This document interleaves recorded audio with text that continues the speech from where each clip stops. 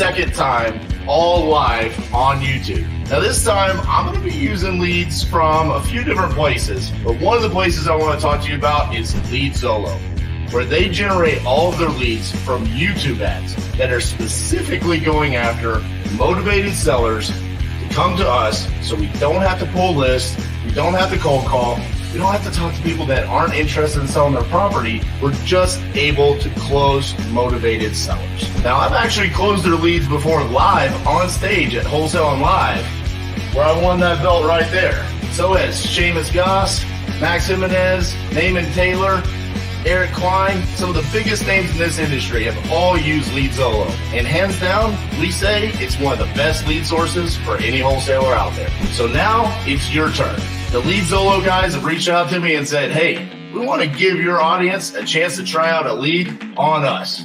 For a limited time only, you can go to leadzolo.com/titanium and you could get 10 leads for only $1,000. Usually their leads cost about $300 a lead. So this is a hell of a deal that they're giving to anyone that comes out and watches the 50 deals in 50 states in 50 days challenge. If you want to check out the quality of these leads, come watch me close them live Monday through Thursday, 10 a.m. to 6 p.m. Central, where I'm closing LeadZolo leads all day, every day.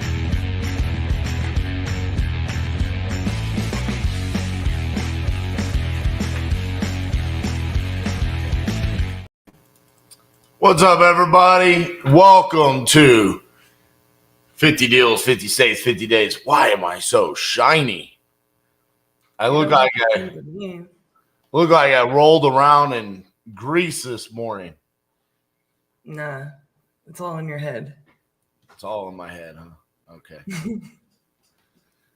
Well, hope everyone had a glorious weekend. Glorious indeed. Yes, it was a weekend for sure.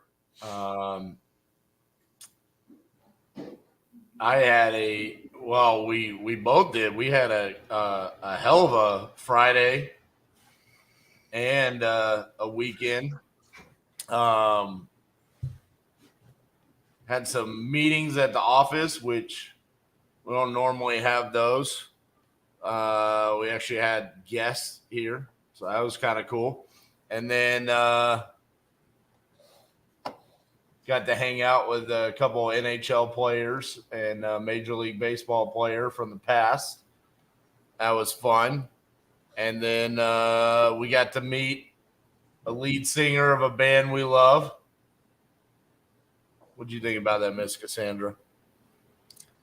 Pretty fun way to go into the weekend for sure. Lots of good stuff happening. Indeed. Some deals got moved over the weekend, so that was good. We'll go over our KPIs here shortly, but we sent out some assignments. The other thing is we we picked up a deal on Friday. So the deal on Friday that we picked up, I spoke to the seller on Thursday. It was a LeadZolo lead in Taylor, Michigan, which is essentially just south of Detroit. And it really was, there was no equity. There was not a whole lot of plays there. But because of her situation, I offered her to sell subject to the existing mortgage, so sub 2 offer. We ran it by, if you guys were here on Thursday, you saw that I brought Justin into the office and was like, hey, Justin, is this something one of our buyers would be interested in? And he said, absolutely. And so at that point in time, buyer ran his numbers, said, yep, I'll take it. We got the showing scheduled and we got the contract signed and the assignment done. So a quick little $5,000 pop for us from essentially what could have been I think the vast majority of people would have considered it a dead lead. So that was exciting to get in the books as well. Also, Cassie, I don't know if you know this or not, but I made a mistake on Thursday. I said when we come back, day 25 is in Montana. And I totally forgot about Missouri. Whoops. Just like we have this entire 50-day challenge because we still don't have a deal in Missouri, which is just shocking because it is the state that we have done the second most deals in besides Texas. I still can't believe that. I can't believe that we have 0 contracts in Missouri and Ohio. The second, and in Ohio is either the third or the fourth. I can't remember because it's Oklahoma's up there as well. So just shocking that we haven't gotten anything in Missouri yet. But I'm sure we will be able to get one here soon in Missouri. Hopefully today. Well, we have one in follow-up. We've actually sent out a contract. I think. Well, you did. You sent out the one where the seller said, "Yep, I want 75K or whatever." You sent the contract, and then he came back and he said, "Oh yeah, I signed with somebody else." So. Well, also the one that I have to send another contract out in Missouri. It's kind of an oddball house.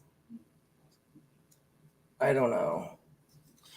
What's up with your Toledo deal? Is that supposed to? When are we following up and see if the offer was accepted, but I don't think it was. For her condo. So she needed to be buying the condo before signing a contract to sell with us. I see. Well, I mean, you're all about that Toledo deal, and I'm just like, bro, you did not listen to the whole call. Well, part of it is that I don't know because I'm not listening to your conversations because I'm doing things like eating and drinking and using the restroom, taking a break, vitally important things to living. So a lot of times what ends up happening is I'm like, I don't know what's happening with those. And then my OCD takes over because I want to. I've never noticed that you have OCD. Let's share our KPI time. So here we are through 24 days. We're nearing the halfway mark. 94 contracts have been sent. 62 have been signed. We still only 6 terminations. We have 30 properties currently in dispositions, and we have 26 that have either sold or closed. Looks like our sold number went up to 21 over the weekend. Estimated or expected profit on those is $336,000. Pretty even across the board there, except for JV. I mean, listen, JV deals is not having a good showing. And it's hilarious because Cassie and I preach this to our team. We preach it. I get the vibe as to why JV deals feel great because it's just like a free deal right there, right? Someone says, "Hey, I've got a deal. I want a JV with you. Let's do it." But if you see here, so far we have closed 3 JV deals for an actual profit of $37,000. We still have 6 in dispositions, and half of our terminations have been JV deals. But across the board there, where you see the expected profit and the solds, quite a bit. We're racking up lead Zolo and speed to lead. Our neck to neck there, 92,500, 89,500. Batch dialer, much lower number there, 34,000. Minute pages came in with a monster at 70,000. And then brand building with 4 sold at 50,000. So not too shabby for just posting the calls that I'm already going to be placing on Instagram and TikTok to generate an additional $50,000 through 4 deals. And we still have 4 in dispositions there. So good numbers across the board there, minus what I feel like is JV. That's the one that is my least favorite so far. Looking at our percentages here, we've gotten lead Zolo up to 60, 61%. Feeling better about that. That's a more expected number. Still a little bit low, but much better than the batch dialer 40%. We've got a couple of those that are really hurting the numbers there because we set up multiple contracts. So I think 3 of those have 2 contracts. So that's really hurting. And then 25% of our JV deals have been terminated. So like I said, just not a very good showing for JV deals right now. And then average profit per deal, we're starting to see that level out across the playing field, except for minute pages, which we have a question. What is minute pages? Minute pages is our website. So minute pages, the reason why we use Carrot for many, many years for our websites, we transitioned over to minute pages after Cassie and I attended Hustle Harder in Milwaukee because it allows you to do what's called lead stalking. So if someone goes to your website, but they don't actually fill out the form, it will let you know who they are based off of their IP address and stuff like that. So you can just skip trace them and reach out to them. So that's cool. But yeah, that was just an inbound lead of someone that Googled SEO, said, hey, Titanium Investments is the person you want to use. And that's how we got that deal. Now, we started off the morning with a whopping $11 from Zach. It says coffee's on me, which I appreciate that. And then Kip said, can't let Zach outdo me, coffee and energy drink. So yeah, I tried something new this morning. I tried a tomato picante drink, and it was pretty damn good. It was a tomato cocktail. Low sodium VA sounds much better. Kip, Patrick said, call him. Let's see, Josh, we met Adam Ramey from Dropout Kings. I love Dropout Kings. Cool band. And Adam was a cool dude. He is, if you don't follow me on Instagram, you haven't seen the story.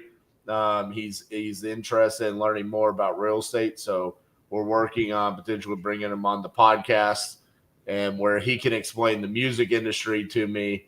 And I can also buy him a house in Arizona. So that's like one of my goals moving forward with the 50-50-50 is to find an off-market deal in like Glendale or Peoria and sell him a deal. What's up, Jamie? Today we will be 50% done with the 50-day challenge, which is crazy. That's bananas. Full-time vacationer. Good morning. Again. It's time for us to do another deal, just saying. Since she's the good side of the JV deals. Right. So, Miss Cassandra, what do we need to? Is there anything specific that you know that we need to get done besides all these leads that we have going on here this morning?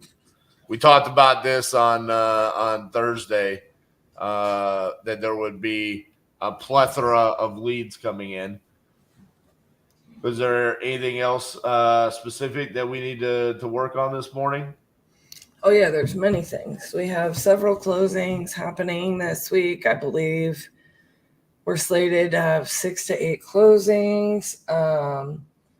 They're speaking of JV deals. There's a couple of JV deals we're waiting on extensions on, and that's the tough part of JVs is like, we want to JV your deals. However, we very much explain to people like this is a partnership. You've got to be communicative. You've got to ask questions. If you're not feeling like you're equipped, but you gave us 7 days to close something, or it wasn't locked up right and it needs amended, like we got to get those in. We got to know what is going on. We got to make sure we have a hand in title, because otherwise we end up working on JV deals and having those canceled contracts, and it's not a good use of our time or your time or the sellers. Like, we do things a very specific way here.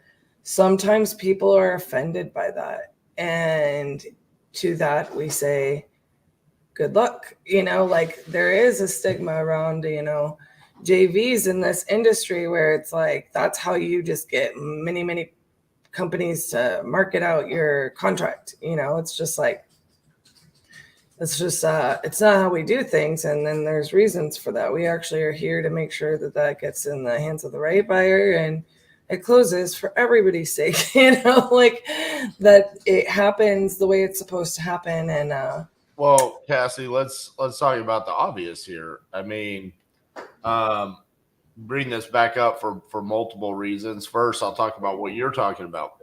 So in this case right now, we have 30 properties in dispositions. 6 of those are JVs, which means 24 of these deals we're direct to seller. We control the outcome. We control the narrative. If we need an extension for whatever reason, we're in control of making that happen. And we're not worried about someone else not providing us the information, because we are the ones getting the information. And the profit is not split. It's higher across the board. So, which means more money, which is the sole purpose of us showing up and doing this, is to make money. Let's not forget that. So at the end of the day, it does become, we probably scrutinize JV deals more than any, where we're going to sit there and say, like, this is not a good use of our time, which is why the majority of those 3 terminations under JVs happen almost immediately. As soon as the recon was done and we got pictures and we realized, no, this is not what you told us it was, we're canceling this. The other reason why I bring this up is because Declaration Home Buyer says any SMS marketing for this challenge through 24 days and through 94 contracts sent, not one text message, not one SMS has been sent. Nothing from SMS. So far, it's either been cold call, YouTube, PPC, JV, SEO for minute pages, or something from TikTok or Instagram. Those are all of our lead sources so far. And I think it's important for people to understand how much of a pivot that we've changed and done. And that's why we wanted to do this challenge again, to show how different our business is truly functioning in comparison to the past. So, listen, someone was asking me yesterday, I'm not going to name names, about Lead Zolo and what I thought about it. And at some point in time, it becomes, don't ask me what I think about it, because clearly we're using it, so it's going to be positive. But it's about, are you able to dispo the deals And are you going to be able to underwrite and comp the deals the same way that we are here to be able to lock them up? Because that's what's enabled us to be able to send out those 38 contracts from Lead Zolo. Well, and what's funny about that is like legitimately, like there's a lot of people that, you know, follow us or, you know, they get plugged into this industry and they start, you know, following people or trying to learn, you know, through information out there. And look, I encourage that. We did not have a lot of the resources that are out there today that would have been very helpful for us. However, it's just one of those things. Like we can tell you our lead sources, we can show you our KPIs. You know, the other day, I feel like Thursday or Friday, somebody said that speed to lead, like, you know, they were asking what our numbers are on that. Like, how many do we close like through every call? And it's like, you know, it's pretty much 1 out of 7, right? And they were basically saying they had bought 5 leads. Another person said they had a friend who bought 20 leads and neither of them had closed any. And it's like, look, I get it. But just because we give you a good lead source doesn't mean you're going to be able to make money. You have got to become a master of your craft if you want to do these kinds of numbers.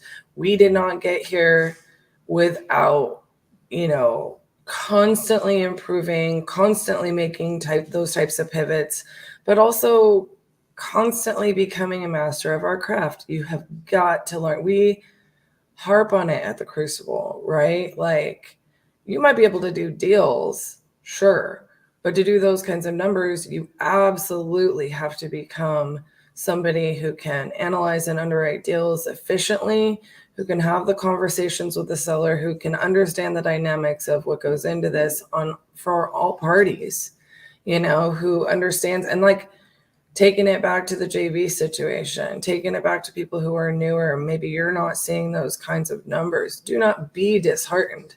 Continue to get the reps in, continue to become a master of your craft, continue to look at what you can do. It's not just about pivoting, it's about growing, you know. And you know, I hate that for people when they try to get into this industry and then they go and they blow their load on, like, you know, buying a bunch of leads that they're not equipped to, you know, process, to be honest with you. And so people ask us questions.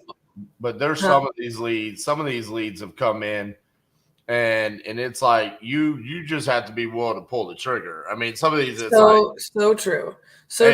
But like there are people in there and it's like, I've never done a deal. I've watched you guys on how do you close, and then you know they might even know stuff about it, but it's like you have got to become a master of underwriting this stuff. You know, like people will ask, well, you know, where should I get my leads from? And it's like, okay, you can spend a certain amount of money on it, but you've got to be willing. That's where the JV comes in.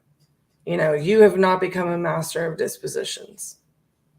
You just accept the fact that you're going to get hooked up and learn and make sure the deal goes through and understand the process. You know what I'm saying? Because I don't take it lightly. People try to make it like super easy. And it is when you know what you're doing. I mean, but again, it goes back. Sorry, Kip. But it goes back to the fact that we are not sitting here saying, let's buy 10 Lead Zolo leads and see if it works. Right. We're buying 10 leads, followed by 10 leads, followed by 10 leads, and we're going back to the well over and over and over again, knowing that it's going to open up the opportunity for us to have quality conversations. And then we know that we're going to stay on top of the follow-up, and we know that we have the ability to close. And That's the key. I mean, I get frustrated every now and then when I kind of go into voicemail hell is what I call it. But the results are even on days where we've had that through the first 24 days, we still end up sending out multiple contracts. Stuff happens because we're continuously taking action. So that's kind of my thoughts about it. It's Monday. I have an astronomical amount of leads to call on this morning. So, Miss Cassandra, I'm going to get started with that if you're okay with it. I am okay with that. All right. I'm going to go make sure these deals get to the closing table this week. All right. We'll see you in a little bit, okay? Okay. All righty. Let's get today's overlay in. Bam.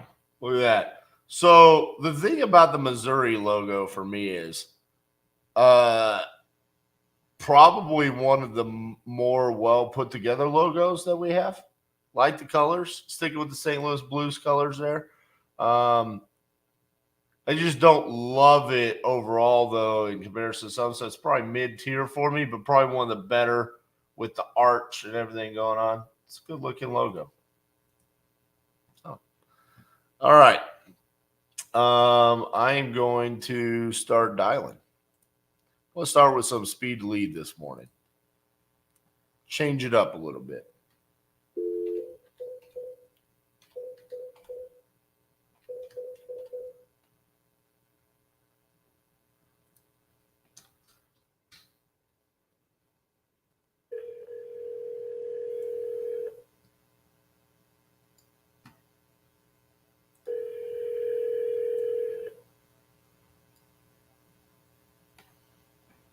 Please leave your message for 207504. Hey, Michael, this is RJ Bates calling about your property on Chases Mill Road.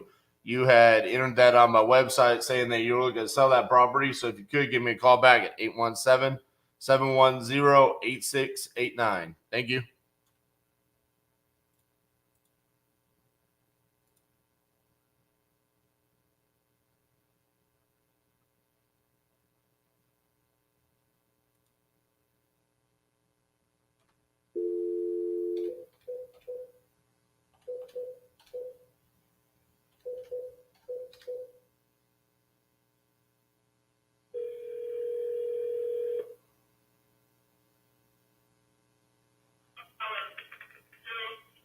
Hi, is Lisa there? Lisa, last name? Williams. Please hold on for a moment. All right.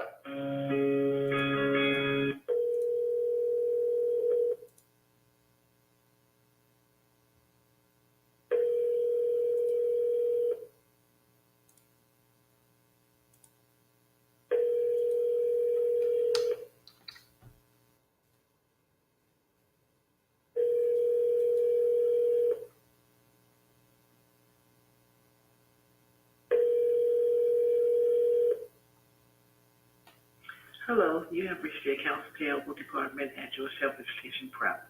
Please leave your name, number, and a brief message, and someone will be back with you within 24 hours.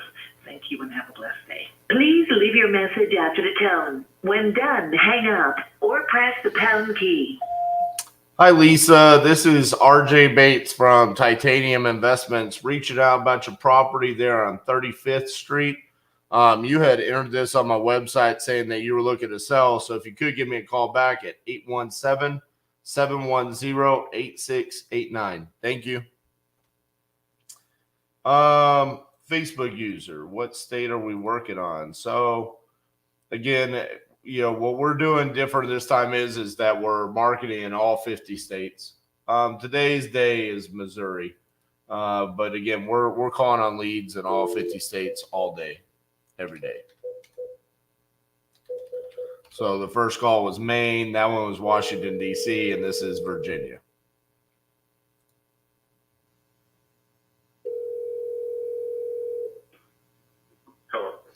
Hello, is this the owner of 1603 Spotsylvania? Yeah. Hello, this is RJ Bates. You had entered this on my website saying that you were looking to sell that property. Are you still looking to sell? Yeah. Excellent. How much are you looking to get for that property? 380. 380.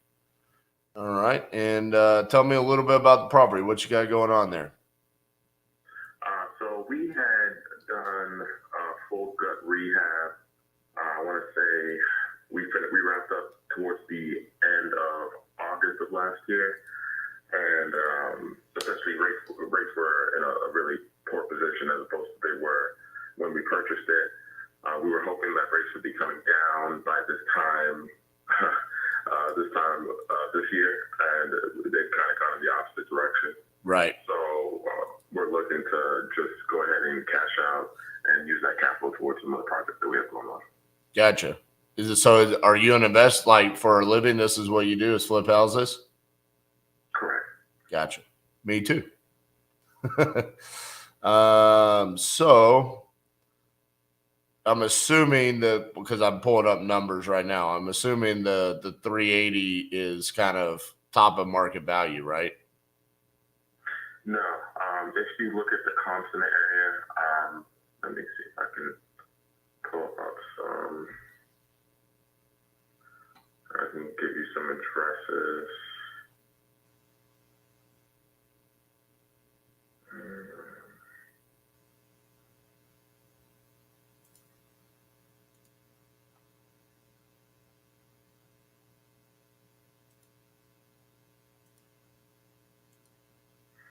If you look at like a 2308 East Marshall Street or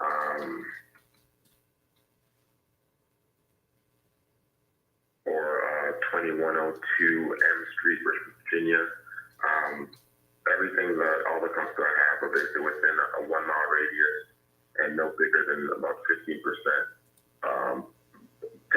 higher or lower from a square footage perspective.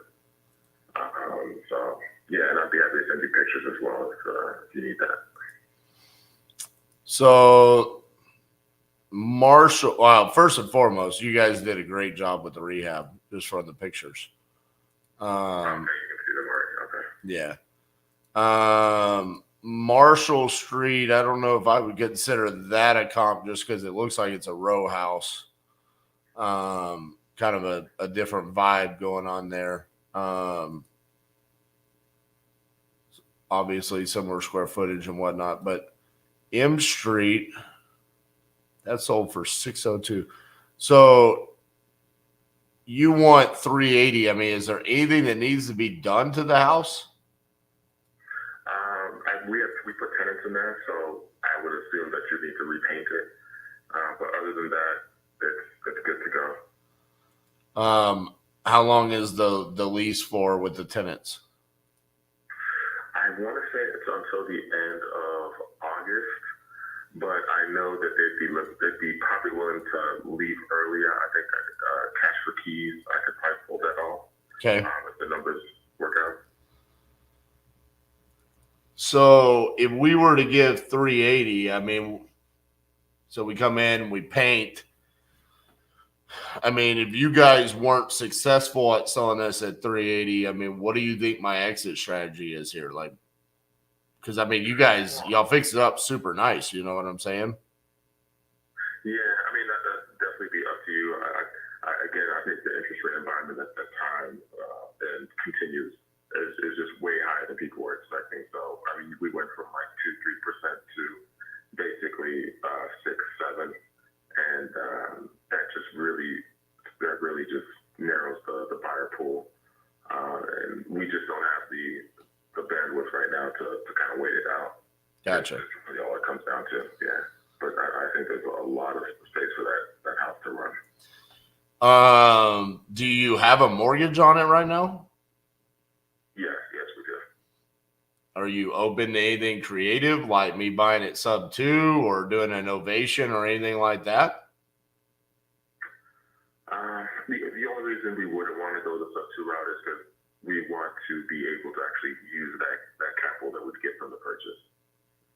Gotcha. Yeah. Okay. Well, Well, let me do this. Let me dive into the numbers a little bit more as far as ARV goes, because I mean, obviously, like I said, I don't know. I mean, I appreciate the fact that Marshall sold for 615, but I just don't know if I can consider that. I think the M Street is a better comp for us. It sold at 602, but I need to dive into it a little bit more. So can I look at it here for the next little bit, and then I can hit you back here later today? Yeah, sure. That's not a problem. Okay. And how do I say your first name? I apologize about that. Oh, no problem. I go by Chris, actually. Chris? Yeah. Okay. Yeah, that's a little bit easier to say than what you put there on my website. I didn't even attempt it. I don't like to normally ask people, "Are you the owner of the house?" But I didn't want to butcher your name either, so I apologize about that. I appreciate that. No, it's not a problem. All right, man. Well, I'll hit you back here later today. Okay. All right, thank you. You have a great day. You too. Bye bye.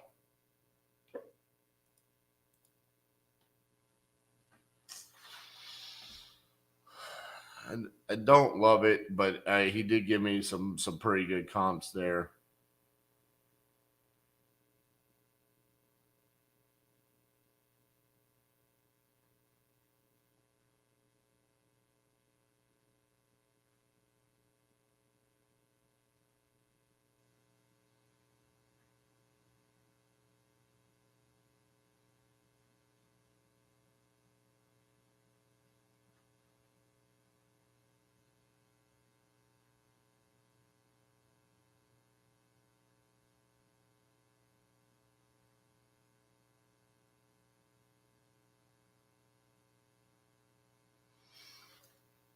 See what we can do with that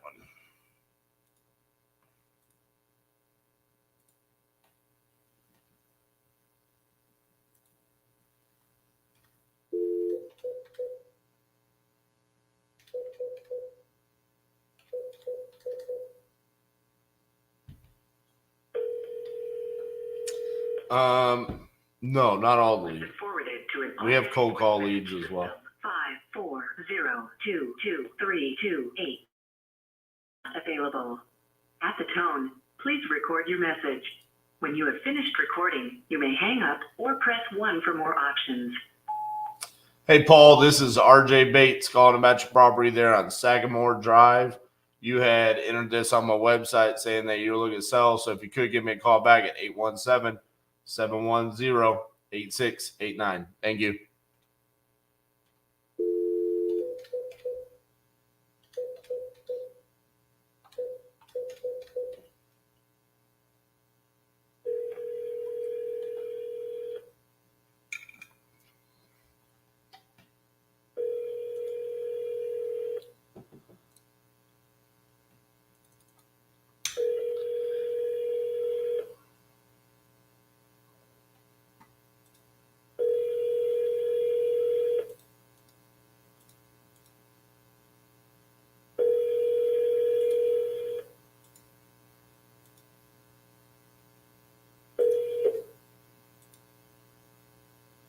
Please leave your message for Richard. Sorry, mailbox is full. To send an SMS notification, press 5. Your SMS notification will include your number 1-817-710-8689. You may enter a different number now or press the pound sign to. Your SMS has been sent. Thank you for calling.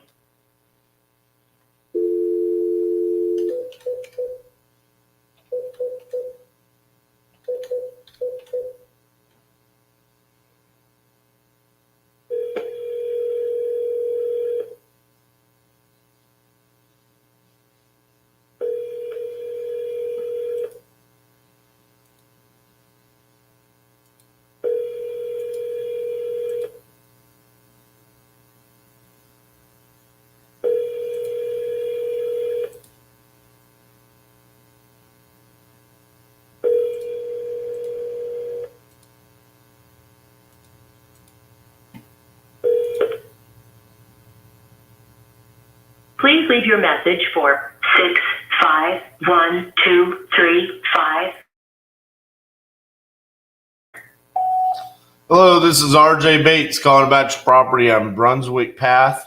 You had entered it on my website saying that you were looking to sell. So if you could give me a call back at 817-710-8689. Thank you. As far as getting around the SMS limits, if you're really that dead set on doing SMS, open up multiple accounts.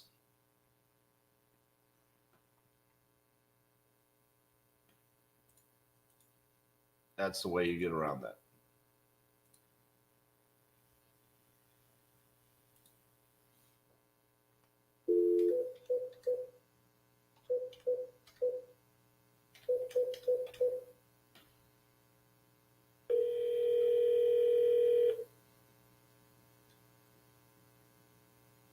So Dana, Hey, Dana, this is RJ Bates calling about your property there in Grafton. How are you doing?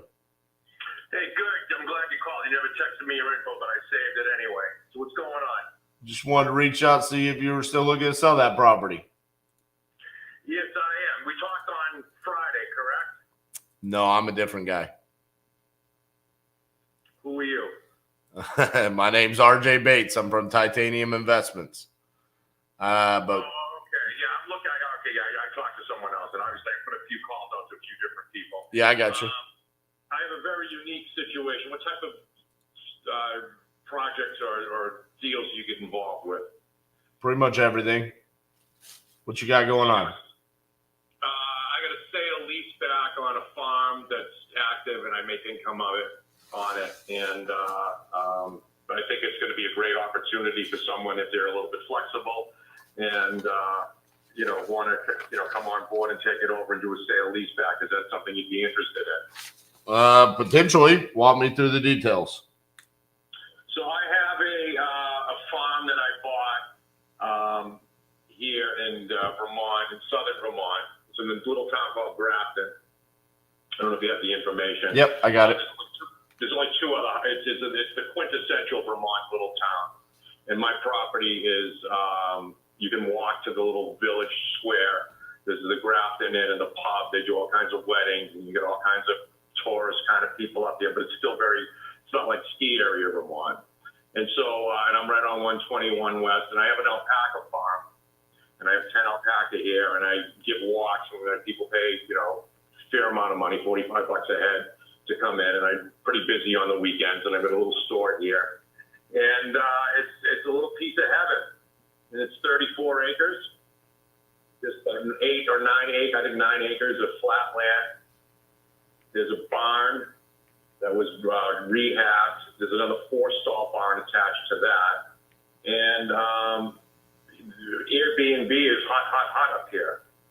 So, I've been doing some Airbnb, and, so this has a potential for someone to come in and expand on that. But I need a little breathing room and a little time. I have a situation that I need to sell this property, not quickly, but by the end of the year of the terms to satisfy a judgment.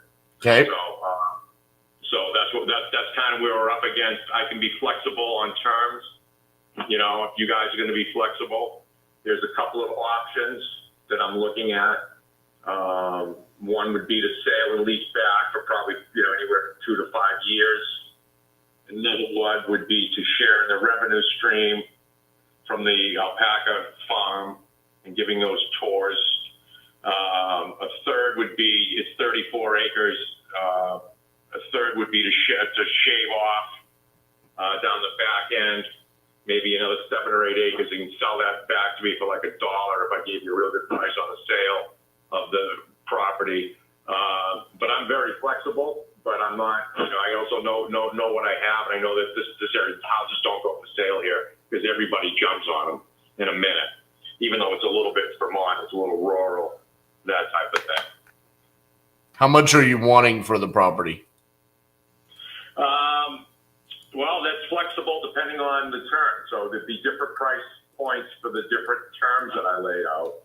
I can tell you what it's probably going to come in at. Market value, I paid $395. You can go to Zillow, just put in 366 Houghtonville Road. It's not listed, but it's still up there.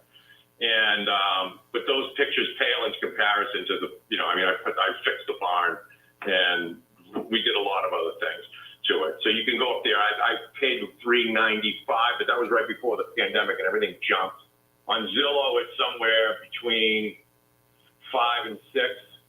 So we'll say 550, but I'm, then all, having said that, there's a house that just went for sale in the village, as they never do. And it's the same kind of house like this. Nice cottage. It might be a little smaller. It doesn't have the land. And they're on for $1.2 million.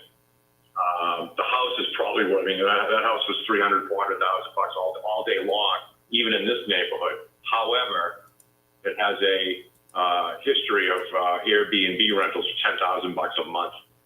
And people come here. There's a place to get married. There's no hotels here. So, that's kind of what I'm looking at. But I'm not looking to give that away. I'm looking to sell the property at a decent price and then get a side deal so that I can remain on the property and then ease a new owner into it. In 5 years, I think I'm going to go to the Big Island, Hawaii or something. I don't know. I'm not going to be long for Vermont. I'm getting too old for this shit. It's cold up here, man, in the winter. But, in the summertime, it's beautiful. No other place I'd rather be. Gotcha. So if I said, yeah, okay, I'll give you a 5-year lease back, what's the price? And then how much are you paying to stay there? We do market value, probably a market value for a house rental around here. Not Airbnb style, the 2 to 25 range a month. And taxes are $750. House doesn't really need much. It's an older home. If you guys were going to move forward, I'd do it. I'm actually you're early. I'd do a prospectus to give you a general overview. I'll share the report, the inspection report with you, so you can see what you're getting into. But I would highly recommend, if you were really serious, that you make a trip up here and you come up and you see the property, or someone from your organization sees the property, because you can't even get a sense of what I'm offering here. And it's unfortunate I have to get rid of it. But I'm not going to walk that easy, How much are you needing to give for the judgment? This property wouldn't set. It's a federal settlement. So it's not going to, and the deal is that whatever I sell the freaking property for, they're going to take. So I could sell it for $10 million. They're going to freaking take it all. Gotcha. That's your federal. It's a stupid freaking thing. It involves COVID money that I commingled and purchased this place with. And the federal government has a funny way of turning things around and making a scapegoat. So I'm the guy that ripped off the government and went to Vermont and bought an alpaca farm, which is nothing farther from the truth. I did do that, but there's a lot of circumstances, and they put the fucking thumb screws on it. Once they get your number, they get your number. And I'm too ripe for the fucking picking to be involved with, for them not to sensationalize this and make an example. I paid a lot of money, $150,000 for a lawyer, cash. And, that was, and then I ended up, they wanted to start involving my family, had nothing to do with it, and I had to take a deal. And I thought the deal was pretty sweet. They're going to allow me to sell the house on my own terms and to whoever I want within a reasonable price. I can't sell it to my son $50, but I have some flexibility there. I think that they would be very, in the $400 to $450 range. I think would be very, nothing. They don't have to approve the sale. I sell it. That's it. They're just going to come and grab the freaking money, like they do, like they're famous for. And so this has nothing to do. This is an arm's length sale. This would have nothing to do, and your company would have nothing to do with it. This would be like buying it at an auction or something else. It's clean. The paperwork, it's passed. And then after it's passed and registered with the little town over here, that's when our deal would kick in. The sale lease back, we can do that in conjunction with. That's not a problem. The government's not going to tell you what you can do with your property. Once you own it, you can sell it or fucking lease it or rent it to anybody you want. As far as subdividing, I can't subdivide the property, but the new owner can. Okay. That was one. So if you would buy the property, we would have to have an agreement that would say that, you know, we're gonna do this, or come to an agreement that would you know, be an anniversary once you close on the place. And then if we decided to go that route, I'm kind of 70% that's the way I want to go, because it's a big property. So realistically, we need to figure out whatever number the federal government's willing to accept and make that the purchase price, because there's no benefit for you to sell it for more. There's no benefit to me for selling it for more. And if this thing was going to trial, I'm one of the few freaking guys. Now you're going to get me all excited. Yeah, I'm one of the few guys that didn't hide anything. And these motherfuckers, they put on, I applied for my kid on his behalf because he's busking and he's on the spectrum for autism, so he can't really read or write. He can okay, but not at the level he should. He's in his 20s, and it's embarrassing for him. And I always did all this shit, and I put that, and this is how they get you. I'm ready to go to trial. I paid $150,000 to prove these guys wrong. That look, you did some glaring freaking, glaring red flags here that any jury on the freaking planet Earth would get rid of. But the federal government, they have unlimited resources. So 4 weeks before the trial, I applied for my kid. I filled out the paperwork. I signed the fucking form that says, prepare his signature. I put all my information on there. Yeah, I'm doing this on his behalf. They get the kid in a grand jury. I didn't know anything about this. And so you can't change your grand jury. And I'm like, you took the kid unrepresented in front of a grand jury. And there's only 2 countries in the world that still have this grand jury, secret grand jury, the United States and Liberia. Everybody else is thrown out because it's so one-sided. So they control the narrative. And then they charge me with aggravated identity theft. Then they subpoena my kid to testify against me. We live in the same house. He can't lie. He can't change his story to the grand jury. And this is 3 weeks before trial. My lawyer goes, dude, he goes, I don't want to fucking, we can get this easy. I can reduce your kid to rubble on the stand. This is not even an issue. Do you want that?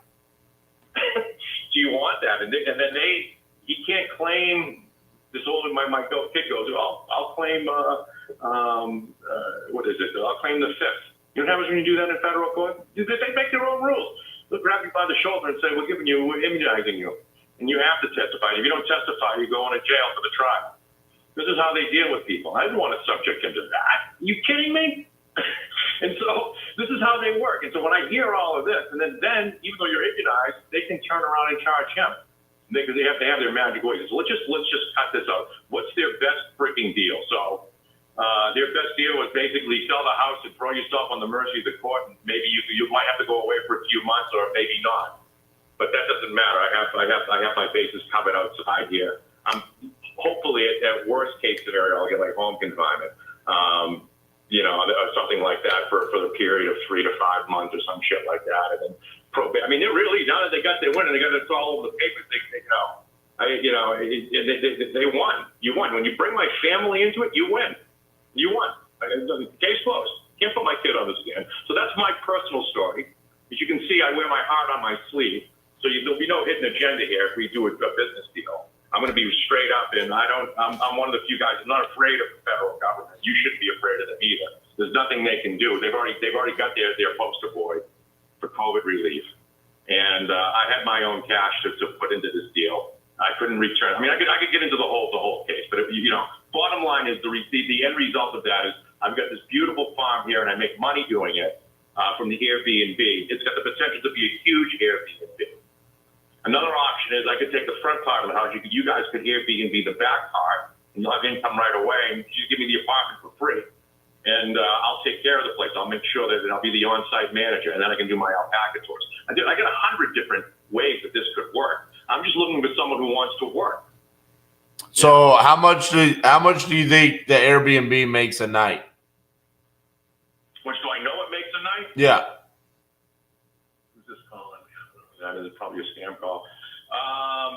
Right now, the Airbnb that I'm doing in the front of the house is getting $200 a night. and it's basically a foyer. I've got a retro pinball machine in there, and you go into a giant room with a Murphy bed, and then there's 2 doors that block off. That's the front part of the house, and the rest of the part of the house is a kitchen with a deck and a pool, and an enclosed deck, a small one, and a dining room, and then there's 4 bedrooms upstairs. So yeah, I mean that the 4 bedroom with if you just had block off the front and you had the 4 bedroom, then you'd probably look at anywhere. I don't know. I have to look. I know the people across the street, they get all summer long. They move out of their fucking house. I mean, they're smart. $750 a night for a cape that sleeps 12 people. I'm thinking if we did the big part of the house, and I'm actually going to be doing that as an experiment. I'm in the process of being it, so I can and I'm just going to do it for a few weeks this summer just to see. I'll put it on for $450 a night, and I'll put it on for maybe five night minimum, a couple weeks in August, a couple weeks in July, and then I can transition. But there's people that'll pay you $100 to camp this place. This place is huge. It's 34 acres. There's you could set up these little cottages off grid. A lot of people are doing that. I have a cottage. I'm not at this point. I'm not including it. But if you live in there, it was not a prefab. It was made locally, but they brought it here. It's a 10 by 14, and I just put in a outhouse. It's really rustic. It looks really cool. And an outdoor shower I just put in. It's like one of these little portable camping things. You tip it to a propane tank. Now that's a unit. That's a rental unit. And my daughter was sleeping in it, but she is a family, so she could come in and go where she pleased. She moved up north to a different house. And so that unit, the glamping thing is probably $150 to $200 a night. And then, so yeah, I mean, there's a lot of potential here. The only really slow time for non-tourists is April and May, because you're ending ski season, and then you're starting, the summer season just starting up now. So I had 45 people through here last weekend. This weekend was kind of shitty. It's only 7 people. Those are paid people to come through for the alpaca tour. So, the other part is you can take the whole house over. I'll take the cottage and move it down the other side of the land. You won't even see me. It just leads me back, or include the pasture that's enclosed where the alpacas live. I can do my business over there. And then you guys can do the Airbnb, and then we can work something out to, for me to take care of the house and make sure that the grass is cut, that people don't trash the place. Right. But, there's 100 different ways to slice it. 100 different ways you can slice this thing up. Here's the idea. I'm not letting the government not let me involved. I spent a lot of money for legal fees, and I had to shut down. I had a legal cannabis business. I had to shut that down. It was in Massachusetts because of my federal shit, or I had to not be involved with it. And so that was a huge hit to my income. And so I've been living off my good looks, which aren't that good, and the alpaca tours, a little bit of Airbnb, and my cryptocurrency portfolio, which is now down to nothing. A side note, people don't know, I have a radio show. You can Google the Dana Crypto Show. Okay. You'll hear me. You're basically getting part of the show right now. And so they come on, and they'll just do whatever you can to have to mess you up as far as being involved. They don't like me because of that. I know this because I talk the truth. I talk about how money's created, fractional banking. I just did the last 2 episodes on the debt ceiling. That thing is the biggest comical freaking joke on the planet. There's no debt ceiling. It doesn't exist. What's the ceiling? What, you print free money? We do fractional banking. It's invisible. Banks make money. When you get a mortgage on the big banks, you go in and they debit your account. That's how new money comes into the system. Very few people understand it. And so, not that makes it right to not put value on it, but that's how money is. So I've been, my lawyers, they don't fucking like you. They don't like you because they don't like you. They stomped on you. You're making an example of you. They just don't like you, and you're an easy target because you're just freaking so out there. And so anyway, my neighbor, I have one neighbor. You can't even see him. He's right away across the front of the property. It's like a country road, and then it goes to his house. And then in order to get that in the 90s, this used to be a 100-acre property. It was a horse farm. They divided it. He's got 60 acres. I got 34 plus.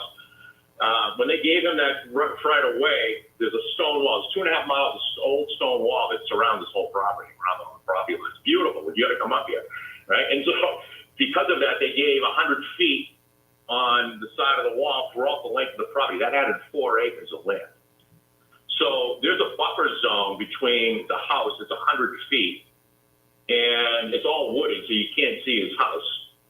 And my daughter, he's a retired doctor. My daughter pissed him off because she went down and put a tent right on that. I told her, don't do this. And I go, there's the whole property. You got to put it on right on his property line. I go, that's just going to send him through the freaking roof. You get the one neighbor for 5 miles, and you can't you still piss him off, right? And he would be very interested, I'm guessing, at just maybe purchasing that after, and that's part of the subdivision that you could continue. And he wouldn't. This is rural. He's not going to build it in a million freaking. He's got money to burn. This house looks like it came out of a freaking, I don't know, like it was constructed, you know, in a factory. I mean, everything is perfect over there. His whole house is perfect. Right. And you know, so he's got one of these guys. He's a plastic surgeon, so you know he made tons of money. He would probably take that parcel. I'm thinking 100 feet up to the, you know, all of the length of the property that goes up to the big hill, almost a mile in the back. That's got to be worth 60 to 80 to him, I'm guessing, maybe 50 to 80, and that would be after the sale. I'm pretty confident that he would do that. I don't know the guy very well.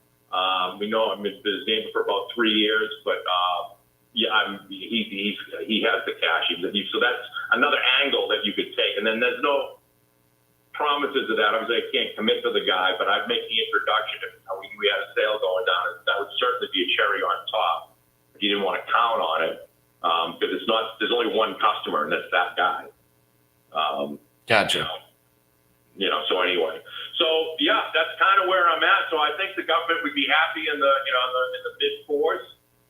I think that would satisfy them, and then that's probably a minimum of 100. I'd be very interested in getting the, especially with this house, by the way, has a Airbnb. I've been doing Airbnb, but it's got a 20-year rental history. And so they had a whole list of people that were coming up here renting the house for the summer. As a matter of fact, when I was going to close, I had to wait till the end of the summer because they had commitments from people. So, this house is in this property can be a moneymaker. I just got to, have some place to stay and call my own until I can recoup my losses here from this whole freaking hiccup that is and get on with life, which I'm already pretty much over it at this point. I'm just trying to look at the transition between getting them satisfied with their judgment and, so on and so forth.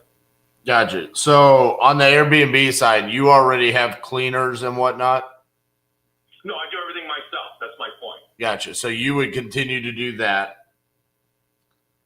So we buy the property, Airbnb it, you have the alpaca farm, and then we have the land where we could come in and we could do the glamping out there as well for additional income.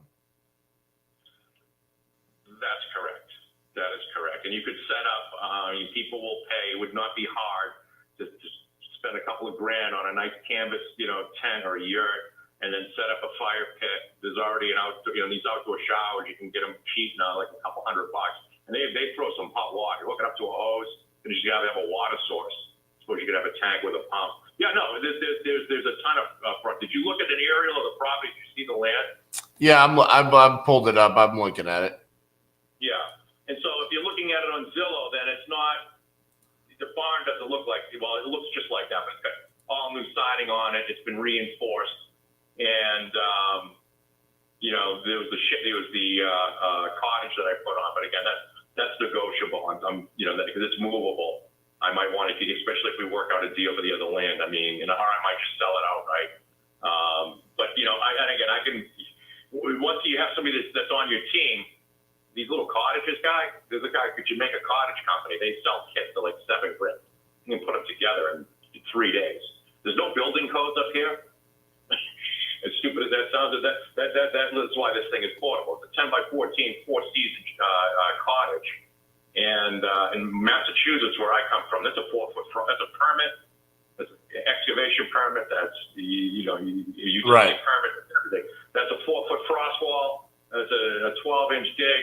That's a 6-inch pour. There's reinforced rebar. There's another 6-inch pour. There's inspections. Everything.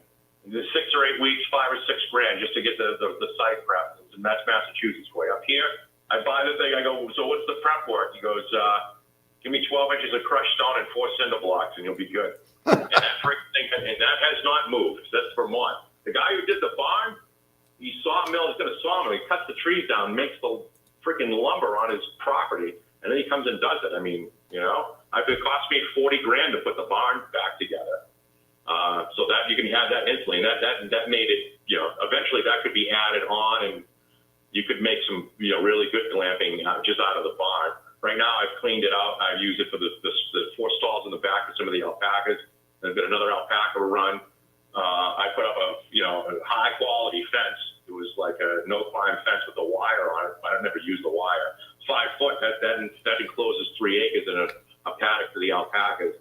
So yeah, I mean it's a good property. It's spread out all over the place, and it's close to town. And again, I can describe it and you know, brag on it and glare about it. You really got to come out and see the location and how this thing is a feeder for the local town. And you know, What about the pool? Is the pool fixed or is it done? what do you mean? Like, is it functional or does it need work?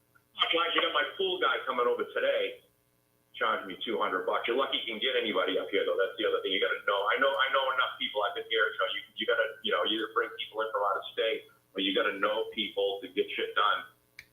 This guy was, because there's only 650,000 people in the state, and you get that many more people and plus coming up at any given time, except for April and May. The pool is open. It's been open for a week. It's an in-ground pool. It's got a liner. It's probably about 30 years old. It's got a deck, and it works. And I've used it every year, including this year. It's not heated, and I don't usually put a solar cover on it, so it gets a cool. It's definitely refreshing. The property itself has it's surrounded by, it's on the Saxons River, so there's the whole property. I could just put a moat with some alligators or a drawbridge. You'd be secluded. And on the other side, there's 3,300 feet of river. It's low right now, but I mean, because of the seasonal, that thing has been high. I've seen that thing at 6 or 8 feet and raging with rapids and stuff. So that's a pretty major, you know, thing. So that adds to the beauty of the property. When you go to the back of the property, it's kind of strange where you walk up, and this is how they built these old farms. As you walk up the back of the property, there's some horse trails that I haven't even got to close to clearing. It goes back about a half a mile. It's crazy how it goes back. There's all kinds of trails. When you get up about a 5-minute walk up the back hill, and you can't see it, there's a flat area that's the size of a football field. It's all grass. I don't know. I mean, I think they just made these for the old farms. Right. I see that. That could be a glamping village. Right. Yeah, exactly. You know, it's out of the way. So it's I don't know, you could probably see that spot if you're looking at it. Yeah, I'm looking at it. Yeah, that's, I don't even get up. I can't get my tractor up here. I've got a 1949. I had a brand new one. I paid all kinds of money for it. I sold the friggin' thing. It was too modern for the property. You know, I got this 1949, man. That thing runs like a top, just like the day it was born. I mean, you got a double clutch, and it's, you know, it's a tank. It moves, and it's a little bit slower than it should be, but it fits the ambiance of the property here. You know? Gotcha. So, what other kind of projects do you get involved with? I mean, we do pretty much anything in real estate. I mean, we mainly are taking stuff down. I mean, this would be a very unique situation, but I mean, I'm glad you brought up the glamping because we're doing a project currently in South Texas where we're building the domes. Where they can go out there and essentially just stargaze because it's one of the darkest portions of the state of Texas. We do a lot of just single family flips or keep them as rentals, seller finance, Airbnb, stuff like that. So this is a little bit of a unique project, but it's not something that I would be completely opposed to. So I just need to dive into it a little bit more, look at some of the Airbnb stats on what we could do there, and then try to figure out from a financing perspective how I can make this work. Because there's no mortgage on the house, right. So and any money that they're not going to want, you know, you can get a mortgage, you can work it out however you want, but they're going to want a lump sum. Well, yeah. Obviously. Yeah. So give me some time to sit here and figure it out. You said you weren't wanting to make a move until the end of the year. What's the reason behind that? Well, there isn't a reason. I mean, I'm not going to have to, pay any consequences until the end of the year. I have till basically January, and it's less expensive for me to live here than renting it at this point.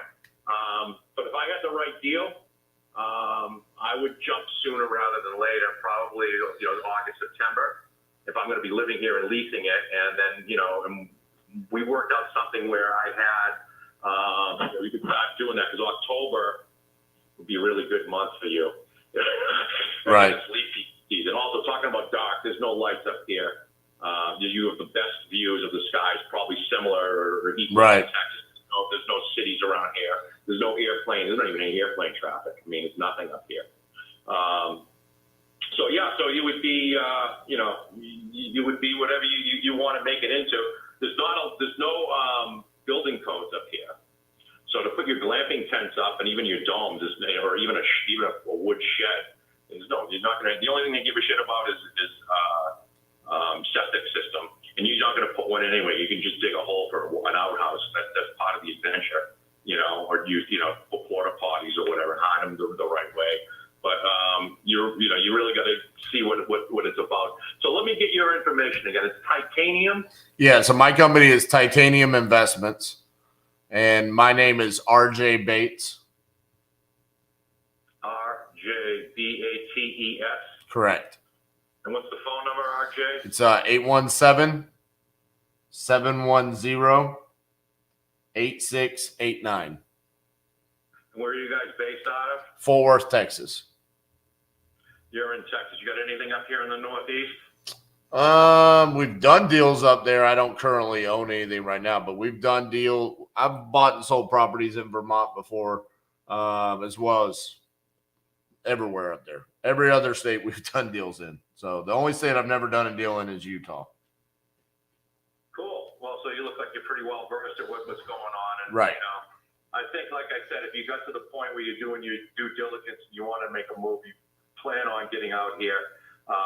And I can give you would learn more in an afternoon about this area and about ways to make money, opportunities. I can show you a glamping site that just opened up. It looks like some investors went up there because they did it up really nice. It's just a freestanding off-grid cabins, but you can see them, and there's like 3 of them, and they get like a couple $100 a night. That's the next, and this, that's not too bad. But you get money, the house. If you did the whole house, my God. That's I mean, even if you rented it half the time, you'd be getting $400 or $500 a night. Right. There's a huge opportunity here.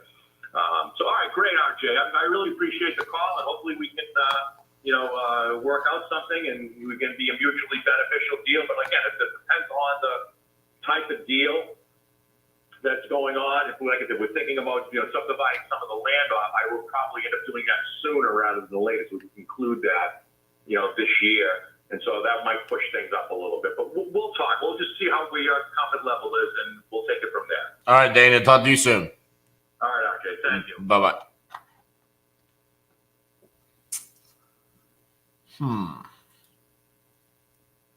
Love the property. Don't necessarily love the situation. Part of me at the beginning was like, I should just run this guy off. And then the back part of me was like, no.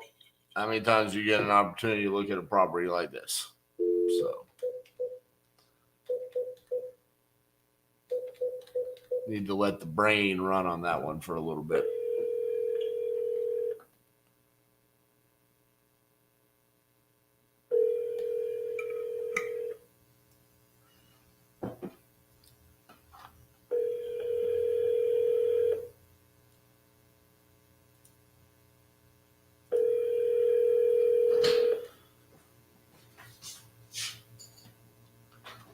So I just got off the phone. Do you want to come look at this? You want to come look at this.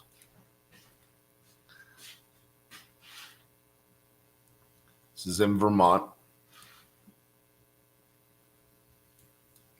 That's a barn. That's a house. That's a pool. There's an alpaca farm here that he's running. that he does tours, and he charges $45 a head. And it comes with all of this land, including that. And so his situation is he commingled some COVID money, and the federal government's like, hey, you took our money and you bought this. You need to sell this. So he has to sell. But he's like, this is how I make money. So he's like, I'm open to you buying it and then you letting me stay here. And you could Airbnb the house and you could do glamping on the land and let me run my alpaca farm. And I'll continue being your guy. I already do Airbnb. So I'll do the turnovers. I'll do the cleaning. I'll make sure that they don't tear up the property just as long as I can stay here because this is my home and run my alpaca farm. So Moving to Virginia. This is Vermont. Moving to Vermont. He's like, he's living my dream, man. He's literally like, he goes, sometimes in certain parts of the year, you could get $400 or $500 a night for that house. I would totally. I am literally his avatar. I am the avatar for that Airbnb. Look, it's on a river. I am the actual avatar for that Airbnb. So this is the entrance to the property right here. I'm moving to Vermont. Here, I'm going to share this with you guys. Our team's gonna have to get used to working remotely with one of their bosses. So that's our property right there. There's the house and the barn. And you have to cross over the river, which he said sometimes that gets up to like 6 to 8 feet high with like rapids. And a little kayak. Yeah. So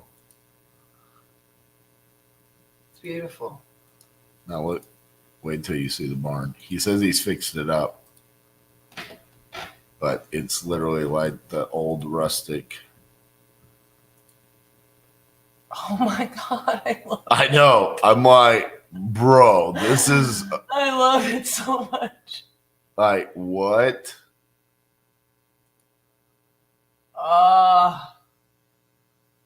Oh, they can't see anymore. Why does it do this? Boo. Hold on. Why did... Here we go. Rewind. Look at it. I love it.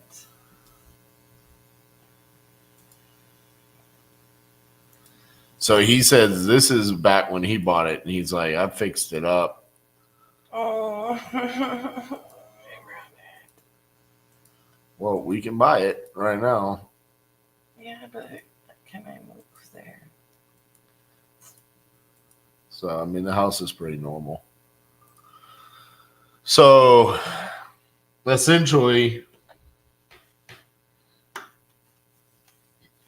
he's just looking for someone to come in and allow him to stay so he can run his alpaca farm. It's going to be interesting. And he said he won't live in the house. He said he can live in the, I guess he said it's an outhouse or something like that, guest house. Outhouse. You live in the tour. He was a talker, so some of it was like difficult for me to understand. You know, you just started throwing, you know, the way he calls stuff is not necessarily what I would call it, you know. But anyways, we need to dive into that one and see if there's a move there.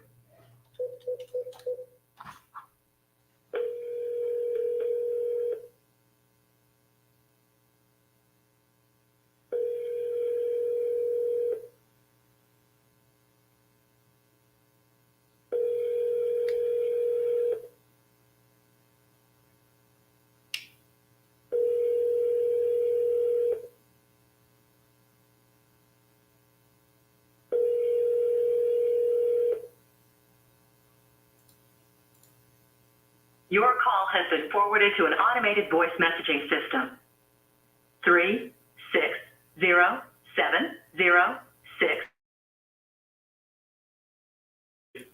is not available. At the tone, please record your message. When you've finished recording, you may hang up or press 1 for more options. Hey, James, this is RJ Bates calling about your property there on Hope Place. You had entered this on my website saying that you were looking to sell. So if you could give me a call back at 817-710-8689. Thank you. With the loudest flyover of all time. Jeez.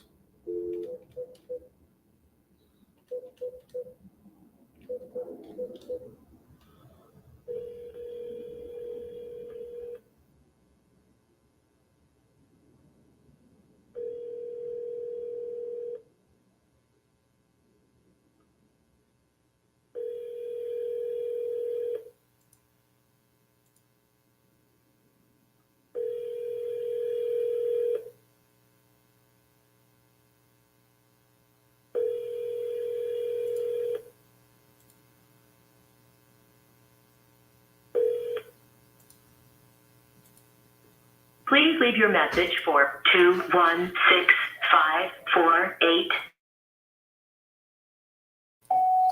Hey, Kenneth, this is RJ Bates calling about your property on 73rd Street. You had entered this on my website saying that you were looking to sell. If you could give me a call back at 817-710-8689. Thank you. Thank you, Josh.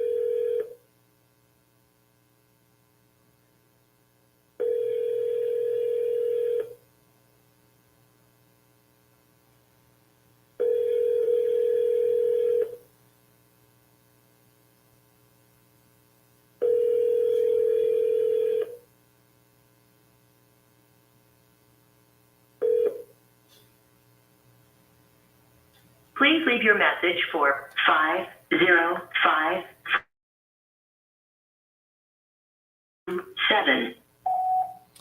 Hey, David, this is RJ Bates calling about your property there on Northwest Circle. You had entered it on my website saying that you were looking to sell it. If you could give me a call back at 817-710-8689. Thank you.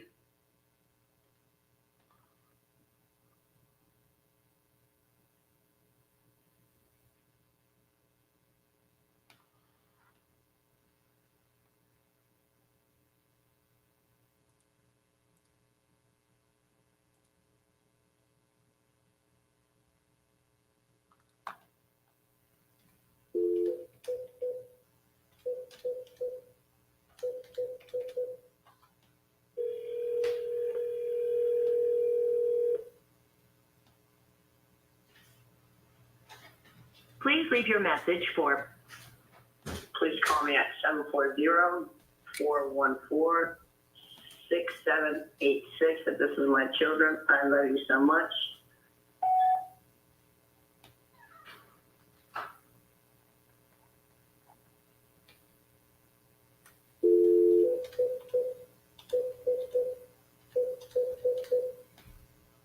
The number you have dialed is not in service. Please check the. Come on. Come on. How are you going to leave your voicemail and say, call me at a different number and it'd be a disconnected number?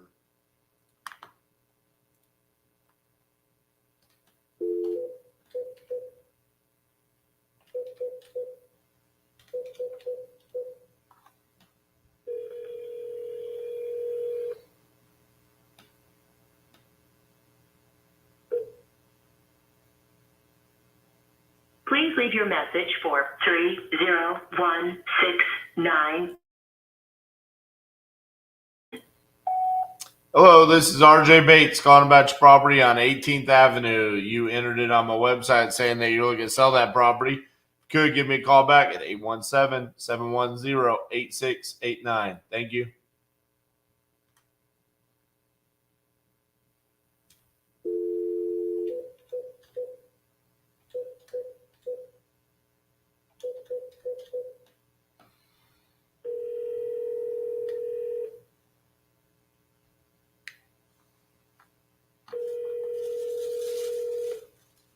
How can I help you?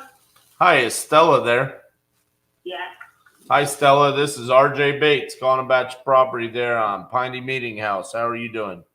Oh, good. Thank you. Are you still looking to sell that property?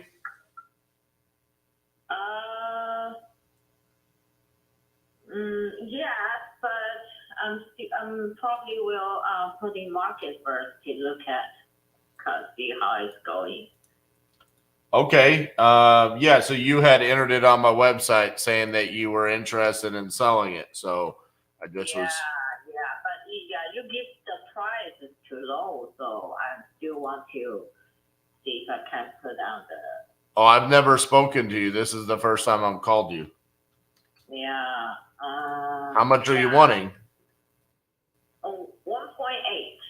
1.8. Okay. Yeah. How did you come up with that number? It's on the market, probably like 2 million. So I think 1.8, I can, I take time to painting or whatever. Right. So does it need any work done to it, or is it in pretty good shape? I'm sorry. Does it need anything done to it? Like, does it need any work? Actually, no. And also, everything is good. You don't need to any repair, anything like that. And the painting is also good. And I changed the roof about like 2 years ago. Okay. 2 years ago. Yeah, the new roof. So I don't think anything needs to repair. No. What's your timeline on needing to sell this? I'm sorry. What's your timeline? Like, how quickly do you need to sell? Hopefully in 2 or 3 months. Okay. Well, on here it said that you were behind on the mortgage. Are you still behind, or have you gotten that caught up? Still behind, and also I'm talking to my mortgage company to do the forbearance plan. Gotcha. Okay. So if I could work this out where I said you will get $1.8 million, would you be willing to do it? Mm-hmm. Yes? Mm-hmm. Okay. Yeah, okay. So you said you can pay 1.8. Well, I'm asking you, if I said I could give you 1.8 million, would you be ready to move forward, or would you still want to go on the market? Oh, okay. Yeah, I can move forward. Yeah. Okay. So here's what I'm going to do, because if it's in good shape, and I don't need to do anything, then I might be able to make that number work. And then I could potentially also give you, the 2 to 3 months. And then that way you're not in a rush. You could have 2 to 3 months to get all your stuff together and get moved out. So can you give me just a few hours here to crunch the numbers and verify that I could do the 1.8 million, and I could give you a call back. Does that work? Okay. Okay. So again, my name is RJ Bates, and I'm from Titanium Investments. So give me just a couple of hours and I'll call you back to let you know if I can do the 1.8 million. Okay. Okay. All right. Thank you. Bye-bye. She does not sound excited.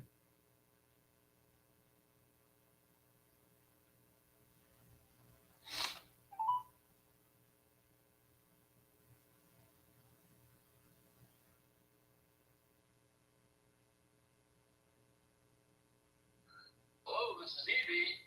Hey, EB. Did that sound remotely like RJ? It sounded pretty close. It was close enough, right? Yeah, it was a good effort. I mean, and you dove right into it, like, hey, EB, like you did no second, like guessing. You just felt comfortable. yeah, it did. It felt more comfortable than you trying to be smart on Pardon the Disruption. Well, there you go. Well, that's not natural to me. I have to really force that. So it's only fitting that it came across, a little bit more believable. So I'm going to try to say a word here that I struggle with, okay? And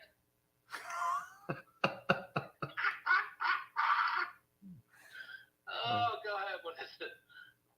Potomac? Okay. Did Maryland? Yeah. Yeah, it's a pretty affluent area, I think. Waterfront, like river, and anytime there's water, there's either like river rats or mansions. I think this has a little bit of both. This is a mansion for sure. Yep. So pre-foreclosure situation, behind on the mortgage. Nice. Doesn't need any work. She's not at the point where she's like scrambling. So she's like, yeah, I want $1.8 million. Yeah. And so I'm looking at it, and we've got comps in the 2.2 to 2.3 range. And I was just thinking that that's a little bit bigger than your bandwidth on what you want to make on an ovation. What was the spread? Roughly $250,000 to $300,000. Yeah. Yeah, I guess it's all relative, right? If it was a 250 house, I'd want to make 25 grand. If it's 2.2, it's hard to say you need to make 200 grand. But Right. Well, it's probably the right number for that type of exposure, liability. There's something there. It's one of the top 3 wealthiest zip codes in the country, dude. I mean, days on market is 54, 59, 60, and 105 on prop stream. Crazy for that price point house, right? That's a half mile around, and your comps are 2.3, 1.8, 2.27, and 1.52, and that's all just based off square footage, And what does she want for it too? 1.8.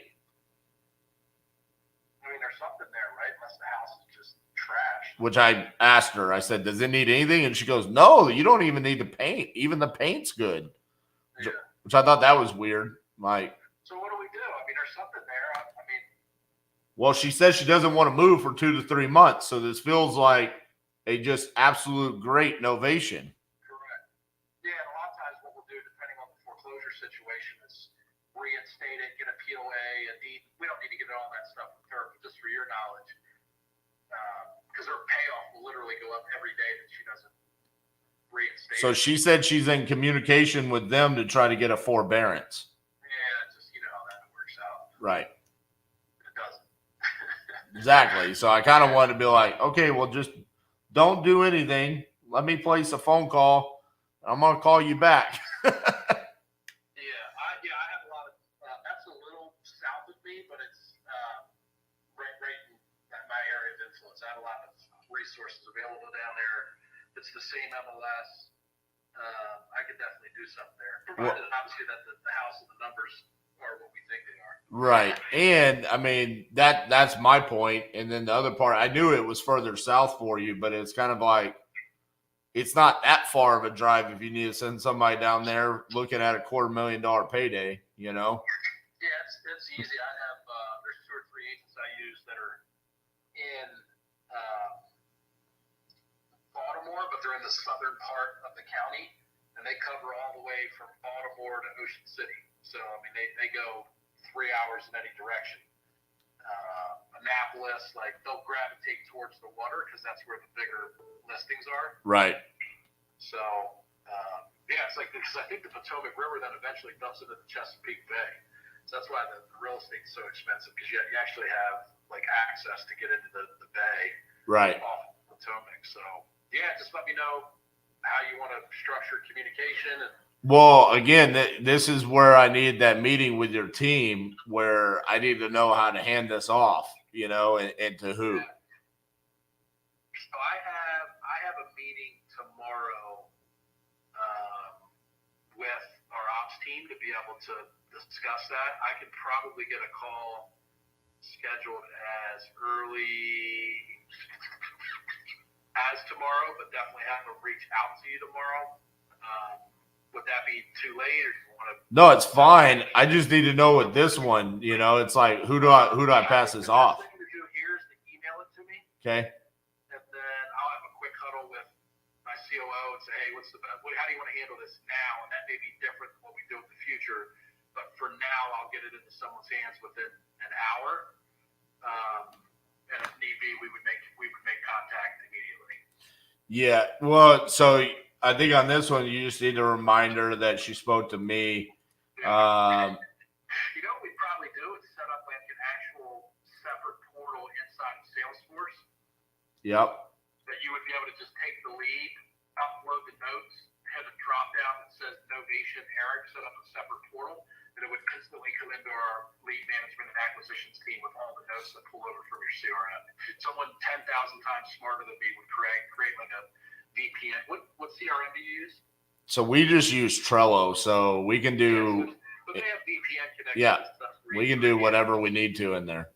Yeah. And then once you realize it's innovation in an area where you want us to work the deal, it'll be a drop down probably in Trello that you use. Yep. That pushes it right into our CRM, and it shows up just like a brand new lead that we would have gotten from PPC. Like they would pounce on it. Exactly. Because like in this case, all I need to know is like, I've got everything down until the final, like, okay, so I think this is a perfect, you know, here's how we're going to take care of you. And now I'm going to pass you off to insert name, you know, on this part of our team. And then just, we'll call you here shortly and pass it off. You know what I'm saying? Yeah. So, Yeah, so I'll have that tomorrow. Then I'll get them to reach out to you to schedule a Zoom call or something with you guys so that we can get those pieces put together and then make sure that we have all the roles and responsibilities, who does what, when do you pass it off, how far do you take it, how do we communicate back with you once we have it under contract, dispoed and ready for settlement.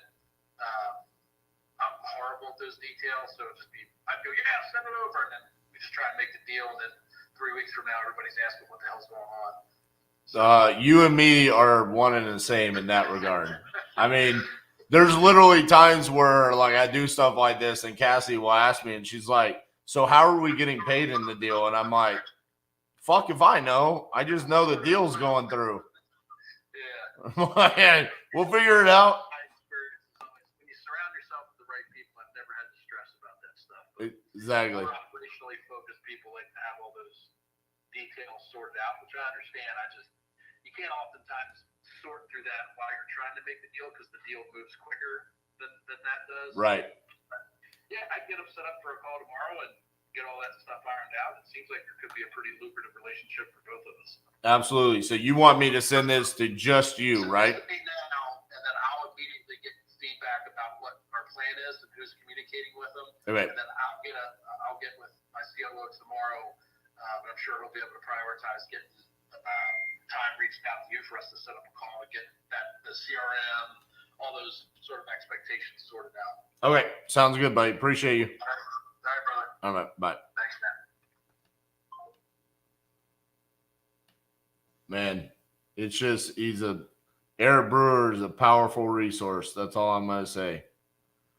I mean, there's not many people in this industry that I know of that I've been able to pick up the phone as many times as I have just in the past 25 days and said, hey, I got an opportunity, and then it instantly turns into a deal. I mean, we've got multiple in the works with him already.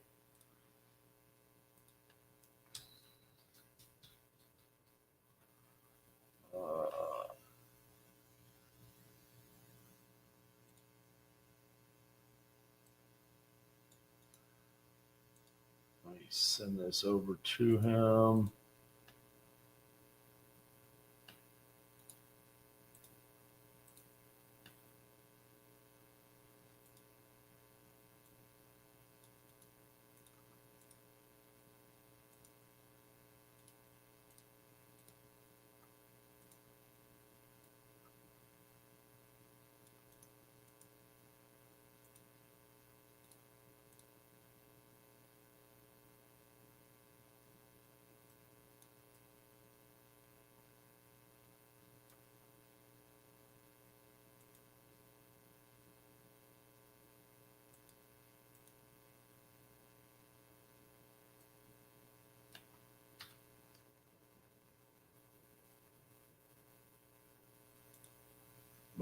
All right. Kind of a unique morning so far. Nothing just straightforward. Let's place a couple more phone calls here, and then we'll let Miss Cassandra take over for me.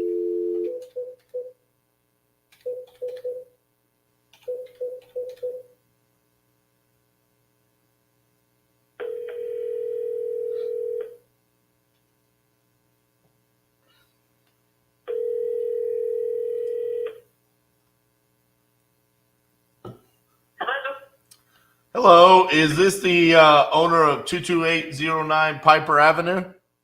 Correct? Hello, this is RJ Bates from Titanium Investments. You had entered this on my website saying that you might be interested in selling that property. Is that correct? Most certainly. Awesome. How much are you looking to get for it? As much as possible. All right. Do you have a specific dollar amount in mind? I was hoping for 75, but I am open to offers. So it says that it's tenant occupied. Is that correct? Yes, it is. How much are they paying a month? $850. Okay.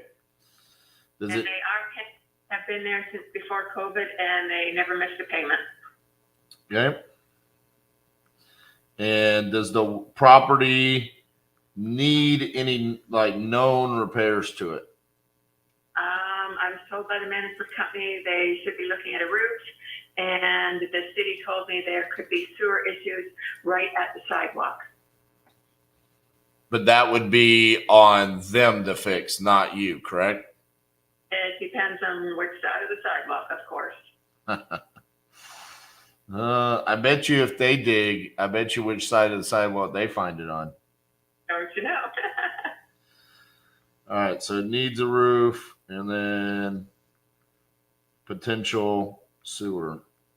Yes, Anything else? not that I'm aware of. When was the last time it was like cosmetically updated? Probably right before the tenants moved in. I would have been brought up to. Unfortunately, we had bought it as a note. We held a mortgage. People defaulted, walked away from it. That's how we wound up with the property. The management company took it over and got it habitable for a tenant. So whatever they did to it, so the tenant moved in. I see. And is it only 738 square feet? Is that correct? It is small, yeah. 2-bedroom, 1 bath.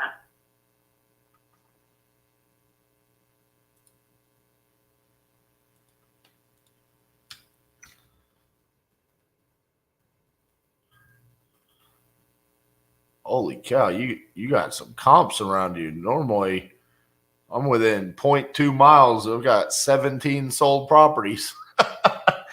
Normally, I have a hard time finding comps for some properties. This one is like, all right, we got plenty to look at here. There you go.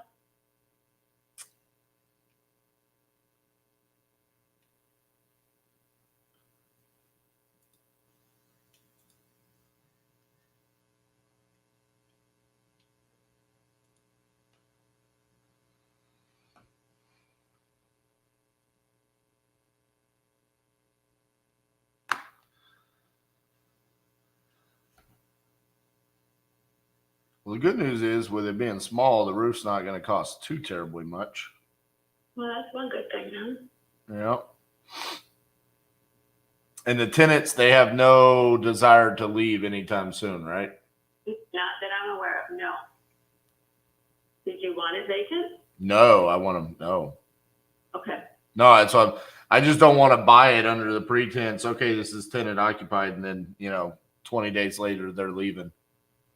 No, she has absolutely, not to my knowledge, and that's why the management company says it's good. She's been in there, and again, she was in there before COVID, and she stayed all during COVID. That's absolutely no problems paying. Gotcha.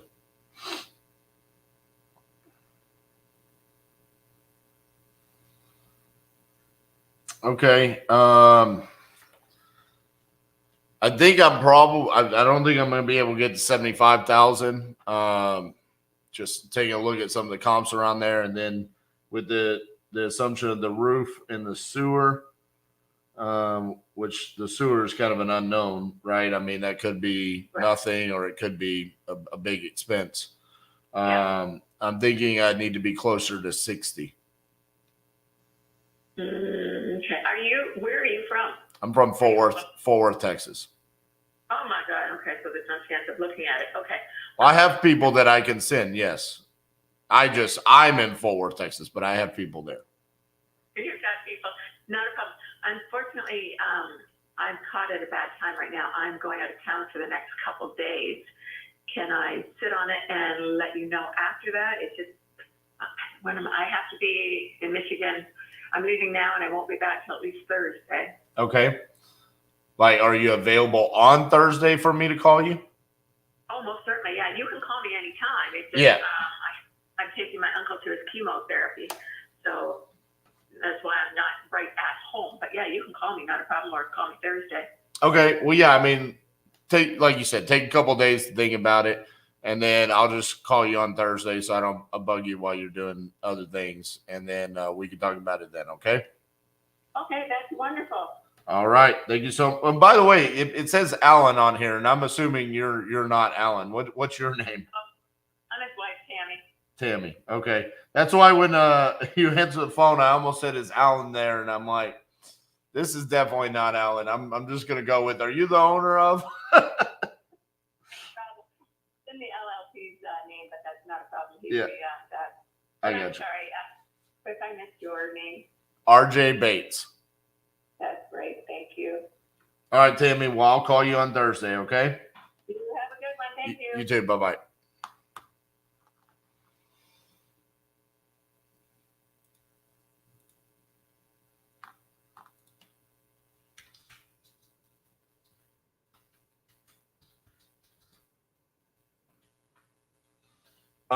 Justin. Come here.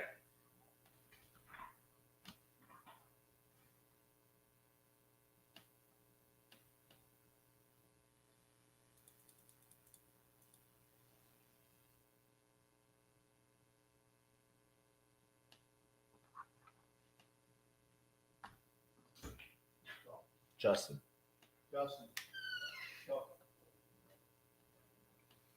He looked right at me with his pretty blue hat. Yeah. What's up, Dad? Seaside. Nice. I think you like this area, don't you? Is it in Grosse Point? It's technically East Point. Okay. Okay, so there's our property. Okay. I offered her 60. It's tenant occupied, 850. Been there before COVID. Never missed a payment. It needs a roof. And then she said the city has told her that there is a known sewer problem, but they do not know if it is on the city side or her side of the sidewalk. No one's been out there to check. Right. She said those are the only two issues. It needs a roof. Needs a roof, but it's 700 something square feet. Yeah. So it's not big. I offered her 60. She said, let me think about it. I'm going to call her on Thursday. I know that you had said this area was good and you had no buyers. I have no buyers all over there. I can get an offer. So if you want to call and just, hey, 850 tenant occupied, all it needs is a roof. Yeah.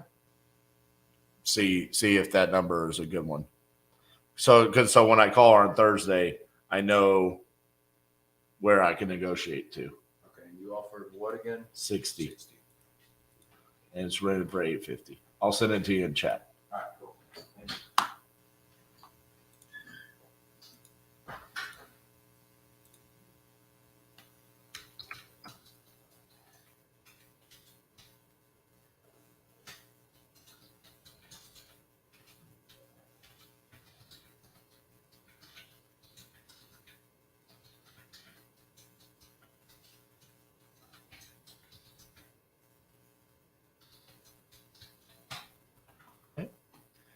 Next.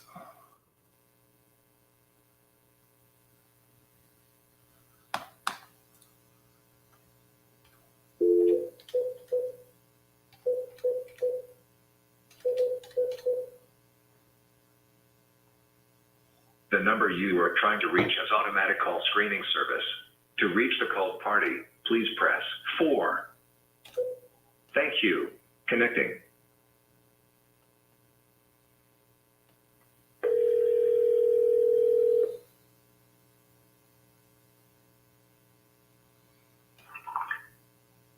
Hello, Hi, is Alan there? who's this? Alan, this is RJ Bates calling about your property on Dolson Lane that you entered on my website saying that you're looking to sell. Yep. You still looking to sell that property? Of course. Awesome. How much you looking to get for it? Oh, lots of money. Yeah. Well, I think the proper amount of money a person should receive for that home is 97.7. 97.7. Yeah. Okay. That's a very specific number. I look forward to finding out why it was so specific. How much land comes with this? It's sitting on a lot of about 110 foot square. And you own the land? Nope. So it's just a mobile home. What else would it be? Well, on the type of property you put mobile home owned land. So I thought that there was land that came along with it. No, I didn't. No, I didn't think I did that, but beg your pardon. Gotcha. Yeah, because there's nothing that I can do with just the mobile home. I can only buy it if it comes with the land as well. Grant, so here's what you're doing. You're looking for real property instead of personal. Correct. That's too bad. All right, Alan. Sorry about that. No, have a good. Bye-bye. Oh, that sucks. Finally got someone to answer the damn phone in Idaho. Thought I was going to be able to get something. Nope. 97.7. I hope he was saying 9,700. No. He was saying 97,000. That's crazy.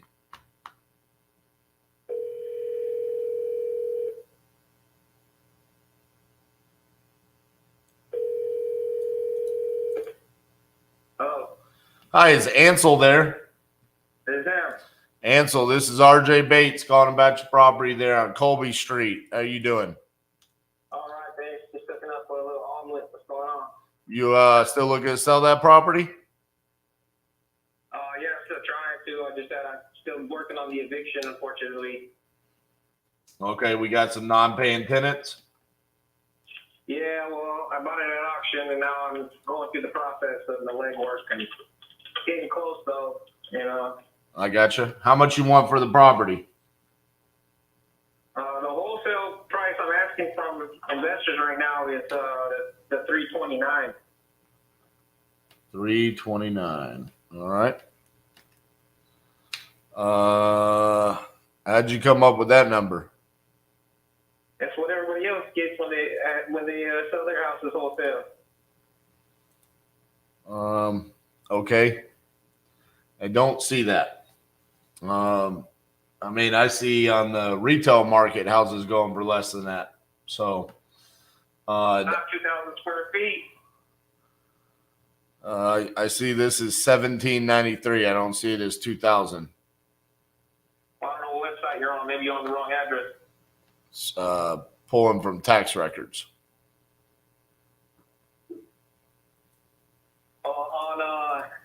I don't know if the tax records are different from Zillow and Realtor.com and from the deed that I got. Yeah, tax records are going to be different than Zillow. I mean, Zillow's just a I public. think there was an addition to it, though. You know, it says on there.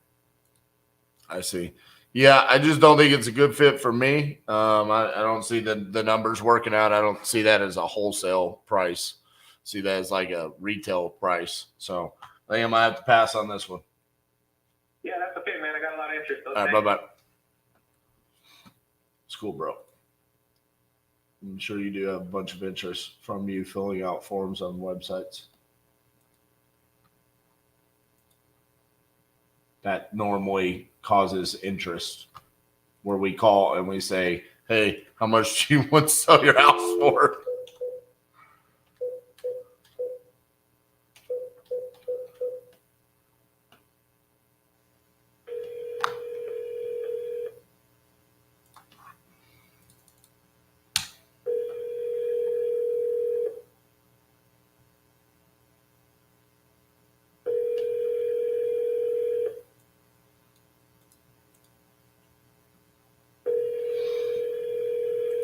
Hey, Gallon. Oh, man. Well, I appreciate that. I'm happy to see both you and your wife tuning in. Hi, you've reached the cell phone of Vanity Marsh. I'm so sorry that I missed your call. Please leave your name, your number, and a quick message, and I will get right back to you. Thank you. Have a great day. At the tone, please record your message. When you've finished recording, you may hang up or press 1 for more options. Vanity, I have to tell you, your voicemail made my day. You sound super optimistic and like a very pleasant person that I would love to speak with, specifically about buying your property on Tremont Street that you entered on my website saying that you want to sell. So give me a call back at 817-710-8689. Thank you. Miss Cassandra, deal for JV is JV at titanium.investments. There is no .com. Just .investments. Miss Cassandra, I got one more lead to call. And then you can come take over for me.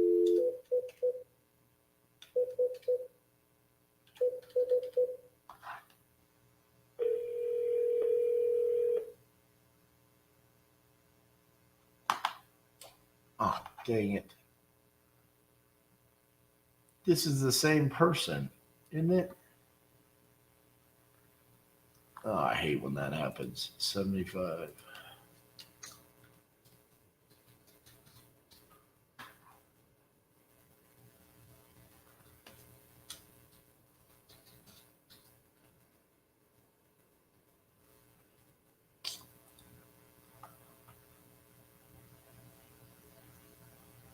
Yeah, same guy. Filled out the form again.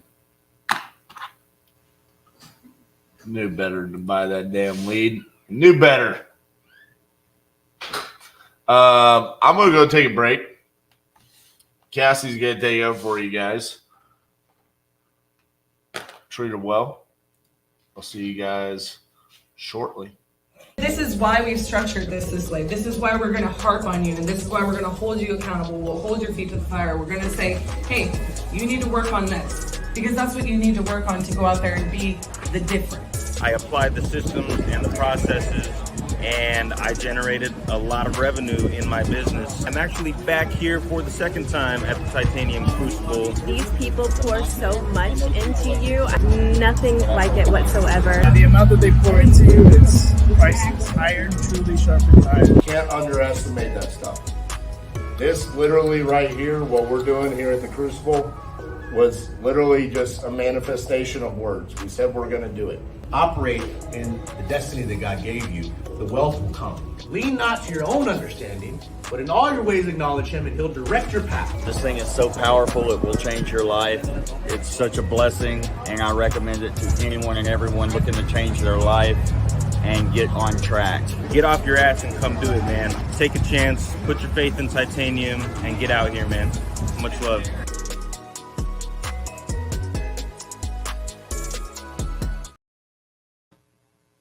Hello. Hope everyone is doing well. I'm very familiar with Abilene, Texas. I actually lived there for a couple of years. So we would definitely be interested in Abilene. We actually I'm quite familiar with the market. Wouldn't hate visiting.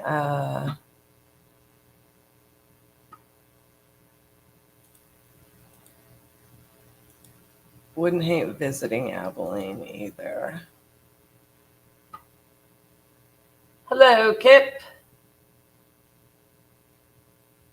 Hope everybody's doing well. RJ says that today is slow. It's not a lot of engagement and a lot of viewers on the live portion of today's video. Looks like everybody is getting into their week come Monday. So what I'm going to need you all to do is I'm going to need you to like this YouTube video, like it on Facebook, share it on your Instas, share it on your Facebooks. Bring in some friends for us. Let it help us help more people.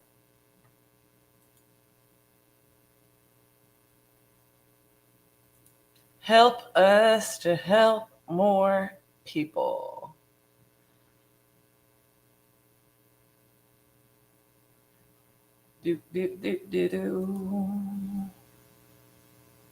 All right. So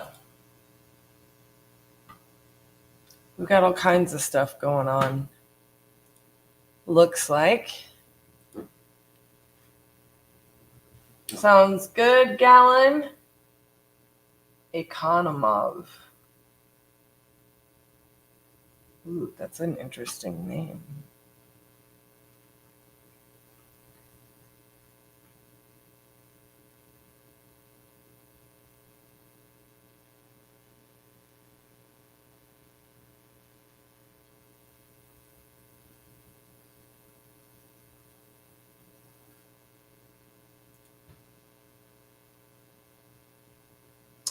You know, I'm proud to say that even though I don't always get it right on the first time, I maybe am inherently I'm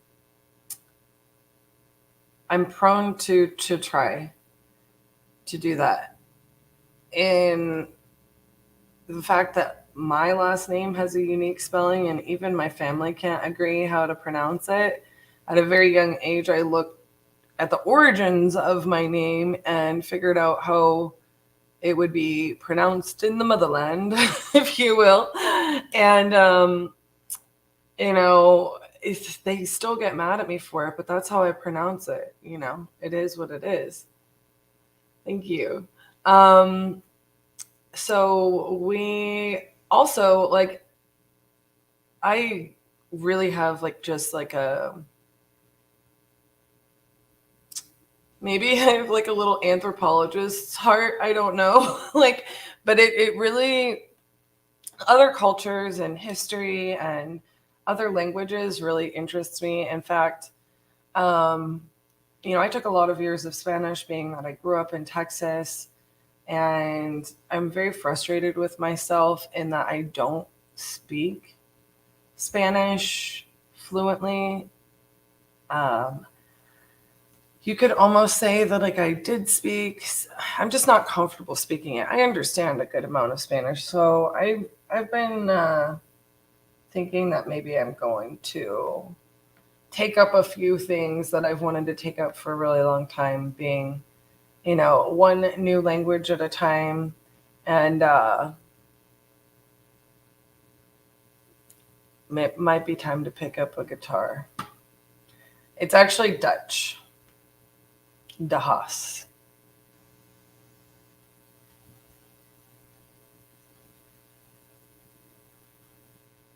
Oh, they do. Let's try to get an Ohio deal. What do you guys say?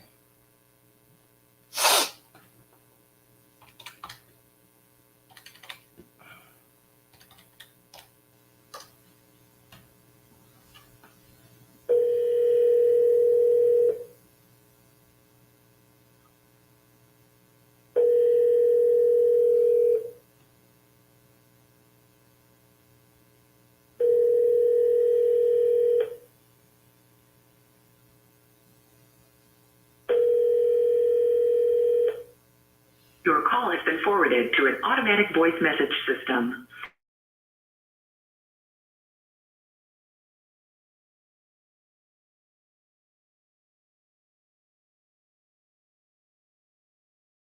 You may hang up or press 1 for more options. Hi, Rebecca. This is Cassie. I was calling about your property there. You had entered it in on an ad on YouTube, I believe, into, let's see, I've got it maybe, here in the past couple of days. So I was just following up. It says, that you're looking to sell the property, and we're definitely very interested. If you would just please give me a call back at the number on your caller ID or my direct line.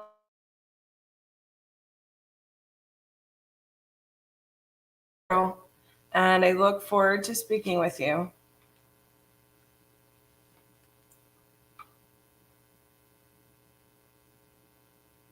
Hola, buenos dias. What is the most common distress factor? Let's see. I think for us, we actually see you reap what you sow kind of thing.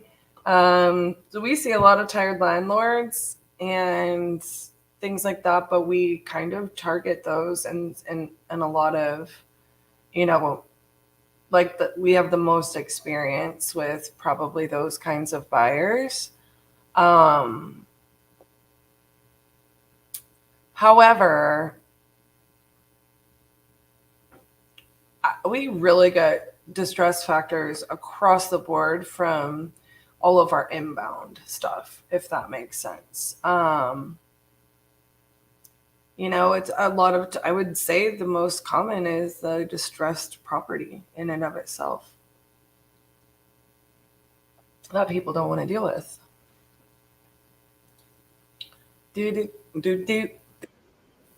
Whoa, that's super loud. Oh man, I needed to leave a note and move that on over. Move it on over. I forget, I can't sing on here. I might get us in troubles. I could just say that's the way I sound.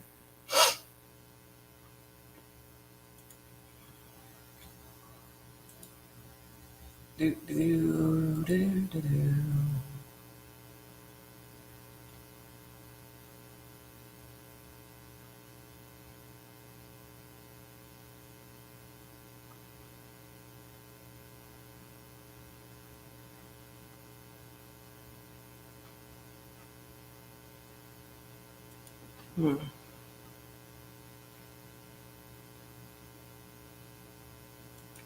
I really need to just move this to RJ, because I'm just going to be real with you.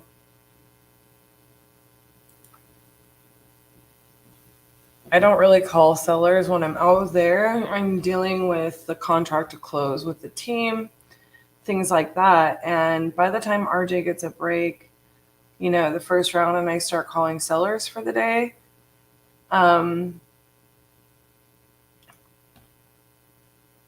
I keep missing a time frame when this lady can talk, because she goes into work at 12:30. So I'm like, man, I just need to move myself off of that. He needs to try to call her one of these days. Do do do do.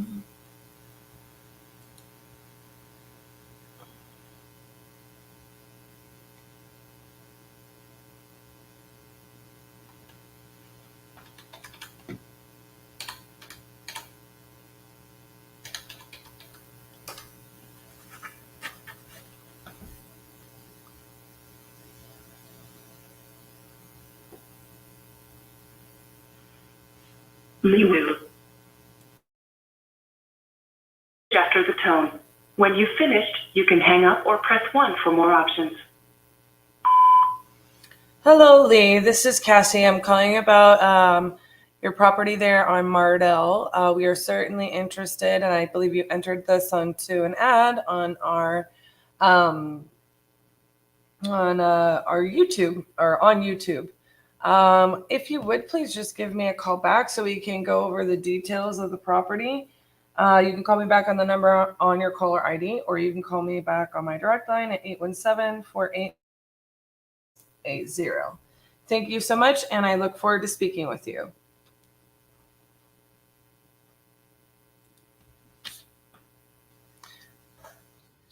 I actually know that street. I actually want this property.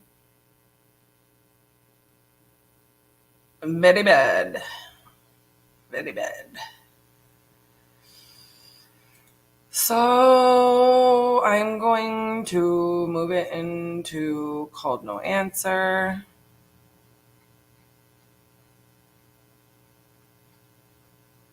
But I like that one. That would be a great Missouri property. Yes, my biggest fan, Robert Blaine. This would be incredible.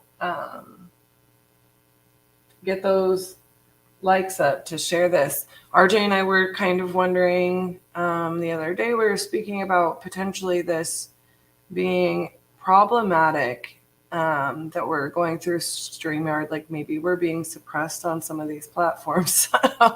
We might try out a few different things. Okay, so Mr. Bacon. If I had to start all over and I had a few $100s, what would I do to get my next deal? That's the thing about starting over, right? Am I starting over now, or am I starting over where I started? Because those are two very different answers. At this point, I have built up a career, multiple businesses in real estate, and I have, connections all across the country. What I would recommend for somebody who's starting from scratch is, we in particular try to put as much information out there to give people, access to what they need to do. You've got to, you got to learn how to comp and analyze a deal, right? If you don't want to wait for that, you don't have the time to do that, then you need to attach yourself somehow to someone who does. Become good at one thing in this, and then work with people who are good at the other things that you're not good at yet. So, I would never start in one way to get my first deal. I would absolutely drive for dollars, walk for dollars. Okay. I would absolutely get into Facebook groups, networking groups, and try to bring value to somebody who already knows how to do it all or has access to those resources. And you can JV with them, right? So Zach, who you guys might see on here, is a really good example of this. He's learning, right? And he's not confident, and he's starting somewhere, right? So he's learning, one, how to lead generate and how to, talk to sellers, but he's not confident in analyzing and closing, yet. But he's still finding a way to generate income for himself by starting in step one. From there, I would certainly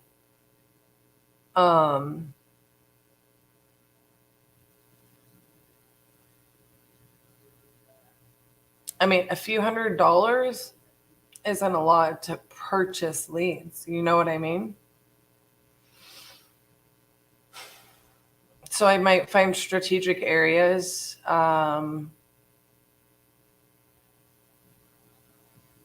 But yeah, a few $100s, you should partner up or work for someone, temporarily, letting them know your intentions, that sort of thing. Because it's really difficult. I mean, coming from somebody who understands what it takes to train someone in this, I'm just going to be honest with you. I am not really motivated, and you can ask anybody. I'm really hard on hires. We've got a gal coming to the Crucible who wants to work remotely for us, or I guess maybe RJ said she would potentially be interested in moving. And we've got the Crucible coming up this week. I'm just going to be real. I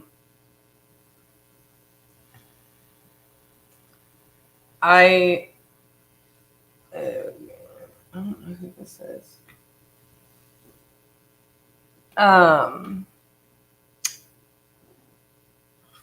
I totally got sidetracked. I thought it might be a seller, but I don't know what it is. I definitely wouldn't. I don't want to train somebody up just to have them leave. Like, it's a lot of effort and energy going into training someone. So, you just really got to determine, set out a blueprint for your path. It's a lot of different factors are going to be combined there. Do you have a current job? How much time do you have to dedicate to this? So on and so forth. So there's a lot of different ways to do that.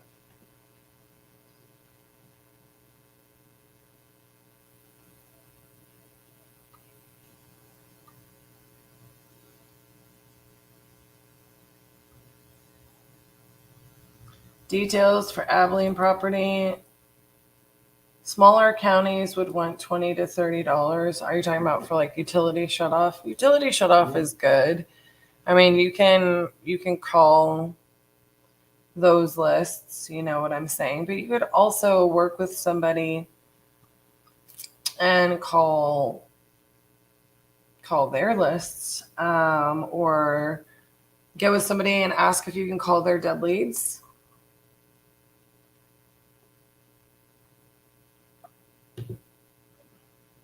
Partner up. But do it with somebody you've vetted out, who you can handle the rest of it. You know what I'm saying?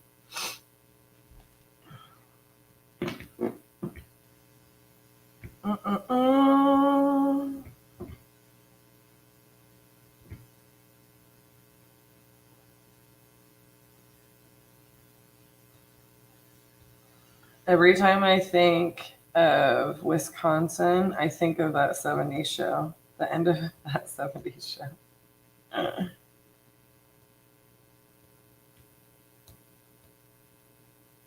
my word.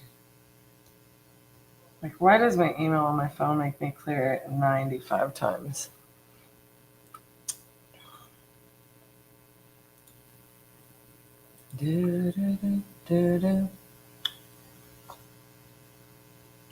Oh, turns out I already had it. Good gravy.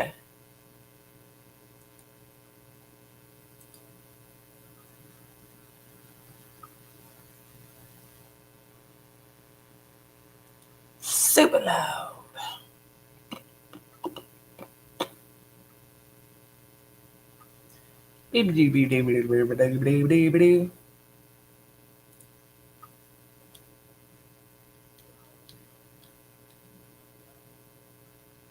I am reading through your deal.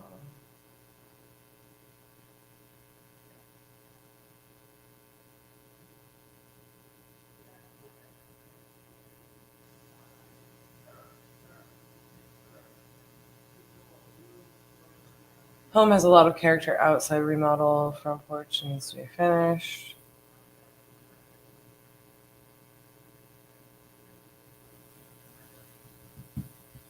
New roof, plumbing, windows, siding, fence.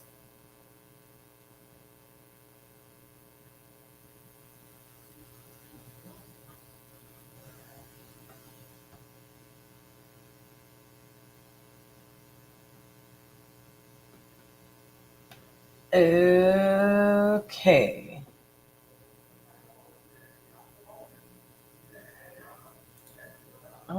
Goodness me.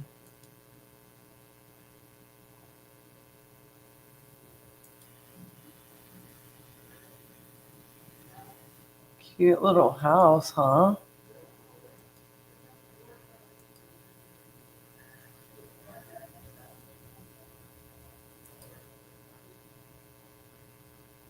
Oof.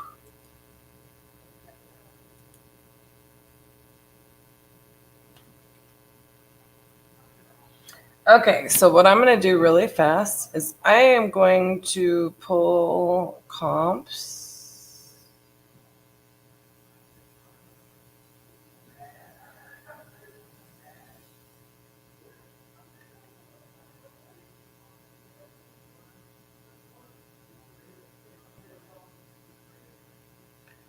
Even though I don't have the property address, I guess I'll just pull one.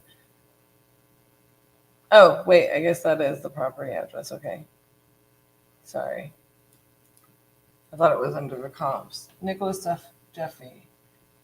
What is RJ's and my role in the company? Well, that's an interesting question. It changes.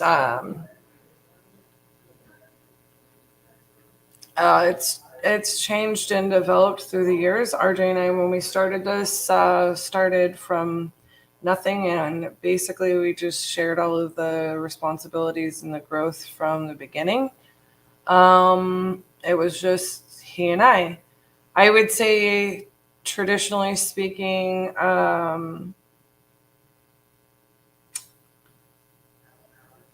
we're both highly creative executives, so it's difficult. We had a really good personality test done. Not personality test, but whatever it's called. I can't think of what it's called. RJ can always remember, which drives me crazy about myself. I forget the names of things so often.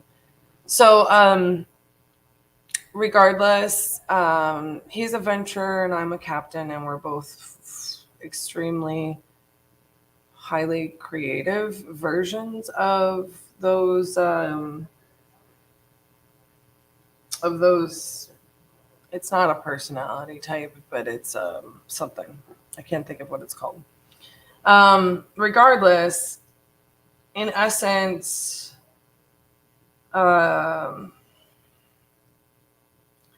I am probably more operationally brained than him, but I don't want to take away the credit from him. And he's probably more visionary than I am. But I don't want to take the credit away from me as far as being a visionary. We complement each other's index. That's what it is. Personality index or something index. Regardless, it's not the DISC test.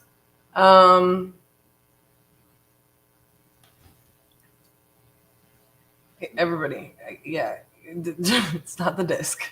I don't. It's gosh, I can't think of the name of it. He'll tell you when he gets back. Anyways, my point being,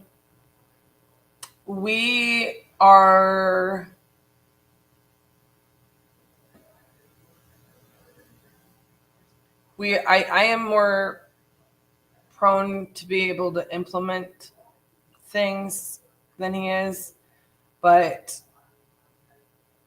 I'm more prone to build out the systems and carry out things by a long shot. So I always end up falling into that role. I would say I'm definitely the implementer. However, the two of us are pretty strangely versatile people. Just some things drive us both crazy. I don't like to micromanage things. I like to create systems that hold people accountable, because it just drives me crazy and stresses me out. I just want everybody to operate within that system, you know? And then RJ really like tedious things make him insane. So I'm also like a way bigger geek than he is, if I'm being honest, whenever it comes to a lot of stuff. So there's a lot of stuff that I like that kind of drives him crazy. Whereas like me, it's like I'm solving a puzzle and that makes me happy.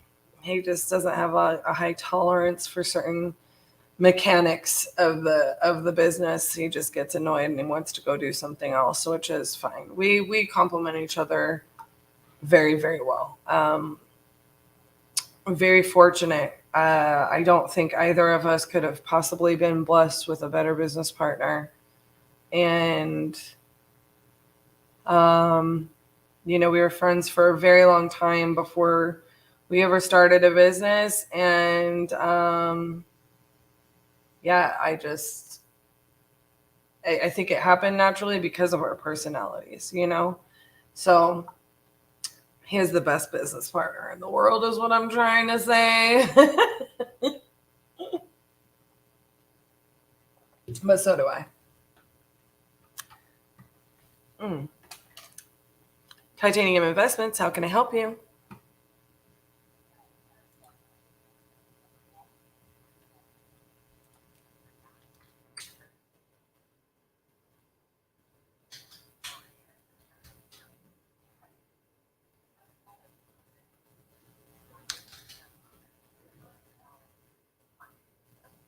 Okay, what is the property address?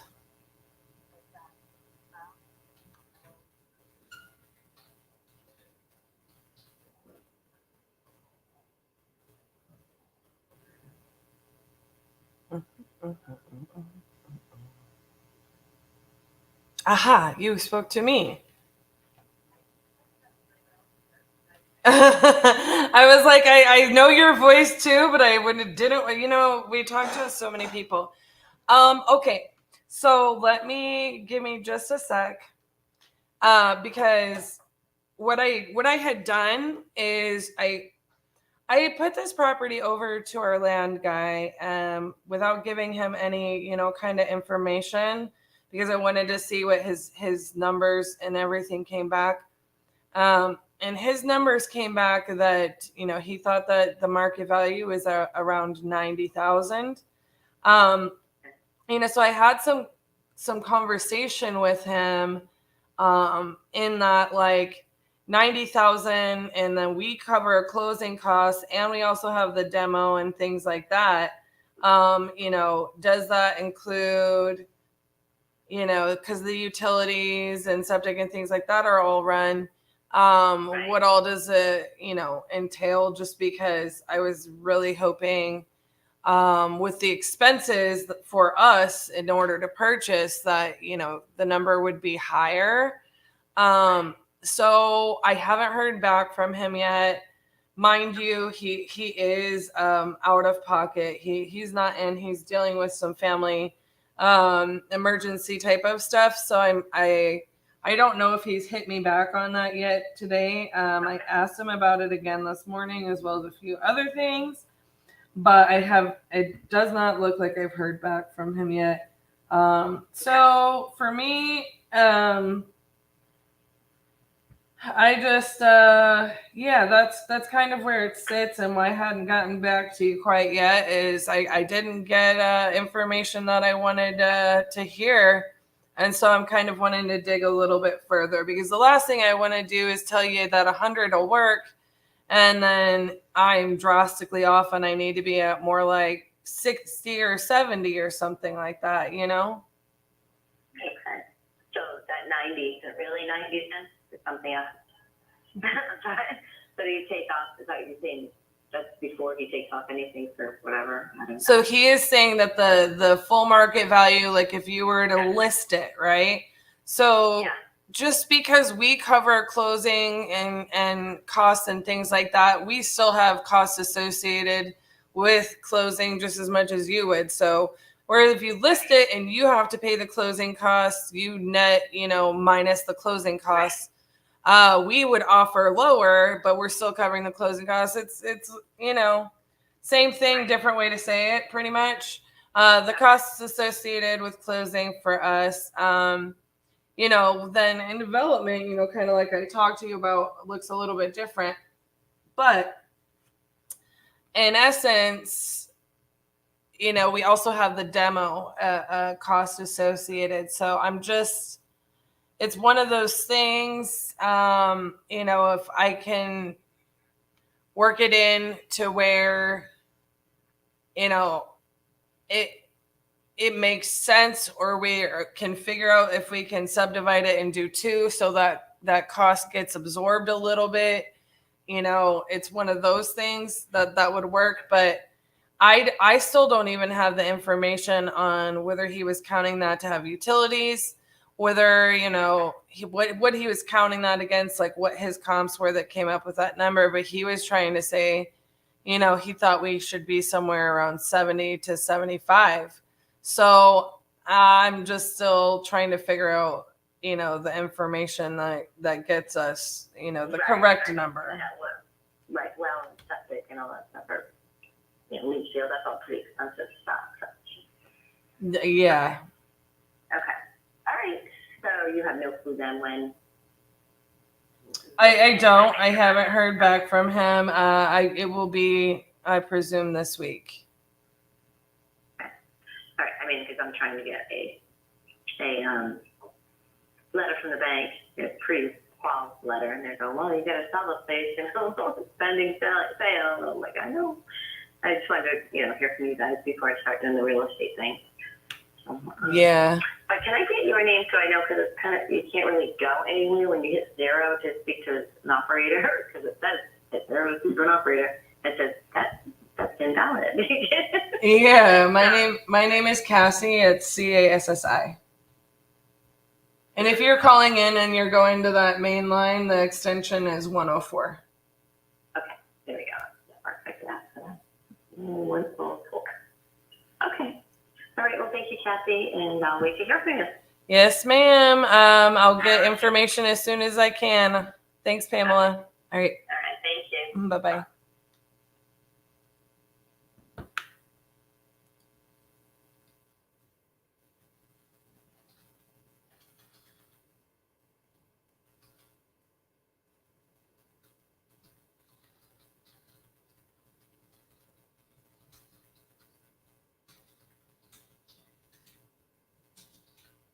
I kind of really liked this one, and I'm kind of was upset that the numbers came back like low. So I wanted to discuss it with Trent, but he's been out of pocket.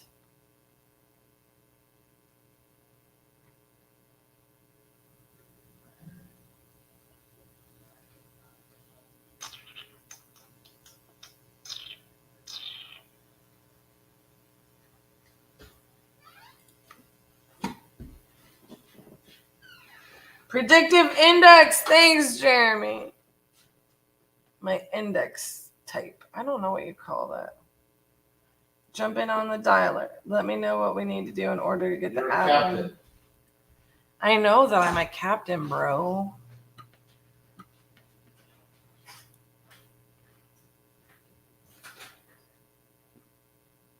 Mostly the roles that we deal with in our business is, you know, RJ gets hyper-focused on something, and then I'm over here trying to achieve, you know, world domination on like 45 things, and he walks through the room and dumbasses me. That's mostly what our days looks like.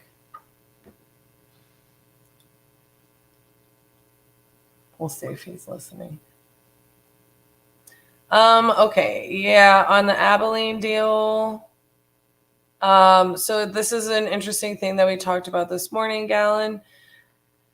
First and foremost, yeah, I can go in there, I can pull comps, I can look everything up, so on and so forth. But the thing about it is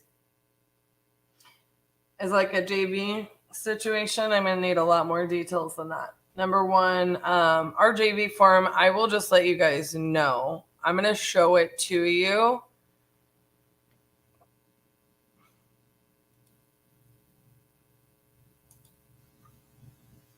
Let me just show it to you. I don't know if I've shown this to you guys. I'm like in my northern accent mode this morning. I must have spoken to I just noticed that. I must have spoken to somebody from the Midwest up in northern.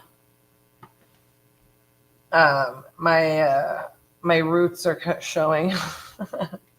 Okay, so let me see if I can zoom in on this.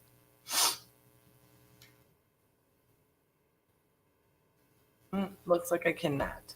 I hope you guys can see this. So it's going to have email, your phone number, your first name, your last name, property sale type. It'll be a joint venture.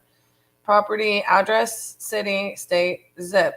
Take the time to put the full address in, guys. Like, you know how many lazy people I see that don't capitalize and don't put the address in? Like, come on. Seller first name, seller last name, seller cell phone. Some people, seller email. Some people don't want to put the seller information in. We will not JV. Here's the reason why. Like we spoke about this morning, here's the deal.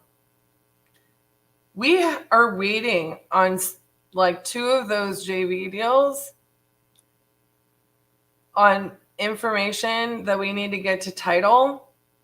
We're waiting on amendments for the closing date because they didn't get them to us in enough time for us to get them moved and closed. And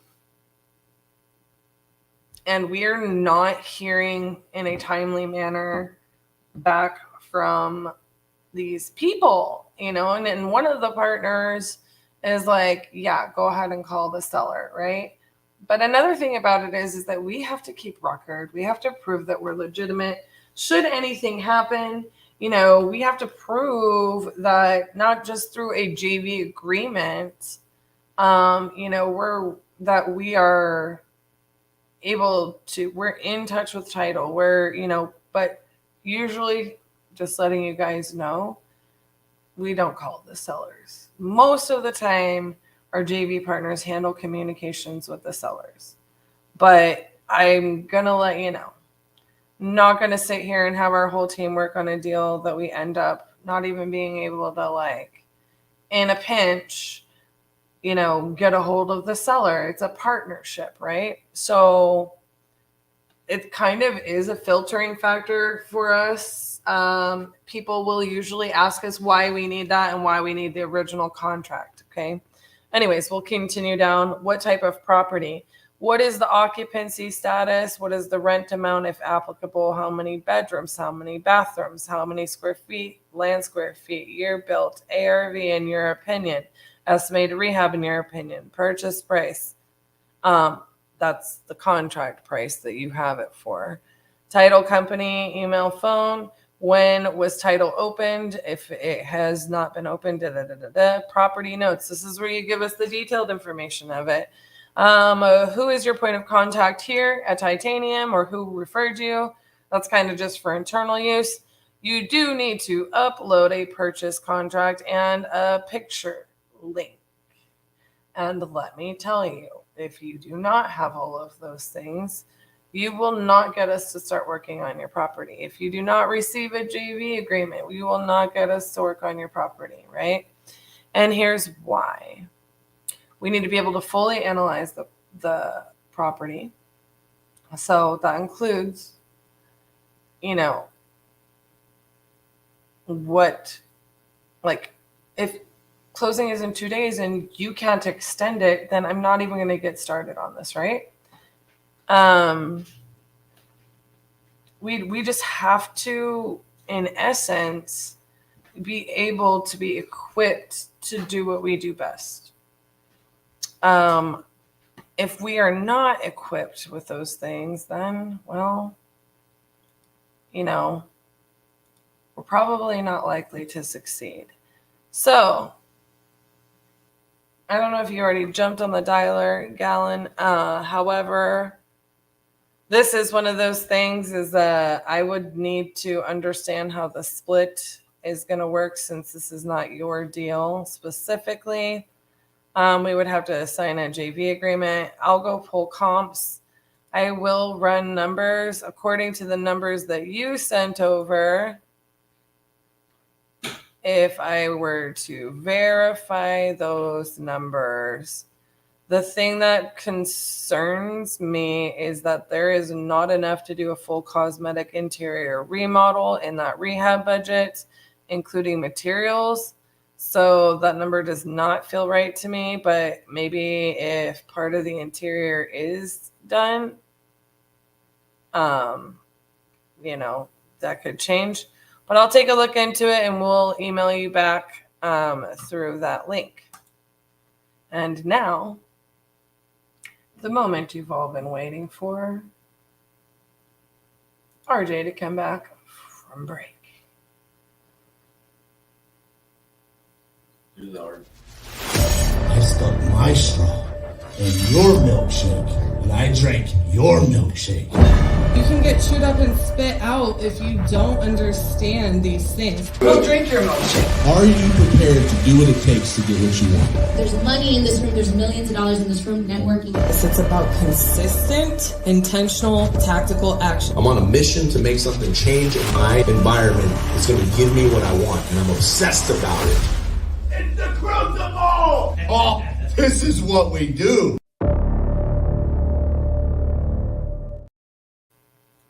What's up, guys?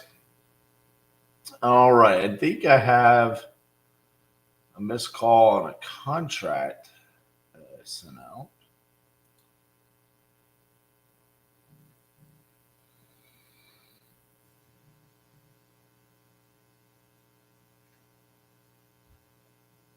Let's see if we can get an answer.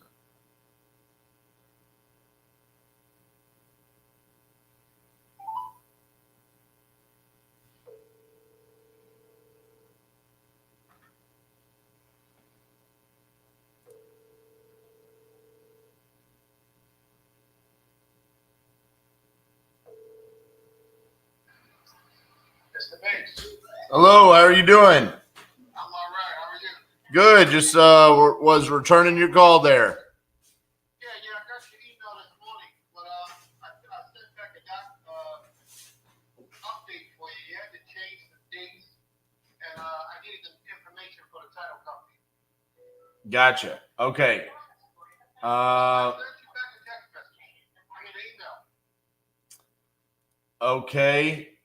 Did you respond directly to the contracts that got sent? Yeah, the email that sent me the DocuSign, I sent back to that. Okay. I did not receive that. I'm wondering if. All right. Well, basically, it said that the date of the contract had to change. Right. Because it had like the 28th of last month. But the contract itself says if it's not signed by that date, then the contract is no good. Right. Okay. So I need to change those dates, and then what else? Right. And for the title company, it had just initials. It didn't have title company information. Okay. I'll make sure to lay that out for you. So I'll make those changes and I'll resend it over to you right now. Okay. There was one more thing, and I don't remember the third thing. There was one more. There's three things. Title company date. Oh, and the contingencies. You said there would be no contingencies, but in the contract there's contingencies. What, like an inspection period? Yeah, well, not the inspection period, but the time.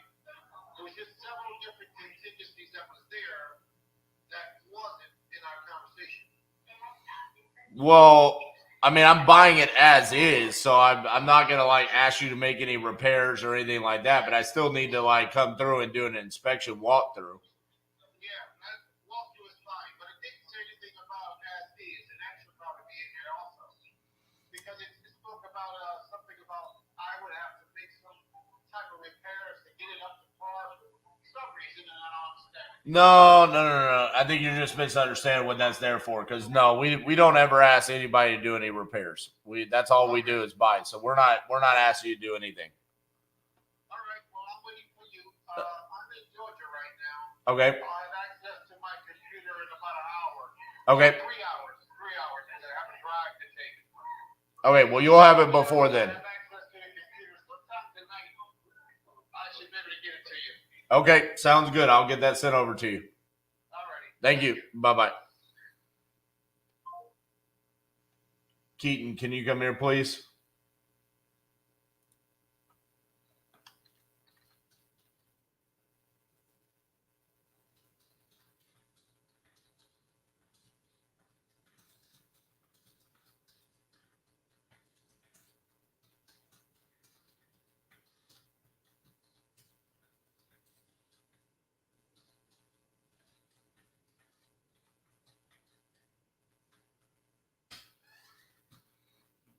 He's not here.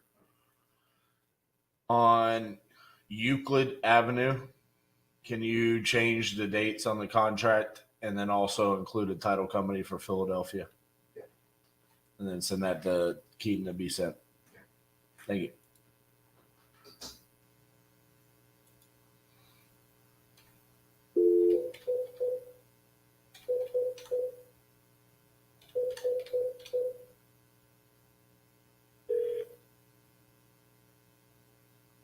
Please leave your message for 2693644. Hey, Belinda, this is RJ Bates calling about your property on Douglas Avenue.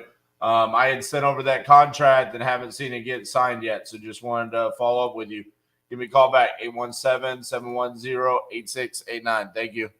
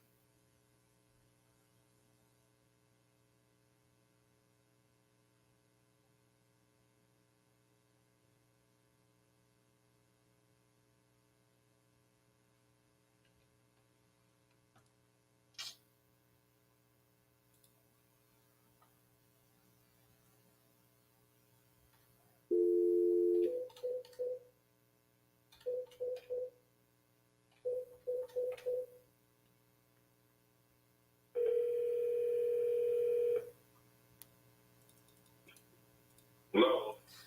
Hey, is this Charles? Yeah. Hey, Charles, this is RJ Bates calling about your properties there on in Pontiac. How you doing? All right. What's going on?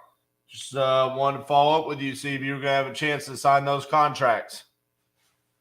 Yeah, I looked at them on there. Now, hold on. Let me see if I can pull one of them. I had a question on it for you. All right.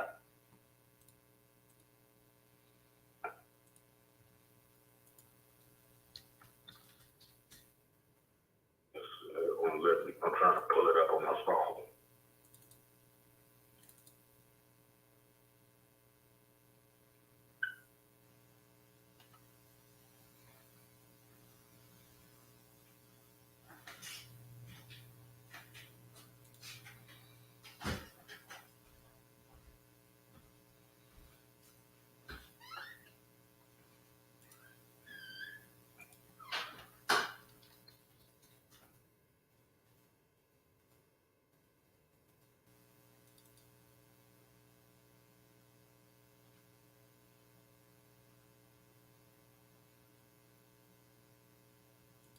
I don't know. It won't let me pull it up while I'm on the phone.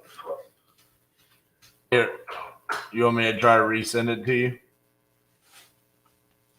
Yeah, if you can. Cause like I say, it won't. I don't know if it's where I'm at or wherever, but it won't let me, do another connection like download the. Oh, yeah.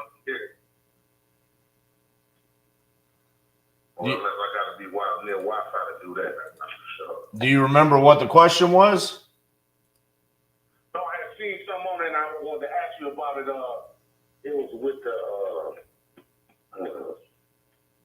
I can't even think of it now.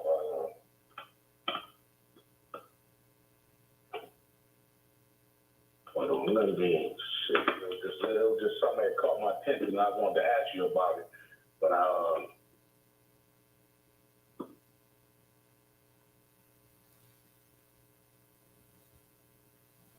Was it like access or the inspection? But no, I wasn't worried about none of the inspection or whatever. The one I know, one thing was to get in for access. Let's say I just got to give them a notice, Right. and it was something for the price of the club. So I got 60,000 for Belmont and then 6,000 for Johnson. Yeah. And then it was that was my price coming out right. Cause I told you that's what I wanted to come out with. Right. Yeah. Okay. All right. So the only thing that you would pay out of that would be the prorated taxes for the year. Let me see. Okay. All right. Which shouldn't be that much. No, I don't think it is. I think it's I don't know. I think it's $1,400 over there, or something like that. Right. A year. Yeah, but like I said, matter of fact, once I'll be back to my office in about 15 minutes. I'm out here at the U-Pool place. I don't know if the reception, my phone usually will pull it right up, but I can go on those signs and send them back to you. Okay, well, let me go ahead and change the dates on them because some of the dates are old. So let me change the dates. So I'm gonna cancel that one out and then resend you a new one. Okay. All right. I'll send them to you here shortly. Okay. All right. Bye.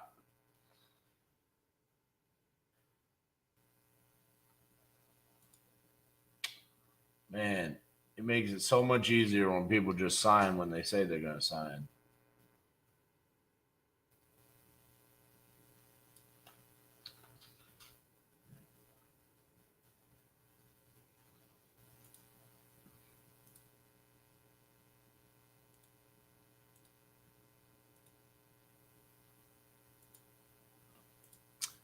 Bear with me a second, guys. I need to get these contracts sent.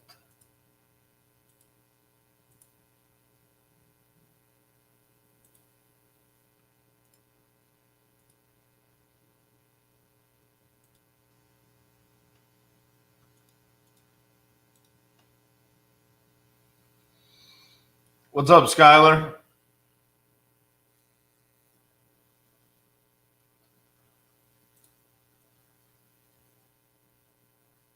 $23 houses in the pipeline. Good job.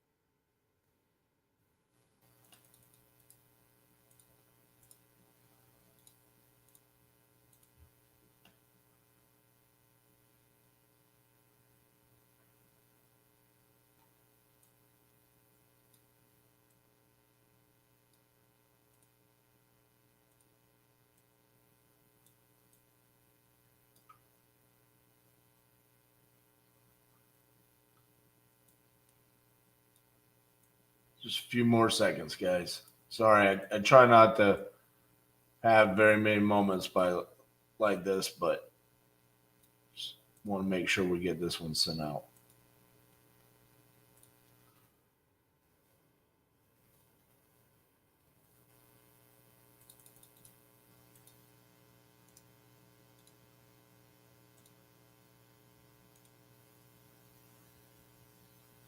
All right.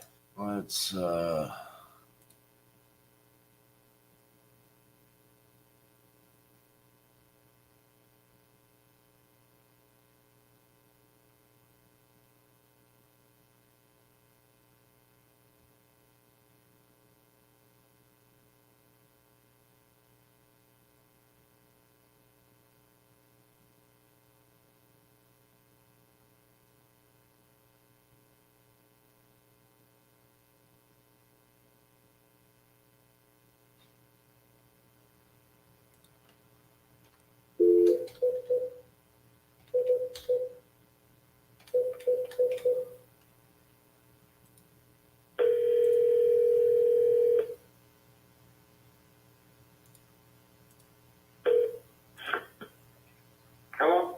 Hey, Lyndon, it's RJ. How you doing? Hey, I'm all right. Listen, I'm trying to find. I can't find that the contract. Okay. All right. Well, let me send you a new one. Okay. I can send it over to you in about 5 minutes. Does that work? Yeah, that's good. Okay. Once I get that sent over to you, think you'll be able to sign it today? Yeah, I can do that. All right. Let me get that sent over to you right now then. All right, thanks. All right. Bye-bye.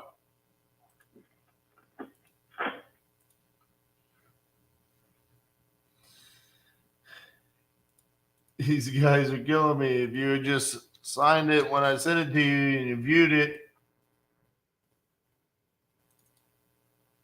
let me do what I just did again.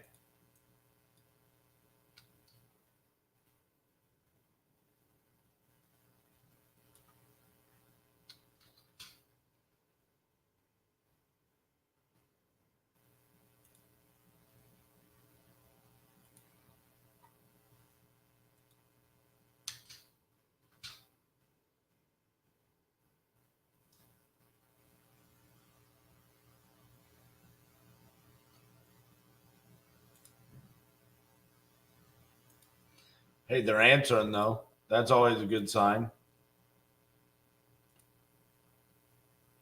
They're answering. They're saying they're going to sign.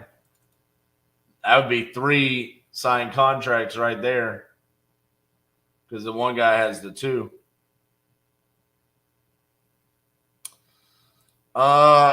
Chris, no. Strangely enough, we have gotten 62 signed contracts and not one in Missouri. I'm blown away by this.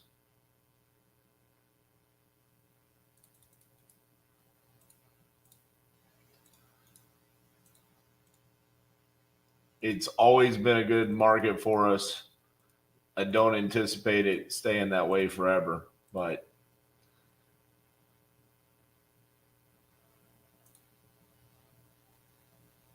Ethan, we haven't sent any new contracts today.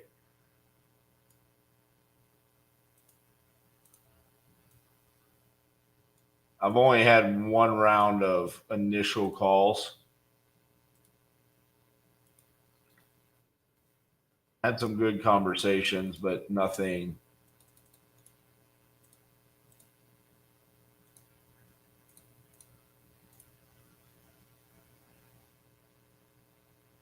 Nothing contract sent worthy.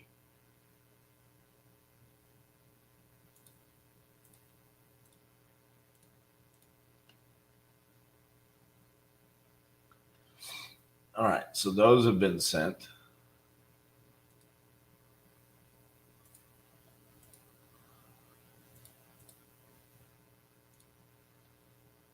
All right, who else do I need to follow up on?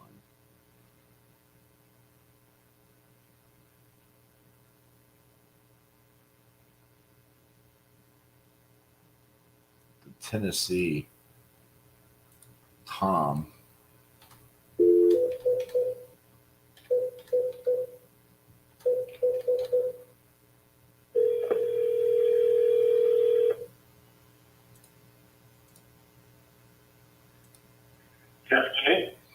Hi, is Tom there?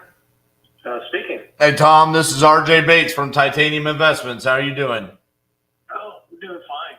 Just wanted to follow up with you on the contract that I sent over. Just curious if you had a chance to talk to your sister about that offer I made. Yeah, I got the key finally on Saturday, so I did get a chance to go in and look at it. And you talked about 115 and 120. You came in at 115. I was looking for 120. Okay. So she said it'd be tempting. If I send it over at 120, are you guys ready to sign the contract?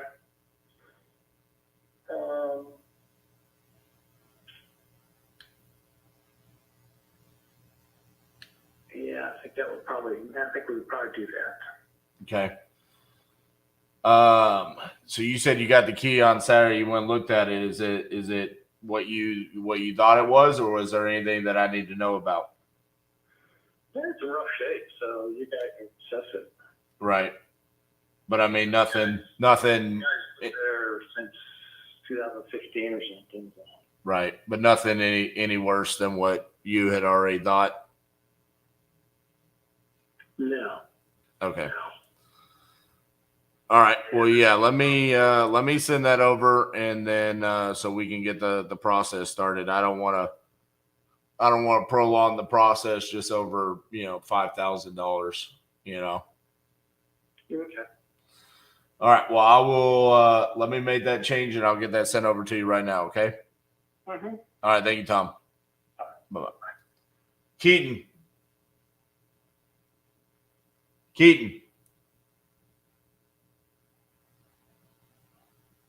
He's so close. Keaton. Patrick. Can you get Keaton for me? Keaton.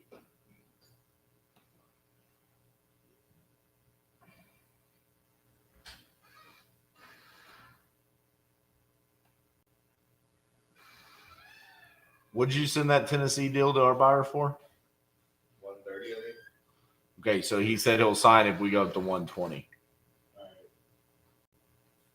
That was so early. I mean, Right. Should. I mean, he says it's in rough shape, but he's not going to go any less than that because he has other people interested. So I told him we would resend it to him. So if you can change that price and resend it. All right. Thank you.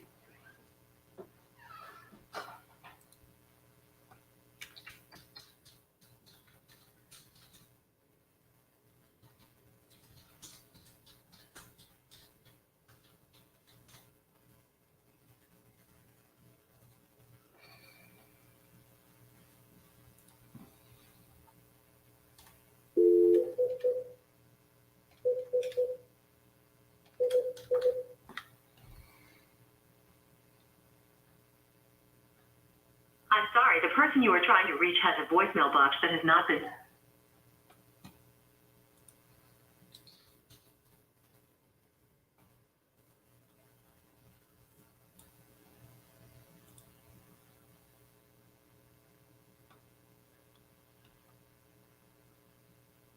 What?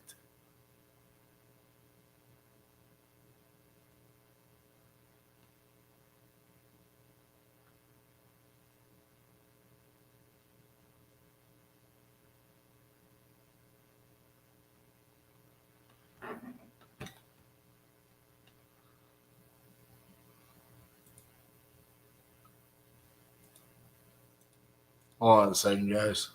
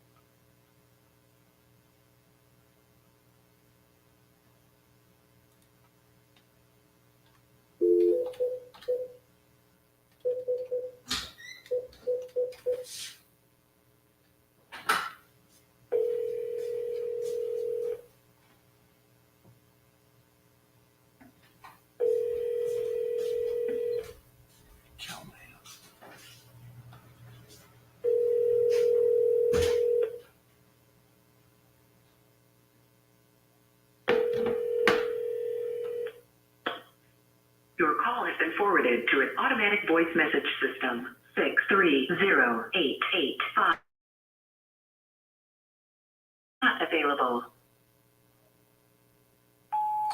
Hello, this is RJ Bates calling about your property on Glen Eagles Court.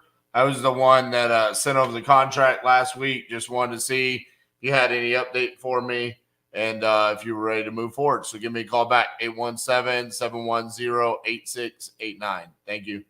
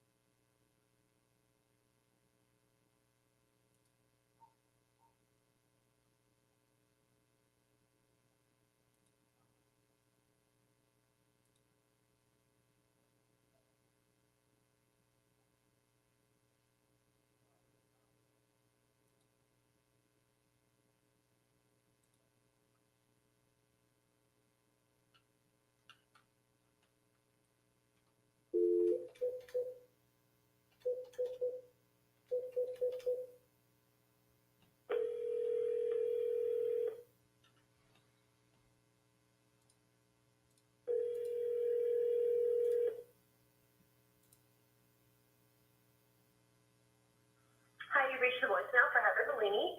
Please leave a message and I'll return your call as soon as I can. Thank you. At the tone, please record your message. When you've finished recording, you may hang up or press 1 for more options. Hey, Heather, this is RJ Bates from Titanium Investments. Just following up with you about the conversation we had last week about your property there in Eden. Give me a call back at 817-710-8689. Thank you.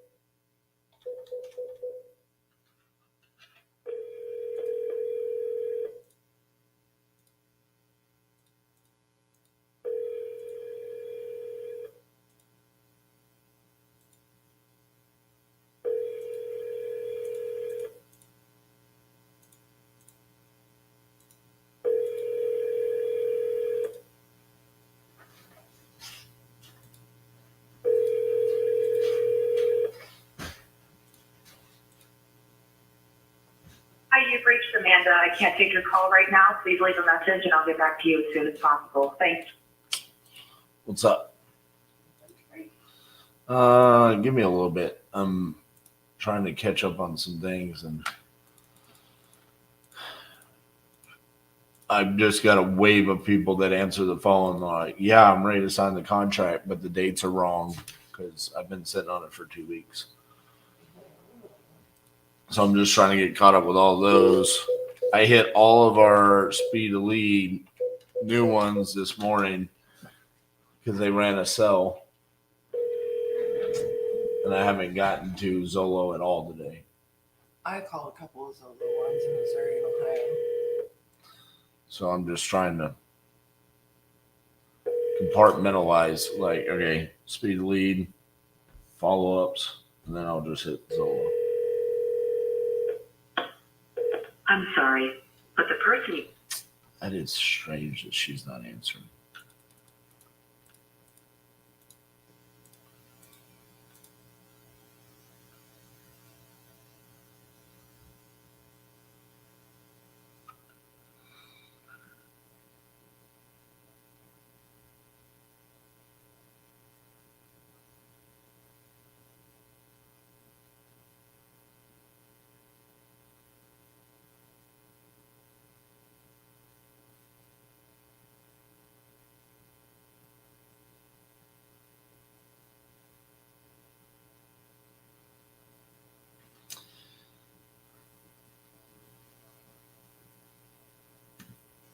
Did we decide that main land deal was not good based off of what Trent said?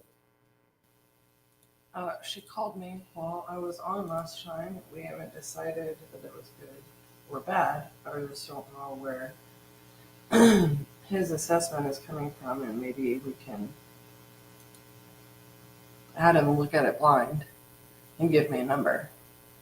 Gotcha. I think we should make an offer. I just don't think it's going to be as high as she needs it to be, or as high as she's asking. Right.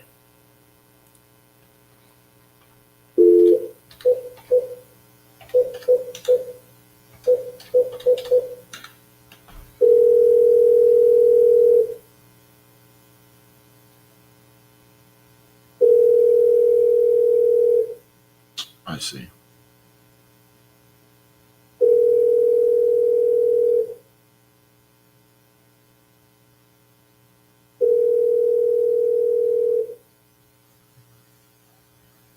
Hello, please leave a message. All right. So I'm going to take a quick break to eat my lunch because Cassie needs to run some errands after this. So enjoy Miss Cassandra here.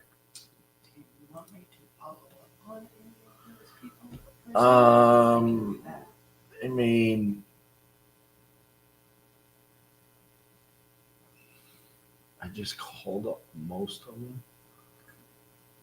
So, no, not really. All right. I'm just going to turn the camera off and let you take over. There you go. No need for commercial. Maybe I wanted a commercial break. And a word from our sponsors. The Titanium Crucible. In all seriousness, guys,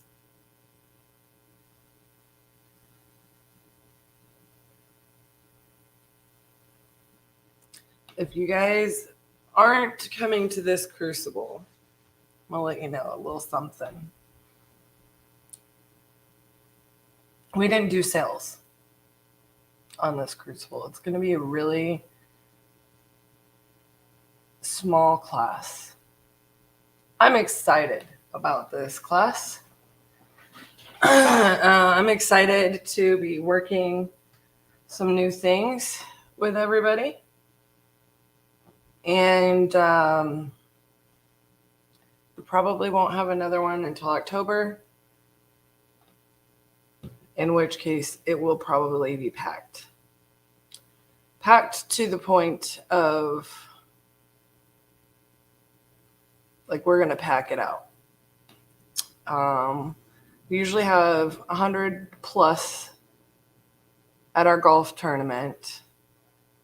And it would not shock me if we ended up having to have the Crucible at the golf club or something to that effect.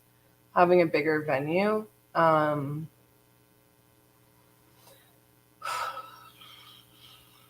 Which I'm not opposed to. But, we offered a really good price on this Crucible. We wanted to do it in tandem with the 50-50-50, which I'm not 100% sure. Like, part of the reason, like, we didn't work on sales is because, and we didn't want to pack it out, is because of the 50-50-50. So, I am really excited about this Crucible, and I'm really excited to dive in with the people attending. That being said, I met 6 months ago, a real estate convention in West Palm Beach, got me in a wholesaling and focused agent manager with superposing first 23 houses in the pipeline flying out. What can you keep me posted? At a Mohawk. Congratulations, Skylar. We're really excited for you. I don't know how many contracts have been sent out today. I hope to hear from someone in Missouri on a multifam, Chris quite handy. I don't know. So, my darlings, I actually don't want that page. Don't know how many people we have watching, but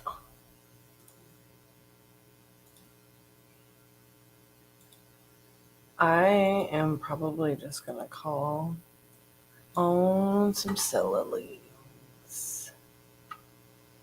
Do, do, do, do, do.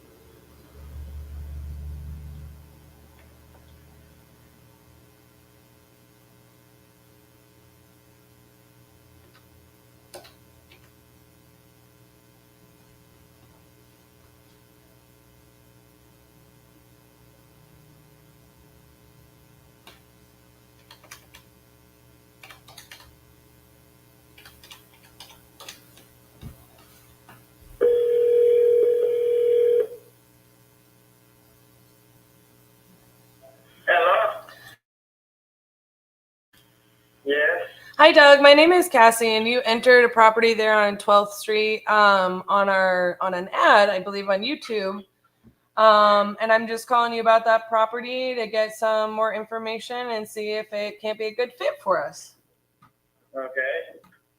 I see here that you entered that you're looking to sell as soon as possible. So tell me a little bit about what's going on with the property. Nothing. I bought it for me, my son, and my granddaughter back in 2019. And since then, my son has had a massive heart attack and he's no longer with me. My granddaughter no longer lives there. It's just me by myself. I gotcha. It's too big for one person. I Almost gotcha. a 3-story house. You know, it could be a 3-story house if you wanted to make it that. With the attic. I don't need that big house for me. Gotcha. Okay, let me look up a little bit about the property and just verify some information. Just bear with me as I pull it up. Yeah, it comes up in Grand Junction, Iowa. I just Googled it myself and it comes up. Yes, sir. Yes, sir.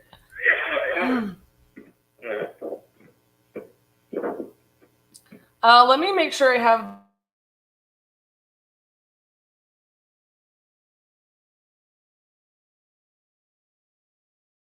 Grand Junction, Iowa. Perfect. 50107. Perfect. Okay. Just hang in there with me as I'm getting some property information so I can do some assessments. Yeah, sure. It's like I Googled it and it come up on Google. Yeah, I can tell. So I can see. Yes, it does come up. I can't tell exactly which property it is.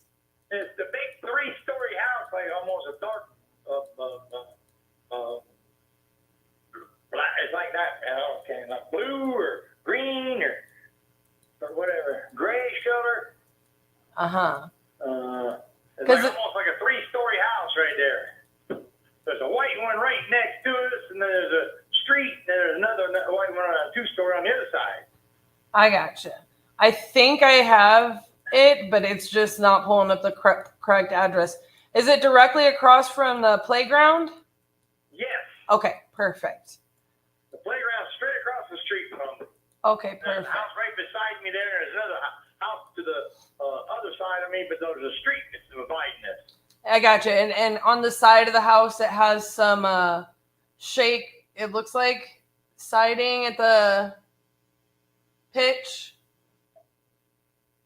It's got like you got siding go up, and then you got like shingles go up at the top. Yeah. A detached garage there right behind it, and then it looks like a red storage type of thing. Storage. No, there's no red. There's that's not ours. It's like Yeah. Look at it. Mine's the one that like the bluish gray. No, yeah, but it's directly behind you.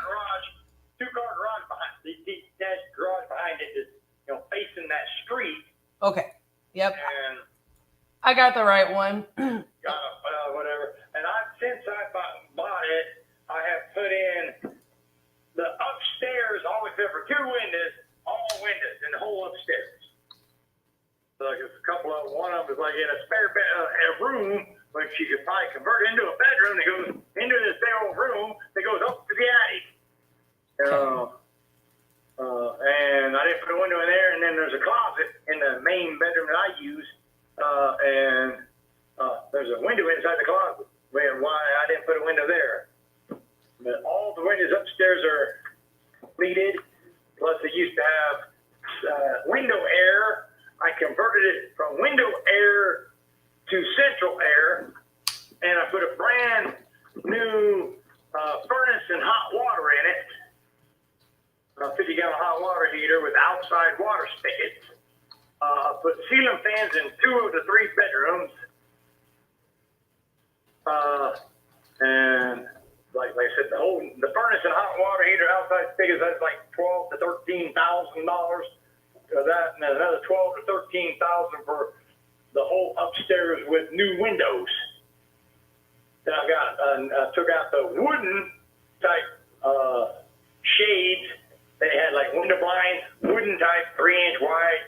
They were tacky looking, and I put the like 1-inch white vinyl throughout the whole house. So everyone has got a window shade across it. I got you.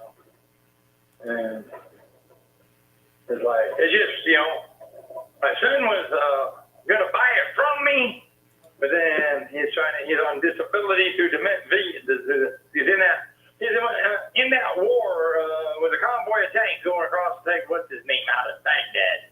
Oh man. And he came back all screwed up in the head and all messed up. So he's on trying to get his disability and get all that coming in. Then he's going to buy it back from me, buy the house from me. Right. So, but he died before we get all that stuff took care of. Well, I'm so sorry to hear that. But and then it's like, and then it's assessing, the county assessor for like 85 to 90. And I'm looking to get at least 85 to 90 out of it if I could. That way I can, pay it off and I get what I put into it back. And I put that towards something else. Smaller for being big enough for me. Or an apartment. Or plus pay for a crew to come in and pack me up, move me out. And, go from there. I gotcha. So I'm going to tell you a little bit about what I'm finding, and just kind of like let you know what I'm thinking. So first and foremost, when I'm pulling up the tax assessed value, it is showing less than that for 2022. At 48,000, but that doesn't really mean anything for my numbers. Usually what I'm saying is I do see comps on the market that could justify a $90,000 sales price, right? So the thing about that is, for me, I have to verify what the 3 bedrooms, bathrooms, and square footage is of the property So I'm showing that it's on some of my information that it's a 3-1 and some of it that it's a 4-2, but that it's 1638 square feet. Yeah, it's got like 3 bedrooms. Like I said, that one room could possibly be converted into a 4th bedroom. Gotcha. But it's only got 1 bathroom, unless it's got a side door that goes straight in and goes down to the basement. Somebody could convert the basement into an apartment if they wanted to. Gotcha. And it's got like a room down there that could make into a bedroom, and they look like the people that was there before started to convert, put a shower in the downstairs type deal, but they never got it completed. It kind of like got the plumbing cobbled in there. Yeah. No, yeah, you see that a lot. Yeah. Well, so my whole thing about this is, and I just want to shoot you straight and set you on the best path for you. So I'm not a licensed agent. I don't own a brokerage there in Grand Junction, but I do that as well. I fix and flip properties, and I buy and I hold properties, which means I rent them out, So for me, what I'm looking for is what is the best use of this property from your buyer's standpoint.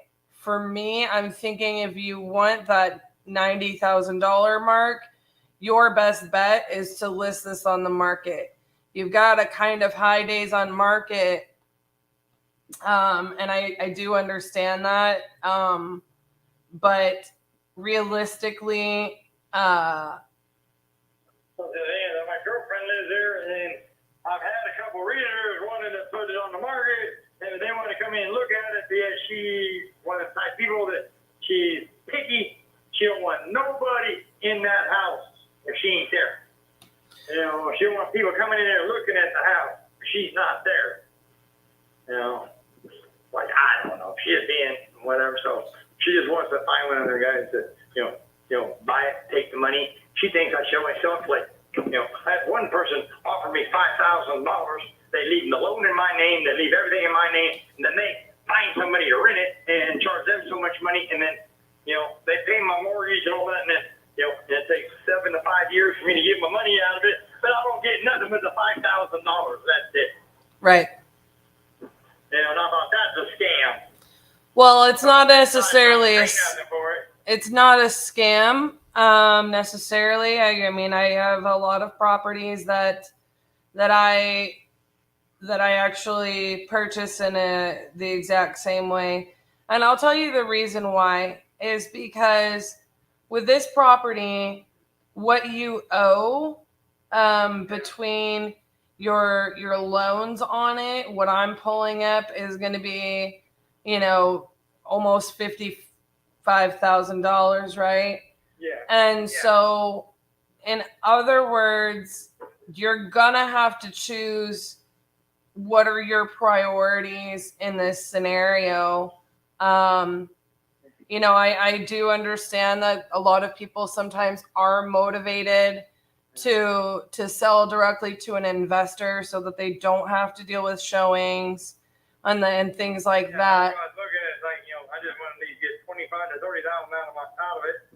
I had another call came. I don't know what. I got a different phone. My phone crashed. I found an old phone and took my SIM card out of that just so I have a phone because I needed it at work. I don't know who it was. But anyway, I'm just looking to at least get the money I put in it so I can go from there. Buy one of the people that just buy properties, give me cash money, I pay it off, and I pack it up and move. Oh, I totally do understand, but I want you to, have the information so that you can make the best decision for you in your circumstances. And here's what I will tell you about that. So for me, as an investor, somebody that's going to pay cash as is, you can walk away hassle-free, etc. You're not going to be able to sell it at $90,000. I have to be able to make money on it. You know what I mean?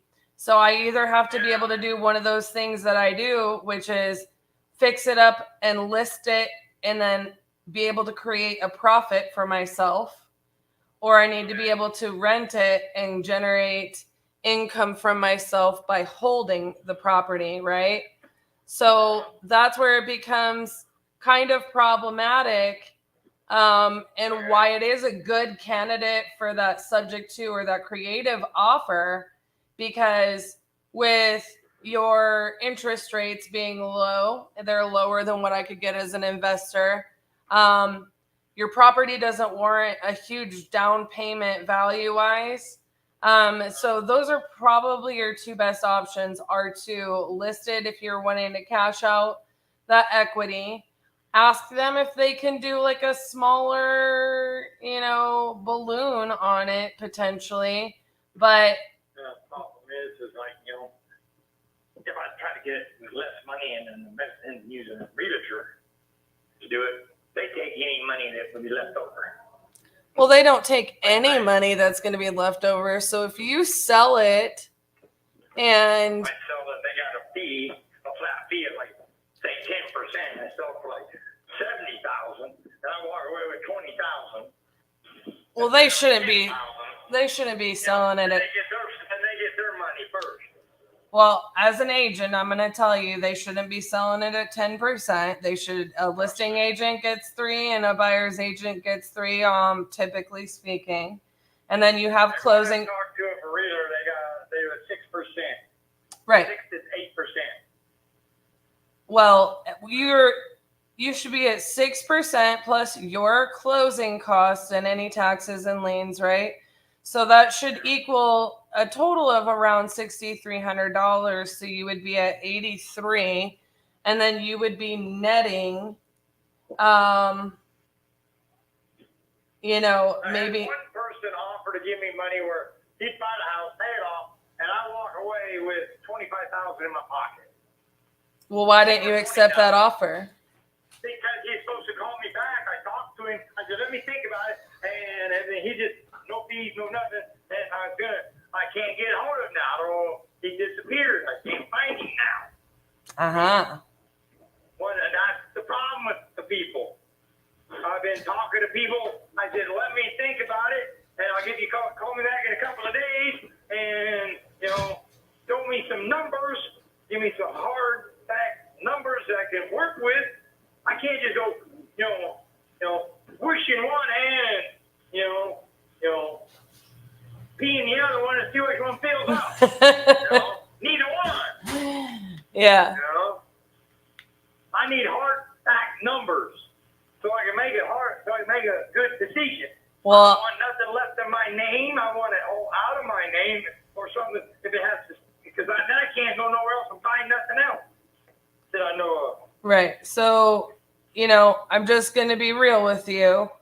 Listing it on the market, you're not, nobody's going to give you hard numbers. You're going to have to make decisions while you're listing based on the offers that come in. And no one's give me no numbers. They're just saying, here, we're going to do, one today said, we're going to give you $5,000 today. And then you pack up and you move out with that money. And then they're going to find somebody that will pay rent to them. And they're going to pay my mortgage, and they're going to pay $800 a month. My mortgage payment is like $650, so I get $100 a month. Right. That's so what one offer was. It's like, but everything stays in my name. So what I'm trying to tell you is that I am trying to give you hard numbers, right? So if you list it on the market and it sells for $90,000, you should get $83,700 after your realtor's fees and your closing costs. So $83,700 minus $55,000 is going to be $28,700 in your pocket if it sells for, as long as you don't have any other things that come up on title. So what I am trying to tell you is that if the property is in condition you say it's in, you should potentially be able to facilitate that with a reasonable expectation that you can put that money in your pocket, and the realtor can tell you hey, you know, this is a reasonable, after walking through the property, this is a reasonable, you know, goal for us to hit. And this is the average days on market. And I tell you that as a realtor. Now, I could sit here and make you an offer, but I'm going to assume that any offer that is going to allow me to make money that is not very similar to exactly what you're stating your other creative finance offer was, with subject to the existing mortgage, right? It's not going to be any different than that, or it's going to be significantly lower than what you can get in your pocket by listing the property on the MLS. So, because my girlfriend don't want nobody in the house. well, I'd tell your girlfriend, I would tell your girlfriend that ask her if she's willing to pay $15,000 for that, because that's what it's going to cost you to do that.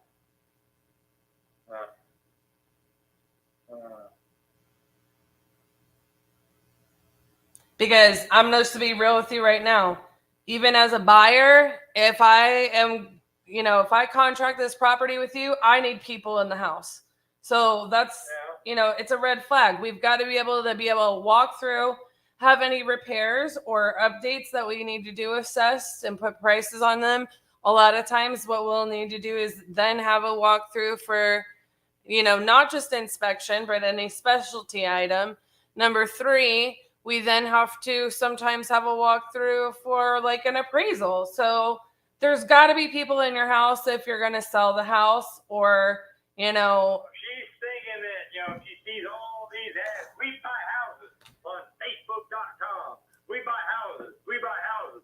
She's been putting my information one day, all day long, to everyone that popped up on her phone for 2 days straight. That she's bored. She put my name, my phone's been ringing off the wall for the last 2 weeks. Right. People trying to take my property from me. And that's why I'm so confused and not knowing what to do. You know, I've got so many different offers, so many different ordeals and that and stuff. And it's like, I'm looking to get, you know, I mean, I'm at the point right now just sell it to whoever comes along and take whatever I can get and move on, just to shut her up.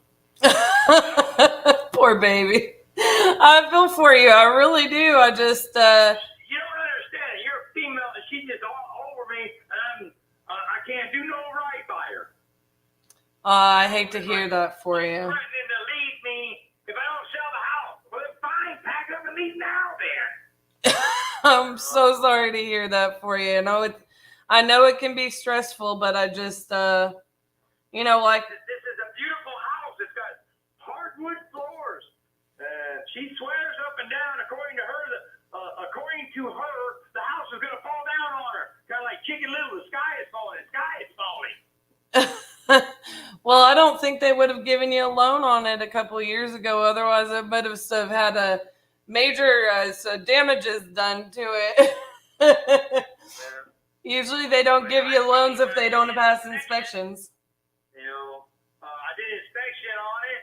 I paid for that in the inspection. When I did the inspection, the furnace and the hot water heater is supposed to be crystal clear blue flame, not red and orange. And the furnace people come out there, look at it, they said it cannot be cleaned. It has to be replaced.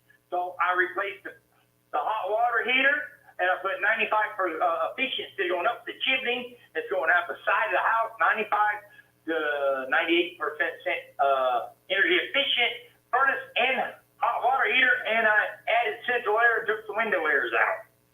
Right. I mean, those are all actually fantastic updates, and That upped the value of the house. oh yes, most certainly. Yeah, you're in. And I put new windows every room in the upstairs except for 2 windows. And now one room is just like a big open area type deal that goes in. And it's like my son at the time when he was alive, he went there and he called it his office. He put his computer in there and had a fish tank in there where she had a turtle in and just all kinds of weird stuff. And then he decided to go back to his bedroom, you know, and light and stuff and whatever. And I don't know. But then, you know, but it goes in that room and it could probably be converted into like a room for someone to put a bed in and, you know, use it. Because one room has got 2 closets in it. The one that me and the girlfriend used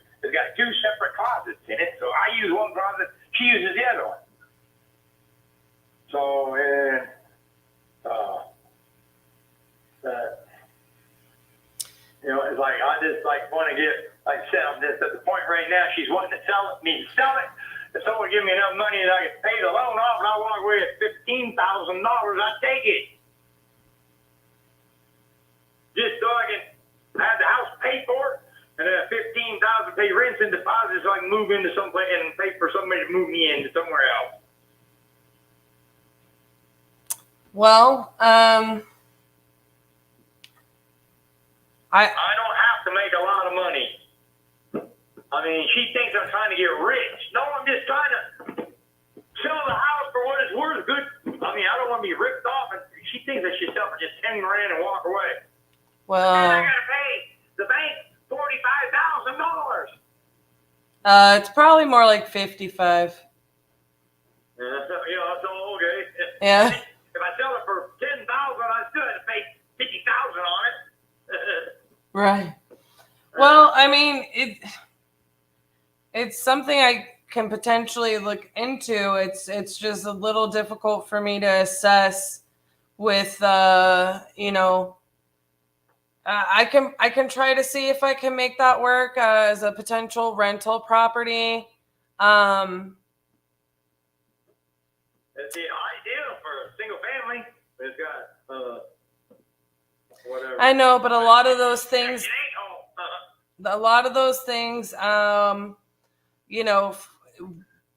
concern me about, like, the repair budgets right now are pretty sky high, right? So like rehabs for me, at some point we're capping ourselves out. So my other thing with it is I would have to have those walkthroughs to determine the best use of the property for me, kind of like what I'm telling you.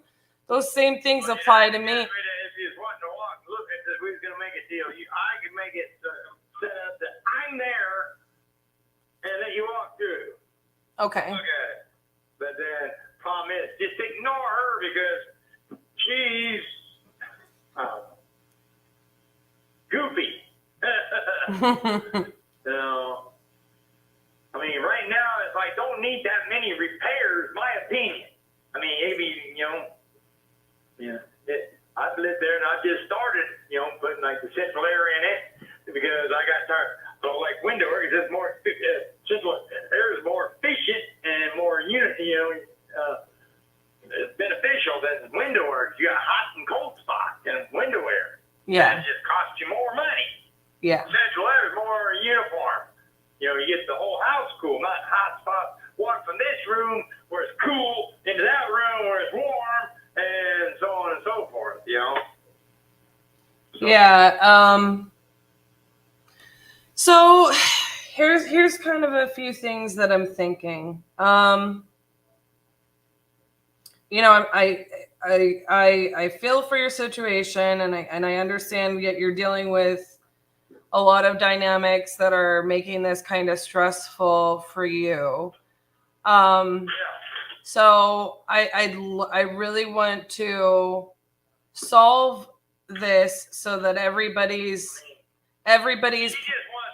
She's want me to sell the property. She wants out of there. Well, then I'm trying to do the best I can, and plus it's like it's got good memories, it's got bad memories in it for me. I bought it, like I said, my son, and he's gonna buy it back from me, but I should have put it when I first bought it. Put it when I was signing the paperwork, set it up at the same time where he was buying it from me on contract before the house payment went up $200. Right. So, I can look at this a few different ways, but I need to have kind of a commitment from you that if I send this contract over, here's what I don't want to happen. Okay. I don't want to get into contract with you and start, I'll get it over to title. I don't know if you still have the abstract from the paperwork when you close. I still have everything. Perfect. That's a great help. Because the first thing I did is I was told this is my first home I ever bought, and somebody told me, buy you a fireproof lockbox, and it's in there. and when I got the paperwork signed, they gave me a big old envelope with stuff, and it's in that lockbox. That's where it's been since I bought the house. The first day coming back, I bought that lockbox, and that paper's been stuck in there, and a few other things. Perfect. Important documents. I have all the paperwork that came with the house when I bought it. Okay. My daughter told me, says, yeah, you, and my sister, and everybody says, yeah, you lose that, it'll cost you $15,000 or so to get it redone. Well, that's a little bit excessive, but Oh, they said, or $1,500. Yeah. It's gonna cost you. that's true. It's gonna cost you a few $1,000s. Yeah, that's true. Give me a number or whatever. Get that, the deed and all the history of the house. Yes, sir. So that's exactly what I'm hoping that you had. So that's great because it saves you some time and it saves you some money. But I also need a few other things for you. If I send you a contract, I can, and I can look at this a multitude of ways, okay?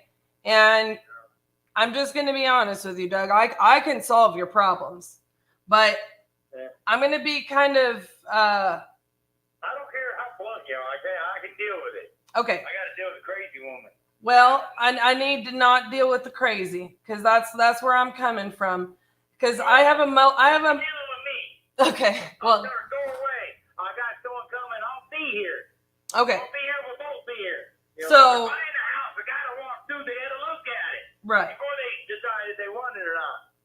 Well, They can sell it, buy it, or whatever. here's the other thing with our company. So RJ is my business partner. He and myself started doing real estate investing over technically speaking, we've been full-time since 2015. Okay, so about 8 years. We were contractors before that. We have a lot of solutions. I can minimize these walkthroughs. I can get you a multitude of options that I can look at it like, right? But here's what I'm going to have to do is I'm going to have to send a contract over. We're going to have to get the title work started. We'll have to get your abstract over to title. And all of that's the easy stuff. What's going to be more that I need you to just be patient. I need you to allow me to do a proper assessments on the property. So what I'm going to do is I'm going to send a representative over there. I will absolutely schedule it with you. I will time it with you. And then we're going to have a few options, okay? Those options and what those look like for me is if the numbers do not work for me as a rental, I may have them assess what it would be to turn it into a duplex, maybe, right? I may have them still go as a rental. I may say, we need to fix up a few things and list this, okay? I may say, I want to close on this in 2 weeks, and then I want to list it for a profit.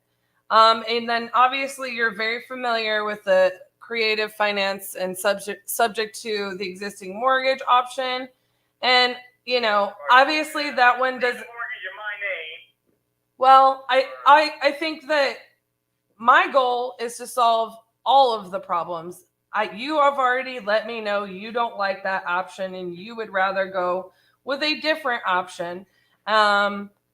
So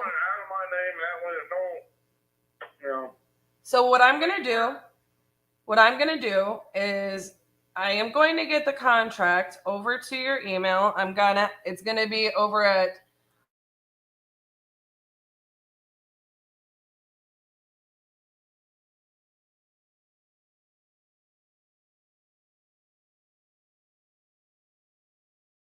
Okay, so I'm going to write just a normal purchase and sale agreement, and then we're going to be able to get the title work started, and then you can get your abstract over to title. I'm just going to be honest with you that purchase and sale agreement, I cannot. I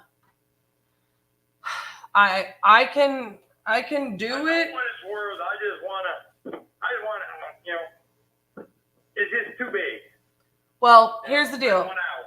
Doug. I'm gonna write that purchase and sale agreement for $68,000, and we're just gonna adjust it depending on what I can do with the house, and we're going to go from there. A lot of options. Like I said, the site, if somebody, I was going to do it if I had the money to do it and the time.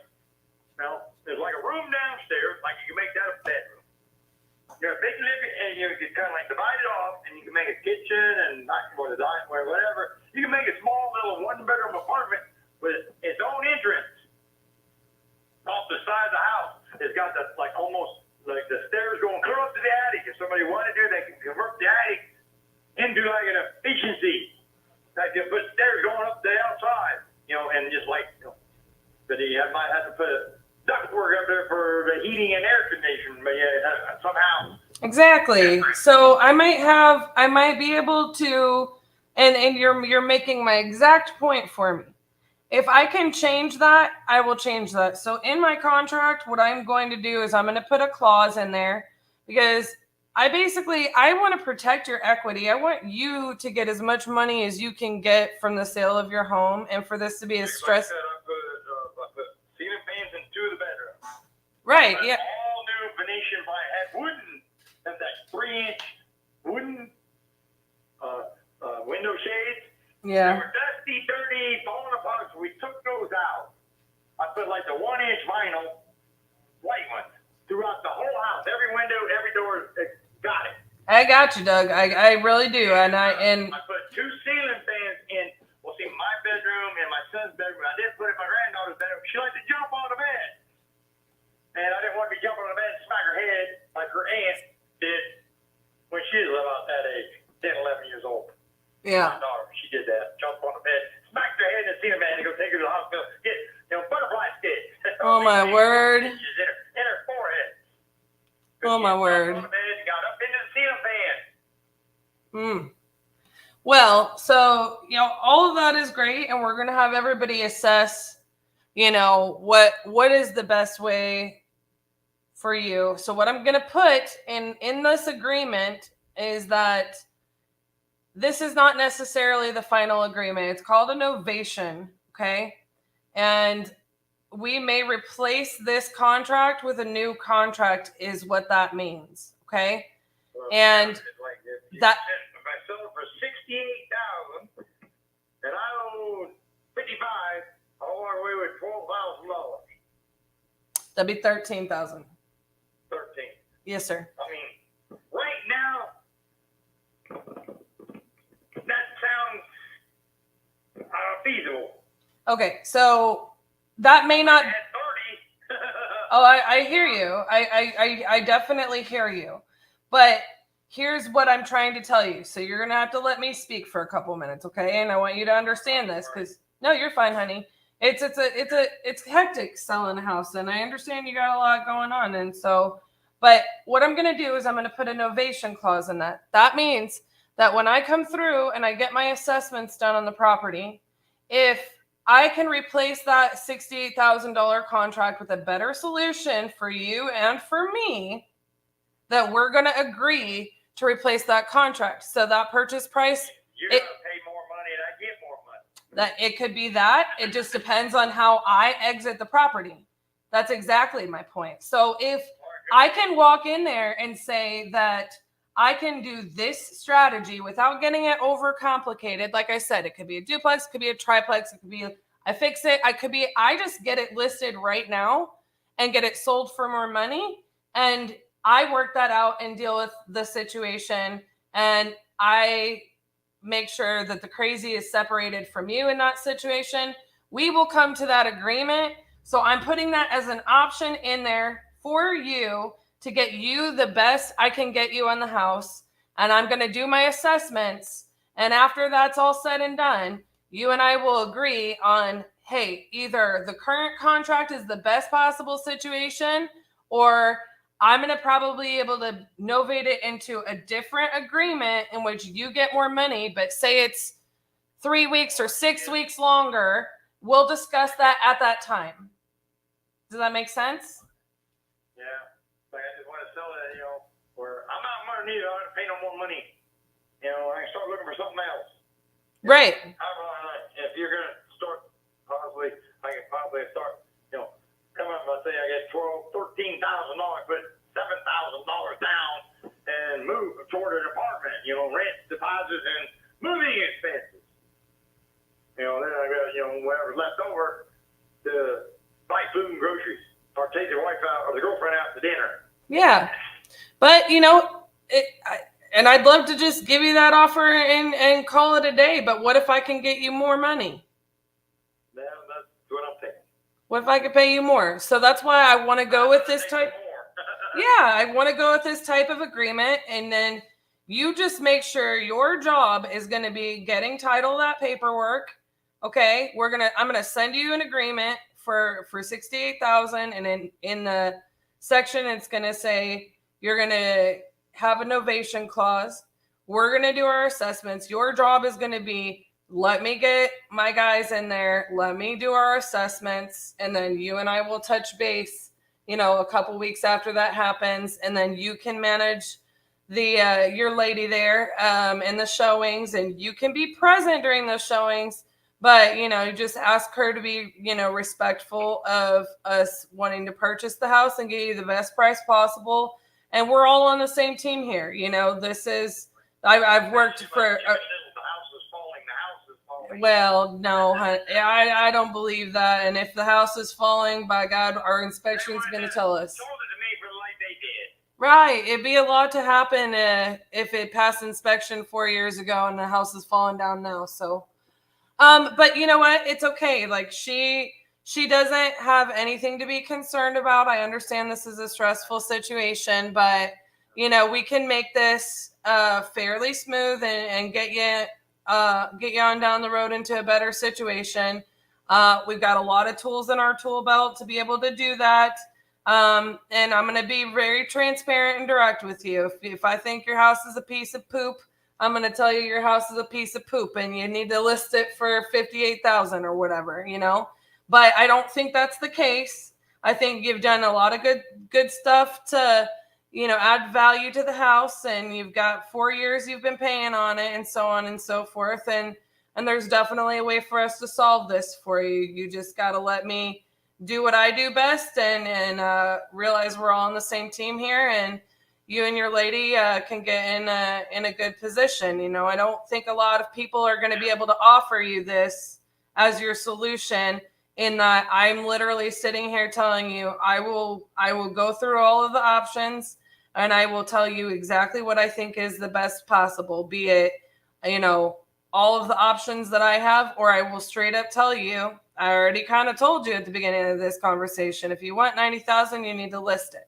And you just need to pay the realtors, And if that's going to be a possibility, then we'll approach that. So, Like I said, I just get her off my back because she wants me to sell the house. She hates that house. Just wants to get out of it. I don't know why. Maybe she's haunted by my, my son passing away. Right. Well, that is a very traumatic experience. My parents. She wasn't there. I didn't know her when my son passed. At the time. I just met her 2 years ago. Yeah. And my son passed in 2020. November 13th, 2020. Well. That's right in the middle of the heart of the COVID crap. And he didn't have COVID at all. He had a massive heart attack. Goodness me. Back then, it's like the same symptoms for COVID were symptoms of a heart attack. They couldn't go to the hospital. Yeah, that is horrible. A lot of people died about that because of that stupid COVID crap. Yeah. Because they got, the heart attack. Because, your shortness of breath. All the symptoms of a slight stroke and heart attack. That was COVID symptoms. They had to go get a COVID test and wait till they come back before they even admit to the hospital, even though he's having a heart attack. At the moment, when my granddaughter called 911. Oh my goodness. So she was with them. She was with him, and she watched the life go out of her daddy at 10 years old. Oh, poor baby. Yeah. Poor baby. That is absolutely heartbreaking. That's kind of why I got sentimental to value to the house. Sure, yeah. But I had to help him and her out. And then he passed it before I could, do some major, even more major repairs. You know, Yeah. so like get the bottom panels of the windows fixed, and do other stuff. Like at the time, you could not lock the house, but now you can. I put it on the front door going in. There's like the old style, skeleton key kind of lock on it. I took the guts out of that as the handle's there, so you got a hole. I put another doorknob above that. You gotta have a key to open it up so you can get in it now. Before, you couldn't lock the house up the hall when I first moved in.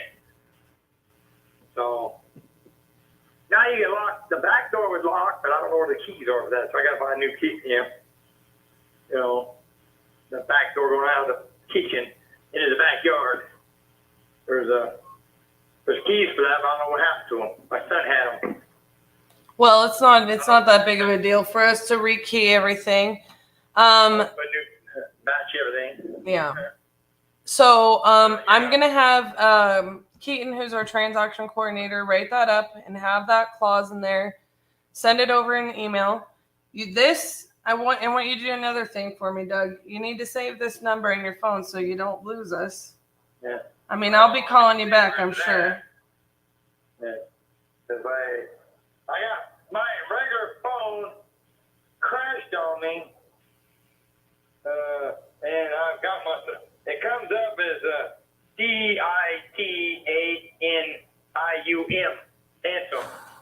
Titanium is our business name. It's Titanium Investments. Yeah, that's what comes up as the name when you call. Yep, that is our business. And so you're going to be getting an email from Dropbox sign with Titanium Investments. It's going to have all that stuff I outlined from you. Once we get that signed, I'll get you the title company information over. You'll hear from Transaction Coordination at Titanium Investments. You'll get emails from us, and we can get the process started. And I can time out. Like I said, 13,000 sounds good to me right now. I gotcha. Just so I can get out from underneath the house. I gotcha. So I can move on, and I just want to move. And plus I live an hour drive away from work, or looking to move closer to my job and her job. Where do you work, Des Moines? Yep. Gotcha. Okay. And she works in Ankeny. We're looking at possibly going to Nevada. She found a mobile home park over there that's got nice little trailer park. She'd like to go over there. We're going to try to, if I get this all in, whatever, we'll go over there and try to see if we can rent on or whatever. That's one over there in Nevada. I gotcha. Mobile home. Okay, well, we'll get that paperwork started, and then we'll work on getting it lined up for us to do our initial walkthroughs, and I'll try to condense that as much as I can. Okay, I'll make sure to let her know that don't you dare say they can't come over. You go in there and just keep your mouth shut. Let them come up with their own idea. Yeah, we'll definitely come up with our own either, no matter what she does. We look at this very, we're very human people, and we very much care about our sellers and their situations. But we look at the property. I'm not looking to get rich. I just I thought about $40,000 would have been nice, but right now 13 to 15,000. You got the house. Yeah. The only way you're gonna get it anything more is close to 30. Like I said, I'll be happy with, like I said, the 13. I'd be even happy with 15. That's the highest I want to go. I ain't gonna go any higher than 15,000. I'll chase everybody away. Yeah. So now one person offered me 20,000 in my pocket, but then I can't get it. I was gonna have to think about it. He's supposed to call me back, and I tried to get hold of him, and I can't get a hold of him now. Right. And his number come up as someplace in California, and there was a broker. He's willing to buy the house, and I walk away with 20,000 in my pocket. Yeah. Well, I gotta get my guy out there to do the assessment. So that's what I'm gonna do. Yeah. Is I'm gonna get my people out there, and we'll get everything started at title, and we'll go from there. And I'll hear from you. We can talk again about what my assessments are, and if it's like, okay, we're good at these numbers, and we can move along down the line, then we'll get it closed. I gotta have money to pack up and pay rent. I totally understand. For a truck and take time off work and keep bills paid while I'm off work. I totally understand. We'll definitely work out the details, but let's take it one step at a time, yeah? All right. Okay. Okay. All right, Doug. That should be over here in the next 20 minutes or so in your email, okay? I got to run because I got to get into a meeting, so I'm going to have Keaton write that up now, and we'll work on getting that scheduled. Okay. Okay, thanks, Doug. We'll talk to you soon.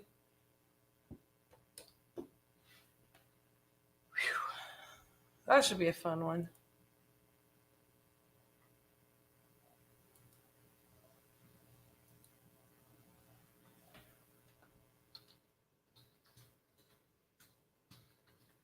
I'm just going to leave some notes about the finished out attic, finished out basement opportunity.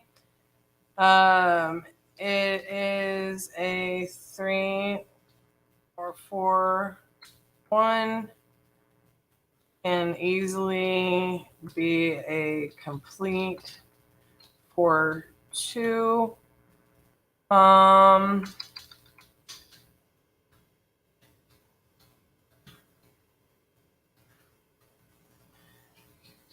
Wholesale.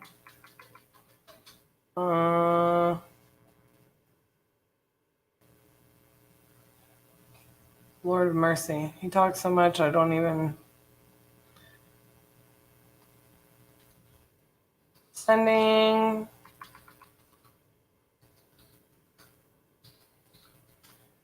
$68K. He does not want to go lower. He has put more than that into the house.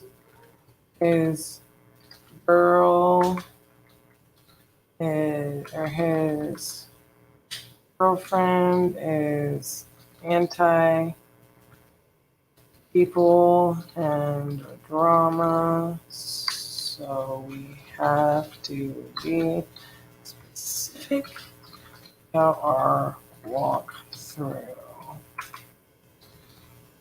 Innovation clause included in the contract to try to just assess what the best way is to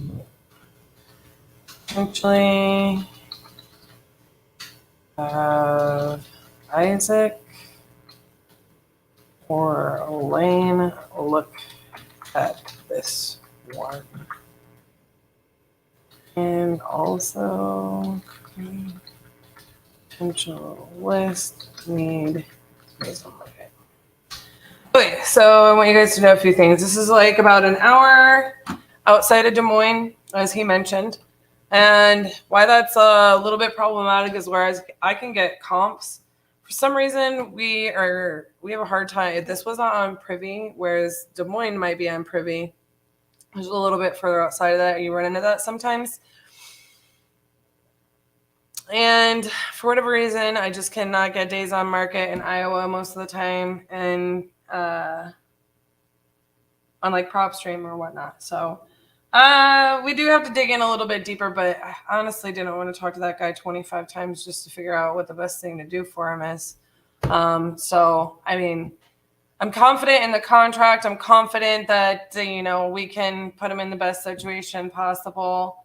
It sounded to me like, the property could technically go for 90 to 98 if it really was all fixed up, but there's a couple things going on. Either, they're growing drugs in that house, or they're I don't know.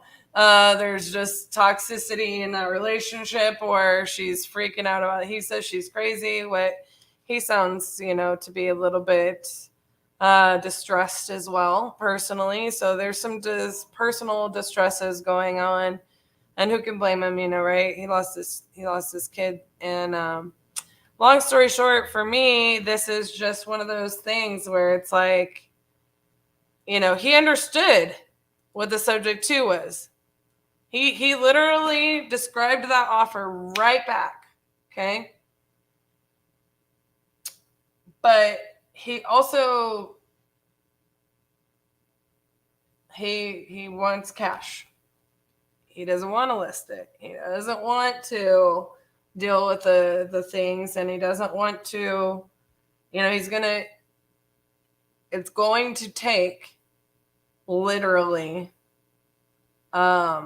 somebody setting it up and just telling him, this is what you have to do in order to get what you want, so otherwise he's just gonna keep running around in circles, poor thing. So hopefully we don't have to get on too many phone calls through the end of that close, because Lord have mercy. Anyways, friends, I am going to go run my errands that I am now running late for. I'm gonna let RJ come back on here, and I will see you guys probably at least one other time before end of day. Give RJ a lot of positive support and cheerleading until I see you. We are going to give you everything that we have to succeed. Use the tools that we've given you. Utilize the knowledge that we've instilled in you over these past couple days. Skip tracing, cold calling, and SMS, and how they create a process that's very simple but very, very, very effective. I feel like it's going to transition our business from here all the way up. As an example, these two gentlemen are really doing something special with Batch Driven on average, getting how many deals a month? 5 deals a month from Batch Driven. That's our first year in business, and we just did 560,000 gross revenue. Woo!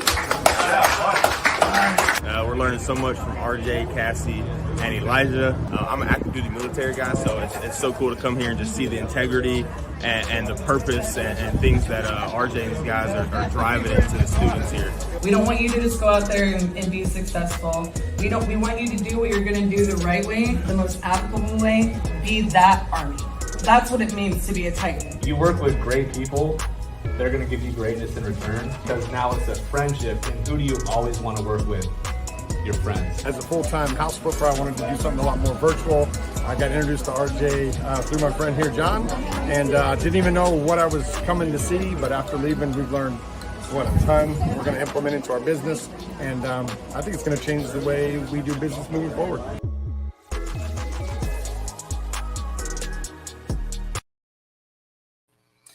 What's up, guys?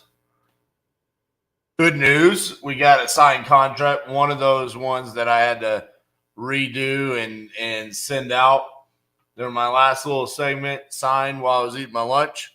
So we are officially up to 63 contracts signed out of the 94 sent. That was lead Zolo. So that brought us up to 63.2% of our contracts sent have been signed from lead Zolo. So that's good. Increasing those numbers. So yeah, just wanted to give you that quick update before I get back on the phones. So exciting stuff.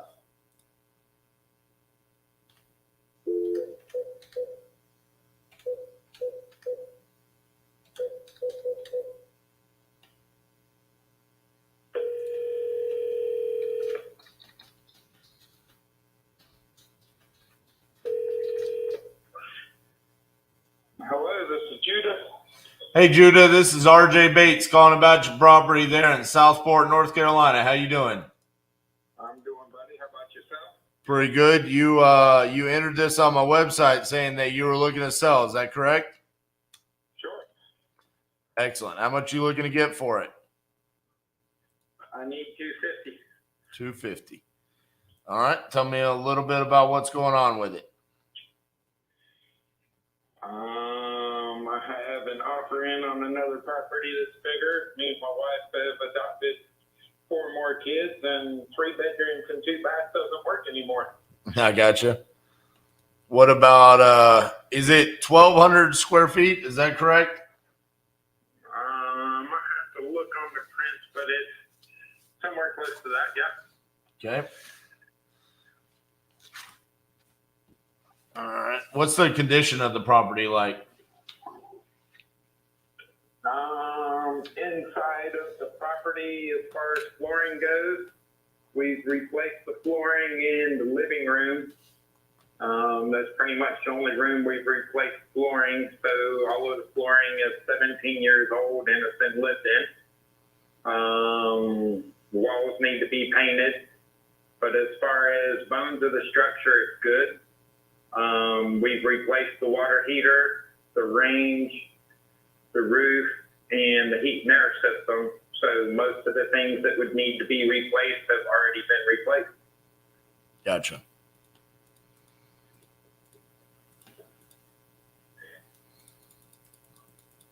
So taking a look at the comps for 1,200 square foot houses. So we've got one that was 1,200 square feet, another one that was like 1,100 square feet, another one is 1,275. Sold for 220, 222, and 280. So, you know, I'm an investor. I mean, I like the fact that it has older floors and needs paint. But, you know, for me to come in and do that, I mean, I don't think I'm going to be anywhere close to 250, just being honest with you.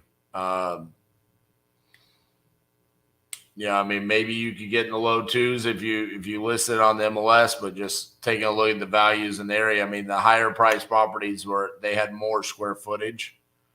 So I don't quite see the value on how I'm going to be able to get to 250, especially if I'm going to need to do some work to it. I understand.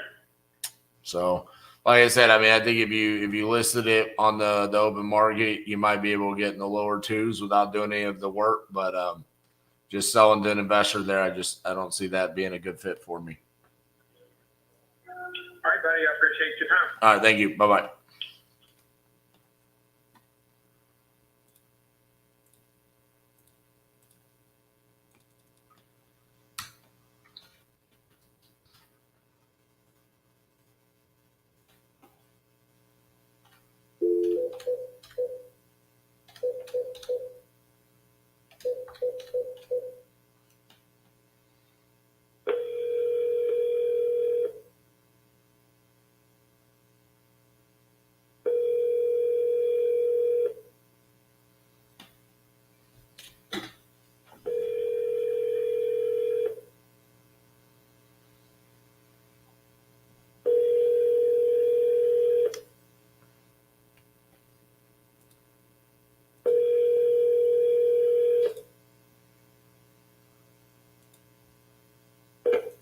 Hello, this is Yaritza. I'm not available right now, but please leave your name and number and I will call you back. Have a great day. At the tone, please record your message. When you've finished recording, you may hang up or press 1 for more options. Hello, this is RJ Bates calling about your property there on Saddleback Ridge. You had entered it on my website saying that you were looking to sell that property. If you could give me a call back at 817-710-8689. Thank you.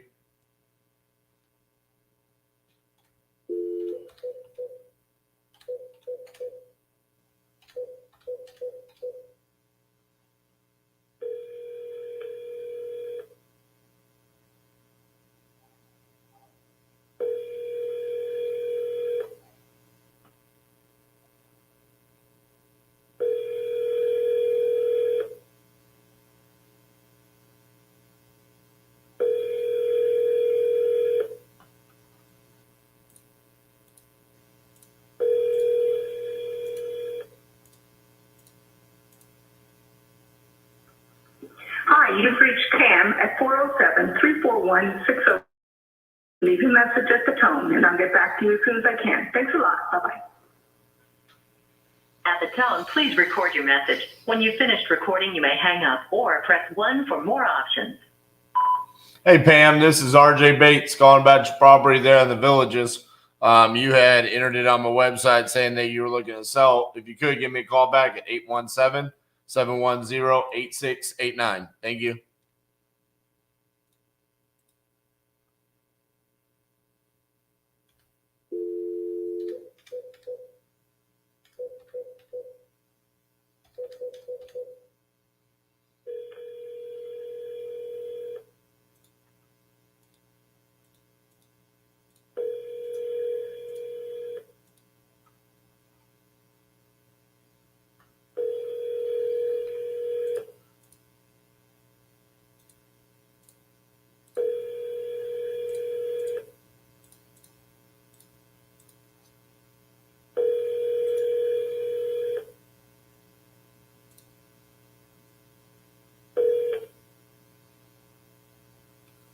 Please leave your message for 61990. Hi, Ruth. This is RJ Bates calling about your property on Coa Court that you entered on my website saying that you were looking to sell. If you could, give me a call back at 817-710-8689. Thank you.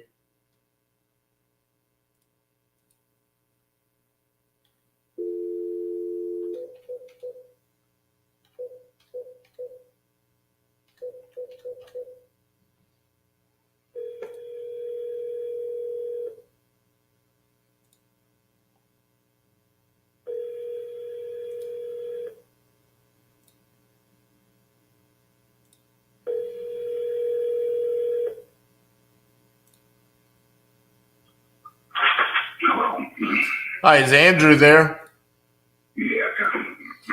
Hi, Andrew. This is RJ Bates calling about your property on Blair Street. You entered this on my website saying that you're looking to sell that property. Is that correct? Yeah. Awesome. How much you looking to get for that property? I don't know. Y'all make the offer. Go with it from there. Okay. Well, I don't know anything about the property, so can you tell me a little bit about it? 3-bedroom, 1 bath. It's vacant. That's all I know. It's free and clear. Is it occupied or is it vacant? No, it's just vacant. Does it need work? Yeah. How much work? Well, no, I don't know. That I don't know. Yeah, I know it don't need a roof. It's primarily outside cosmetic surgery. Okay.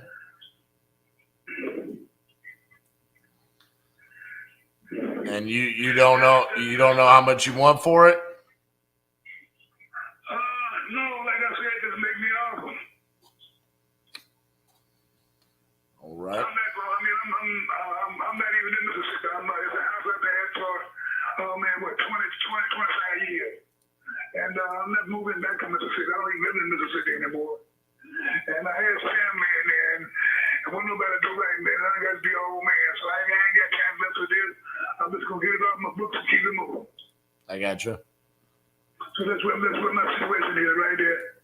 Like I said, I know it ain't no Taj Mahal. I ain't trying to get all that, but I do know it's in a historical district, and I think it's tax assessed at something about 28 to 30. Okay. So what I'm saying, I know what they go for. I don't really know what they go for down there on the way back of the houses or stacking or what. I'm just trying to move it, give me a good place and a fair offer. That's all I'm asking. Gotcha. All right, give me And one if you second. got a cash money to say, I tell you what I do. Give me 65? 65. 65. I don't know about that. That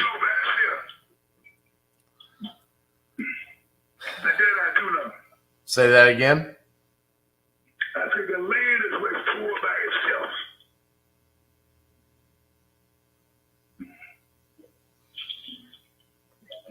All right, give me just a few seconds here.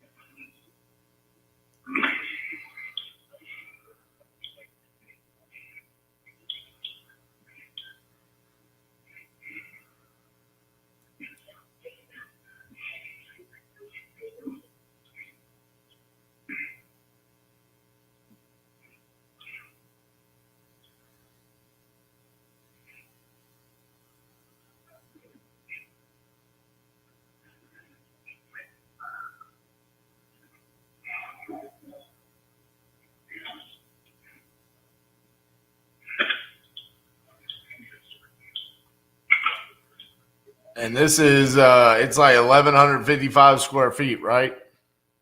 Yeah, somewhere in there. Them 12 somewhere along in there.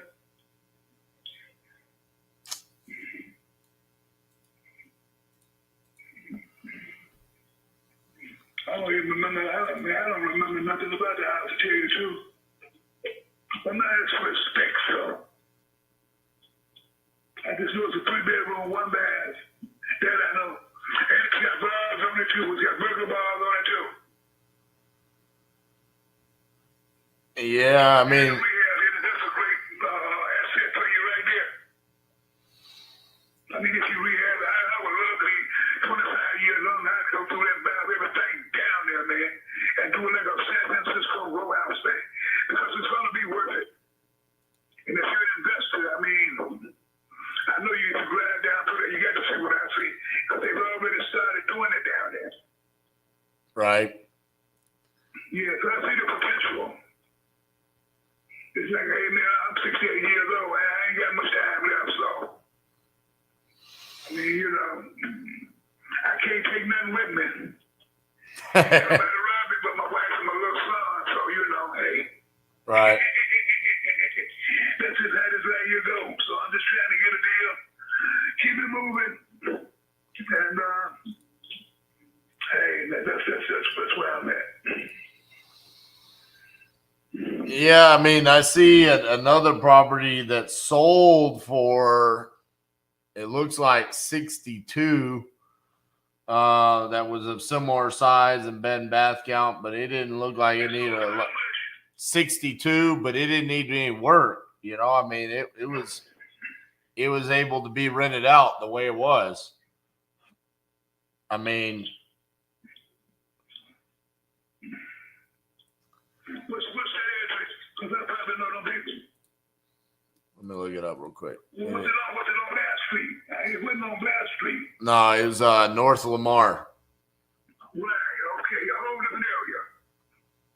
I guess, I mean, originally, I'm out of Jackson, Mississippi. I mean, North Lamar is half a block over. Like, oh, look, it's like crossing the railroad tracks. No, it's one street over from you. Like crossing the railroad tracks. Yeah. I tell you what, you give me an offer and let me see what I can do with you. How about that?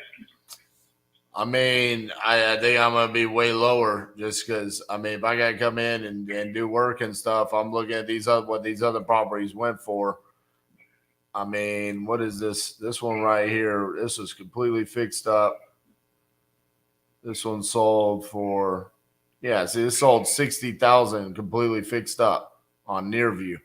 So 60,000. Yeah, but that's fixed up.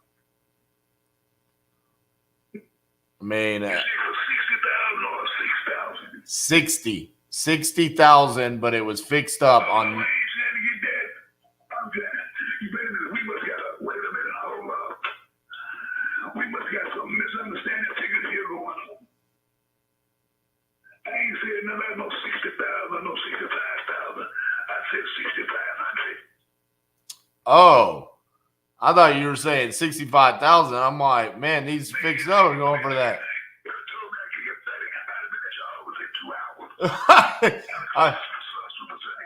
I was about to be like, man, I'm not seeing it. Like, I don't know what you're thinking, but I'm not seeing it. Now, 6,500?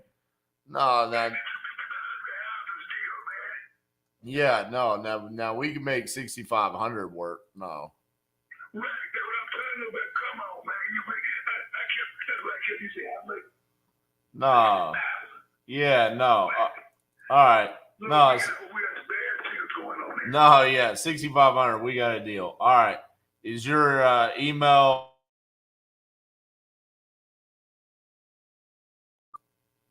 right, now listen to me. Now, it's going to be, I don't know how the paperwork going to come up when you go back. How long it take you to close?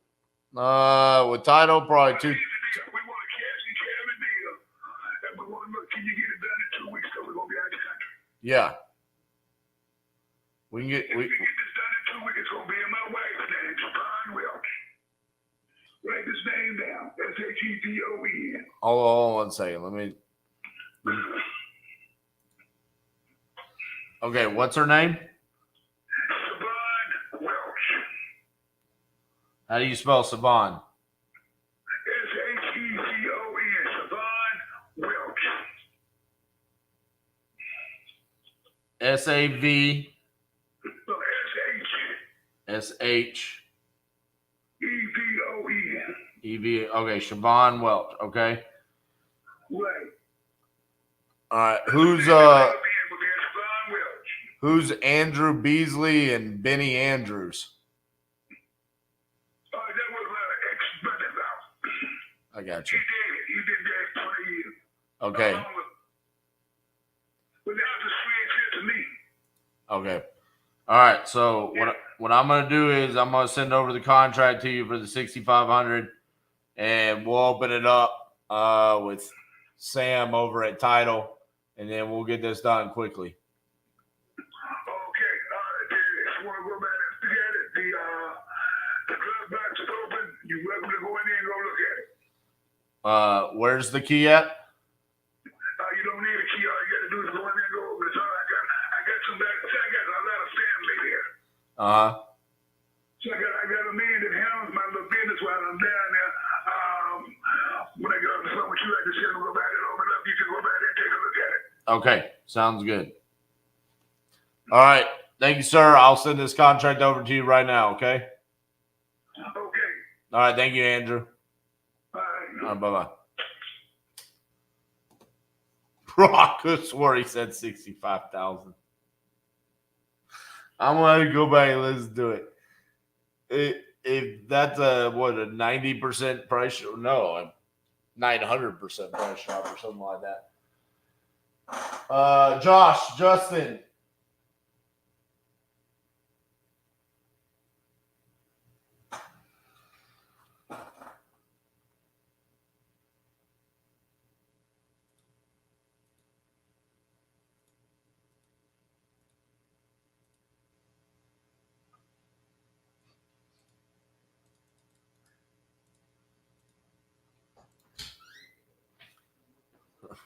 Okay, so we just got a deal in Jackson, Mississippi.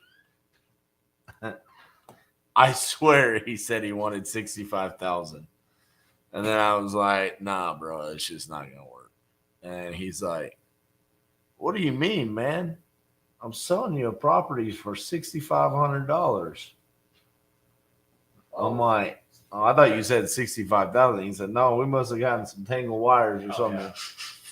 He's like, now listen, I'm giving it to you for a price, okay? So I need this done in 2 weeks. So our property is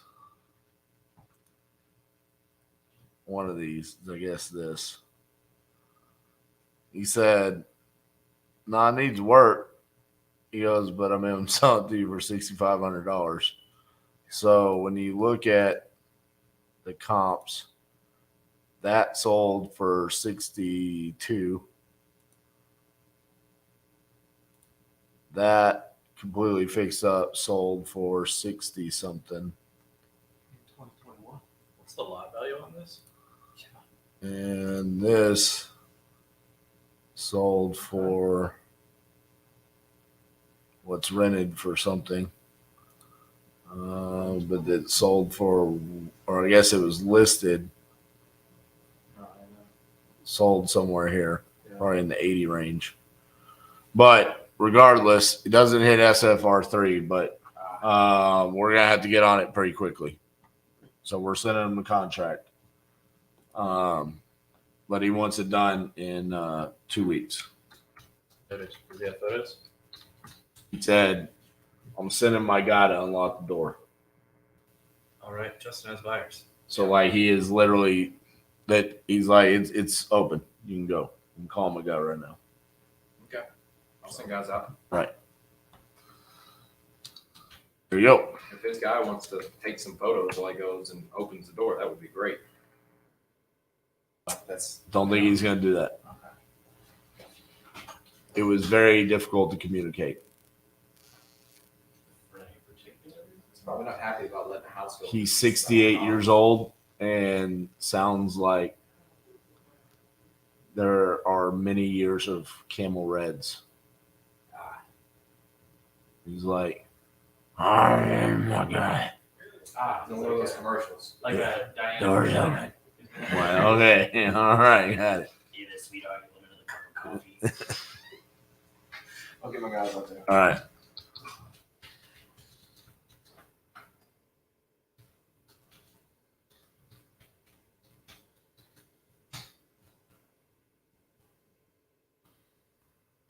All right. Good old Jackson, Mississippi.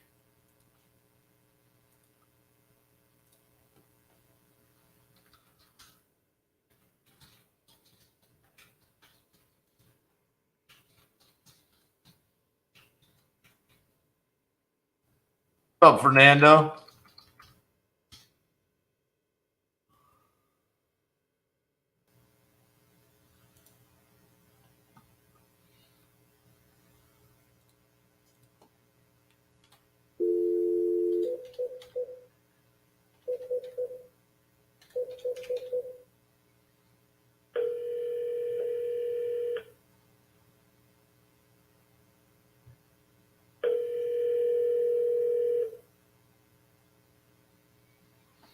Where's the pizza?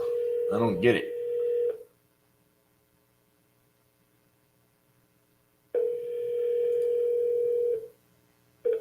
Your call has been forwarded to an automatic voice message system. 850559 is not available. At the tone, please record your message.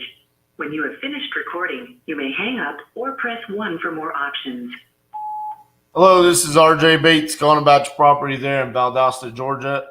You had entered this on my website saying that you're looking to sell. If you could give me a call back at 817-710-8689. Thank you.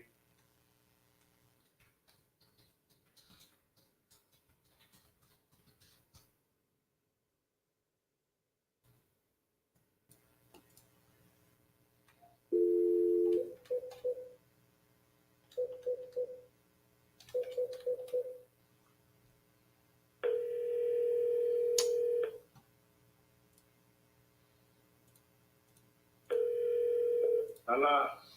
Hi, is this Eamon? Yeah, this I'm sorry about that. You had entered your property there on Walcott Street on my website saying that you're looking to sell. Is that correct? Oh yeah. Awesome. How much you looking to get for that property? I'm looking for you guys to pretty much make me an offer. I'd say maybe like 40. 40. All right. Let me. What's going on with it? Is it vacant, occupied? What's the deal with it? It's occupied. It's partially modernized, renovated. 3 bedrooms, bathroom. 3 bedrooms, 1.5 bath. Pretty fair house. Pretty fair house for real. Okay. Just looking to kind of move out of town. Looking to start over if I can, if I can. When you say it's partially renovated, what do you mean by that? Then they have brand new cabinets put in, countertops, flooring, redid the bathroom. The only thing that hasn't been redid is the basement. Okay.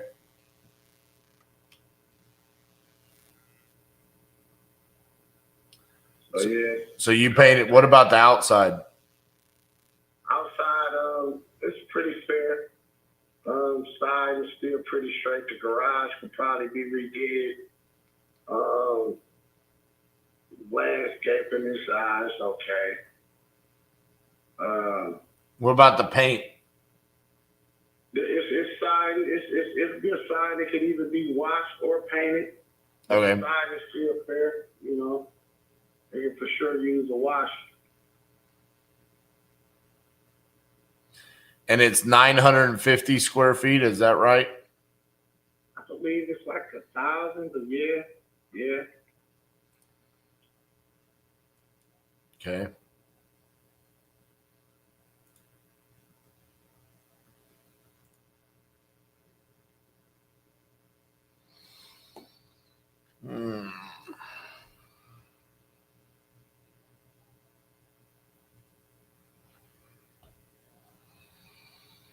I mean,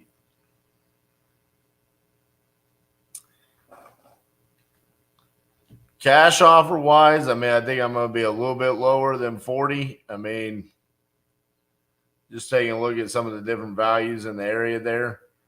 I mean, obviously some properties can be picked up for, super cheap.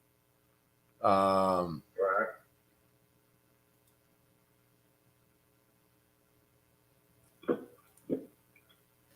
But there's no commissions, there's no closing costs or anything like that. So we help you out a little bit there. Mm-hmm.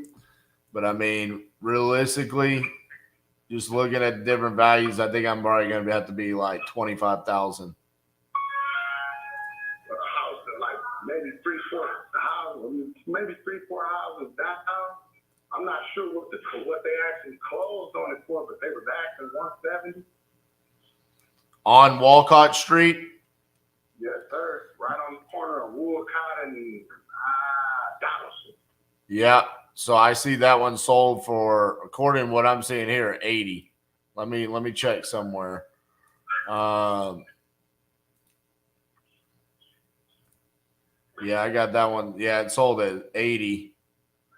But one of the things there is that's a brick house, and it was also 1,400 square feet, so it was quite a bit bigger, Okay. Yeah, they started at 125 and then they dropped to 99 and then they sold at 80. Okay. So, and that one, was kind of fixed up, bigger brick. So, you kind of discount the value on the square footage. And then you say also for the brick, and then that's if it was fixed up. So even if we just took that price per square foot, which on that one was $58 a square foot times, and your property is 950 square feet. That means your property, if it was fixed up and sold for the exact same price per square foot, is $55,000. It's for sure fixed up. I can see you some pictures. Only thing I can say that they got is the brick. I went inside the house. When we talking inside, it's a shitload of a difference. So you've done the floors and the paint and everything like that, right? Yeah, it's recessed lighting. It's fully. It's nice in here.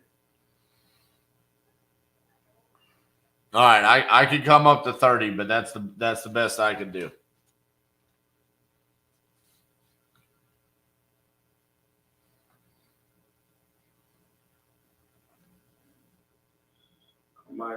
I might consider it.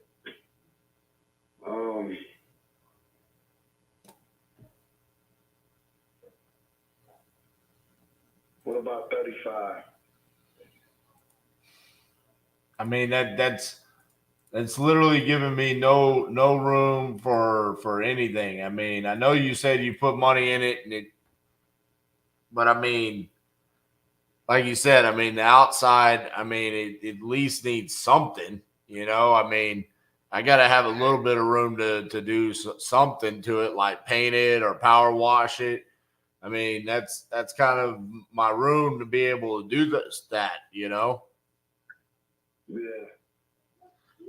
I feel you, and I'm not trying to poke you in the eyeball or anything like that. But realistically, the best I can do is 30. 30. Okay.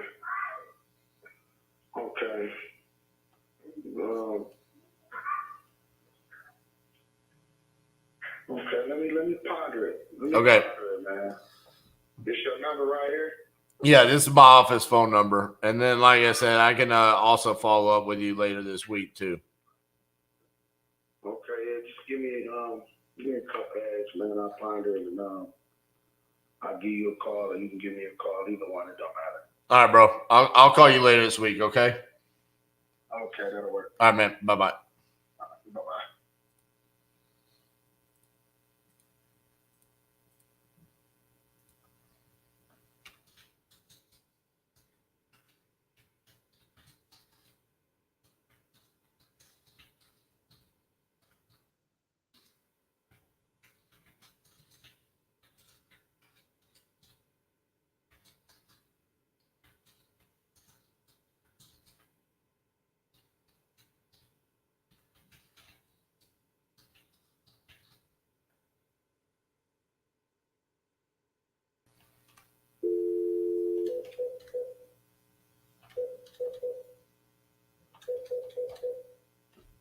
The number you have dialed is not in service.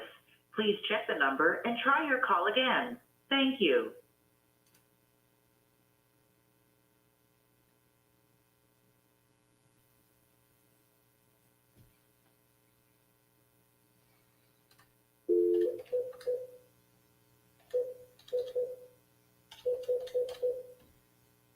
The number.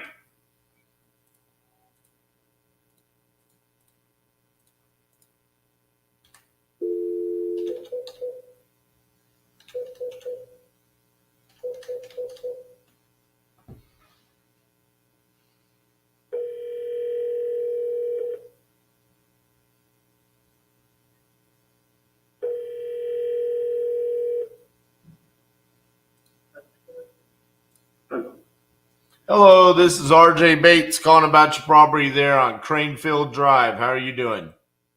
I'm good. How are you? Good. You had entered this on my website saying that you're looking to sell. Is that correct?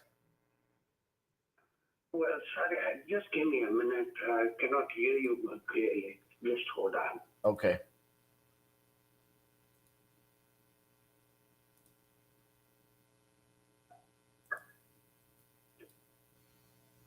Yes, sorry, go ahead. And sorry, I didn't get your name. My name is RJ Bates. You entered your property on my website on Cranefield saying that you're looking to sell that property. Is that correct? Yes, if I get a good price. Okay. How much are you looking to get for it? So are you the same one who says that you buy the property in cash? Correct. Okay. Well, if I have understood you correctly, you have asked what are your expectations. So have you seen that? No, I've not seen it. No. You just Okay, because you filled out a form on my website saying that you wanted to sell the property. So I just wanted to see how much you were looking to get for it, see if it would be a good fit for us. okay, so well, that's why if I remember correctly, you said what are your expectations? So I had put at 370. 370? Yeah. Okay. All right. I think in order to get 370, the best thing for you to do would be to list it on the MLS with a realtor. Okay. Yeah, I mean, because as an investor, there's, that's pretty much full retail for us. Okay. Well, what is your offer? I don't have one. I mean, if you have a $370,000 house and there's no motivation to sell, besides just needing to sell, I mean, I would say, hire a realtor and list it for the 370. Okay, thank you. Thank you. I appreciate your call. Bye-bye. Bye.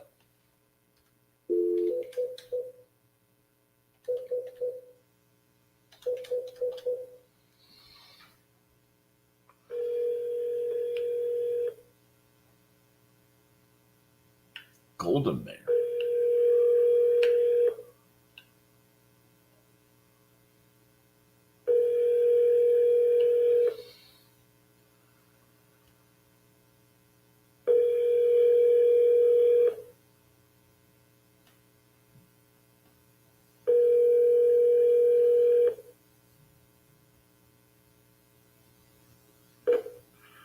Hi, you've reached the cell phone of Dr. Chad Best with South Texas Pediatric Gastroenterology.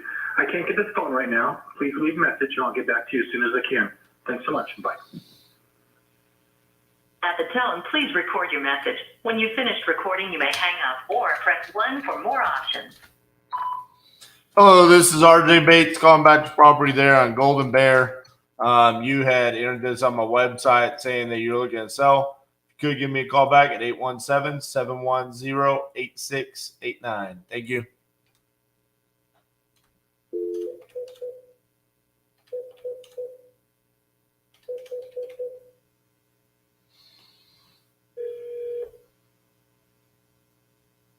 Please leave your message for 714-924.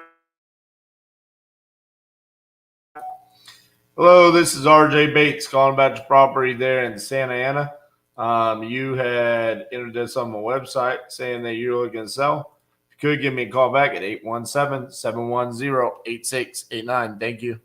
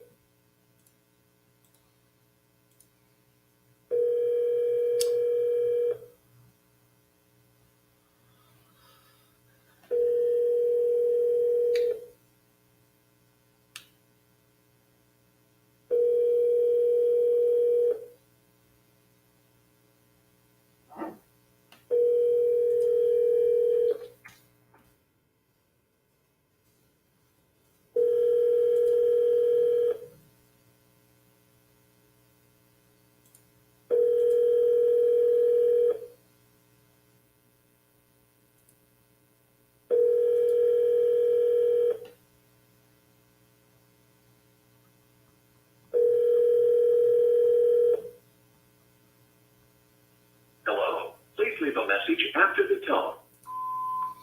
Hi, Mary. This is RJ Bates calling about your property on Jamestown. You had entered this on my website saying that you were looking to sell that property. If you could give me a call back at 817-710-8689. Thank you.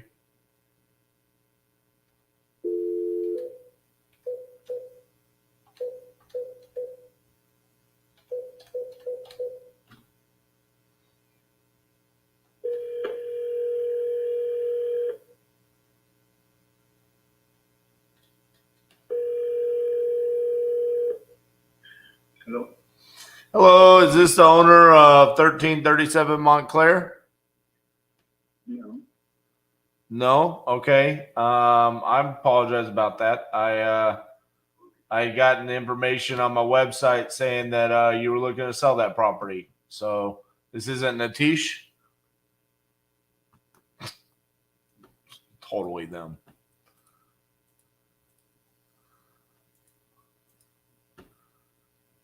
That's awesome. And they entered 2 properties. Cool.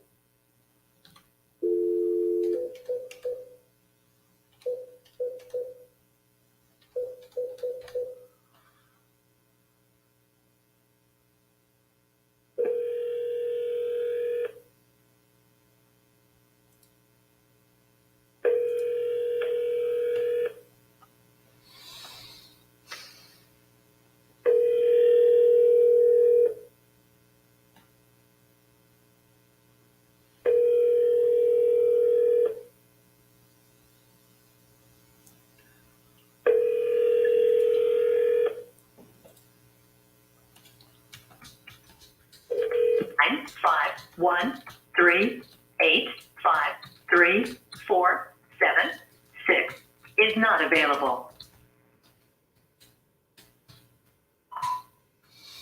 Hello, this is RJ Bates calling about your property on Los Olivos, maybe. You had entered it on my website saying that you're looking to sell that property. So if you could give me a call back, 817-710-8689. Thank you.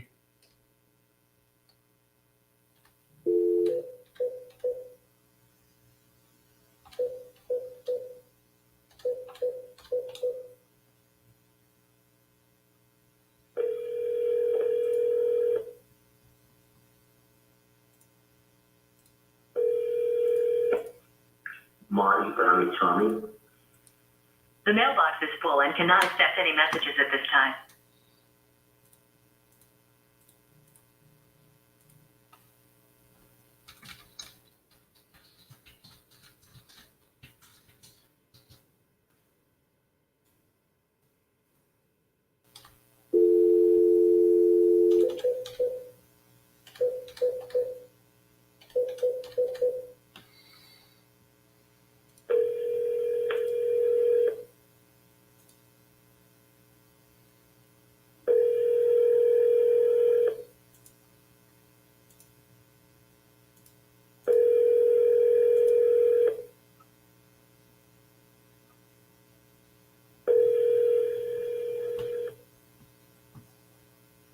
call has been forwarded to an automated voice messaging system. Joel. Is not available. At the tone, please record your message. When you've finished recording, you may hang up or press 1 for more options. To leave a callback number, press 5. Hey, Joel, this is RJ Bates calling about your property on Stanford Avenue. You entered it on my website saying that you're looking to sell that property. If you could give me a call back at 817-710-8689. Thank you.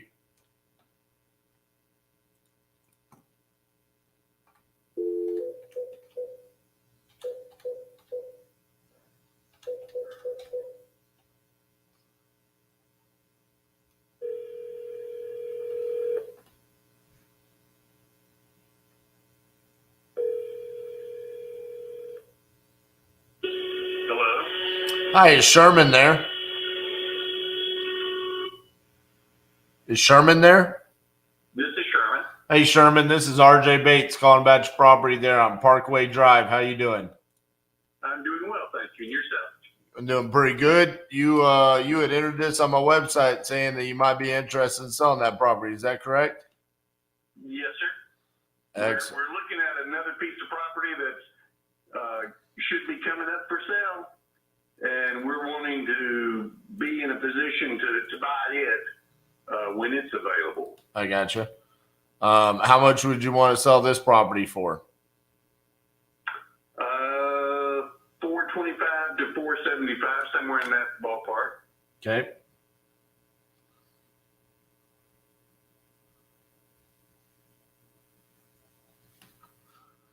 Let me see here real quick.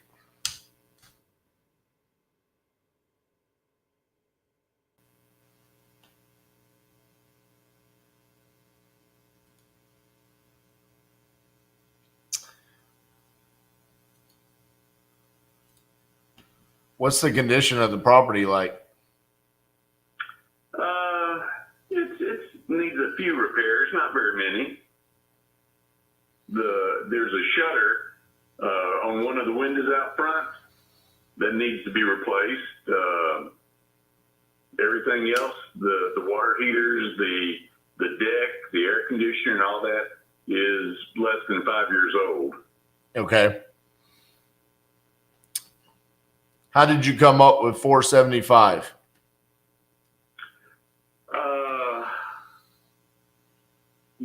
I think that's wishful thinking. Gotcha.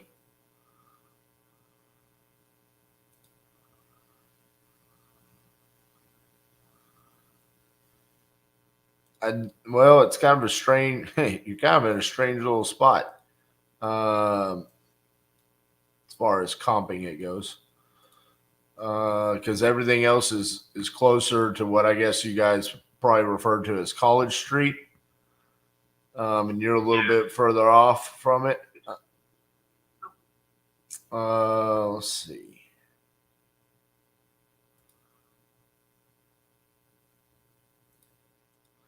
What about like the kitchen and the flooring and stuff like that? Is that been there for a while, or has it been updated? The kitchen, we put in hardwood. What do they call it? It's manufactured hardwood floor. Yep. We put in that about 7 or 8 years ago. Okay. Still in good condition? Yes.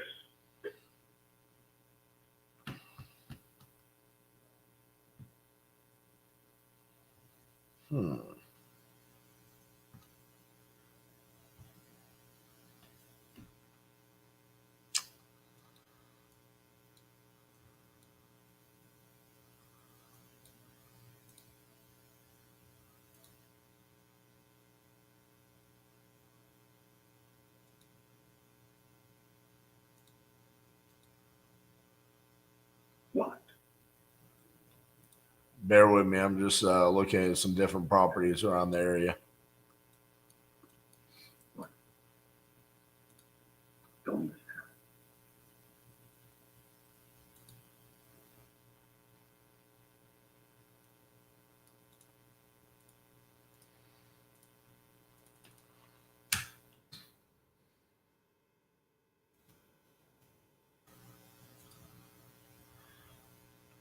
I had to hand it to you. You gave me one of the more creative answers to how'd you come up with that value. Wishful thinking is one of the more creative answers. I have to appreciate it. I mean, there's a certain level of it's kind of refreshing to hear that. Yeah, it's blatantly honest there. Yeah, I mean, listen, I'm on the phone with people all day, every day, you know, and sometimes people are like, 'cause that's what my house is worth. I'm like, oh, okay. Right. Very good. I'm like, I always thought your house was worth whatever somebody was willing to pay for it, not a number that you know. What year was that one built? See, the other thing I got to pay attention is the year built around you, because you've got, you know, you're in the 60s, and then you've got some 80s, and then you've got some early 2000s, and then you've got some new builds going on as well. Right.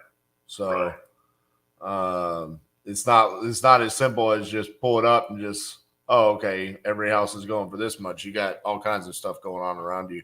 Yeah.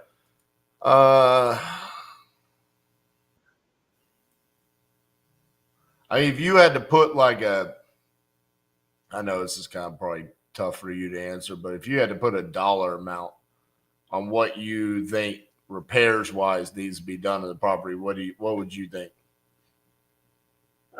There's probably $15,000 to $20,000 worth of things that would want to be done. We had a real estate person come by and give us what they thought they could sell it for, and that was $525. Gotcha. And the type business that you're in, you got to turn a profit also, so you're not going to sell it. You're not going to buy it for $525 if that's all you can get it for. But they were wanting to do we've got paneling in the den, and they wanted to take that out and put in drywall and do a whole lot of things that to upgrade it or you know, get it more in line with what people are buying these days. Right. And what they were going to do to it was in the $120,000 bracket, repairs, or not repairs, but renovations. Jeez, 120. That's a lot of work. Oh yeah. They were going to take out all the carpets, the walls, put in new flooring and new walls, update some of the fixtures in the bathrooms. They were going to do quite extensive work to it.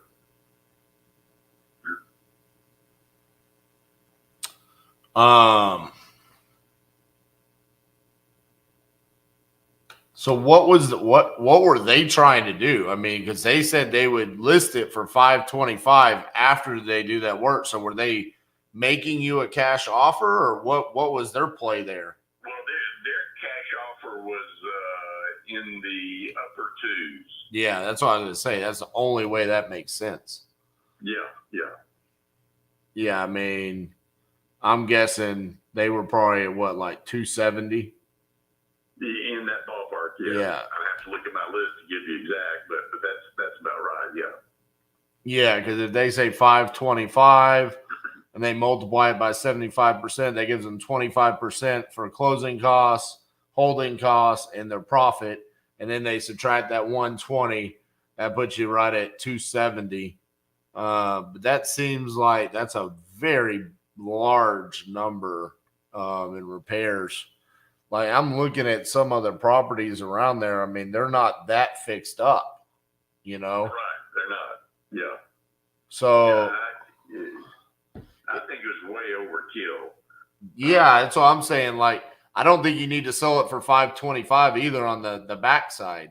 You know what I'm saying? Like, I feel like there's a common ground here where you got to realize where you are location wise, you know, like, I mean, it's an older neighborhood, so the houses like you were saying, we're in the 60s, and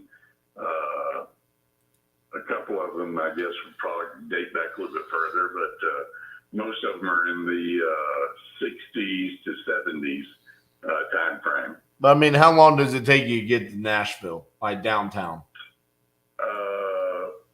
15 minutes to an hour, depending on the traffic. Right.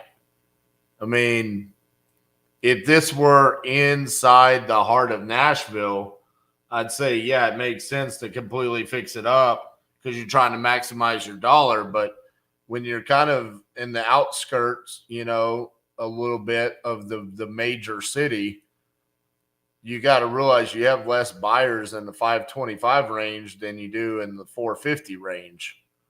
So if you say, hey, let's just sell it for 450 on the backside and do the same math, and then you say, all right, you're saying somewhere in the $20,000-$25,000 range. See, I'd probably want to be closer to like 300,000. Yeah. You know, that way I'm doing less work. You could potentially make more money, and then there's more buyers to buy it on the backside. Like that makes more sense for everybody involved, in my opinion, you know? Yeah. And also I'm not trying to come in and gut a house and do $120,000 in repairs where Lord knows what's going to go wrong, you know? Exactly. I mean, so realistically, that's probably on a cash side where I'd want to be. I mean, somewhere in the range of 300,000. Now, I do think if there's probably a pretty good chance that you could get more than that if you listed it on the MLS. But I mean, it's really just based because you have more square footage because you've got 3,500 square feet, right? Yes, that's right. So the square footage is both a good thing and a bad thing for you. Yeah. It's a bad thing when it comes to, hey, the house needs work, because then everybody says, well, it just based off the size, it costs more money, right? But on a square foot on resale value, you know, I mean, you've got quite a few properties around you that have sold. You know, like you've got a 1959 build that sold for $365 that had less square footage than you. That doesn't look like it's overwhelmingly fixed up. So say you got somewhere in that range, you know, you could probably net like 330, 335. So there's, you know, it just kind of depends on how quickly do you want to sell? And I guess that depends on when you get your house, like if you're going to be buying something. Exactly. I was just trying to get some ballpark numbers that I could plan with. Right. And see where we go from there with when this other house comes up for sale. So let me ask you that, because another thing is if you were to sell your house on the open market, the reality of it is the majority of people that are going to be buying it, retail buyers, they don't care about your situation, right? They have like their own situation. Right. So when they buy it, they're going to be like, hey, I need you to get out of here so I can move in. So there's also that situation too, where if this house does come available and you said, hey, I want to go buy it, we could also be a better fit for you from that aspect, where we could time our closing to happen before, so you could close on time and you would have time to move into it or move your stuff out and all of that kind of stuff. So there is a little bit of a give and take there with working with the investor on that aspect of it outside of just the financial side. Yeah. Okay. So something to think about there, but yeah, realistically, I'm probably going to be in the close to 300,000. Okay. That's good. All right. Well, I appreciate your call. All right, Sherman. Well, appreciate it. Let me ask you this, because otherwise I don't know what to do with your information here. Is there a time frame in which this house could potentially be going up for sale? And like, when should I follow up with you? Follow up in about 3 months. Okay. All right. I'll put you in the system for that. We'll talk to you then. Bye-bye. Okay. Thanks. Bye-bye.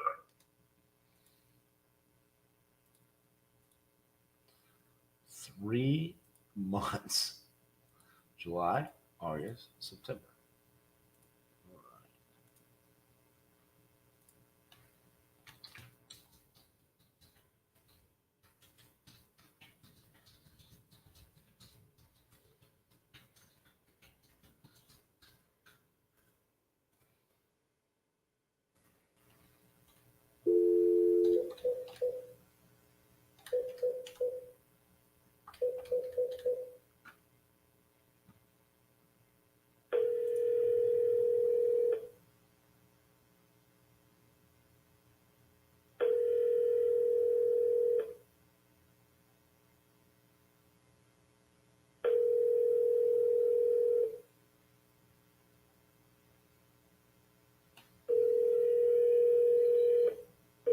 I'm sorry, but the person you called has a voicemail box that has not been set up yet.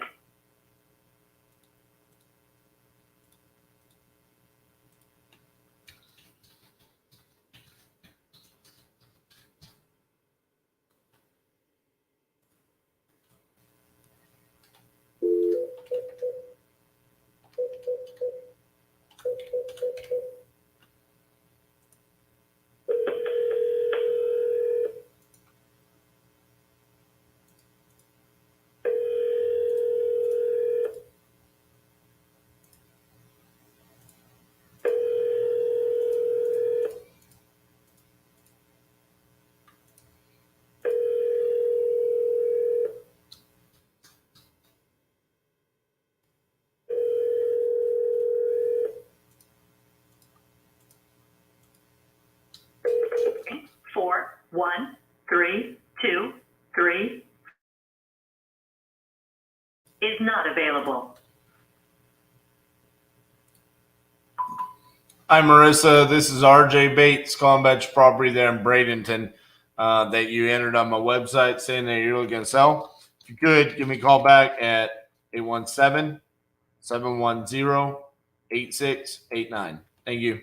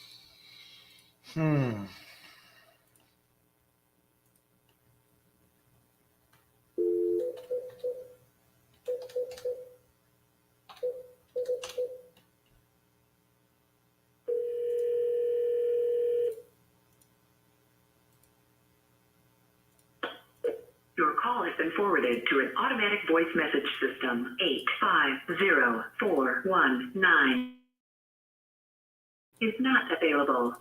At the tone, please record your message. When you have finished recording, you may hang up or press 1 for more options. Hey, Samantha, this is RJ Bates calling about your property on Bearhead Road that you entered on my website saying that you're looking to sell. If you could, give me a call back at 817-710-8689. Thank you.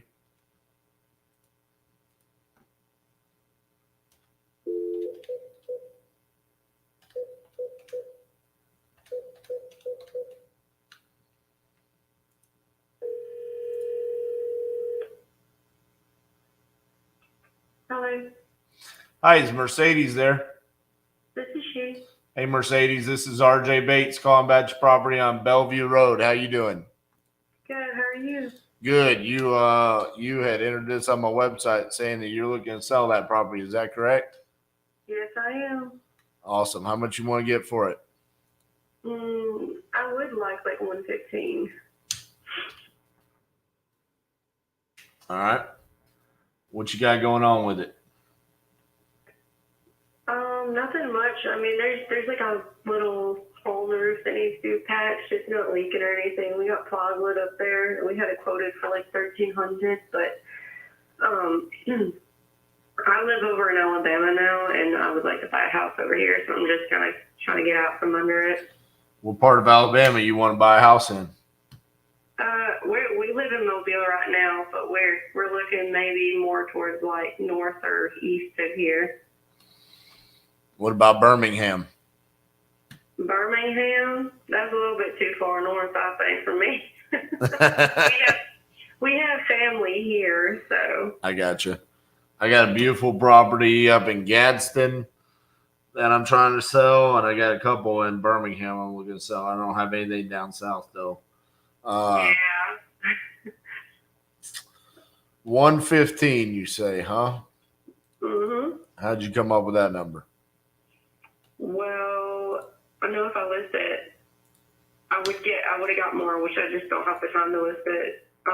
But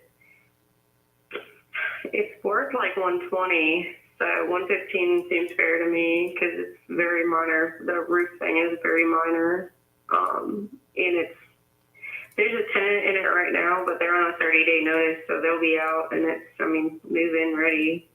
So. How much were the tenants paying? $1,000, and that was 2 years ago. So they've been there for 2 years. So I mean, I would go up if I had a new tenant. Right. I mean, I'm an investor, so I mean, it's tough for me to make sense of it if it's worth 120. There's no money to be made there if I pay 115, you know. Mm-hmm. I mean, there's just not much that I can do with it at that price, and I don't necessarily disagree with your price. I mean, looking at it, I think you could get anywhere between 115 and 125. So, I mean, like I said, there's not much that I can do with it. I just think probably your best option there is, unless you're just willing to sell it at a discount, is just to list it with a realtor on the MLS, you know?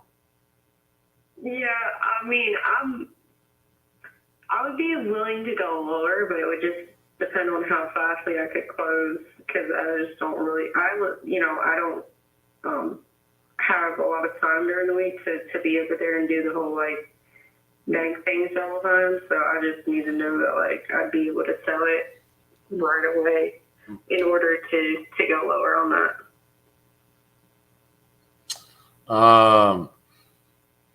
Yeah, but I mean, how much is that worth? I mean, how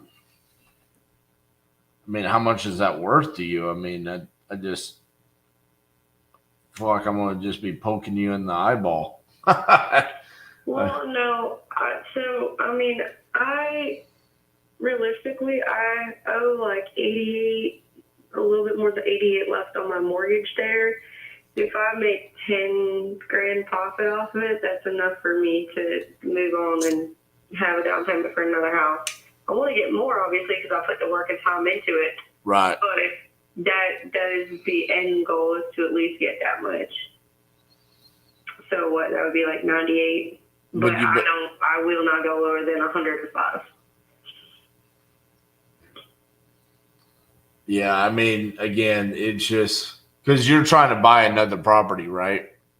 Mm-hmm. So you couldn't even. Yeah, I mean, again, I can get a VA loan, so I don't actually need a down payment. But so that's not really what I'm worried about. But I also am like a low bomb myself either. So. But I was gonna say, is there any way that we could just take over the mortgage on it and just give you cash for the difference?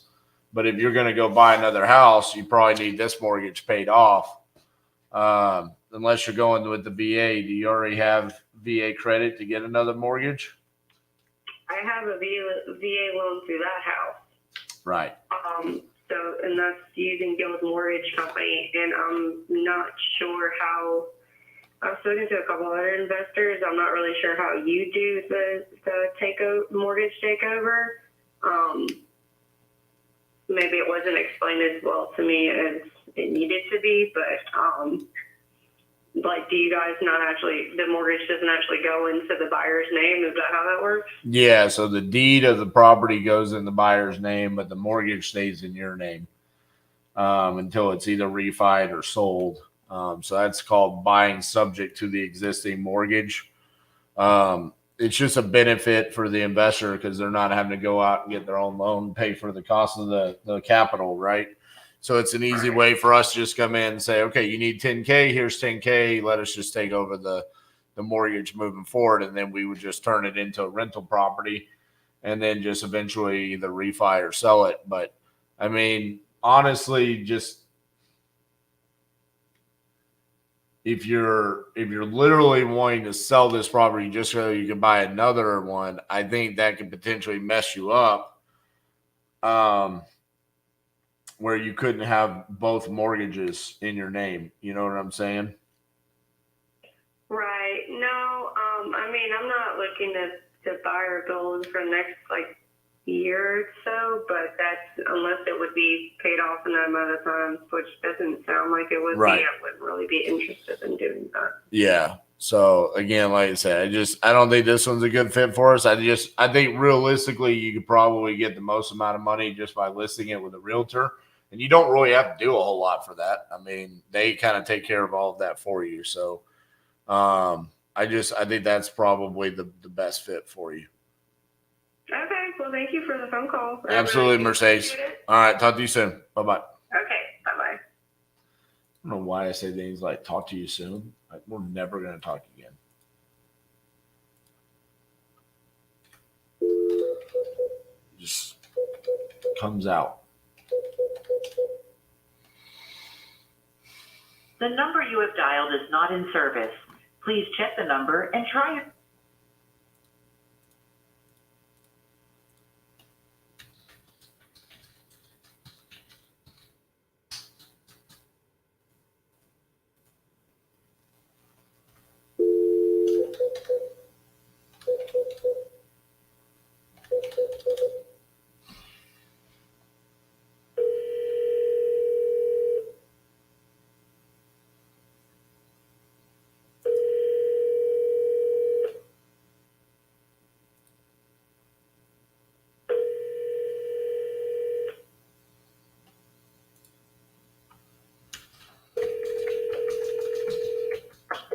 Your call has been forwarded to an automatic voice message system. 77032 not available. At the tone, please record your message. When you have finished recording, you may hang up or press 1 for more options. Hello, this is RJ Bates calling about your property there in Glassport. You had entered it on my website saying that you're looking to sell. If you could, give me a call back at 817-710-8689. Thank you.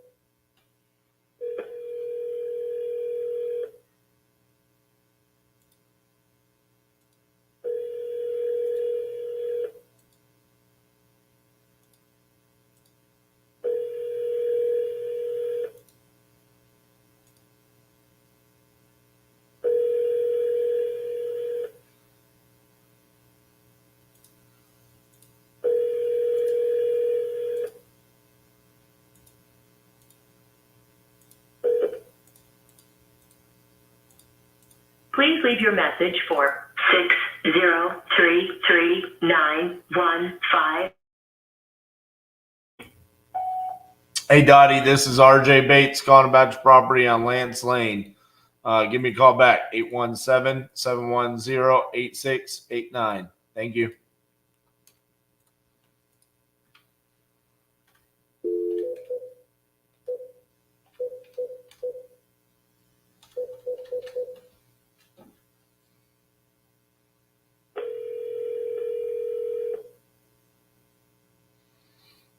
Eric, yeah, you need to have a...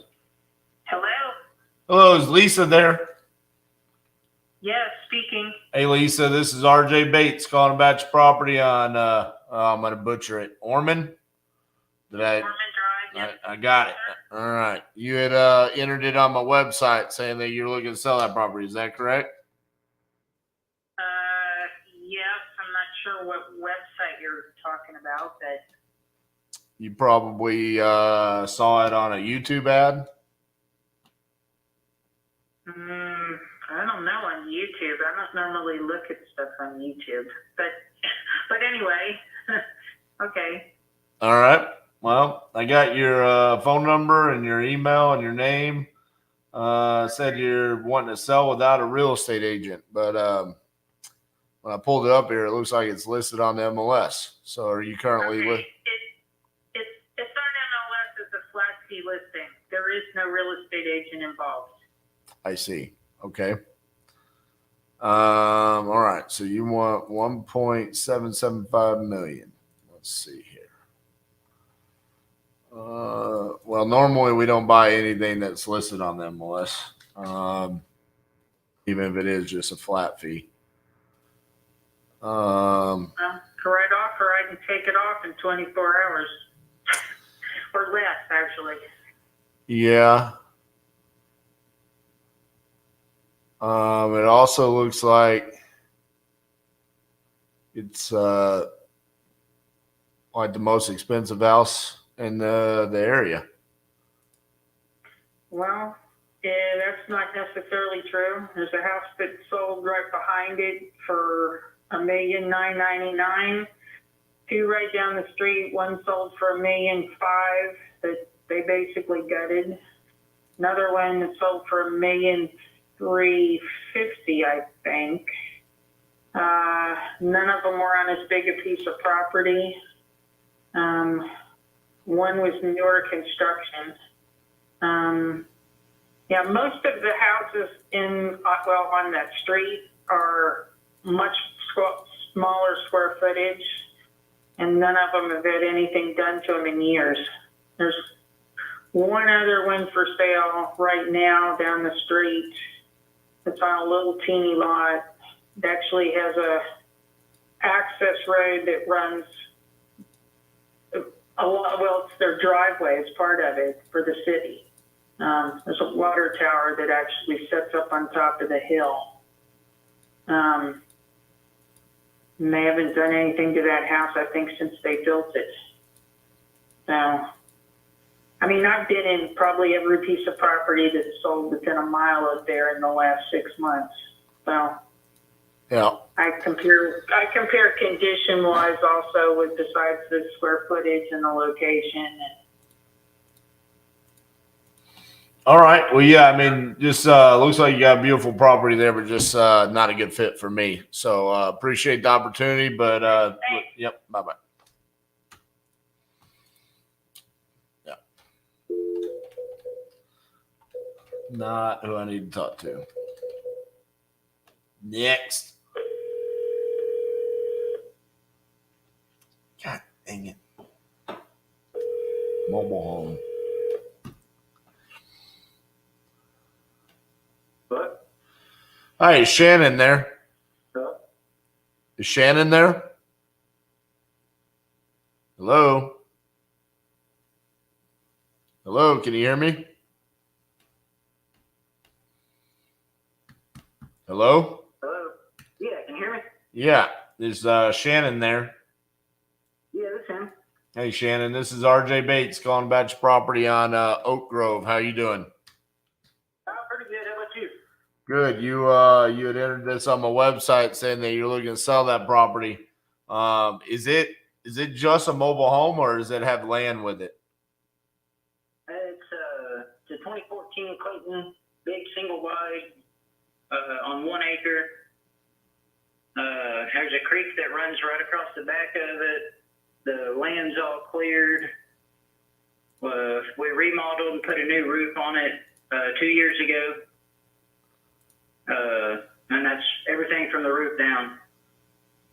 Drywall, paint, flooring. It's got the waterproof vinyl plank all the way through it. Gotcha. But you own the land too, right? Yeah. Okay. It's all together. All right. It's 2 lots on right on the road. It's got water for each side and power on each side. How much are you looking to get for it?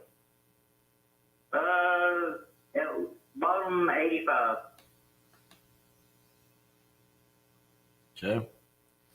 I had a quick estimate done just based on the area and what it sold for in the past, and it was 118. But that's before we spent $15,000 remodeling the inside and added a 12 or a 10 by 26 deck and then a bunch of landscaping and stuff. I gotcha.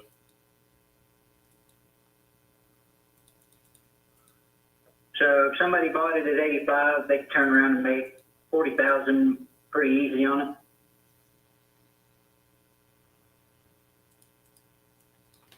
All right, give me just a second here. We're probably looking at selling in roughly about 30, 45 days. That's about how long it takes to close anyways. So realistically, if you were ready to pull the trigger, that's about when you would close. So is that what you're saying? Like, If you want to send somebody out to come take a look tomorrow, that'd be fine. so we don't come look That way at, they get an idea. yeah, we don't come look at properties until we have them under contract. We wasted a ton of time doing that, where people would just waste their time. You know what I'm saying? Well, we're definitely selling. 100% guaranteed. We're selling. We're moving to the beach. Where are you moving to? I'm sorry? Where are you moving to? Havelock, North Carolina. Or somewhere right around in that general area. I was hoping you'd tell me somewhere I own a house so I could sell you a house too. Hey, we're going to be looking for a house when we get down there. Anywhere right there on the coast near the Outer Banks, Morehead City, Havelock, Beaumont. There's quite a few places right down in that area. Yeah, I don't have very many near the coast in North Carolina. The only ones I got right now are Reedsville, North Carolina, but I already sold that one. And then I don't think I have anything close to the coast. I got a few offers at 90, but they would have to go and get a loan and all this other stuff. And Right. to be honest with you, it'd be a lot easier to sign a piece of paper, grab some cash, and be done with it. Right. We just done a title search. It took quite a while to get the deed figured out,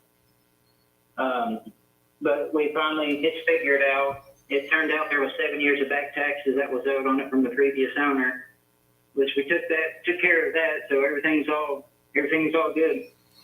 So you already got title open somewhere. I'm sorry? So you already have title open somewhere? No. Well, you did a title search, right? And then it came back. Did you do that through a title company? My wife's grandma did. I got you. The one that bought it. Yeah. We're fixing to pull the trigger on the loan to transfer it to us, because right now we still owe her a little bit of money on it. We've got it about paid off. So as soon as it gets transferred into our name, like we're gonna be good to go. Gotcha. And that's Judy? Yeah. Gotcha. As I was say, I see the owner's name is Judy. Okay. Let's see here. Yeah, we got it paid down to like 35.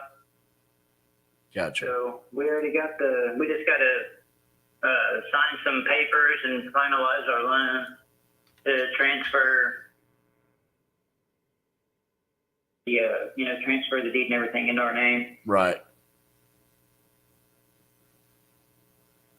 But I mean, if it's something you're interested in, I can give you a call as soon as our loan papers are finalized. And Yeah, let's do that. I mean, I'm interested for sure. But yeah, once you get all that done, why don't you give me a shot back? You can just save my number and let me know when you're ready to make the move. Okay. Yes, sir. All right. Appreciate you. Yep. Sounds good. All right. Bye-bye. See ya.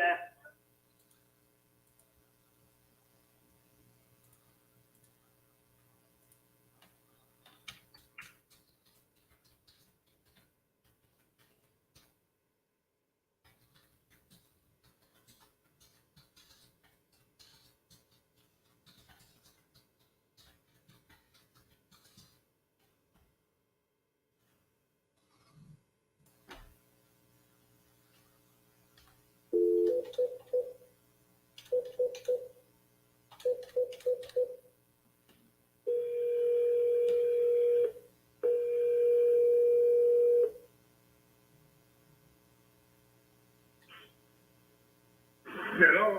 Hi, is Lou there? Yes, speaking. Hi, Lou. This is RJ Bates calling about your property on Woodcliff Drive. How are you doing? You had entered this on my website saying that you were looking to sell that property. Is that correct? Yeah, depends how much I get. How much do you want? About 270. 270. All right. Let me see what I can do. It's 1,400 square feet, right? 1,480. Okay.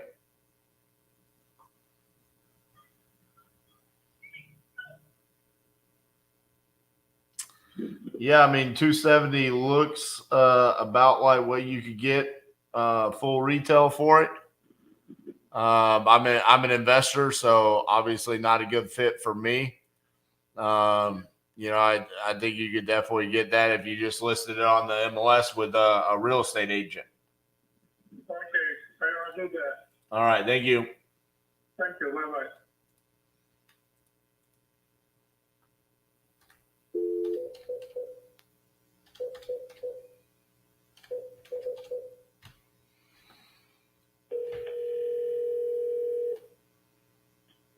Hello?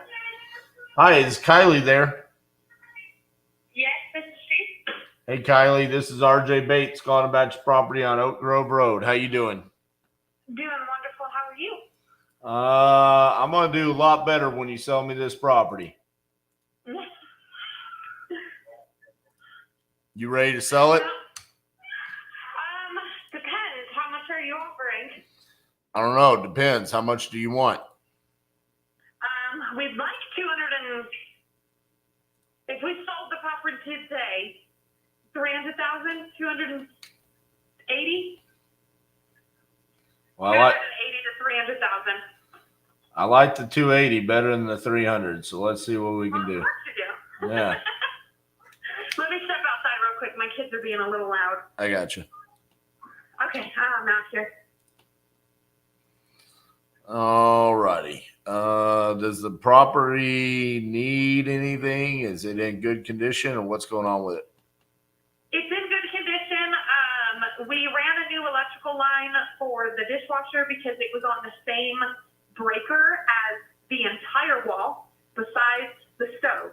So we ended up replacing the fridge and the dishwasher, and we ran a new line for the dishwasher that had its own breaker. But where we ran the line, since everything's ran through the roof, we had to cut a section of the wall. So that needs to be just kind of fixed up a little bit.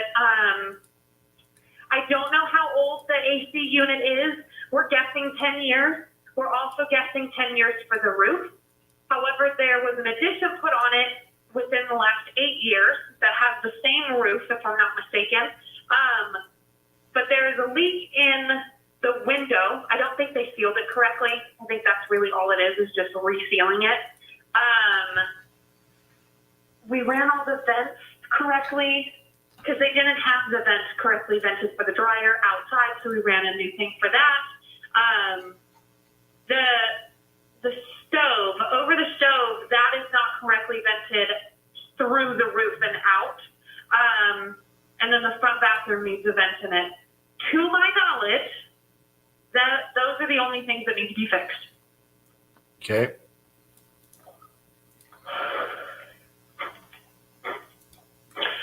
We do live in Pulaski where there's no code, so technically you could get away with not fixing it. Right.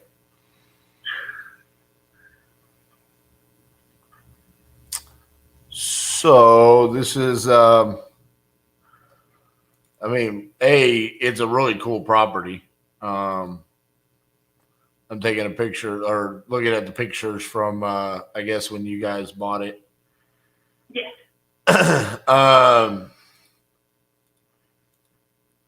It only has like 2.5 acres, right? Yes. So I'm an investor. So when I look at things, I'm looking at what things have sold for or what things are selling for right now. And you kind of got you got a neighbor that's kind of bamboozling you a little bit. There's a property just right down the road. 1653 Oak Grove Road. Yeah. They're selling their property for $300,000. And it has 10.62 acres with it. Okay. Dang it. So it's going to be a while before this one gets back up there then. And I mean, here's the other problem. Their house is more normal than yours. Yes. Like, I get it. Ours is super. It's got a very niche buyer. yeah. What we're thinking about doing was painting all that wood and taking the tin roof off in the living room because it disrupts cell phone service anyway. So taking the tin down and painting all the wood white was our thought process, but we weren't sure. So I wouldn't do that personally. No. I mean, maybe the tin, but I would not touch the wood. really? Why do you say that? Because they spent really good money doing that. And like, as an investor, the one thing that we hate more than anything is when something is meant to be one thing and a homeowner changed it into something else. Okay. Because then it's like, yeah, this is shitty. Like, rip it off. Either go back with wood or go back with something that's meant to be painted white. You know what I'm saying? Okay. Yeah. That makes sense. It's kind of like, no matter what, it just looks like, we call it lipstick on a pig. You know, I mean, it's just like, I mean, if you want to change it out, rip it out and put something else that's meant to be painted. But yeah, I mean, that kind of sucks because y'all bought this for $300,000 and then a year later, someone's selling something 5 times as big for the same price. Hey, babe, that land that's right down there that I told you that was for sale, the house, they're selling it for $300,000. They have 10 acres. So I passed it the other day. I was like, I wonder what they're selling their property for. It's under contract at $299,900, but that doesn't mean that they bought it for $299,900. That's just what the price is, and it's pending at $299,900. So that could be $275 or it could be $325. We don't know until it closes, right? But I mean, for me, that's just, and I mean, like, you've got a fully fixed up house, you know, I mean, it's just not a good fit for me, but I mean, hopefully they sold it for like $350. So then you could sell yours for $300. But otherwise that's just that kind of sucks, you know. It's part of the problem with owning land. You never know what someone else is going to do. Now, here's the thing. I have no idea just by looking on it if that's good land or not. I mean, it could be 8 worthless acres of just marshland. You know what I'm saying? Yeah. But just from a numbers perspective, it's just not a good look. You know, when it's like 10 acres, 300, 2 acres, 300, something's off, you know? Honestly, from just looking at it from driving by and knowing the area, it's probably good land. There may be 4 or 5 acres that's not usable, where you have to cut down brush and trees and stuff, but the land out here is nice, and even our property, there's maybe a quarter of the acre that you can't use because it slopes too much. Yeah. So we were planning on stepping it down. We were planning on owning this house forever. Like, this was supposed to be our forever home, but then my fiance got a wonderful job offer in Florida, so now we got to move to Florida. What part of Florida? Close to Tampa.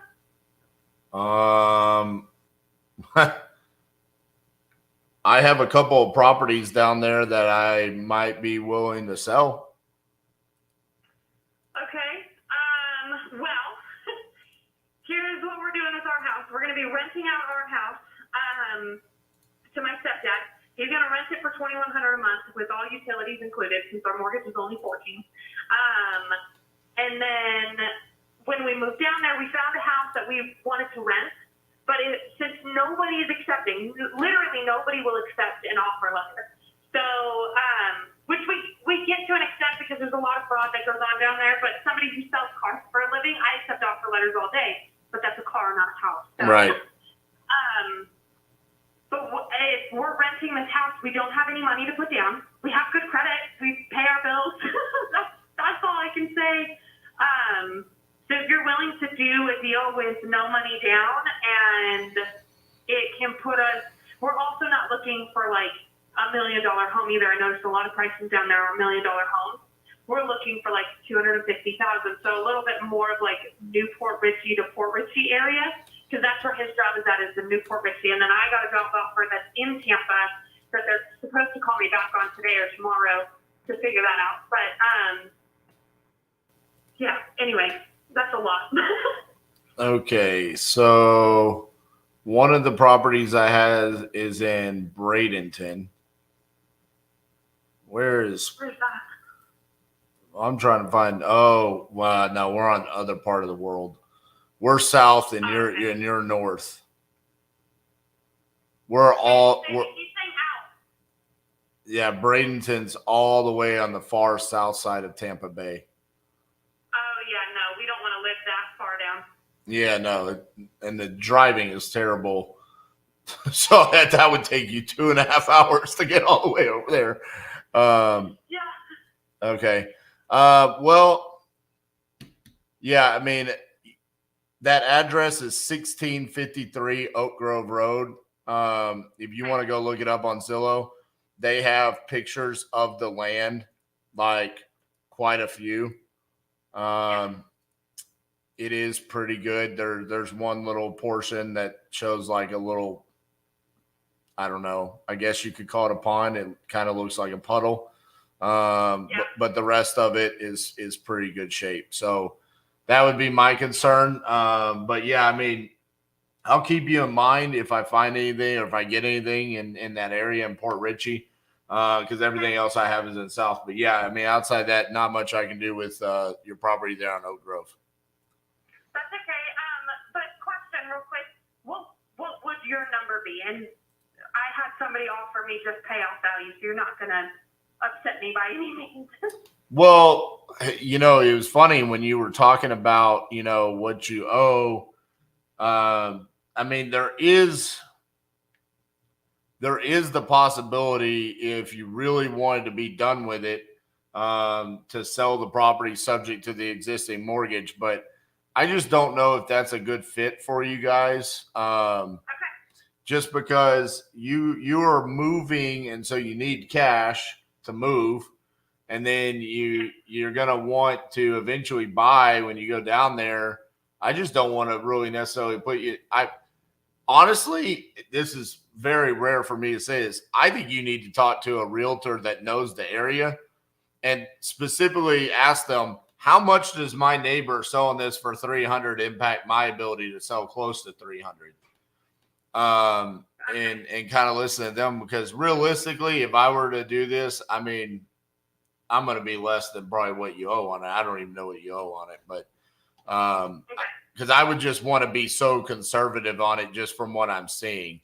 And I don't think that's the best. I don't think that's the best move for you guys. So I'm kind of one of those people where it's like, I don't make low offers just to be like, hey, let's see if this shit sticks on the wall, because it's not. I mean, you know, you need to talk to somebody else. and ask specifically, like, hey, what do you think we could sell this for? Okay.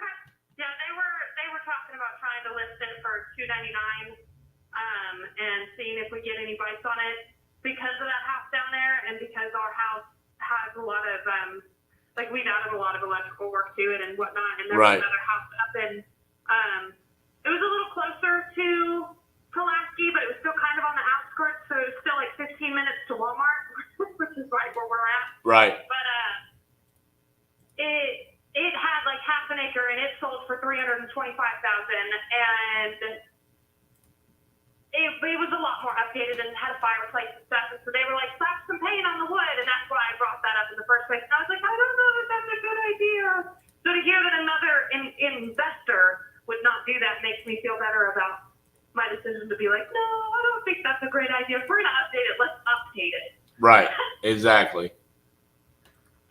All right. Well, wish I could help you out there, but best of luck with your move and with the transfer of location, okay? Thank you. I really appreciate that. All right. Have a good one. You too. Bye-bye.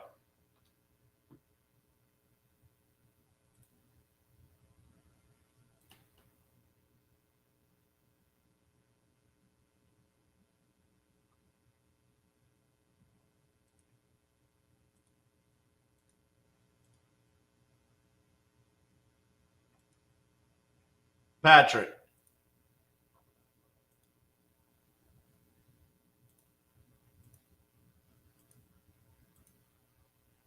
God dang it. Why did we just send a termination on a deal that we had a damn buyer for?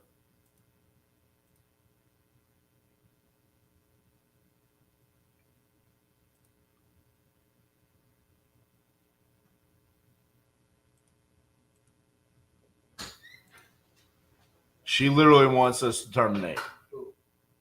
Scapoose. No. Is that what the seller said? We just sent a termination. Why? Because we're out of contract, technically.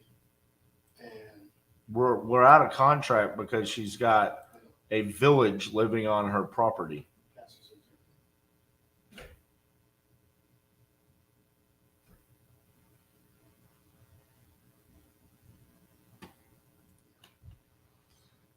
All we need to do is get these people off, and the buyer's willing to buy. yep, and get her back on board that we have a solution to her problem, basically. I don't like walking away from $30,000. Not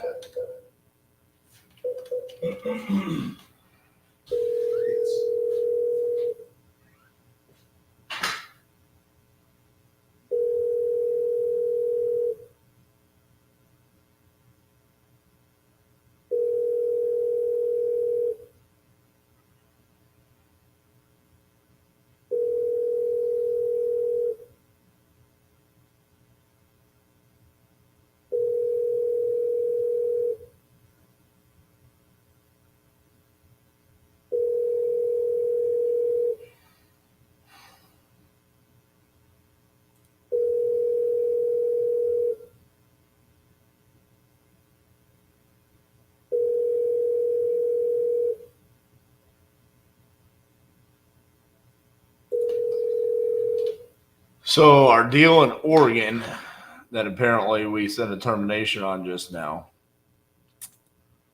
We have a buyer that wants to buy it. It's a $30,000 assignment.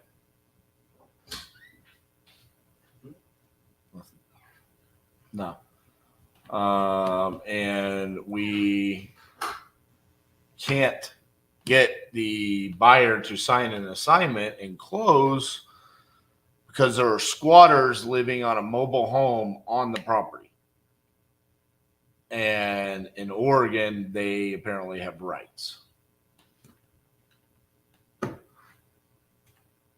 And for the past 40 days, we have been doing everything that we can to try to get them off of our damn property.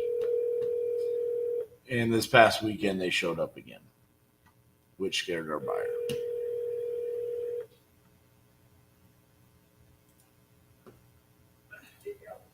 Hello. Hi, is Gerald there? This is Gerald. Hey, Gerald, this is RJ Bates calling about your property on 36. How you doing? I'm doing good. And yourself? Good. You had entered this on my website saying that you're looking to sell that property. Is that correct? Correct. Awesome. How much you looking to get for that property? Well, looking to get at least what we already paid into it, but as far as knowing that we're actually about to sell it here, we're looking at $350 at the lowest. 5 beds, 5 bath, 2-car garage, panels on the roof as well. So What's on the roof there? solar panels. I got you. Is that are they paid for, or are they being leased, or what's the deal there? Well, we're actually going to be taking care of that once we get what we need to get out of the sale of the house. Gotcha. So it Okay. won't be a problem. Gotcha.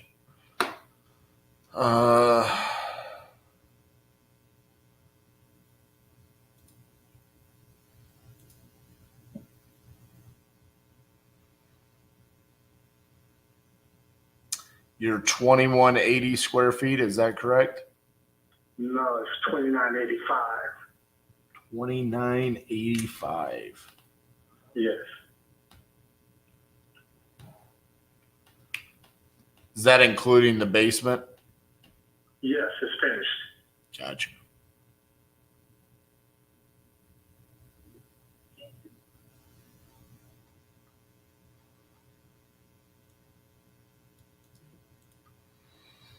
What's got you looking to sell? When? Well, when and what? You know, what's the reason why you're looking to sell? Well, we're going to be relocating Gotcha. Where are you moving to? to Liberty, Florida. You're the third call in a row where someone said they're moving to Florida. That's crazy. The last person I just talked to was coming from Tennessee. And then, no, the call before, he wanted to move to the coast in Carolina. But still, I mean, it's kind of odd. People moving all over the place. Yeah, that's the truth. We found out that we've even, as far as many people that we've even talked to, they've known people that have moved over the last 2 years, almost 3,000 families moving to Florida. Crazy, isn't it? Yeah. So you moving for a job, or are you just moving for the location? Moving for the location and change of atmosphere and all of that. So I got you.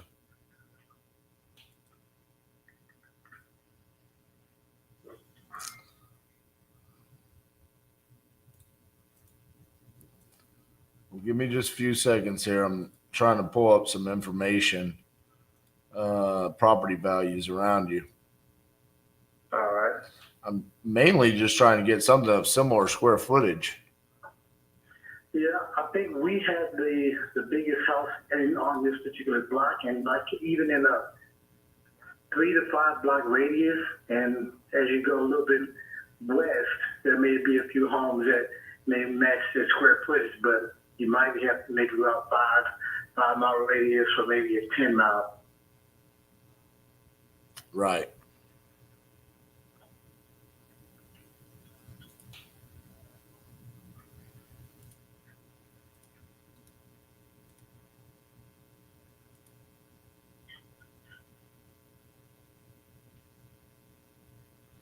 When are you looking to make the move? Actually, our move-in day will be next month around the first week of July. So we're kind of on crunch time right now, though. Yeah.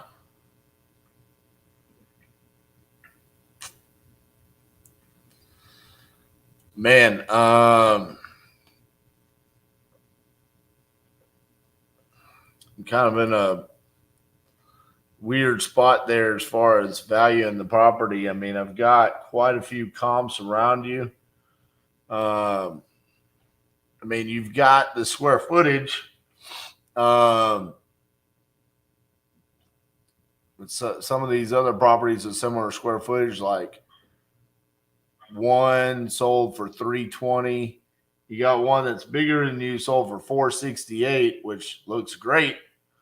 But it had a 2,100 square foot basement. Like, that is insane. So it ended up being like 4,700 square feet, which is a lot bigger. I don't disagree. I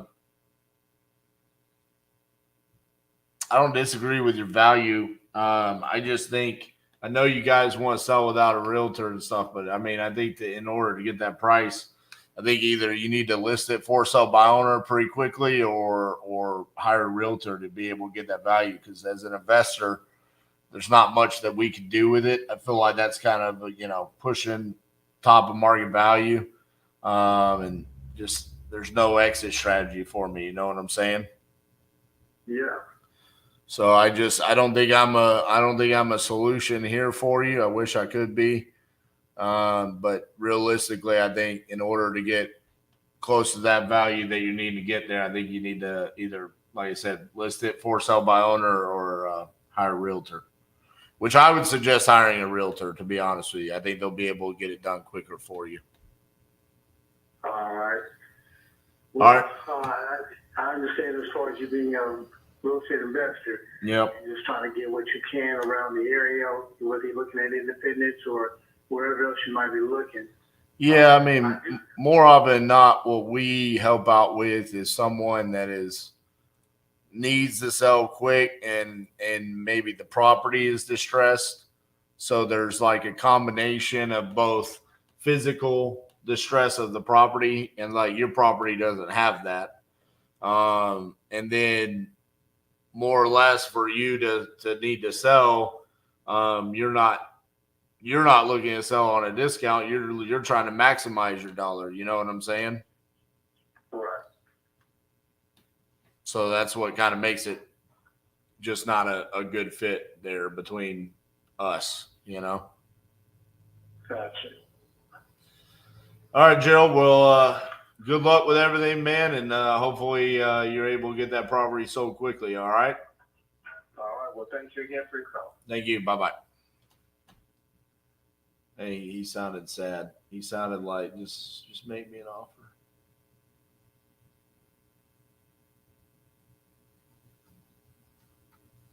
This guy.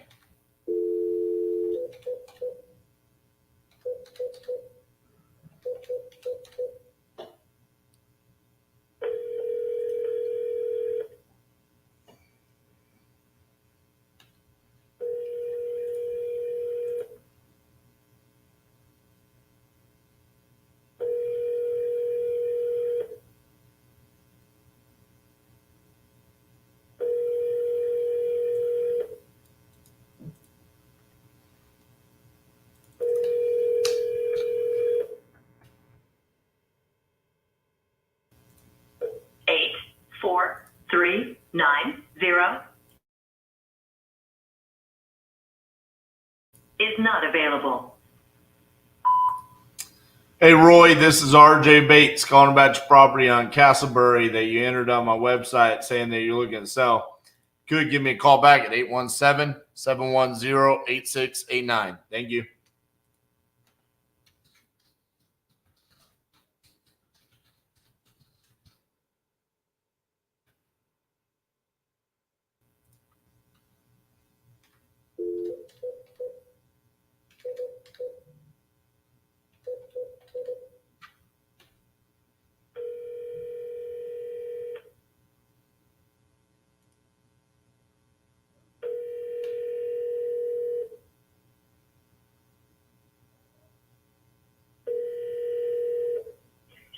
Hello, Hi, is Deborah there? this is Deborah. Hey, Deborah, this is RJ Bates calling about your property on 64th Street. How you doing? I'm doing okay. You had entered this on my website saying that you're looking to sell that property. Is that correct? Yeah. Excellent. How much you looking to get for it? I'm asking $125K, but I can be flexible. So it is a mobile home. Does it also come with land? Yes, it's on 1/3 of an acre, Okay. and it's private property, so there's no rent, no HOA. age restrictions. Gotcha. You said 120?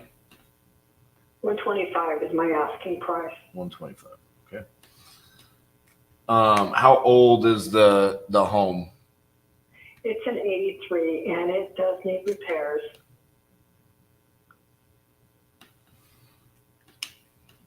All right. Are you currently living in it or is it vacant?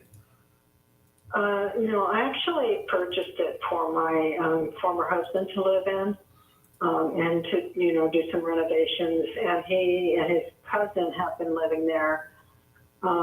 He passed away in April, so his cousin is there, and I actually have no longer need of it. Okay. I'm sorry to hear about his passing. Yeah, me too. Thank you.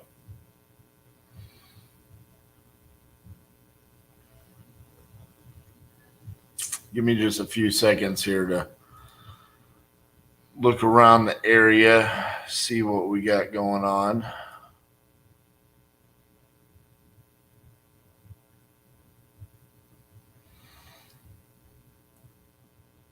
How did you come up with the number of 125? Basically, I paid $75K, and I have done a lot of cleanup, replaced the water heater, replaced all the piping, the plumbing, put working appliances in, got the electricity turned on, got the water turned on, cleaned a bunch of garbage out of the property. And so, based on current values, I think that's a pretty fair price.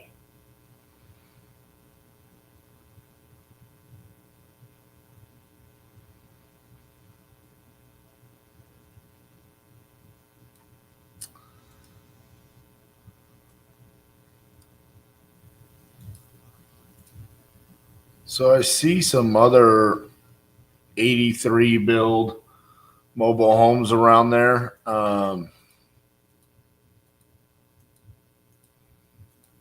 see one that sold for 160. It wasn't overly fixed up. Well, it wasn't fixed up at all. What I'm curious is if someone were to buy that for 160, where is a value of one that eventually got fixed up, I guess is the best way to put it, So like when you bought it for 75, I mean, how much did you think it would be worth once you fixed it up? I don't know. Right. Again, my motivation was my former husband's an alcoholic, and he's been through rehab, so I wanted him to have a place to live, so I was, this home gave me both, and my, again, my focus was more on providing him a place to live. Yeah. So, I was hoping we'd be further along, but then I caught COVID and lost my income because I wasn't able to work for about 6 months. So we're not as far along as I had hoped we would be. I see. So if you look at, there's a property, 5710 64th Street. It is a 1983. Let me verify that's the year. 1973.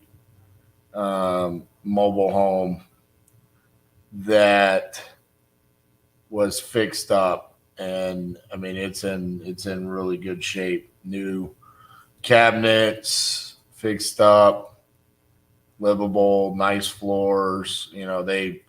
Someone came in here and did some work to it for sure. That sold for 150. Okay. So That, How much property is it on? let's see here. It was on a 10,000 square foot lot. Okay, so I've got more property with a third of an acre. Yeah, but realistically, I mean, the house itself is where the value really sits. I mean, even if we just gave a couple of grand to the extra square footage of land, and said yours could be worth 155 fixed up. I mean, I'm probably not going to be much higher than what you paid for it. So, and I know that's probably not going to work for you. There's not a whole lot of motivation there. Honestly, right now, I am very motivated to sell it. I no longer want to deal with it. Again, you know, my husband lived there.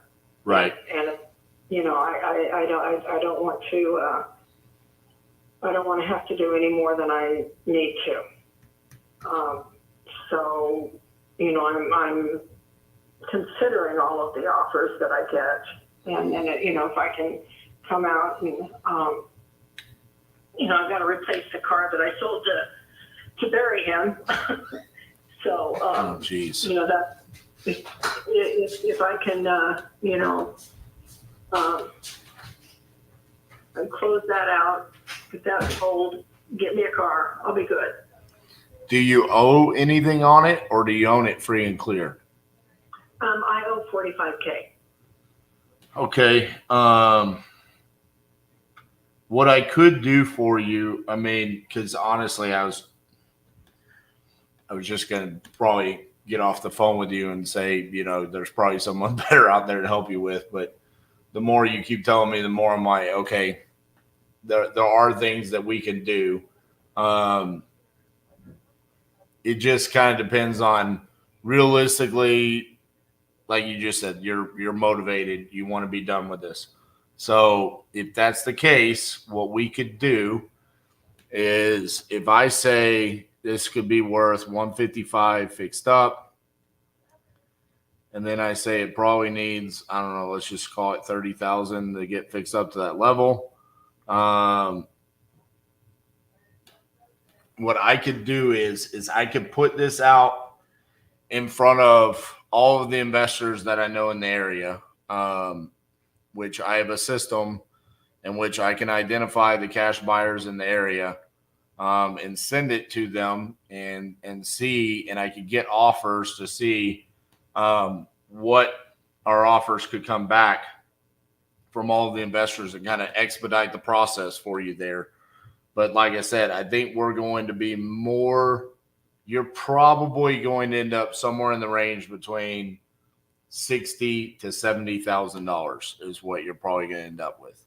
So if you're that motivated and you want me to try that, and I can come back and tell you like, okay, hey, I got an offer for this much. This is how much I want to make. So for example, say if we got an offer for $78,000, I would say, okay, buyer's going to pay $78,000. I'm going to make $8,000 and you take $70,000. If you want to do something like that, I can do it. It just depends on if you just want to be done and kind of let me go see what I can get somebody local to pay for it, then I can do that for you. But I'm just telling you, it's going to be somewhere in that $60,000 to $70,000 range, more than likely. Okay. Well, I would honestly, I would like to get 75 because that's what I paid for it, and like I said, I have done some work on it. So if you can get me somewhere close to that, I'll be okay. Well, that's what I'm saying. I'll try to get you as much as I possibly can. I don't know. I'm just basing it off of what I think the values are, from what I'm seeing, and understanding how investors are going to look at it. And as much as I hate to say this, you know, I mean, the investors, they're not going to really care what you paid for it. You know what I'm saying? So they're going to run their numbers and they're going to say, yep, I can do, if they say they can do 75,000 for it, I mean, I can't do all of this work and not make something. So if that's the case and we get an offer at 75, then I would be willing to do that for like 5,000. And you take 70, but I don't want to go out under the pretense of you have to make 75,000 because I don't have the confidence that we can move it for more than that. Okay, well, let's go ahead and see what you can get. Okay. So what we have to do in order to do that is I have to get what's essentially what's referred to as equitable interest. So I have to have some sort of contract in order to do that. So I would need to send you a contract, and what I could do is I could send it to you for the 75, just under the pretense that you understand I'm going to come back to you and say, hey, this is what we're getting. If we sign a contract at 75, I'll try to market it at 80. So I'm not trying to make a whole lot. And then whatever we come back at, I'll just let you know, and you'll be able to see that. So it's not like I'm going to go try to make 30,000 or something like that. You know what I'm saying? I'm realistically just doing this to try to help speed up the process for you, because this could be a lengthy process for you to try to get a hold of a lot of people that I already know and I already have the system. So I could just, I mean, this is one of the things that we do for a living. You know what I'm saying? So what I can do is send you over the contract.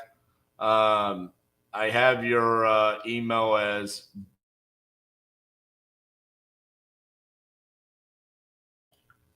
okay. So whenever we complete this deal, I'm going to have to ask you where that email came from, because I'm sure there's a story behind it. But yeah, I'll send you over the agreement for the 75,000, and then so we can get the process started. And do you have pictures of the property as it sits today? Yeah, I took a couple. I didn't take any pictures inside because it's being occupied right now. But I have outside pictures. Okay, and then on the occupancy of it, are we going to be able to send people over there to see it? Yeah. The guy that's in there, his name is Jane, and if we're working together, I'll give you his phone number. So we just let him know that somebody's coming and what time they're coming. Yeah, because that'll be like the first. I mean, it would be awesome if he could take some pictures of the inside too. Because first thing we do is we put together a packet, all of the pictures. Here's the price. Here's all the information. We send that to the investors, and then that's going to be the first question: is how can I get over there to see it? You know, they're probably all going to want to go see it, and then they're going to come back, and then there'll be a wave of offers. You know, okay, I will give you this much, this much, this much, and then we'll be able to get it taken care of. Okay, well, that sounds great. All right, Deborah. Well, I'm going to send over that contract to you, and then, like I said, we'll get the process started. Okay. Okay. All right. Thank you, ma'am. Mm-hmm. Bye-bye. Appreciate that, Matt. To be honest with you, dude, I didn't want to do the deal. 1983 mobile home.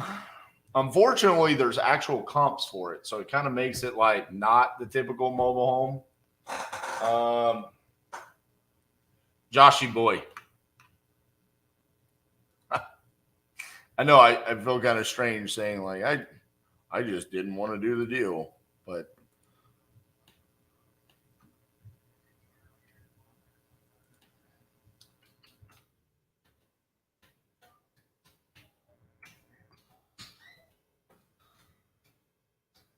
I got the Joshy boy special.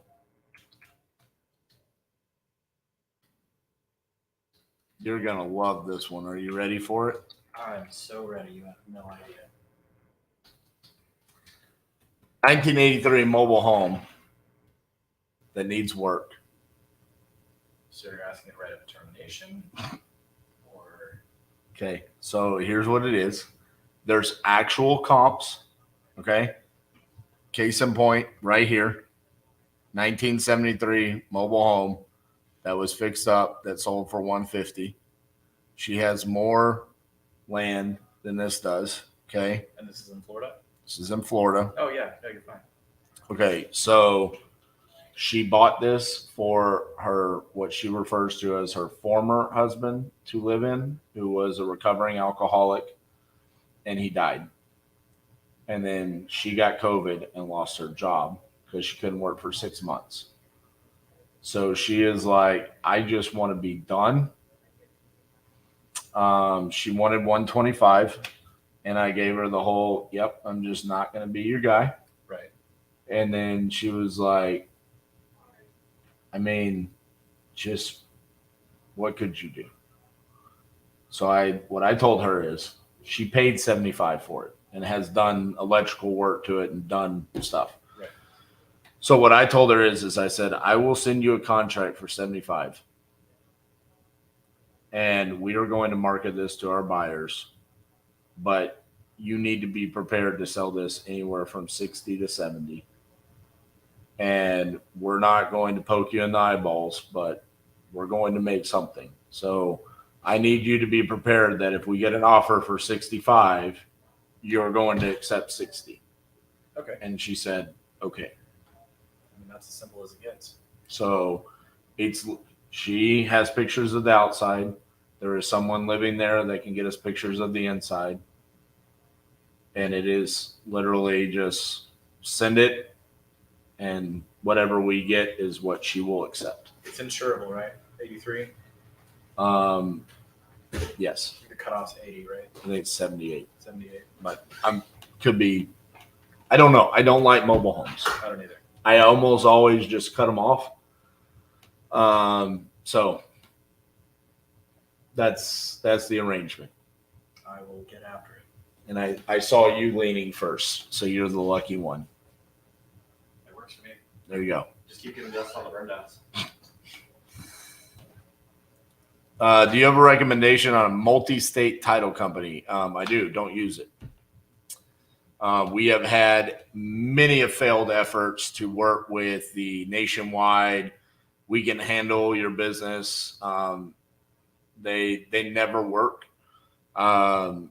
Case in point, deals in Detroit. They know exactly how to handle the deals in Detroit. The Detroit title does.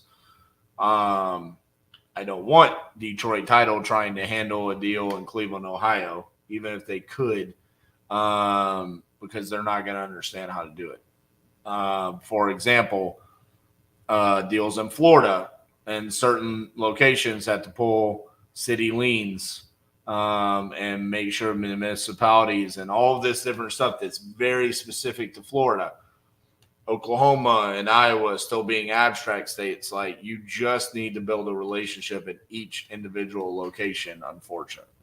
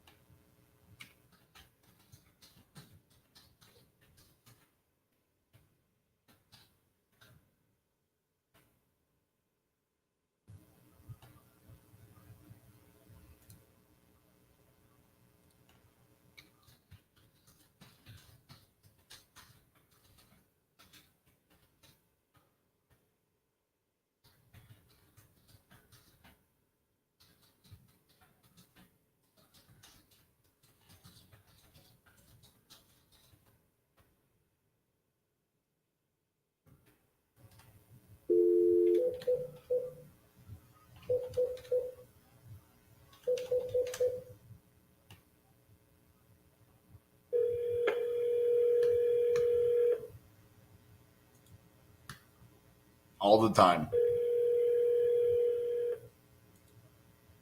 Ocala, Florida.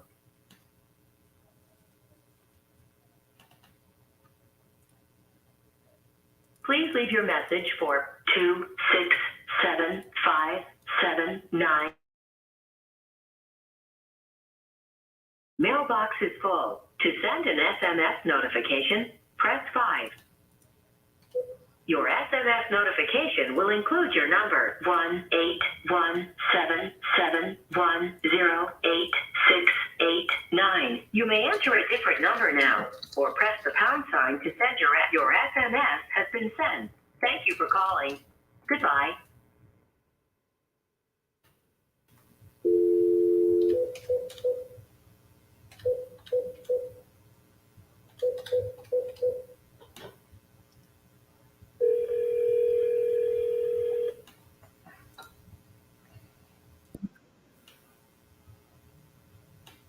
Please leave your message for 61860. Hello, this is RJ Bates calling about your property on Pinnacle Drive. You had entered this on my website saying that you were looking to sell. If you could, give me a call back at 817-710-8689. Thank you. I want to get rid of my portfolio in Missouri. I'm the owner. Can I send the sheet to you? Yes. Bro, what are you talking about?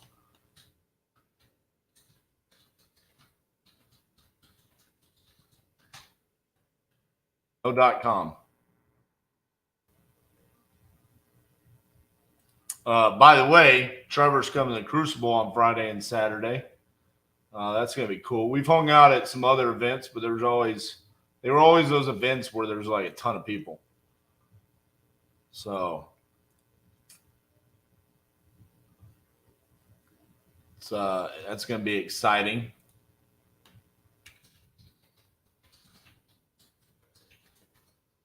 Wish we had some more familiar faces coming to hang out with us. It's funny because we're calling this Crucible 2.0. It's probably going to be similar to our first ever Crucible because we haven't really done any marketing besides this. Bro, lead Zolo. I mean, look at this.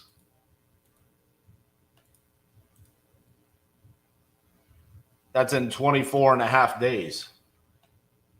96 contracts sent, 63 signed.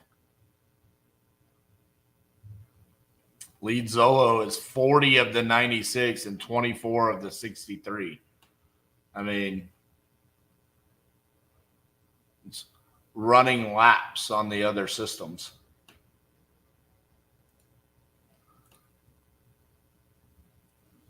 Lead Zolo is the Max Verstappen of lead generation. It's for all you F1.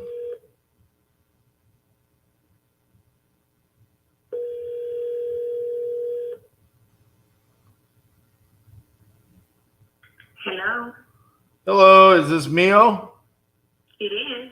Hi, Mio. This is RJ Bates calling you about your property on Noel Drive that you entered on my website saying that you're looking to sell. Oh, yes. Excellent. Are you still looking to sell that property? Yes. We have to relocate because of a job that I had offered at the Mayo Clinic in Minneapolis, and I have to move. Understood. So you're going to Minneapolis? Yes. All right. How much are you looking to get for the property? Well, I did my research and I had other offers from local agencies, and we were trying to think, to be fair, something along the line above $650. 650? Mm-hmm. All right. And it's 3,200 square feet. Is that correct? And a little more, on a pinch, like 32, Yeah. 24, Yeah. something like that. It says 3,244. Yeah. Yeah, there you go. All right.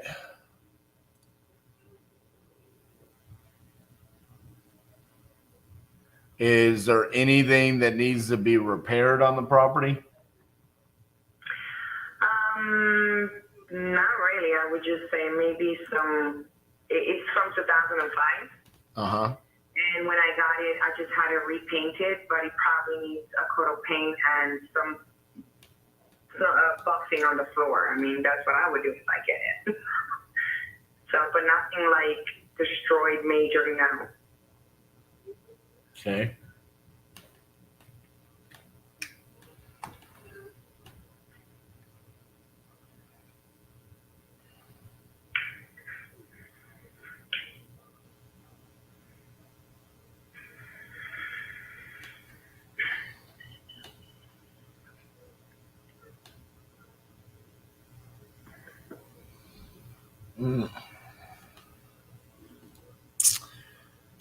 So looking at like the price per square foot's around there, I mean, it looks like 205 a square foot is about the going rate. Unless it like ends up being one of those properties that's like right there on the water or something like that. Which puts us at a value of 665. So I mean, I think you're being fair at 650, but I'm an investor, so if I bought it for 650 and I could sell it at 665, I'd be losing money. So there's not much that I could do there.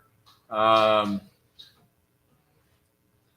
mean, was there a reason why you weren't wanting to list on the MLS?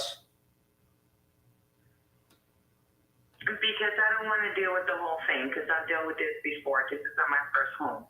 So I don't want to deal with realtors. I don't want to deal with closing costs. I don't want to deal with none of that. Right. And I also don't want to deal with closure because, you know, it's just too much hassle. And then I'm going to have to wait for somebody to feel like selling the property fast enough, and then paperwork and to contingencies. I don't want to deal with that. So that's why I'm willing to lose a little bit, because I know for a fact that my next door neighbor, the house smaller and in less condition than mine, and she just sold it for $875. I mean, I know the cost where I'm at. I'm in a peninsula. I'm near the water. I have water view. I'm not at the water, but I'm on the street higher up, and I have almost an acre lot. And this is a very exclusive area here. Which one sold for $875? Because I am not seeing that one. I'm sorry? Which house sold for $875? Because I am not seeing that one, and that would potentially change my opinion on this. Yeah, it's literally 3 houses over. I kid you not. And it didn't even last on the MLS for like not even a week. Are you talking about 950 Noel? I think it's around there, yes.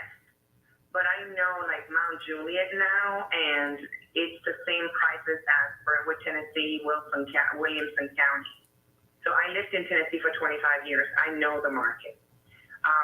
But I know what it's worth. And actually I was offered a little more, but then I had to deal with the whole same process of closing costs and all that. And I just want to sell it, get rid of it, get the equity of having it, and move, because I don't have time to sit here and wait for somebody to do their job. And I'm saying this because I also own land in Florida, and I'm trying to sell that too. And I just listed it on the MLS, and the guy took it 3 times for 3 months, and I couldn't get out of the contract because I was going to have a penalty, and nothing happened. So I don't want to deal with that. I don't want to be held on a contract when the people, I need it sold yesterday, not 3 months from now. So the 950 Noel sold for $775, and it had 200 square feet larger than yours. So that's where, I mean, I get it. You know, you're like, well, it's, I mean, even if I said 225 a square foot for your square footage, means I could sell it for 730. Yeah, right? along those lines, under 750, yeah. And so I pay realtor commissions and everything. I'm paying $51,000. So I'm at 680. I mean, it would be insane to, you know, pay 650 to sell for 680 if everything goes right and I don't do any repairs and I don't have anything on an inspection and no holding costs, no utilities, no anything. I mean, that I get that you're motivated. I mean, dollars and cents wise, I mean, how motivated are you? Because I mean, I'm not going to be able to come in at 650. I mean, I'm just being real with you. So what were thinking of offering because I'm the kind of person that is just tough numbers. I don't have time to wait.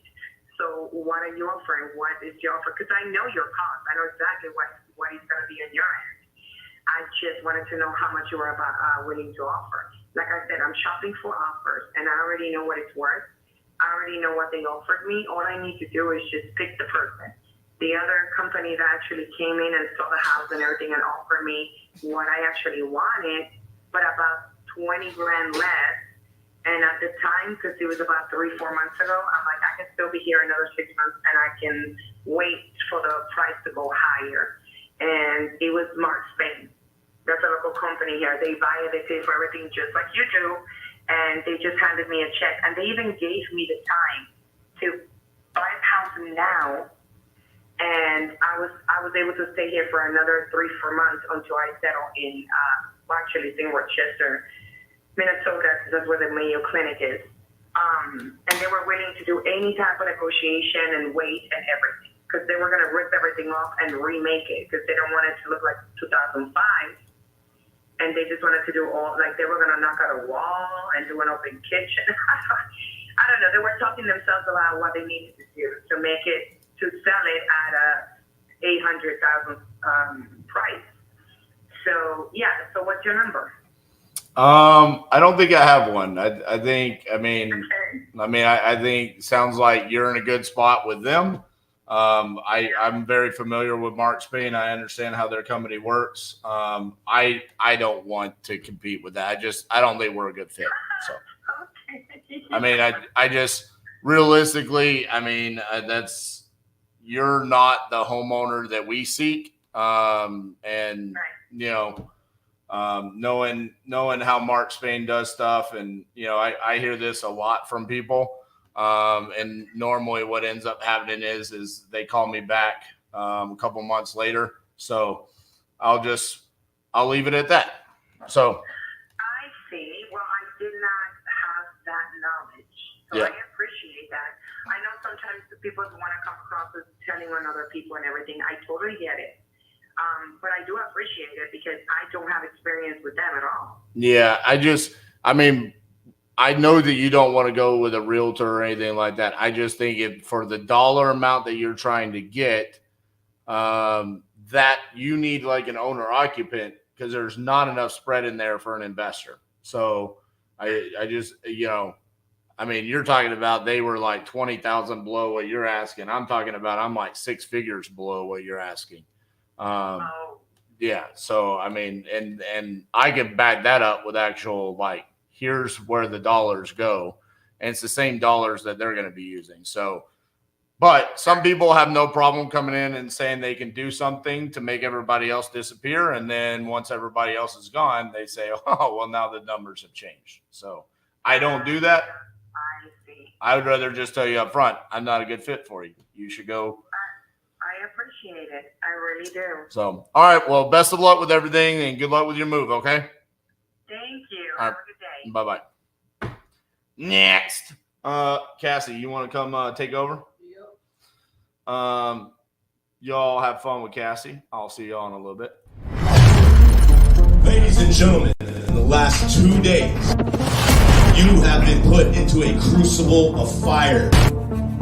You have been tested under pressure and heat, and you have come out as pure titanium. It was definitely mind-blowing. Amazing experience. I've never been to anything like it. It can wake you up and spark a fire. Going full force ahead, following exactly what RJ said. This is the kind of program you want to go to if you want to bring a business to the next level. We want you to be a part of the titanium family.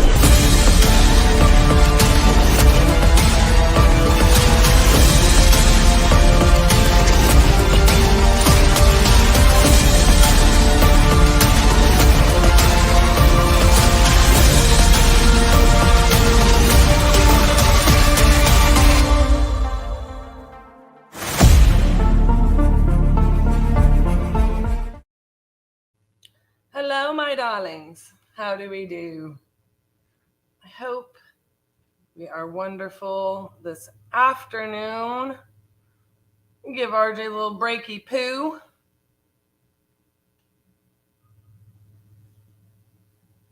Just a little breaky poo. Woo. Afternoon hair is not looking the same as morning hair, is it? All right.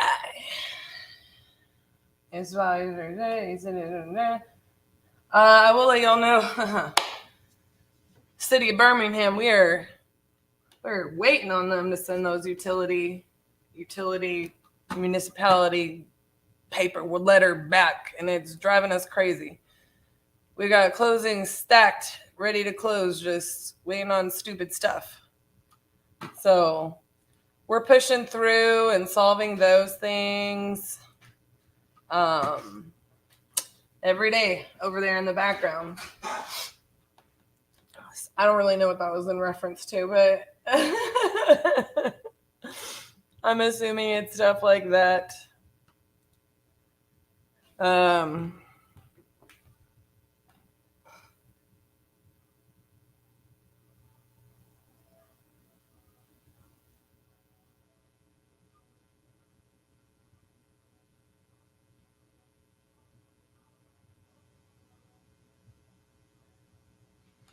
All right. Let's get to rocking and a rolling. We've had some luck in Iowa today. What do we got here? Holy moly. That seems like it could be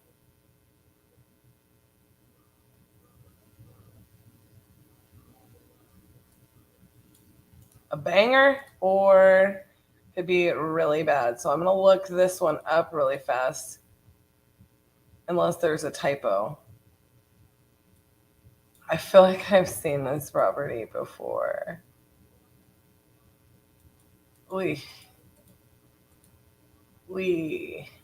No, just no.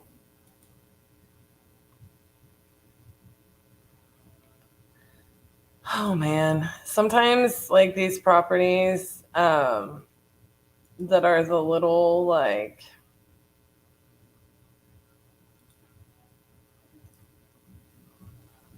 sub $10,000, I do like to look at before. I have 3 more there, which will probably be the same thing. Well, you know, Birmingham is getting on my nerves right now. We've got 2 closings waiting right now on it, and it's like, it's frustrating though, you know, like when we're ready to close, everybody's ready. Like, Lord Jesus.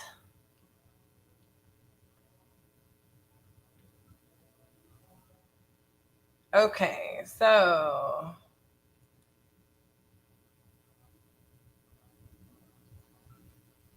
what in the what? This is not the property I said to look at. Hello. Oof, there's a gnat.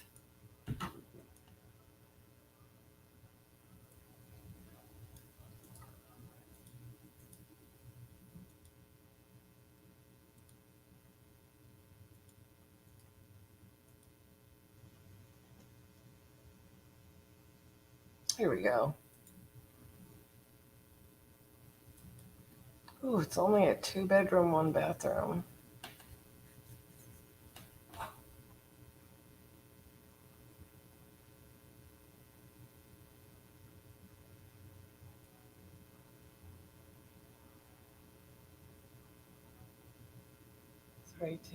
What are these buildings? That's what I thought. So sometimes like you have to be super careful in these areas on the sub $10,000 properties. Like when you're pulling comps, make sure you're looking at those build years, you guys. Make sure you're looking at photos. You're not just doing it quick, and making sure that you're actually getting the proper comp for this. So sometimes for me, like if I pull it up on like this one, I just pulled up the address really fast. So you just Google the address, right click and search Google. And, you know, I'm just quick doing the street view, and I haven't even called this lady yet. From the notes, this is a V8 from our V8. From the notes, you know, it looks like this property is, I could lock it up in like a quick time. You know what I'm saying? So I don't really mind kind of doing the preliminary few handful of clicks just because I want to see if it's even worth me kind of calling on or, you know, where we're at on there. So I'm going to do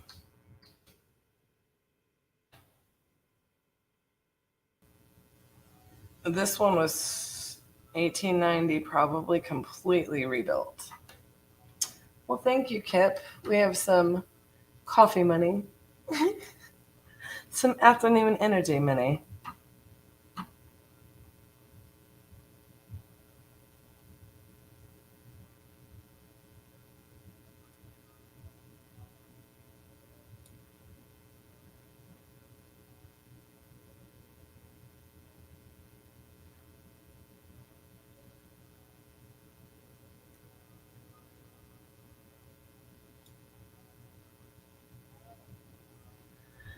So, oh man, I don't even 100% know how much I love or hate this.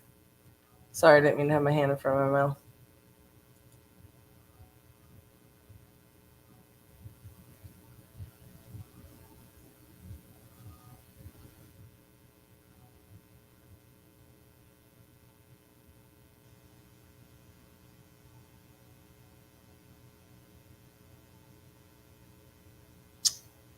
Public action.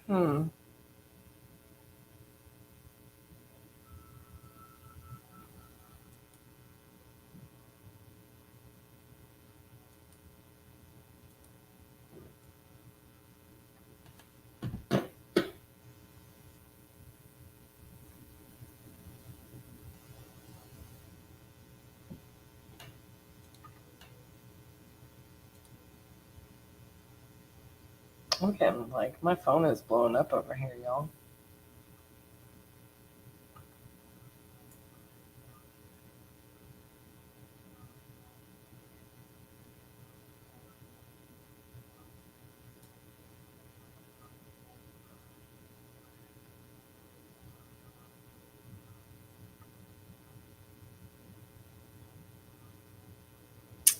I don't know.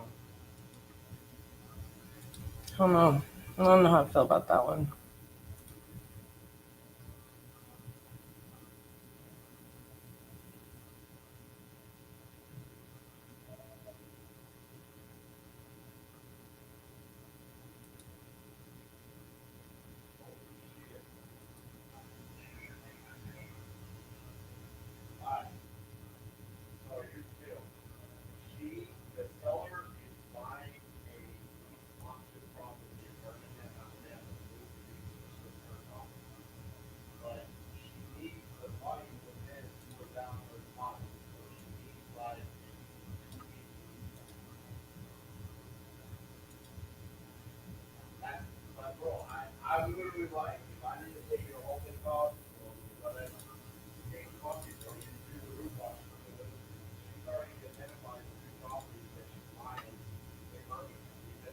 Hold on, you guys.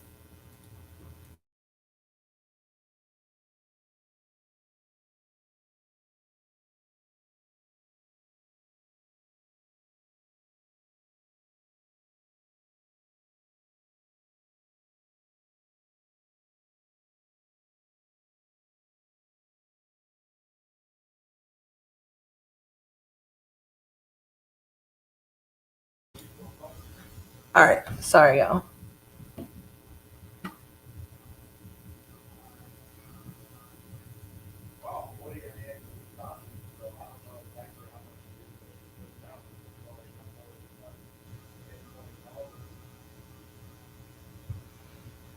I am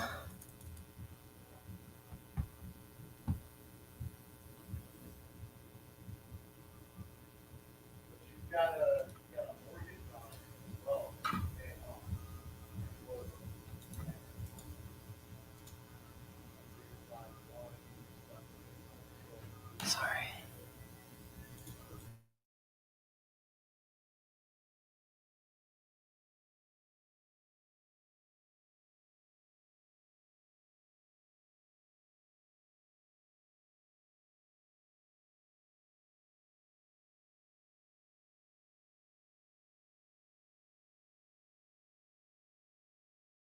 Had to chime in on a closing. I'm sorry. Okay, my loves. Let's call this. Let's call these friends in Illinois. What do you guys think about that?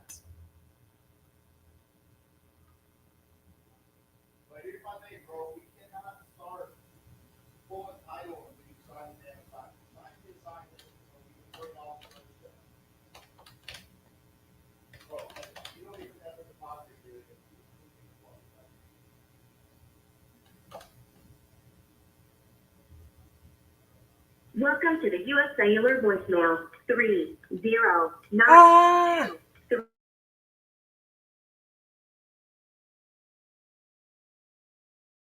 The tone. After you have finished your message, just hang up. Or to hear more options, please press 1. Hi, Warren. I'm just calling about a property that you spoke to Jean about. It looks like a few days ago. And I am just following up on that property. Wanted to have a talk to you. If you would, please just give me a call back at the number on your caller ID. Or you can call my direct line at 817-489-5680, and I look forward to speaking with you. It is hot in this room. Like I'm burning up.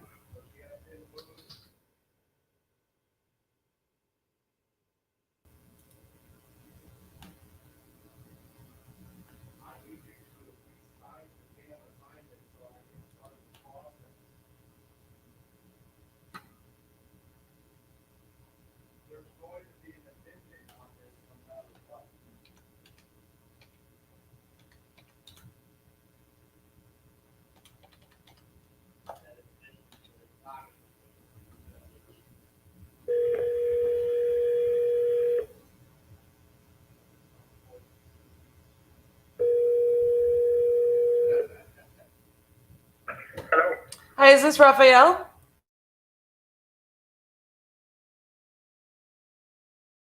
22nd Street. Okay.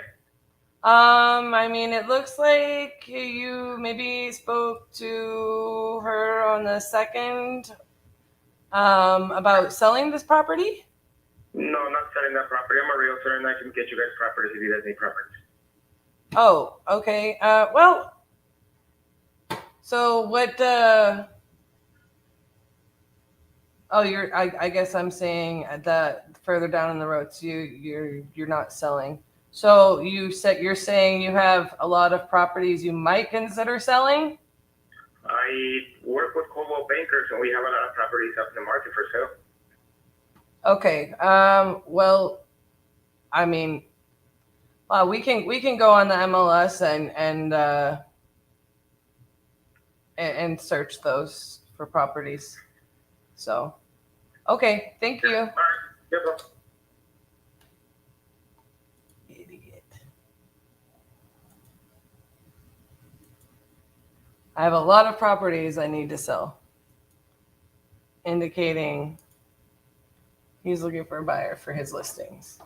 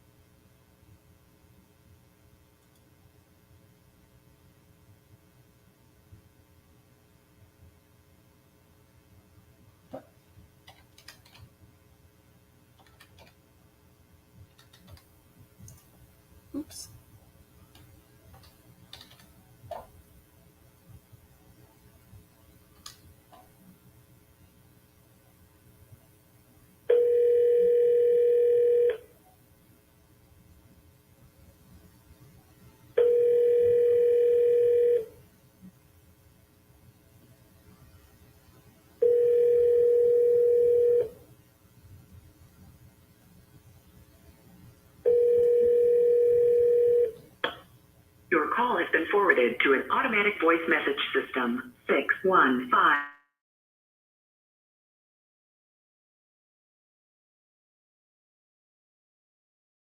Message. When you have finished recording, you may hang up or press 1 for more options. Hello, I'm calling for Melissa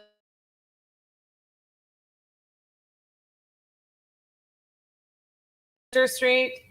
I was just calling to get some more information, and if you would just give me a call back on the number on your caller ID, or my direct line is 817-489-56. I look forward to speaking to you soon.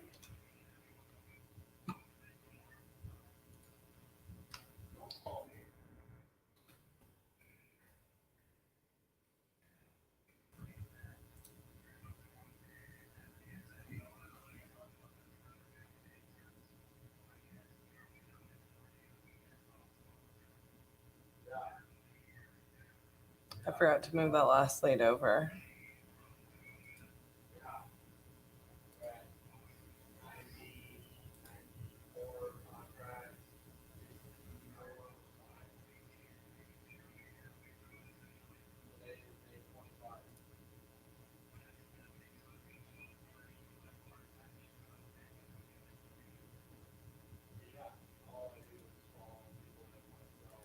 La da da da.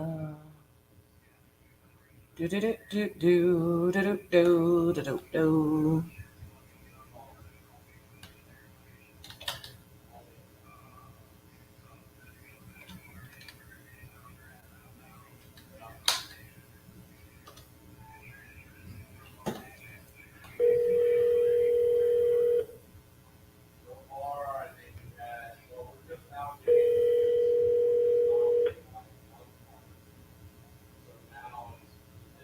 Hello?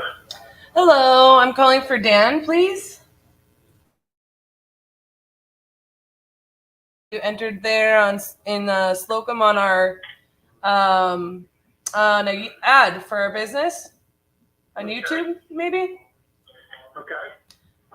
It looks like you're looking to sell this property quickly, and it's occupied, and that's about all the information I have. So I was just calling to get some more information from you. Okay, where do you need that? Well, what is the time frame you're looking to sell by?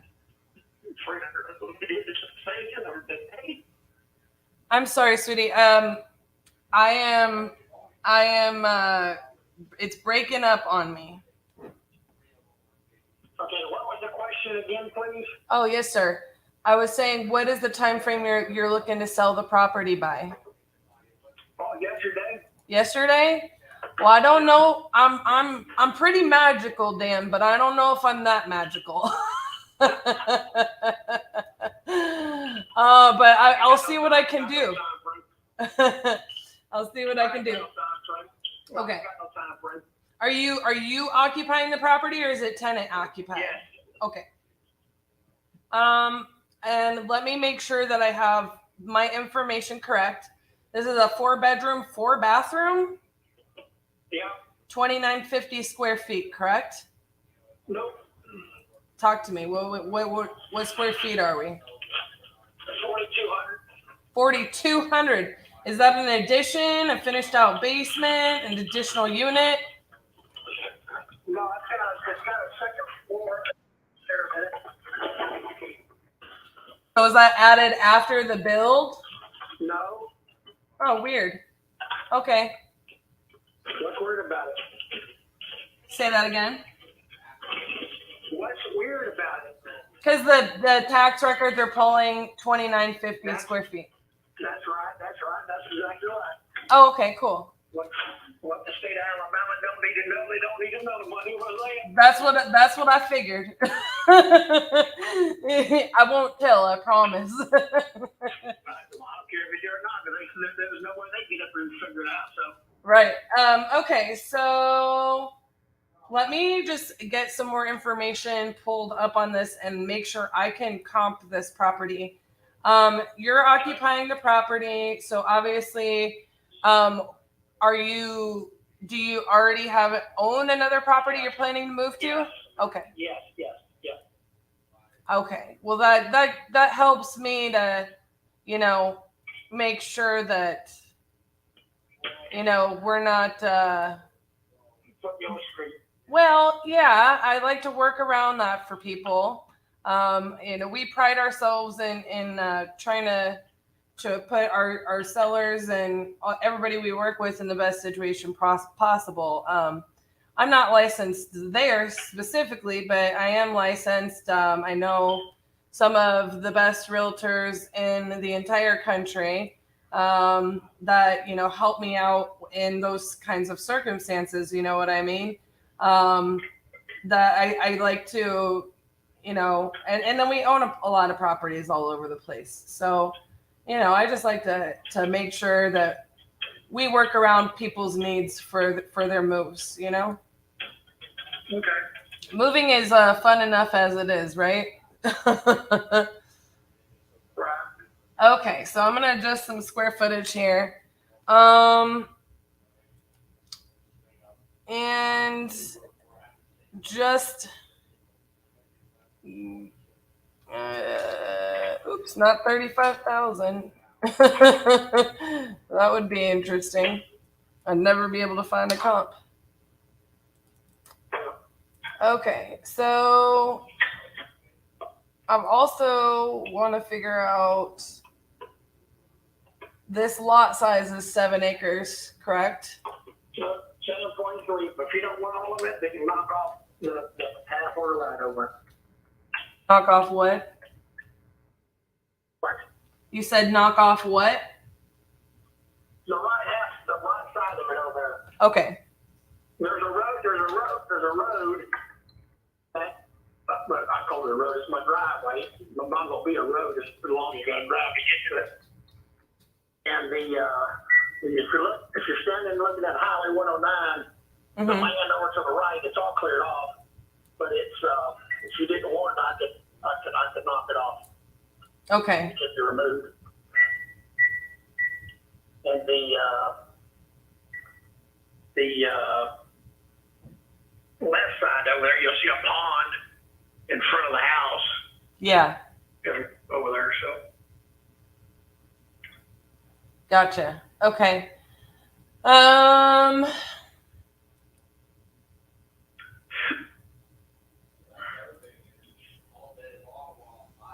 Let me keep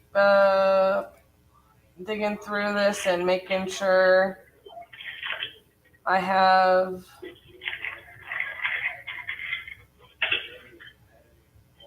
It's got a new air conditioning system downstairs. I just put it in there 4 years ago. The pump to the well on the property, which has got its own water, its own well water. I put a new pump in there about 4 months ago. And Okay. the upstairs air conditioner is completely separate from the downstairs. It's got its own air conditioning system upstairs. Separate. Gotcha.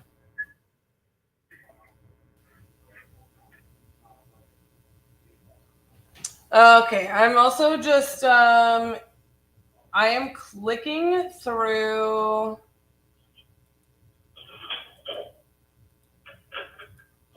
just some of the photos, but there's not really a lot. I mean, I got a decent photo of the kitchen. Is it still this original kitchen? I think you guys. Everything you see in those pictures are the same as it is today. Okay. Okay. There's nothing tore up in this place at all. It's all in good shape. There's nothing broke or not working or filthy, nasty or nothing. It's I pull my stuff out. If everyone wants to get up in here, get in here and go. They may not like the colors in here. If they don't, they can paint it, repaint. I got you. Okay. All right. Well, I am definitely I'm definitely interested. I am looking through, being that it's a 2007 build, those are the finishes I'm assuming. And, like most people, if there's any carpet, most people are going to want to change that out and paint when they move in, Yeah, the carpet in the master of that, they'll probably could stand being replaced. Okay. So I'm just gonna assume.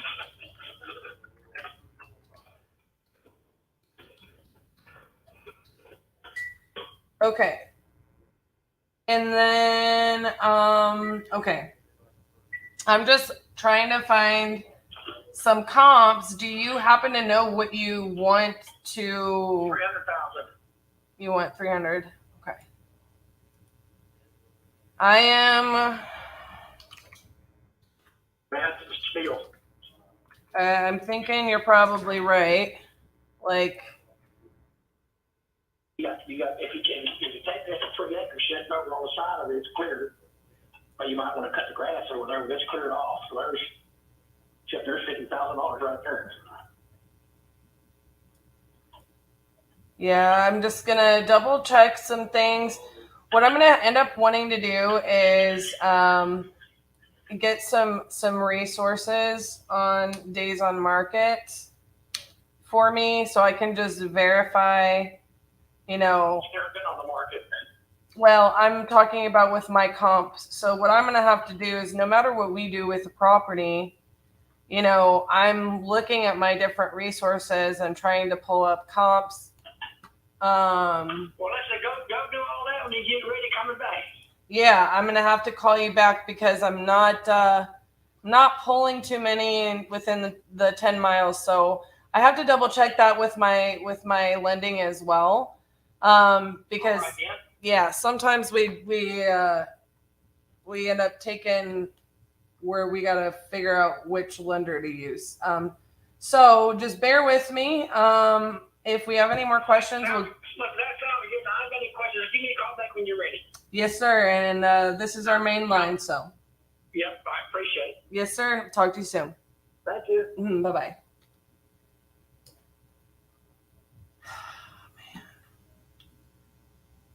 This one is just really rural. I feel like it's like a really good price point, but I just don't have good information on comps. So I am pulling it up just so you guys know in Lyft, so I can kind of see like what our buyer's market is. Before I move on, I am going to pull this up on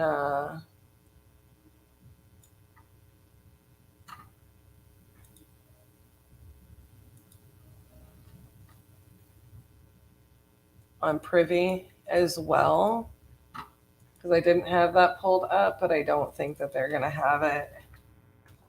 It's just a little on the rural side for me to be making an offer that quickly.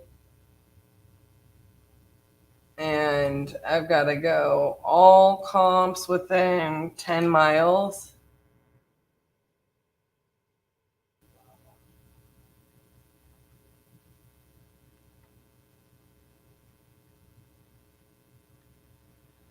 So I've at least got a few on Privy, believe it or not.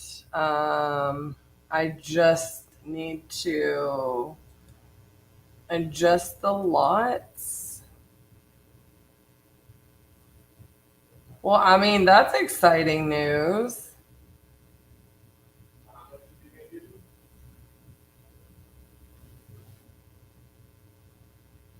I've got a good comp here on Polk. 6 miles away.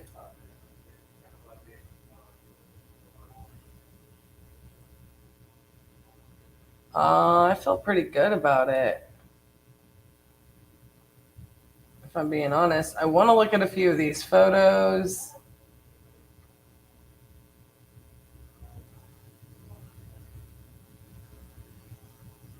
I don't have that many comps is the problem.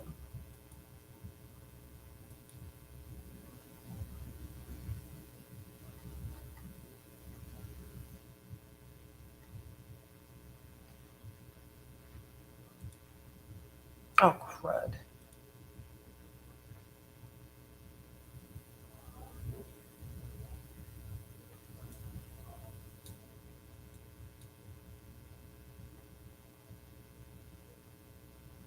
I'm gonna get these settings different. I'm gonna go 5 miles, maybe. I know the 4,200 square feet is kind of part of the problem.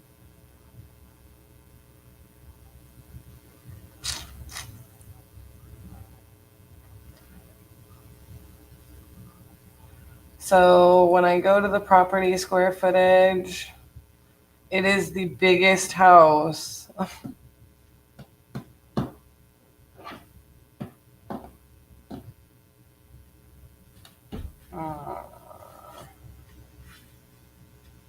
By a long shot. So that's also kind of the frustrating part.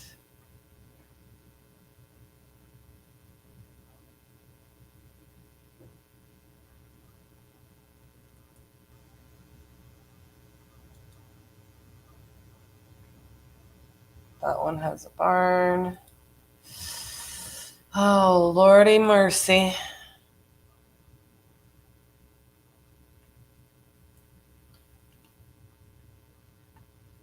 I'm going to see kind of what the days of market are of these. The last thing I ever want to do is lock up a property and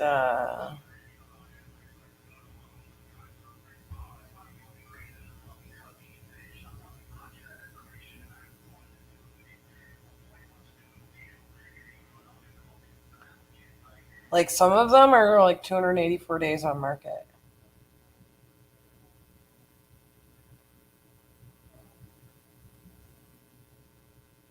Think of that.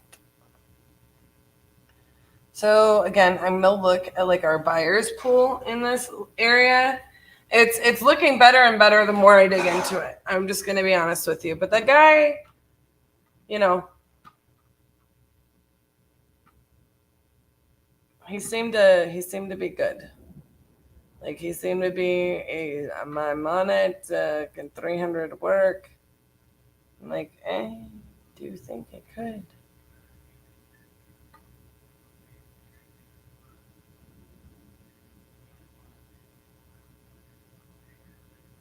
So again, this is where like sometimes this is one of the things I love so much about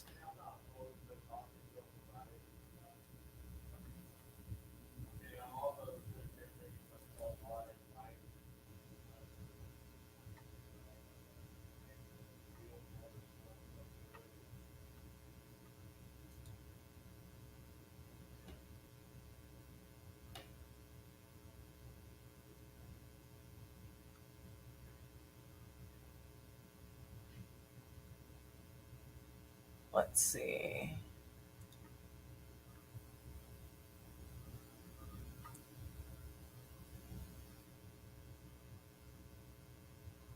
Sorry, sometimes again, for whatever reason, when we have like a live stream going, I think.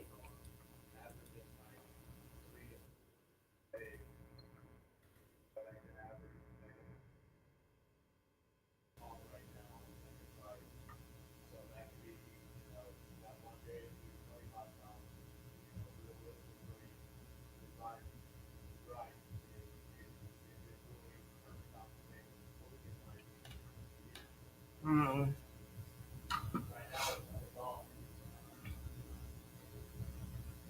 Seven buyers in cartel mode. That's where I start to get concerned.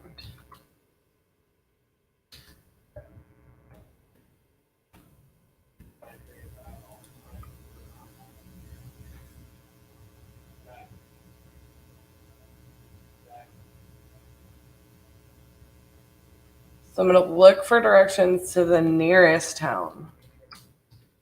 That's like looks larger. 25 minutes, but it kind of like merges all together, like in a little melting. I know, don't blow it all in one place. That's what I meant, not what I said. Hey, Fernando. You're coming soon? Well, please tell us when. I mean, is this like this week? Like, are you going to come see us for 2.0 Crucible? Okay, so in that nearby town, we've got like 470 buyers. So I'm a little bit more motivated, and I'm gonna just do some numbers. Love you too, Bubba. We can't wait to see you. I mean, I will say one thing about the 50-50-50 is I am looking forward to seeing how we turn this into like a regular part of our schedule. There is a huge part of me that, I very much like media and public platform education wise, things like that. I really, RJ and I are motivated to take this stuff to the next level and, see what we can do. I like this 50-50-50 in particular. You guys have seen the numbers. Hi Papa Randy. I miss you. We are doing great. We are killing it over here with our 50-50-50. But you know when I'm wearing the hat and the t-shirt, I'm in grind mode, man. We're very excited. We're very excited about everything that we have going on, and we're very blessed. We're working hard. You know how we do. We, Fernando, we that means a lot to us. We're trying to create a new era. With all of the pivots that we've made, we talk about it a lot on these lives for the 50-50-50. We are trying to share how we've made so many adjustments, not just through the years, but just since the last 50-50-50. Crucible 2.0 is coming up. Like, our first one is on Friday and Saturday. We're super excited to share that with some new and former Titans. We are looking forward to a great second half of the year, considering June just started. We have a lot of really exciting things going, and we're just really looking forward to everything that this is bringing. And sharing how, we've gotten through some of the challenges of the past, 3 years. And we're very blessed. And we're over here working hard. So very excited. Very, very excited. So anyways, I do feel a lot better that nearby town, God sent. Yes, it is. Yes, it is. And we are surrounded by incredible, incredible people such as yourself. So when that suitcase gets packed, we can't, you always have a home here. You're always welcome here. Okay. So I do feel a lot better with nearby city having like a bigger buyer's population. I do really like the property. I'm going to run some really quick numbers on it. And I may just pull RJ in with me since he just came back to the room. You want to see it, boss? I just want to get to it. You just want to... He's an addict. I got a cue. I got a hit. He's got a cue. He's got a hit, you guys. You hear the man? Okay, so I called this one. And he wants $300,000 for this property. Okay. Owner occupied, already has another property to move to, 7 acres out here in. I really feel like the ARV could be between 4 and 450. It's a little more rural. It's close to a town with more buyers. He wants 300. I feel like this, he says, carpet and paint, right? but it's like 4,200 square feet, and it's not a lot of carpet. It's 2007 finish outs. Everything is clean, right? So this looks more like a wholesale to me. 7 acres, though, you'd have to almost subdivide it. He said the other half is worth like 50,000 for the land alone. So I'm like, okay, let's just say a little $10,000 repair budget.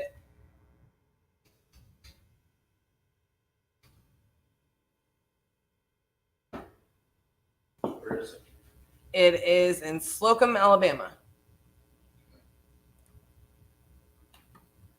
I'm not overly excited about the deal. I'm not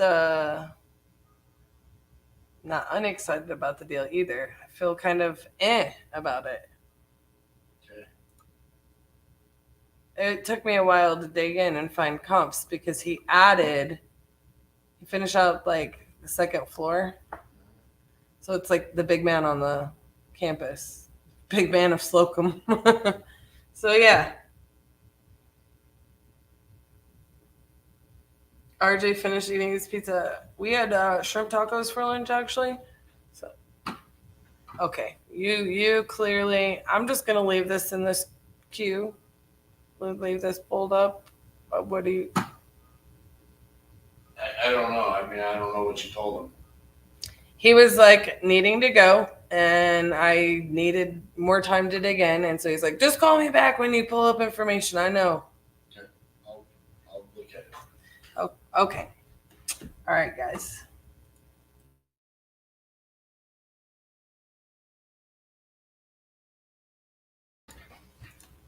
All right.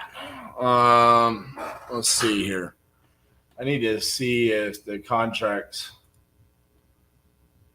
that I needed sent got sent.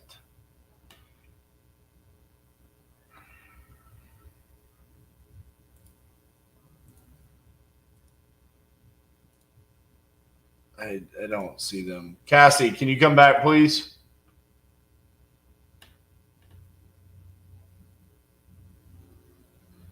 Oh, they did get sent. Okay, I just didn't receive. So Grand Junction, Lawrence. Okay.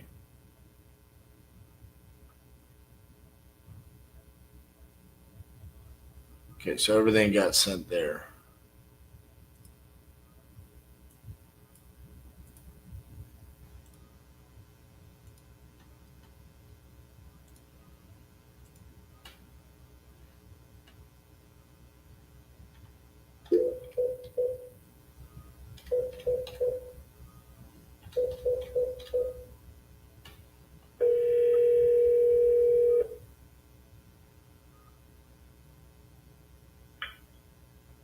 Response. Hey, Brian, this is RJ Bates calling about your property on Firehouse Road. How are you doing? Good. How you doing? Good. You entered this on my website saying that you're looking to sell. Is that correct? Well, not really. I was looking to see what I would be offered. Well, I don't know. I don't know much about the property other than what you gave me on my website. So are you looking to sell or are you just curious? I would be looking to sell if it was worth me selling. Absolutely, like everyone else. Absolutely. But I won't. I'm not in need to sell it. You know what I mean? So, it's tenant occupied at the moment. So, there would be no need for me to sell it, But if the price that I said that I was looking for, if I would receive, I would consider it. How much were you looking for? I'm thinking like 190, 180, the lowest I would go. And how much is the tenant paying a month? The tenant is covering all my bills. Okay. Are they? Probably will not cover that mortgage. Gotcha. Probably won't cover that mortgage because of the interest rate. Right. that's the problem. It's the interest rates. So it has nothing to do with price. At 4% interest, the tenants will still be able to absorb, payment. So for me, it's worth it because I've had it in my possession for quite a while. So, my interest rate is not 7%. And my note on it is not, 180. Right. But, If I buy it, can it come vacant or are they under a lease? no, you know what? These are very lovely people. So they're not under a lease. They're, lifetime, Pocono residents. They had history up there and the family up there. So did I at one time. So it's on a month to month. It's not a, if they're religious pay. Even through the pandemic, I've never missed one payment. Gotcha. Yeah. But, like I said, at that price, at today's rate, the tenants probably won't be able to cover the bills with what they're giving me. Because I don't ask for anything extra. I just need them to cover my bills. That's it. I don't want no capital out of it. I don't want the liabilities for taxes. So for me, it's just, they just pay it off. Gotcha. So, yeah. Realistically, taking a look, there's some other properties around there where there might be a play. Me as well. Listen, I've been looking up there myself. For $250, $300, $325, you can get yourself, ready moving for a family. But can someone afford that rent? I don't think so up there. Right. You can pay $325 for a nice place up there. Yeah, but with today's rates, we all know what's going on. So, Right. It's just one property I got. Not a big deal. I just figured, let me just go ahead and just, shoot it out there. And that's it. If you're really interested or whatever, you have my number. Just give me a call. All right. Yeah, I'll take a look at it and see if there's something we can do there. Yeah. Take your time. Okay. All right, man. Well, I'll let you know what I come up with. Okay. You got it, man. All right. Bye-bye. All right. Yeah, no. It's just, again, not what we're looking for.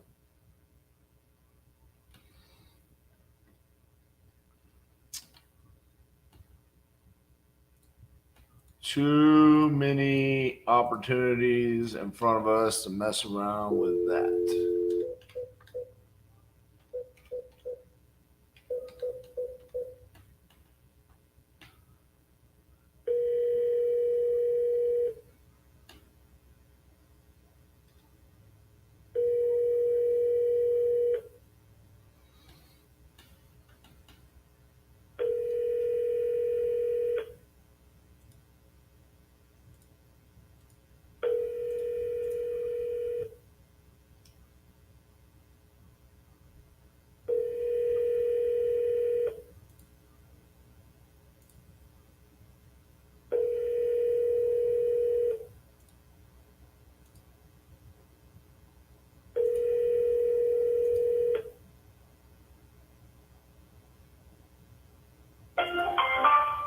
The wireless customer you are calling is not available.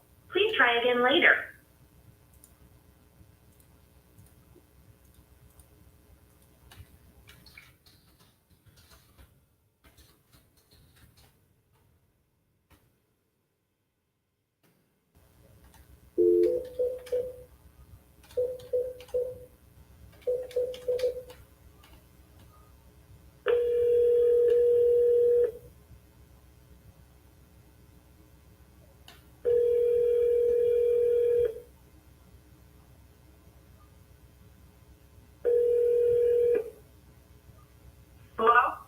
Hi, is Mary there?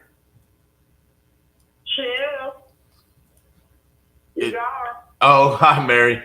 This is RJ Bates calling about your property on Meadowbrook Drive. You had entered it on my website saying that you were looking to sell. Is that correct? All right. Yeah. Not anytime real soon, but yeah. Okay. When were you thinking about selling? About 6-month time frame. Okay. Well, a lot can change in 6 months. So, as far as interest rates and property values and stuff like that, it'd probably be better for me to talk to you when we're closer to selling than it is right now. Okay, well, what do you have right now? What do you mean?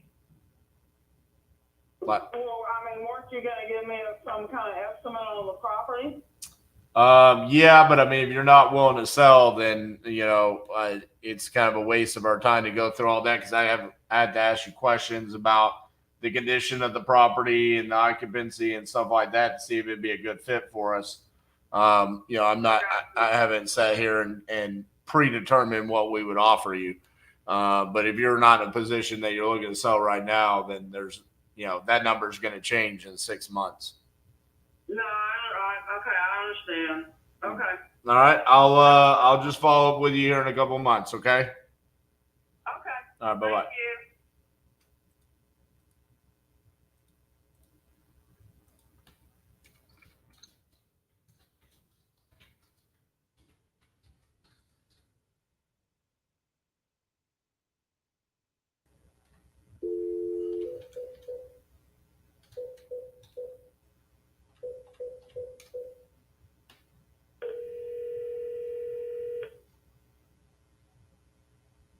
Your call has been forwarded to an automatic voice message system. 2487683 is not available. At the tone, please record your message. When you have finished recording, you may hang up or press 1 for more options. Hey, Federico, this is RJ calling about your property there on Rathbone Street. You had entered it on my website saying that you were interested in selling. Could give me a call back at 817-710-8689. Thank you.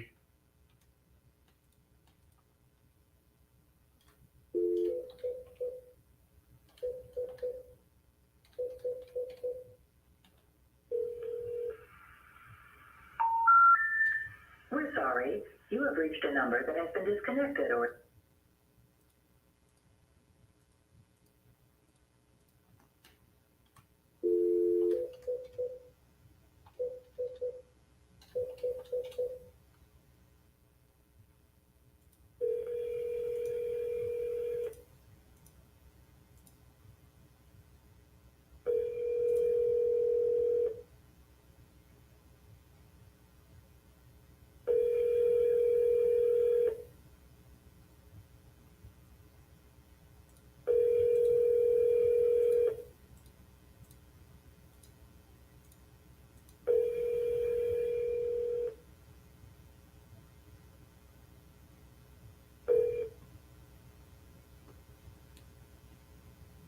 Hello, this is Rachel Yeaman. I'm very sorry that I missed your call, but it is very important to me. So please leave me a brief message and I will call you promptly. Thank you and have a wonderful day. Hey, Rachel, this is RJ Bates calling about your property on Patterson Court. You had entered it on my website saying that you're looking to sell. If you could give me a call back at 817-710-8689. Thank you.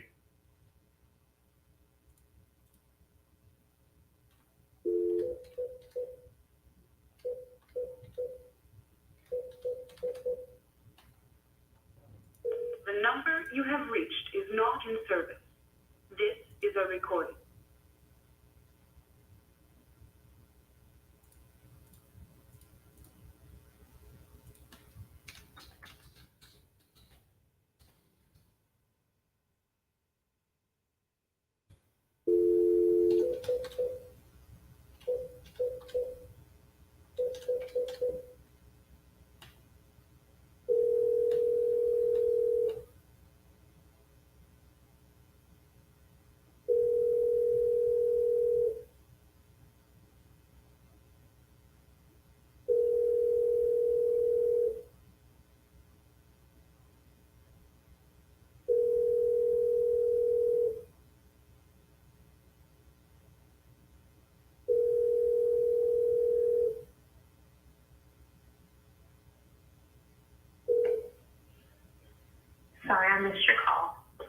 detailed message, and I'll return your call at my earliest convenience. Thank you.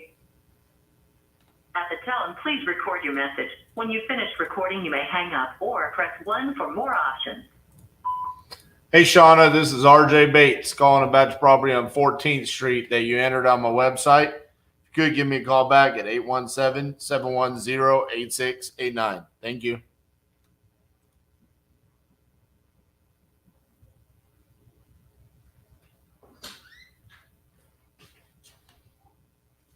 Gracias. Thank you.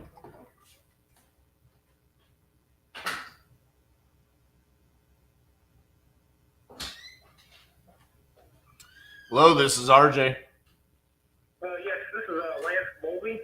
Hey, Lance, how you doing? Good, you? Good. Just I was reaching out about your property there on Pioneer Avenue. You had entered it on my website saying that you're looking to sell. Is that correct? Yes, sir. Awesome. How much are you looking to get for it? Wanted to get 100,000 out of it. Alrighty. Is it currently occupied or is it vacant?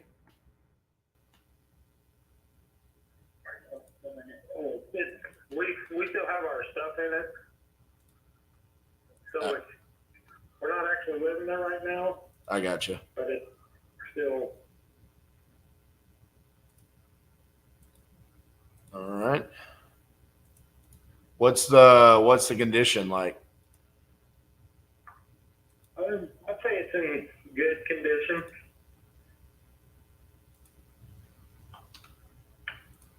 It's a 2-bedroom with 1 non-conforming bedroom in the basement. Yep. 2-car garage. Detached. Okay.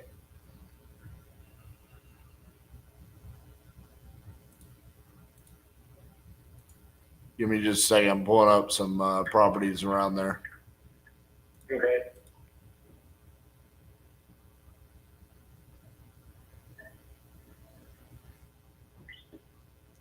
It's 876 square feet. Yeah, square footage, about 876. Yeah, that sounds about right.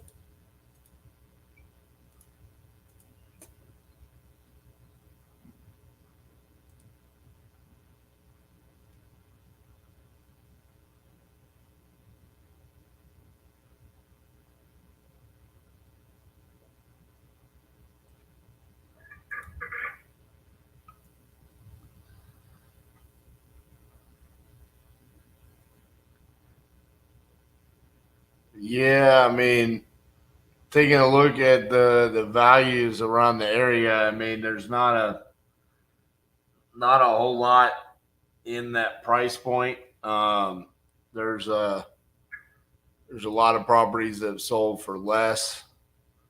Not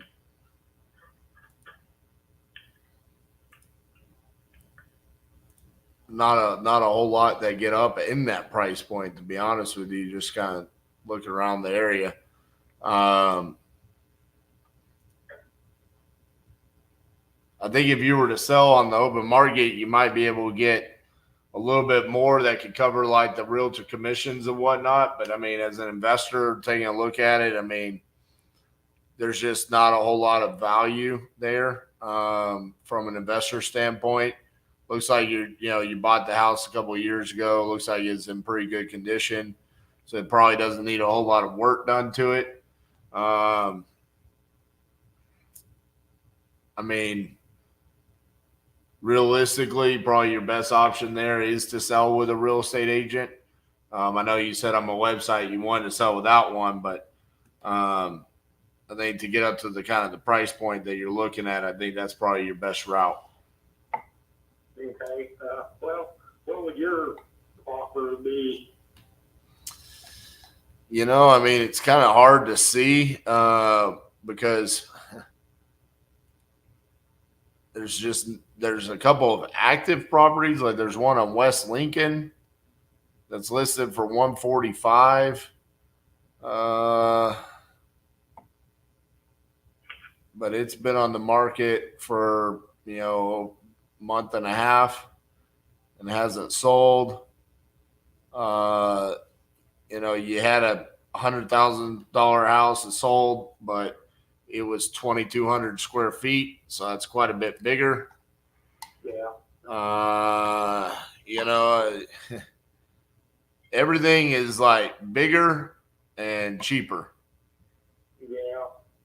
Yeah, it's kind of in the same standards, Right. Not a whole lot. So I think, if I were to offer, I think I'm going to be like way lower. I think you're just better suited to I think you can make a lot more money by just listing it, just to be honest with you. Yeah.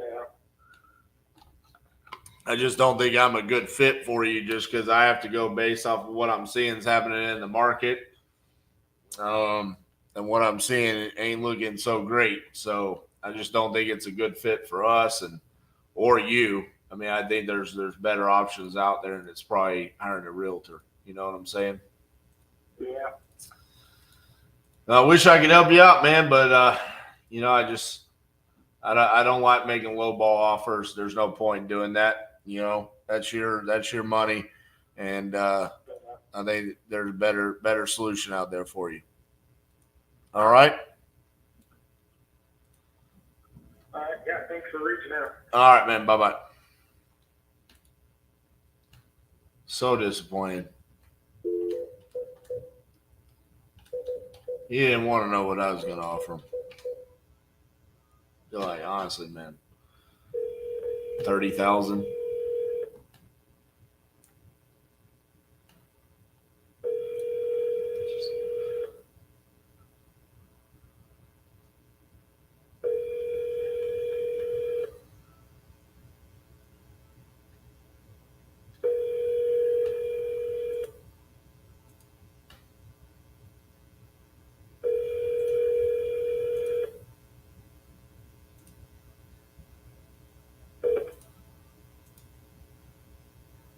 Please leave your message for 6787779.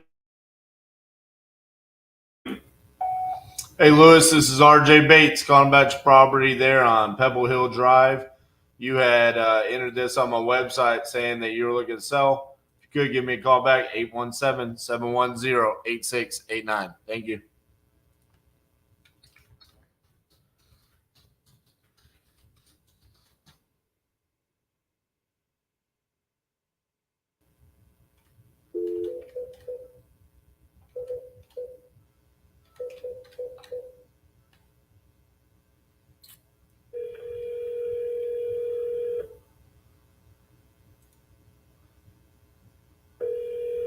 What happened yesterday, Robin? Did I miss something? I didn't watch any TV or anything.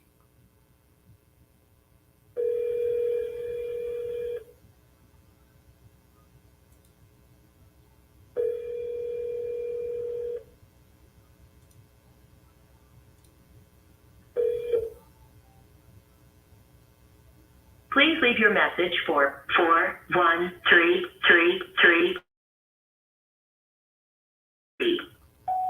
Hey, Sally, this is RJ Bates calling about your property there on Davis Street that you entered on my website. If you could, give me a call back at 817-710-8689. Thank you. Sonic boom. Like from an airplane or what? 2 F-16s chasing another plane that violated air. What? Was it just an accident or was it something?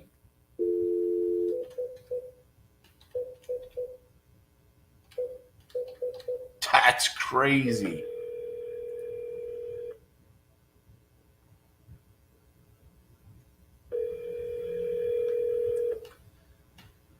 I'm assuming they caught him.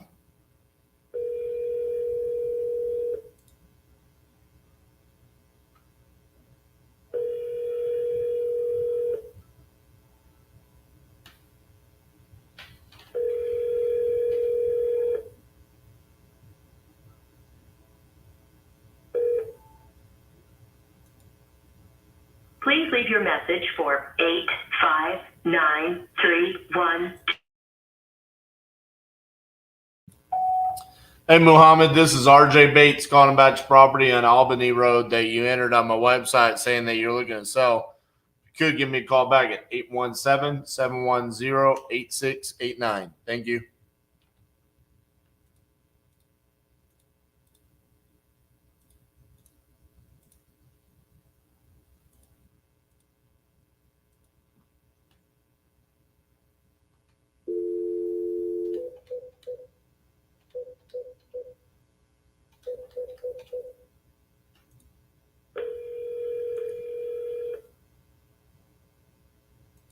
It's crazy. You reached the voicemail of Craig Mills. Please leave your name and number. I'll get back to you. At the tone, please record your message. When you've finished recording, you may hang up or press 1 for more options. Hey, Greg, this is RJ Bates calling about your property there on Campus Drive that you entered on my website. Give me a call back, 817-710-8689. Thank you.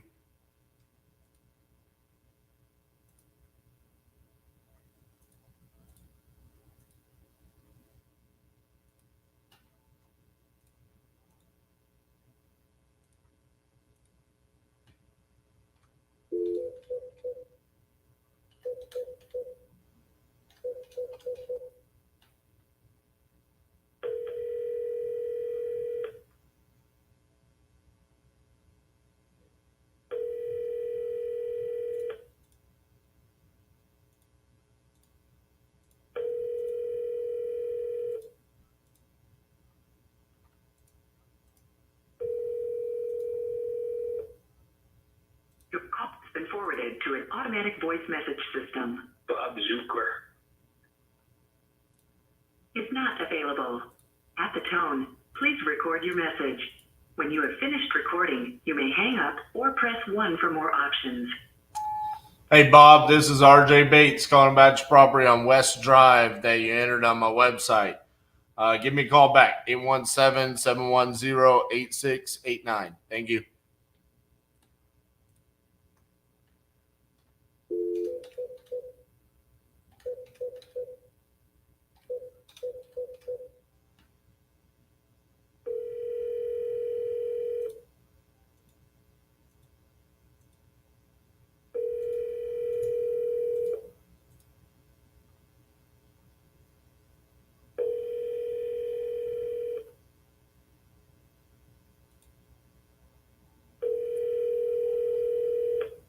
That is terrible. I'm sorry, but the person you called has a voicemail box that has not been set up yet.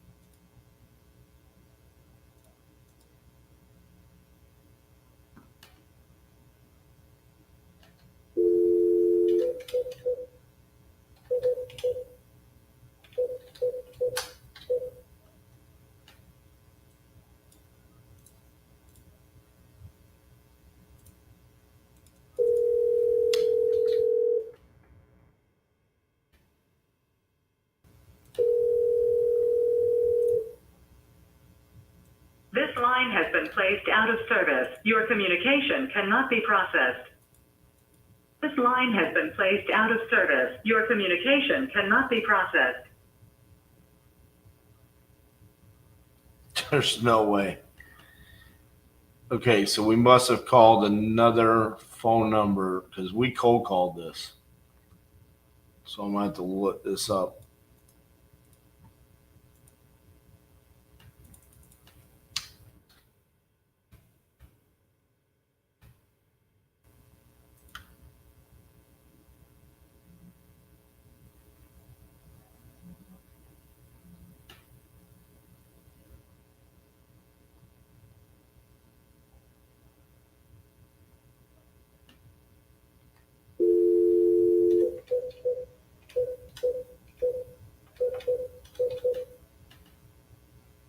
The number you have dialed is not in service.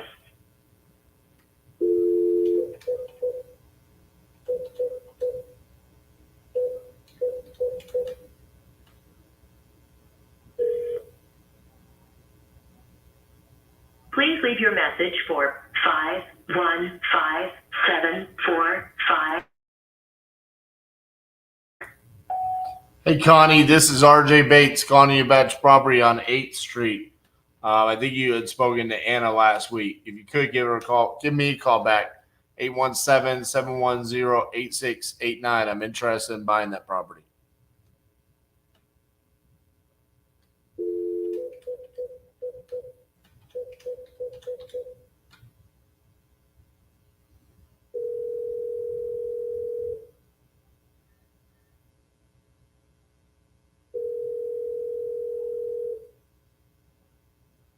This line has been placed out of...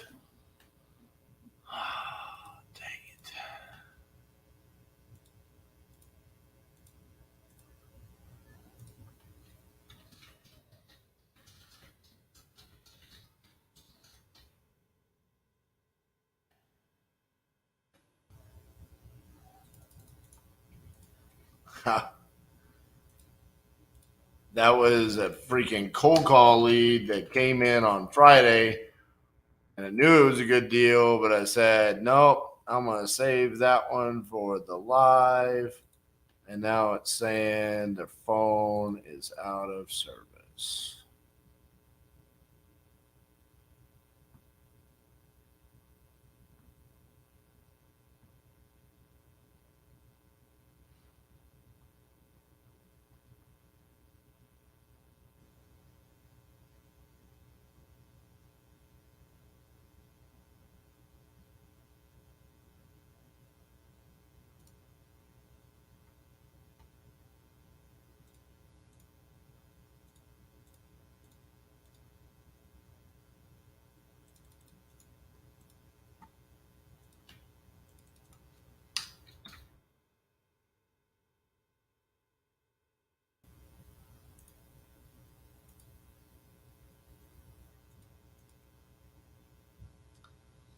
Holy comps.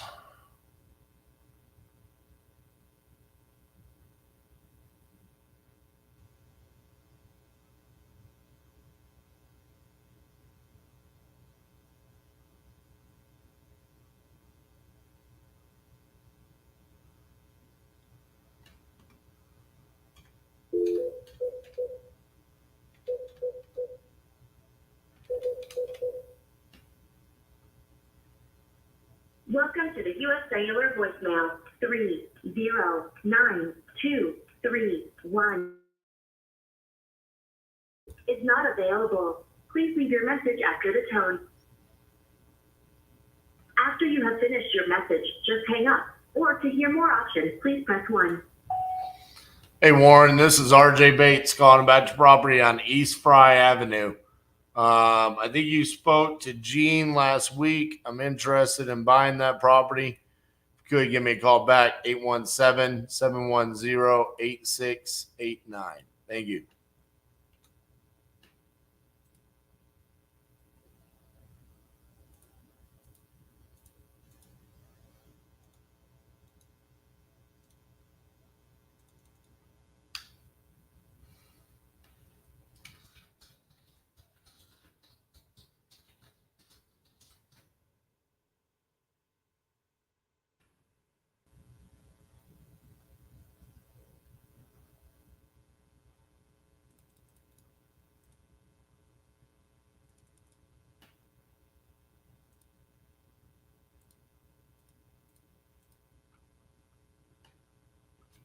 All right.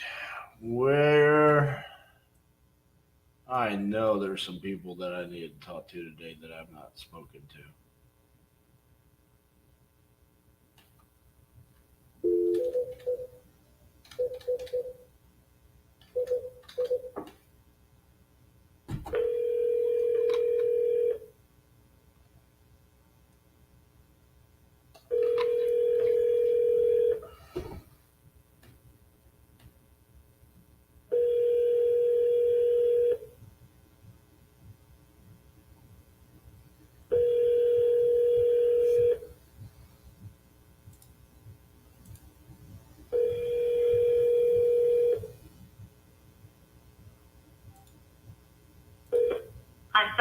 person you are trying to reach has a voicemail box.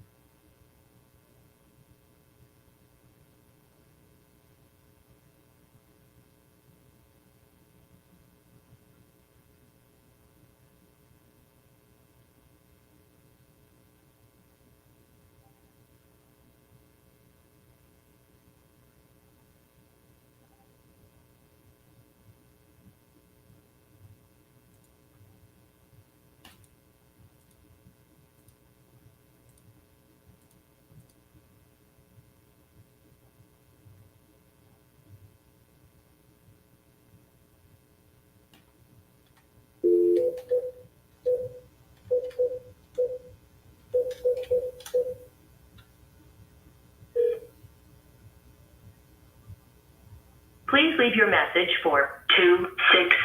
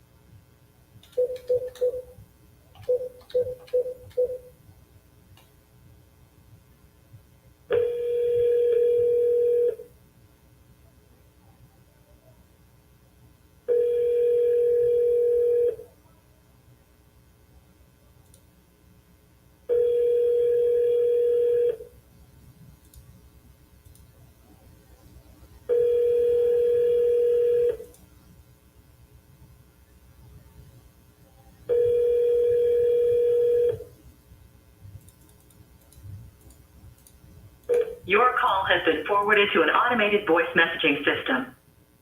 406498 is not available. At the tone, please record your message. When you've finished recording, you may hang up or press 1 for more options. To leave a callback number, press 5. Hey, Kelly, this is RJ Bates calling about your property there on North Main Street. Give me a call back, 817-710-8689. Thank you.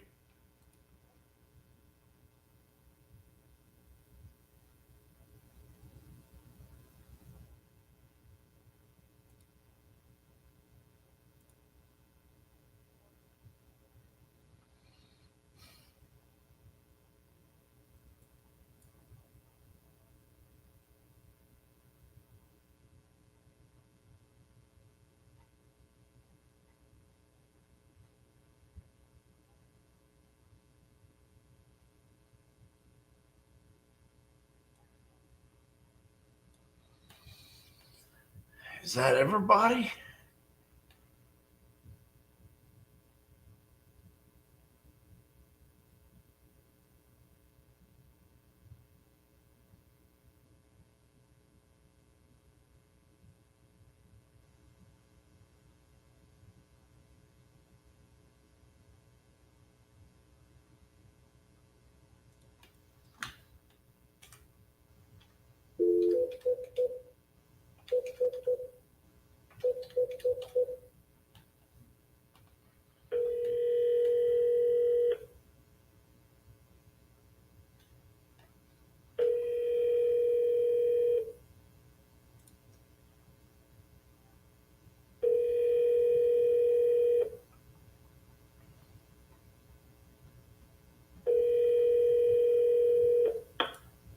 I'm sorry, but the person you called has a voicemail box that is not...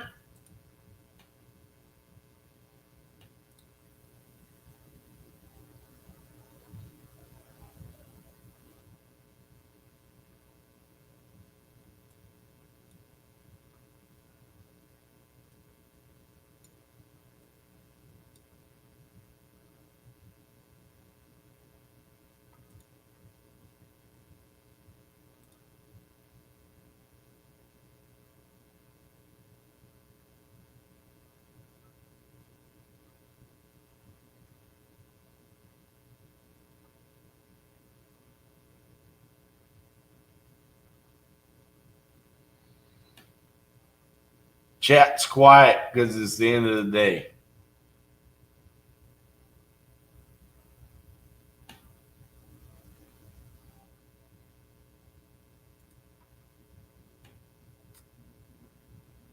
Well, the day's almost going to be, we're about to wrap up.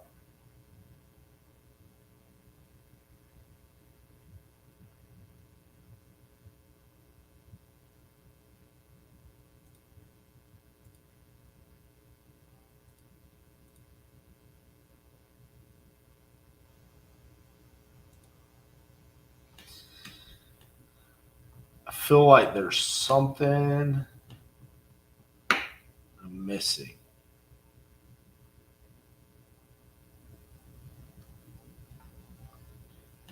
But I guess not. I guess it's time we bring Miss Cassandra on. You ready?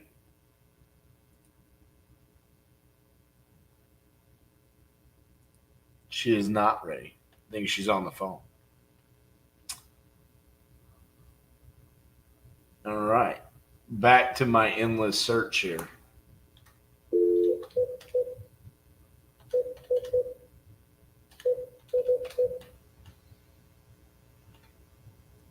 She said, I'm not ready.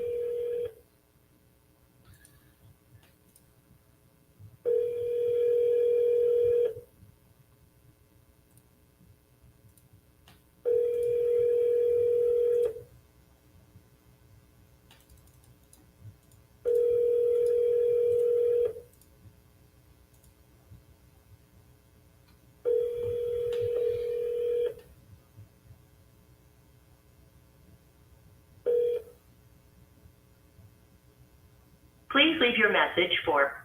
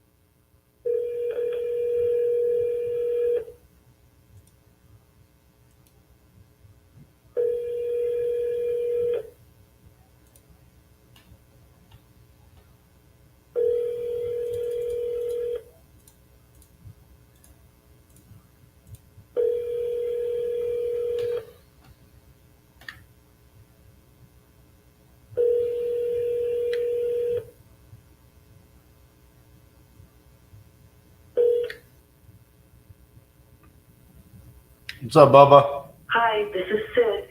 Sorry, can't get to the phone. Leave your name and number, and I'll get right back to you. Thanks. Hey, Sid, this is RJ Bates calling about your property on Live Oak. You had entered it on my website saying that you're looking to sell that property. If you could, give me a call back at 817-710-8689. Thank you.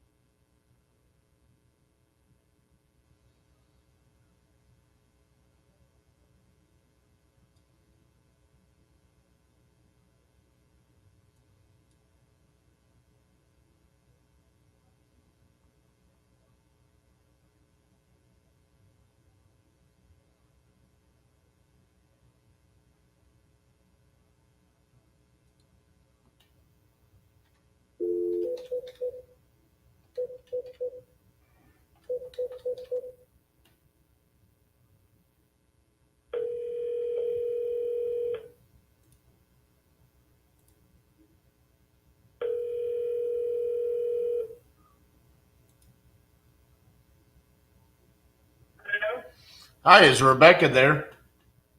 This is her. Hey, Rebecca, this is RJ Bates calling about your property there on Grandview Avenue. How you doing? I'm good. How are you? Good. Are you still looking to sell that property? I am. All right. How much you looking to get for it? I was looking around 45. Okay. So your reason that you put down was you're a tired landlord or non-performing tenants. Just tired of. I actually have tenants in there at the moment, but I live in Florida, and I'm tired of dealing with the whole thing. They're good tenants. I don't have an issue with them, but it's just I just don't want to deal with it anymore. I gotcha. How much are they paying a month? $850. They pay on time? Yes, they're great. I've not had a single issue with them. So what are you having to deal with, like maintenance and stuff? Yeah, just having to go back and do the maintenance, dealing with homeowners insurance and renters insurance, and just a few little. It's nothing major. Like I just got a call from the insurance. They need some trees cut down around the house. Just little things like that, and it's just. I work full time, my husband works full time, and I have kids, and it's just too much to try to get back and forth to deal with it every time, which the renters are actually cutting the trees down now. And it's not full grown trees, it's like, I don't know, what would you call them? It's like, more like just tall bushes. I gotcha. Yeah. Which we used to, keep trimmed down when we were there, but I don't think the renters have. So, but they supposedly took care of it yesterday, so we'll see. That's crazy. I've never had insurance even care that much to ask me to do something like that. Right? They said this is the first time they said anything to us too. They said because they were touching the house. So, I mean, I get that, but I'm just saying, like, how did they even find out? I'm assuming they drove out the house because we were renewing our insurance. I don't know if they drove by the house or I'm not sure, because they also saw a trampoline that was in the backyard that we had to get rid of as well. Okay. Yeah. Uh, So, I mean, it's just, like I said, it's just little things like that. I don't have time to deal with that. I have other things that I'm trying to deal with, and it'd just be easier if that was one less thing to work with. how would you say the condition of the property is? How would you say the condition is? I think it's in pretty good shape. The last time we were in there was probably about 2 months ago, wasn't it? It was last month. Was it last month? No, it was in April. We went in April, and they've taken pretty decent care of it. I haven't seen any issues other than there was one broken window out in the upstairs room.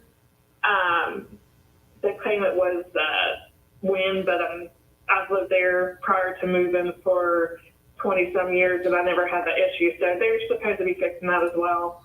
There's all the flooring in there is less than. Yeah, the roof is only. When did we get that roof replaced? Roof that goes over is lifetime shingles. Yeah, we got the roof was replaced 8 years ago, but it was lifetime shingles. We put new flooring in it probably about 3 years ago. I mean, does it look like the pictures on Zillow? Yeah. And the water heater is only like 3 years old. Yeah, the water heater that we put in there is only about 3 years old as well. Does the kid on the stairs come with it? Depending on how he's acting, as of today, yes. Gotcha. Well, if that's the case, I don't know if I want him because I have a couple of those myself, so I know how that goes. I can knock the price down a little bit. Yeah, I'll take the cat. The cat's probably better behaved. All right, let me see here.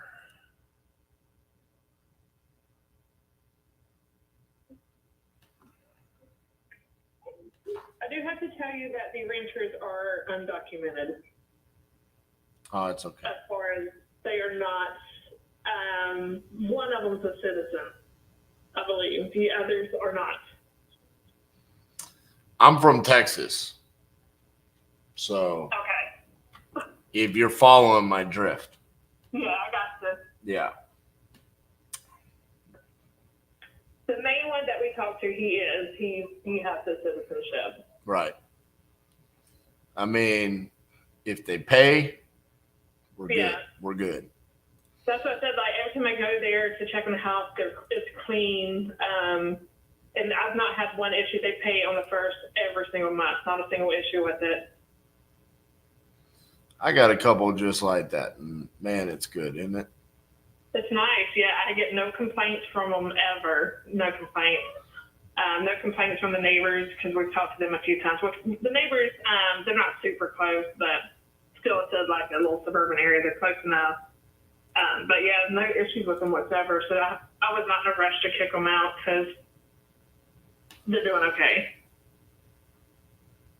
So But they are aware that we were trying to get rid of the house as well. So they know that there's no lease or anything. They know that. but we want them to stay. Okay.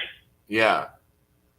Like, I mean, if they're there and they're paying, I mean, and they're good tenants and they're taking care of it, I mean, that's the ideal scenario. Yeah, like I said, they're cutting down the trees for us yesterday, so. Right. I mean, if they're treating it like it's their own home, why wouldn't we want them to stay, you know? Exactly. What would you say if I said 40,000 cash, no commissions, I cover the closing costs?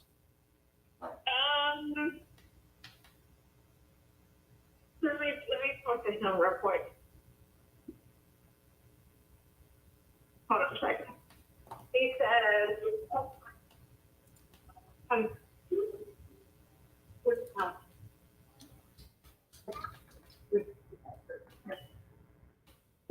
hold on a second. Let me put the TV down real quick so we can hear. All right, talk now. What you told me? I said 40,000, no commissions, and I cover the closing.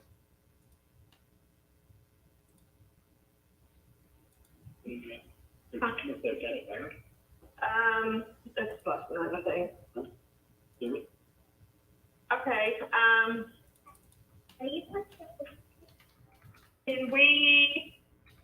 we talk about it a bit between ourselves, and then how long are you working for?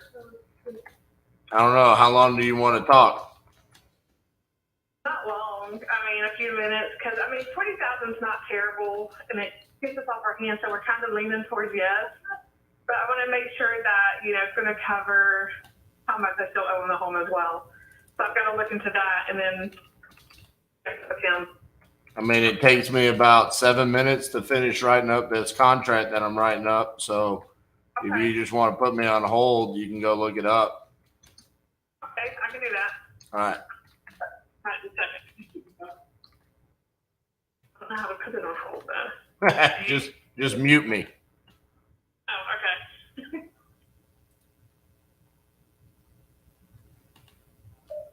okay. Fucking savage.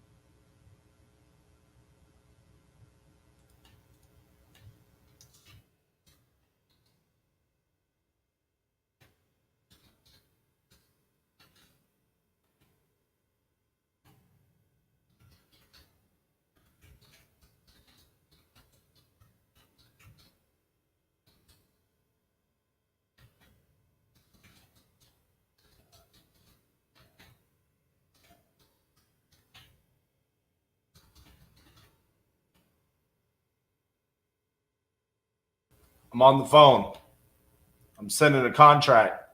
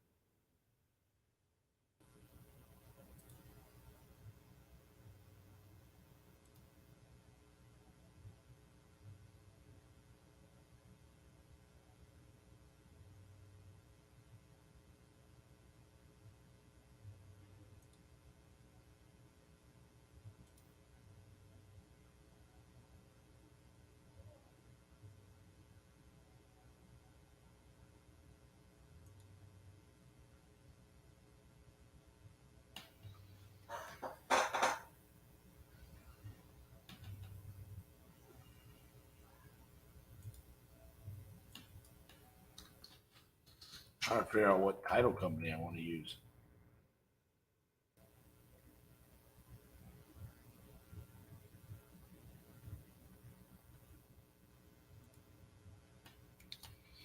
I'm on the phone with a seller. She's talking it over with her husband. I'm writing the contract. I'm going to send it to him and get him to sign it right now.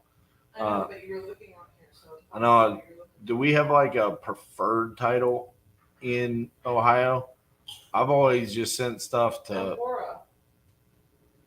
Oh, Huh? really? Remember we got them in. I know, but I thought we had a not good experience. I mean, they did try to charge us because we had a seller cancel, but. No, it was they missed stuff and then found out. No, I don't know. I mean, let me look. I think it's Fireland Title is who we've used in the Oh, I past. know, we like them a lot. Yeah, that's what I want to use. I'll be out there waiting on you. Okay.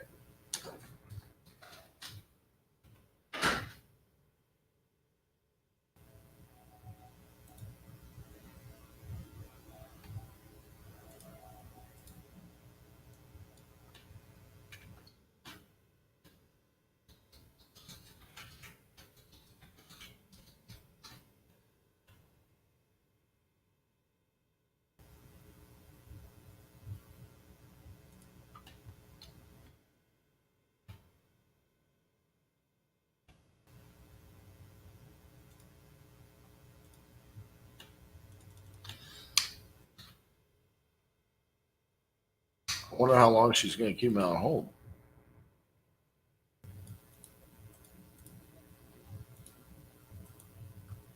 She's a fan of awkward silence too.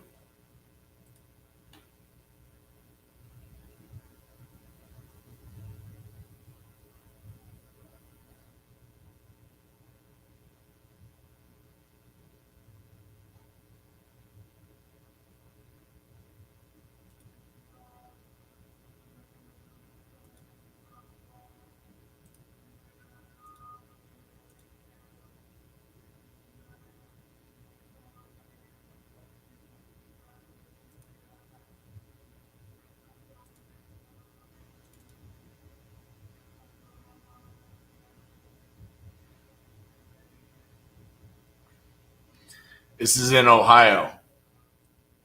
Took us 25 days. We're so close to finally getting one.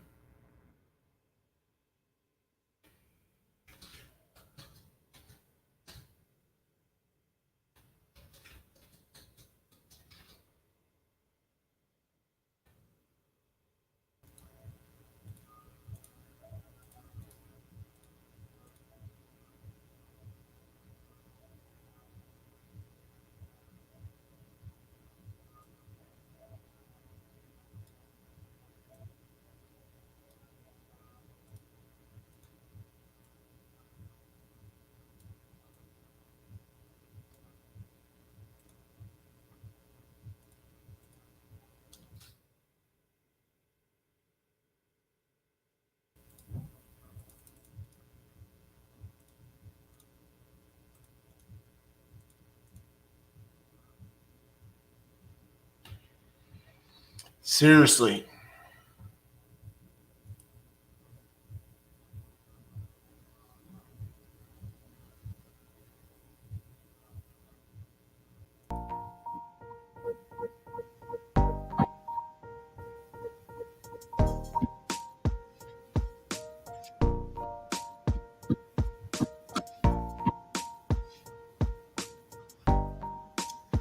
Oh, we just sit here and wait. I got the contract locked and loaded.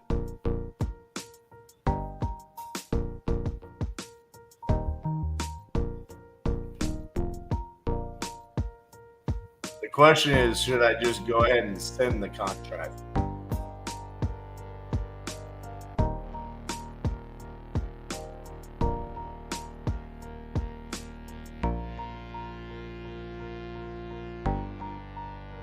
My Jeopardy music says yes.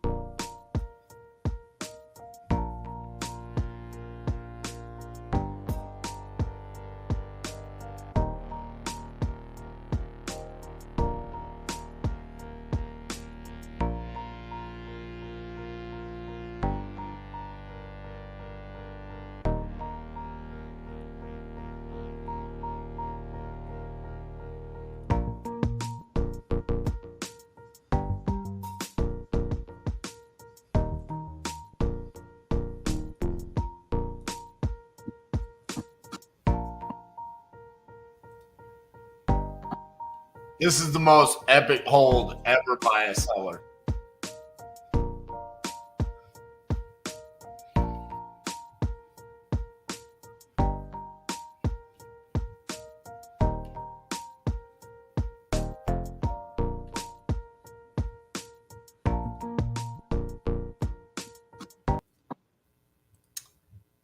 Bangs, Texas, huh? I don't know much about Bangs. Let me look up and see where it's close. I've lived here my whole life. I've never heard of Bangs.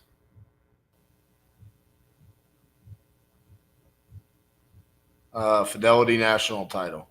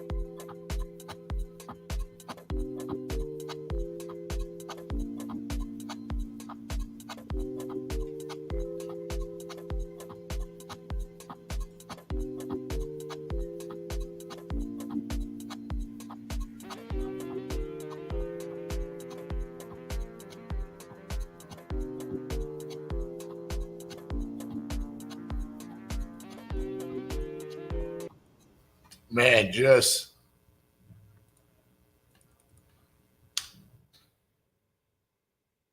this seller is quickly becoming one of my most favorite sellers of all time.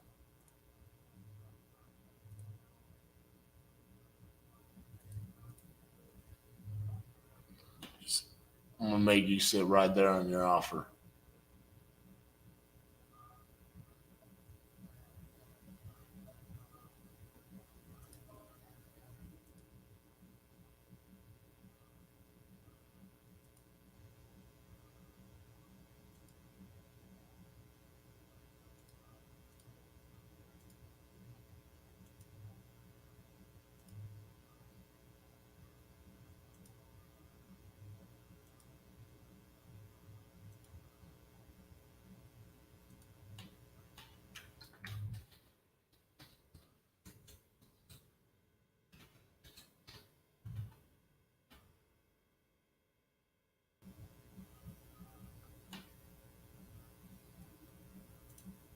"21 minutes strong."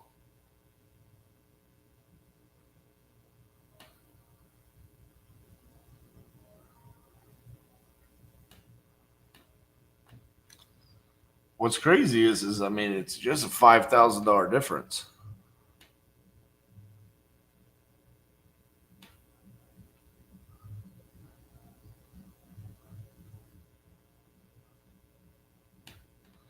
I mean, it isn't like we're asking too big of a price difference from what she asked.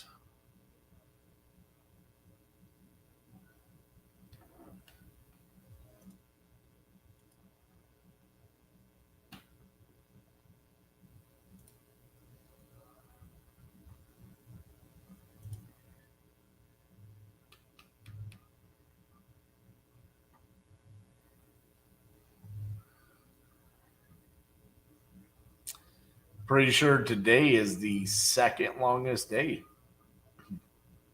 as far as length of video. We're at 8 hours and 32 minutes.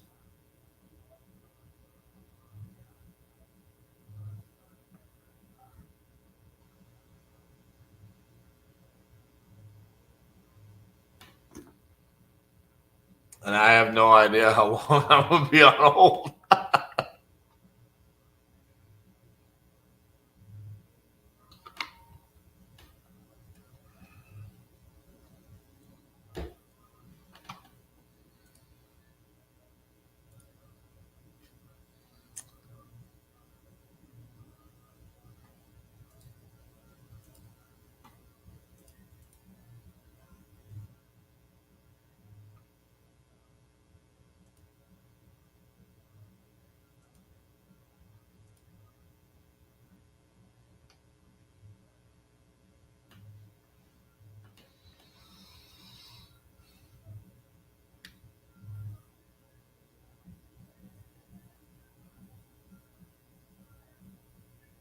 This is amazing. I actually wish I could hear the conversation that they're having right now.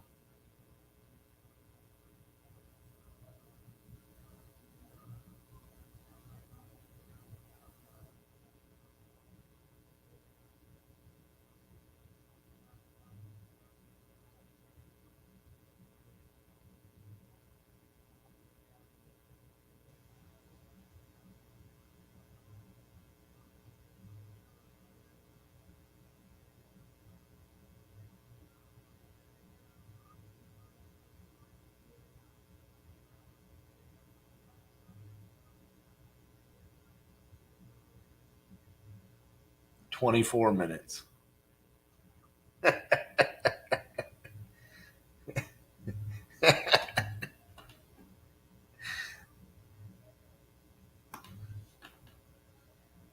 So 9 minutes ago, Robin said Jeopardy music played.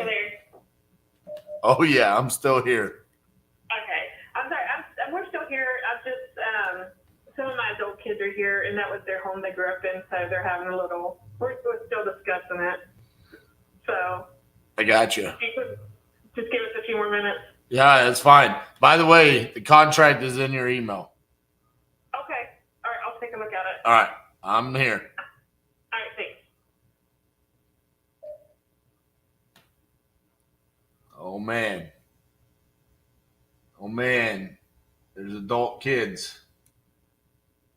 She doesn't sound old enough to have adult kids.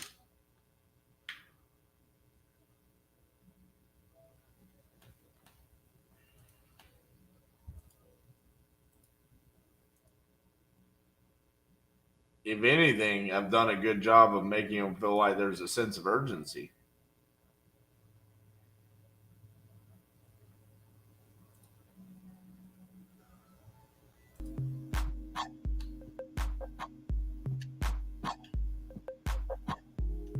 Play some elevator music.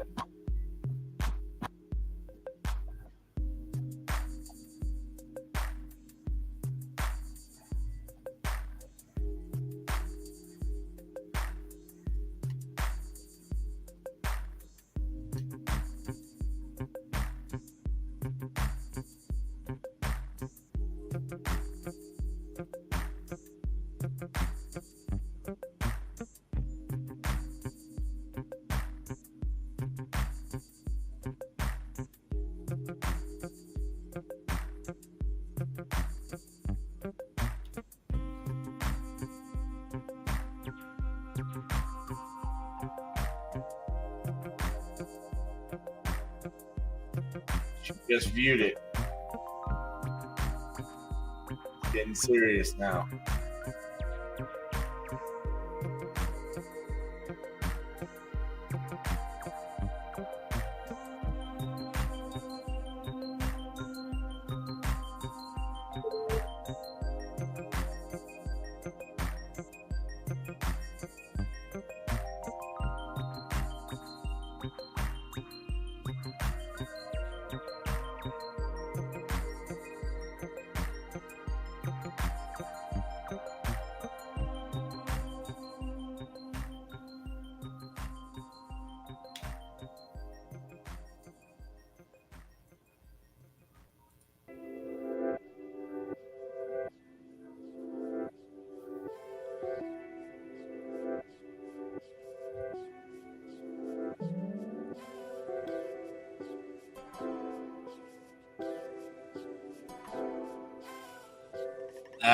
Absolutely.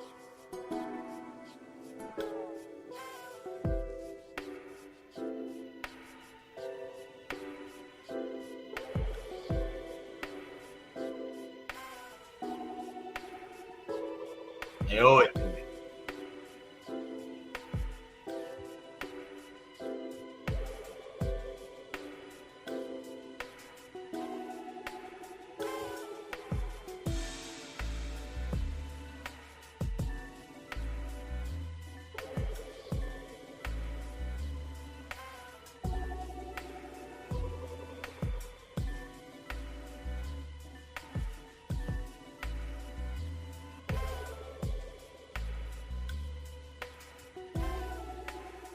Kip, I'm playing the music for you.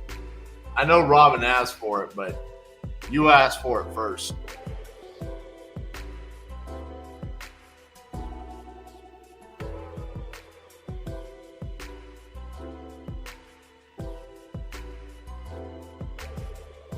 Well, yeah, because I have to play this unlicensed music.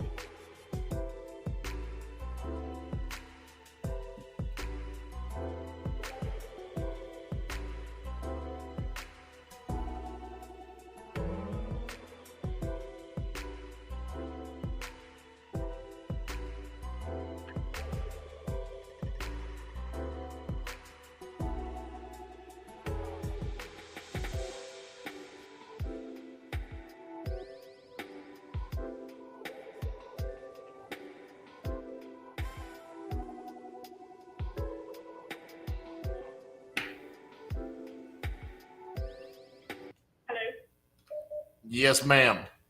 So I was talking to them all, and I mean, they wanted me to ask if you could like meet in the middle and do 42. I like it. Okay. You know why I like it, Rebecca? What's that? Because you unapologetically put me on hold for 20 minutes because I told you, just put me on hold. And that is totally something I would do. And then countered me $2,000. I am gladly going to cancel this contract and send you another one for $42,000. Oh, that's amazing. Then I guess we have a deal. All right, but now you have to wait on me. Okay, I think that's fine. All right, let's. Now I do have a question. What's that? What are you going to do with all $2,000? Honestly, we have a lot of stuff in the garage, so we're probably going to use that for either storage or to get the stuff moved back down here. That is totally not a fun answer. I know. No, let's make something else up. Let's say, where do you live now? I live in Florida. Oh yeah, no, you're gonna go see the manatees. That's okay, I can do that. Yeah. I have been wanting to do that. So. Yeah, see, that's way more fun. Like, oh, okay, my $2,000 is going to good. You saying you're going to take my $2,000 and go move junk to another place to hold on to junk, not fun. No one likes that answer. So I'm going to call with the manatees then. Yeah. Way better. All right.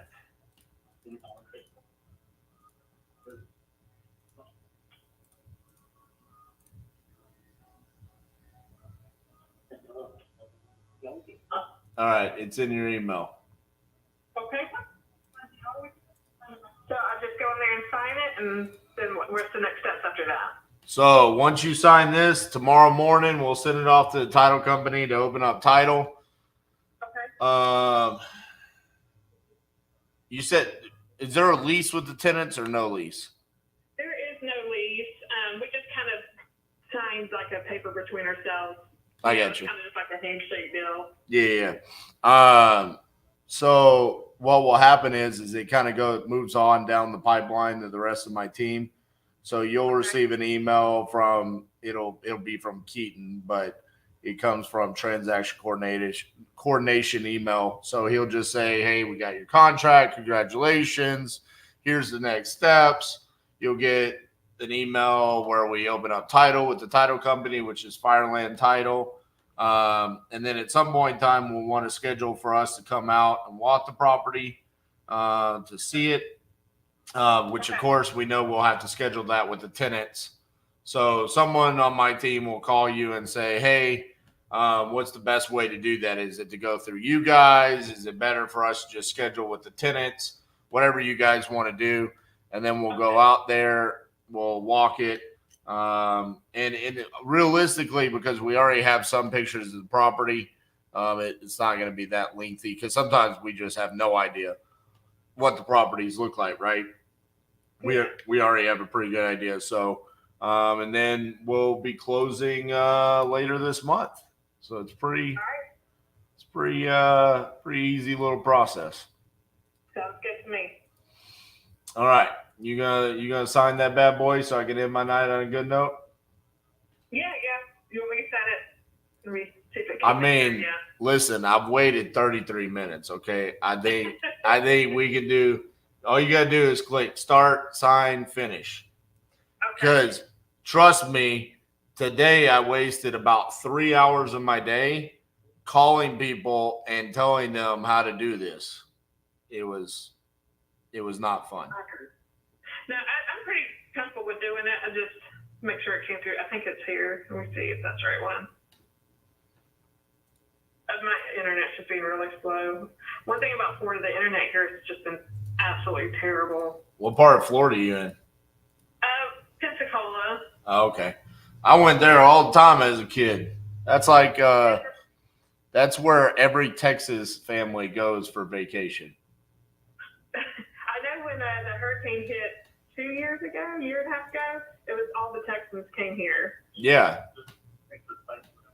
Because it's just as far to drive to Pensacola as it is to drive to like certain parts of Texas. That's funny. Well, at least where I live. I live up in DFW, so.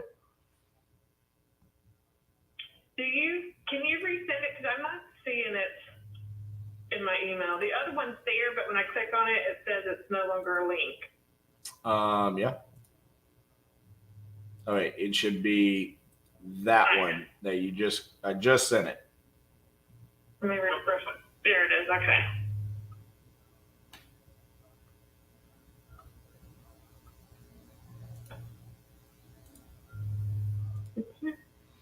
So for the purchase price on there, it still says $40,000. What? No.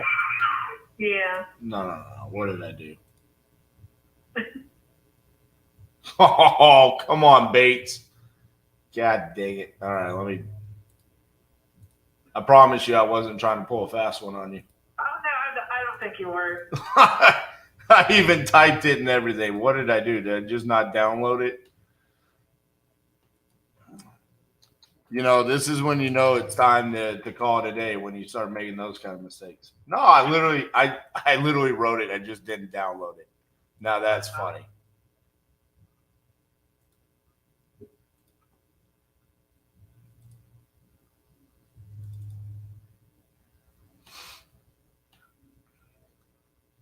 So did you know you're going to sell it today? Or is this a... Well, I did it initially when I started looking at it. It was just kind of a, I don't know, maybe I should do this or not kind of deal. Right. Because when the insurance, because they're calling us every day harassing us, have you gotten that trampoline? Have you moved that trampoline? And I have a friend that's coming to get it, but it's not going to be till this weekend.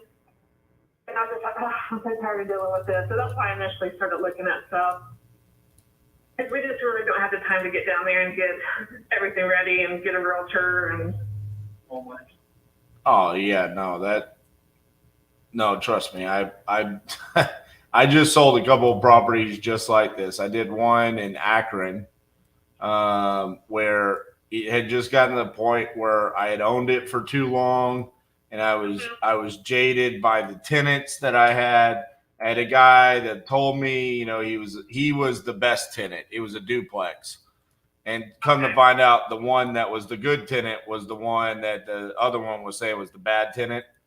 And the one that was saying he was the good tenant, he totally just messed the place up and then started not paying me. And so it just got to the point where it was like, I just want to sell this property because I have too many bad memories with this property. Yeah, I don't blame you. I mean, I have pretty good memories. Well, we have mixed memories with this house, but right. I mean, it's just, and like I said, the tenants that are in there, they're amazing. Like, we don't hear anything from them. If they have issues with something, they immediately tell us. And that doesn't happen very often. They usually just take care of it. I mean, they're pretty good tenants, but I think it's because of who they are, honestly. But okay, I sent you the right one with 42,000 on this side. Let's see if it showed up yet. Yep, there it is.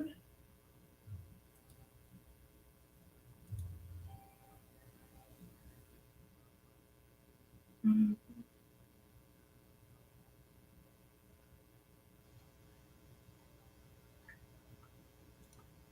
I've been kind of back and forth about selling it because I was like, well, maybe I want to keep it for the kids, but maybe I don't. I don't know.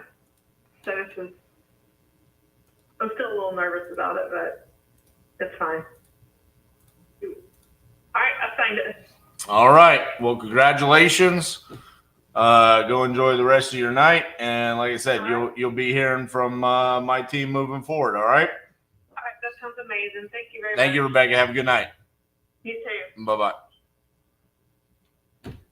All right. Got it. Change my KPIs.